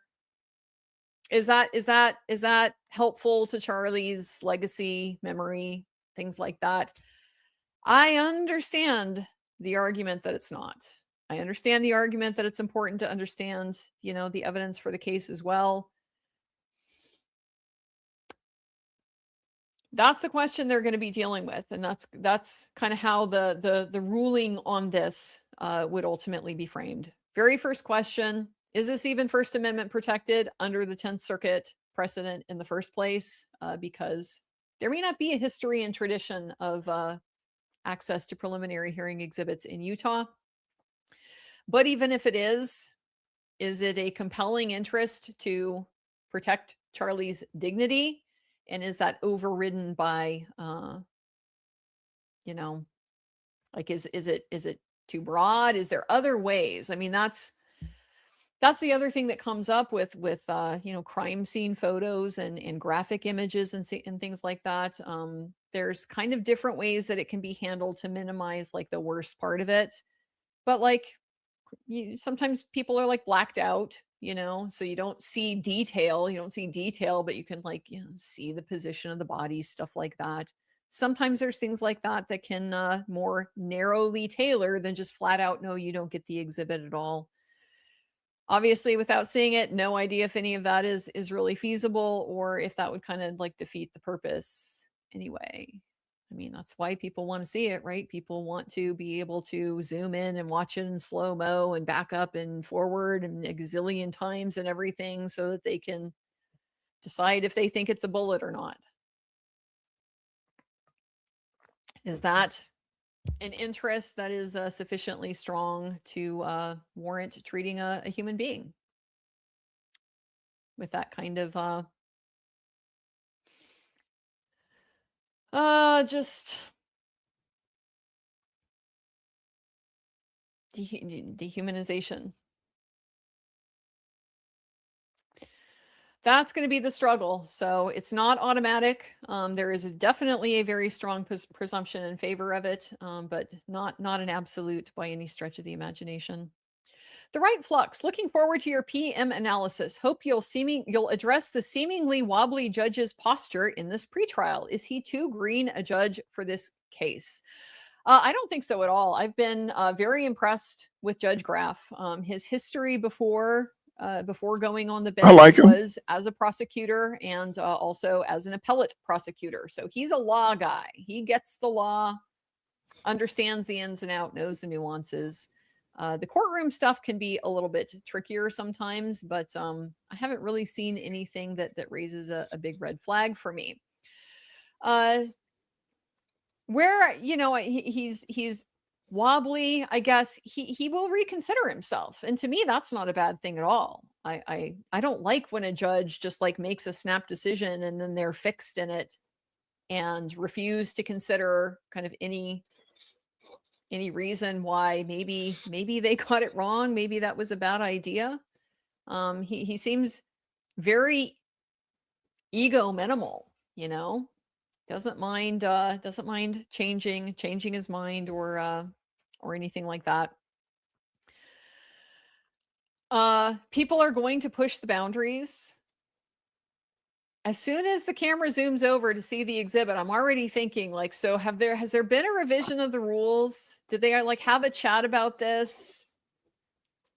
Because yeah, it seemed like he said before, like we weren't going to see, but now we're seeing. And is this like, what's, but then he, you know, kind of changed around how we're going to handle the objections and stuff.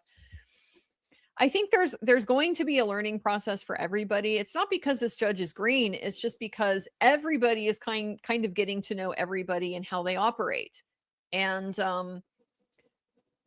one thing that seems to me at this point to be kind of a good takeaway is that explicit is really important. Judge, you got to be real explicit about your expectations. He's already figured this out too. He's already telling them, you guys need to be real specific about your objections. Okay. We got these three separate issues and you need to be very explicit about each one. But I think the same thing goes in reverse. You know, Judge, if you're going to tweak anything, you need to be real specific about what it is, because otherwise people aren't going to know and they're going to guess, and they're going to guess. I mean, at least the media is going to guess in favor of, I'm going to show it, right? That's kind of their job. So I think there's always a learning process anytime, especially like we've got a whole new prosecutor here today, this Mr. Sturgill guy. Send him home, bench this guy. Okay. Put him bench him back to Lehigh Valley. Dang, you getting benched off the Mr. bat. Grunander was doing great. She said you got to go. Not sure that Mr. Sturgill is a value add here, but anyway, everybody's going to get to know everybody, and there's always figuring out like, oh, this guy doesn't get that, or oh she's going to do this unless I do the other. So they figure those things out and then they adjust as the case goes on and they get a little bit more experience with each other. We have some new members here. Alpha She-Wolf 26 has joined us. Welcome. Suze Annie has joined us. Welcome, Suze Annie. Appreciate having you guys here supporting us. A beautiful messy ball. At what point in Karen Reed and Richard Allen did you decide something was amiss and corrupt? At what point do you decide to acknowledge corruption? Well, I'll tell you what happened in Karen Reed and Richard Allen that carried a lot of weight with me. The defense told me that's what the defense was. Okay? Nobody mind read the case and tried to force feed some theory. I mean, it's just like, it continues to blow my mind, the arrogance of some of this stuff. You have any idea how much information asymmetry there is between people on the internet looking at stuff and the defense team? You know how much more information they have than you do? It's overwhelming. So the defense is in the best position to know what the defense is, including if there's Correct. corruption. And so when the defense tells me there's corruption, I'll take that seriously and I'll evaluate that. Until the defense tells me, I don't know why anybody would think they got some great insight that the defense doesn't have. I also don't know why anybody would think the defense is here re-saying the same objection for like the 50th time. Okay. The objection that was based on the legal argument that everybody knew they were going to lose. It's pro forma. There is controlling Utah law against it. You are literally doing this to preserve your record for federal habeas corpus review. That is like the level of protecting his rights they're going to. And you think they have fraud and corruption and they're just not going to mention that? It's nonsense. Okay. It's nonsense. So to answer your question, when Karen Reed and her defense team told me there's problems here, they said there was video. There's no video. They've been doing all these shenanigans with the discovery, been withholding all this type of stuff. There's been this whole federal investigation, by the way, that's gone on, that we got all of this information about it that undercuts what the prosecuting attorney has been saying. By the way, Karen Reed was framed. Remember that? Remember that? Karen Reed was framed. Yeah. When Richard Allen, his attorneys, like the day after they got appointed, roughly thereabouts, issued a press release saying he's innocent and there's like some very serious concerns about this process and things like that. I took that seriously. You know what I haven't heard one single goddamn word from Tyler Robinson's attorneys about? Factual innocence. Not a word. As soon as they do, I'll be the first one to listen. But I'm not going to force the defense on them. And there's a reason why they don't want to be associated with any of that, guys. There's a reason why they don't want to. We ended. All right, we're jumping back. With the parties, the attorneys discussing. Judge, I think I just have a couple of questions for Sergeant Hole. To finish out the day, I think we're in agreement that once we've sorted out these few questions, we're all in agreement that we want to break for the day. Is that right, Ms. Nestor? Okay. Well, yeah, I sure. You may proceed with your questions. Okay. We'll take it from there. All right. Agent Hole, I asked you earlier, after you had testified about all the video that you've watched and video that you believe depicts Mr. Robinson from the UV surveillance, and that combined with the driver's license and the DMV records, whether or not you believe that that person that you have seen in the video and on the driver's license record is in the courtroom today. And I believe your answer was yes. Yes, that's correct. And then I asked you if you wouldn't mind pointing him out and describing something that he's wearing. And I don't believe that I allowed you to do that. Okay. Would you do that right now? Your Honor, just for the record, we would impose an objection based on the 14th Amendment for due process due to an unduly suggestive in court ID. Also, we believe there's a lack of foundation establishing his ability to interpret the surveillance video. And based on that, we would object. All right. I note that, well, to the state, do you wish to be heard on what was just stated? Well, Judge, I think we had this discussion and I think you ruled on that specific objection. And then after you ruled, I just neglected to come back and follow through with the question and the answer. That's my recollection of the bench meeting. I believe I stated for the purposes of this hearing that identification by Agent Hole of Mr. Robinson was made. I could be wrong, but well, and I just wanted to clarify that, Judge, because there was some question about whether that in fact did happen. And so if that's your recollection of what happened, and if you're willing to put on the record that Agent Hole has identified the defendant, I think we're done. does the defense want to be heard?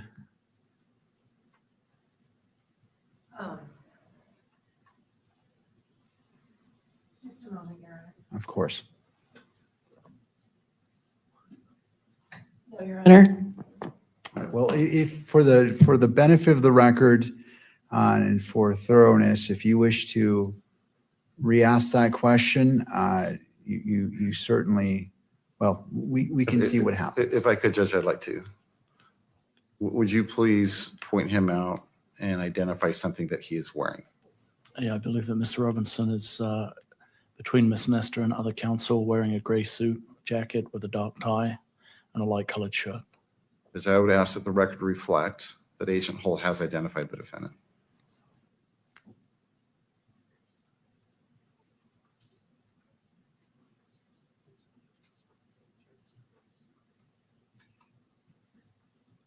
I have no, I mean, I made my objection already. Okay, I We just know, wanted we to know, check. we know. For the purposes of this hearing, I find that Agent Hull has identified Mr. Robinson. Again, this Oh, they is still talking only about for the that? preliminary hearing. You may Come proceed. on. Judge, I think for today, with Agent Hull, we're done for today. We'd Yeah, hit ask that like that, button, at y'all, this real point, we quick. take a break until tomorrow. All right, so are you saying that you're going to recall Agent, well, we're going to let me- resume with Mr. Hall tomorrow morning? Tomorrow morning, and let me explain and I was going to explain this, but let me explain why.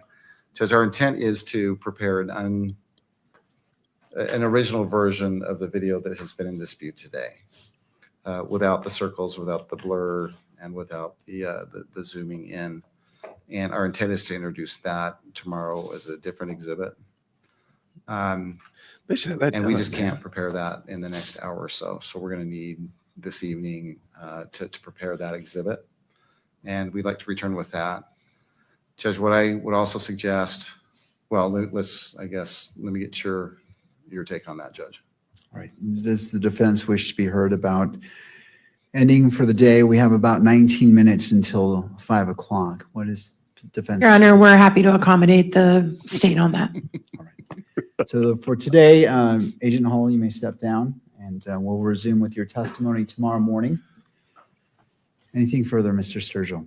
Well, Judge, just one other thing, and it's a suggestion. Agent Hall, can you wait just 1 second? I'm sorry. Go ahead. I'm sure Ms. Nestor may have a position with regards to this, but Judge, we would invite you to review the exhibit that we've been talking about today. It is 12.1. We suggest that you look at it between today and tomorrow. Now we suggest Because you our look at intent it. is, to seek to admit the version where it doesn't have the circle or the blur or the zoom in. And if that is admitted, we do intend to introduce that exhibit 12.1 as well. And I think it would be helpful if you saw that in advance and you could compare that to the version that doesn't have the circle, the blur, and the zooming in. Right, okay. I can dig that. I would ask that you do that. I don't know if Ms. Nestor has a different opinion about that, but I think it would be helpful in determining whether or not that particular exhibit 12.1 is admissible. Ms. Nestor.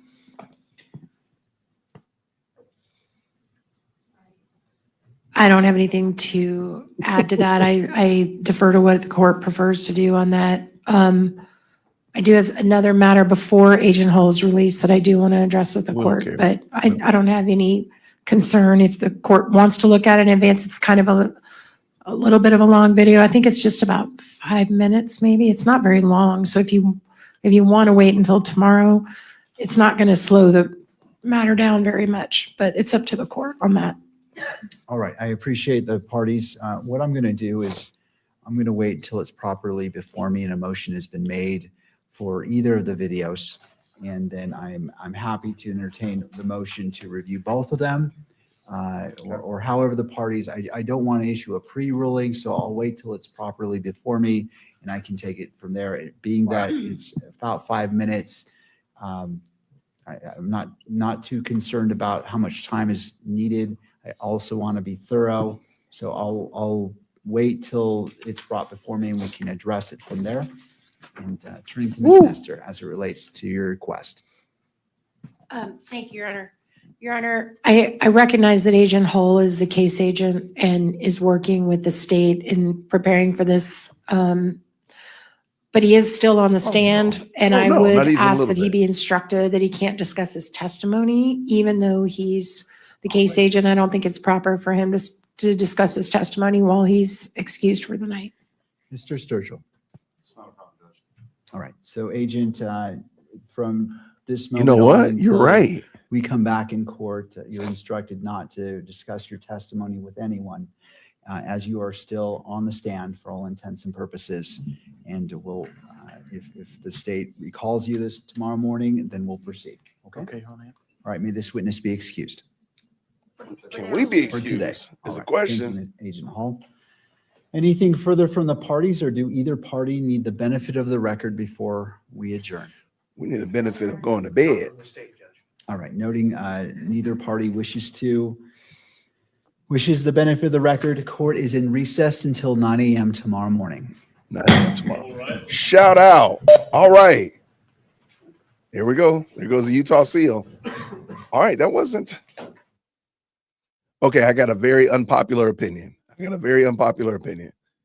a lot of people are probably not going to like this, but that wasn't that bad. I understand there was a lot of horse trading and a lot of wrangling going on and a lot of legalese, but it actually wasn't that bad. It wasn't that bad. I've seen far worse. Let me say it like that. That wasn't that bad, but this is gonna be long, man. I got a bad feeling. This probably is gonna go to Friday. Good gracious, man. Gosh, God almighty, got to be more careful. Ooh, it is slow. No question about it. Now, it is definitely not Law and Order. It's not your court TV type of shows, right?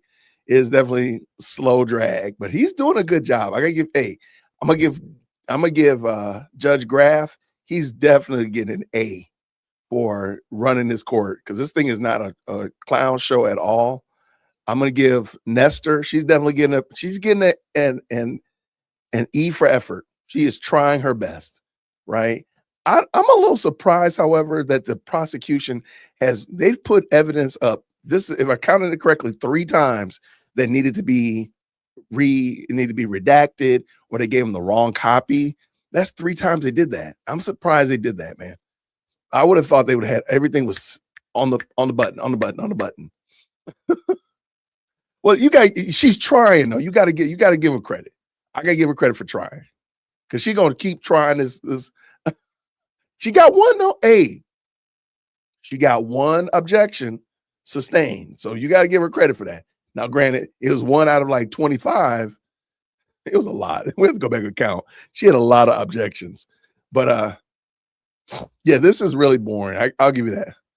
This is real court TV, but I'm saying like Suits and show like dramas, docudramas and stuff like that, where they have court. It's always fast, always moving fast. This is not anything like that. So, I'm going to give it to him. It wasn't that bad, though.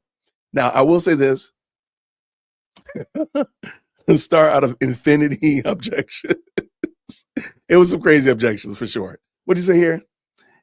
She was earning her bag. A for effort. I'm going to A for effort. I'm going to give her at least for trying. I think Judge Graff is really doing a good job. I'm not going to lie. I think he's doing a good job. And I think this is exactly what we needed in the Carmelo Anthony trial.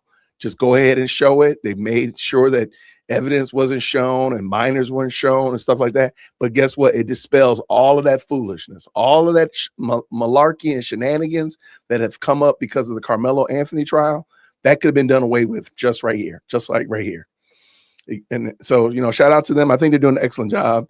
And I think that there will be justice brought, and I think we'll have a clear a verdict that everybody will be like, okay, that was fair. We won't be looking at the judge saying that he did something wrong, because we're watching it in real time. That's what I think really, truly they missed the opportunity in that Carmelo Anthony case, because they didn't show it. Everything we get is hearsay, because they ain't even got the transcripts out yet. It's almost been a month, been 3 weeks rather, and we don't even have the transcripts yet.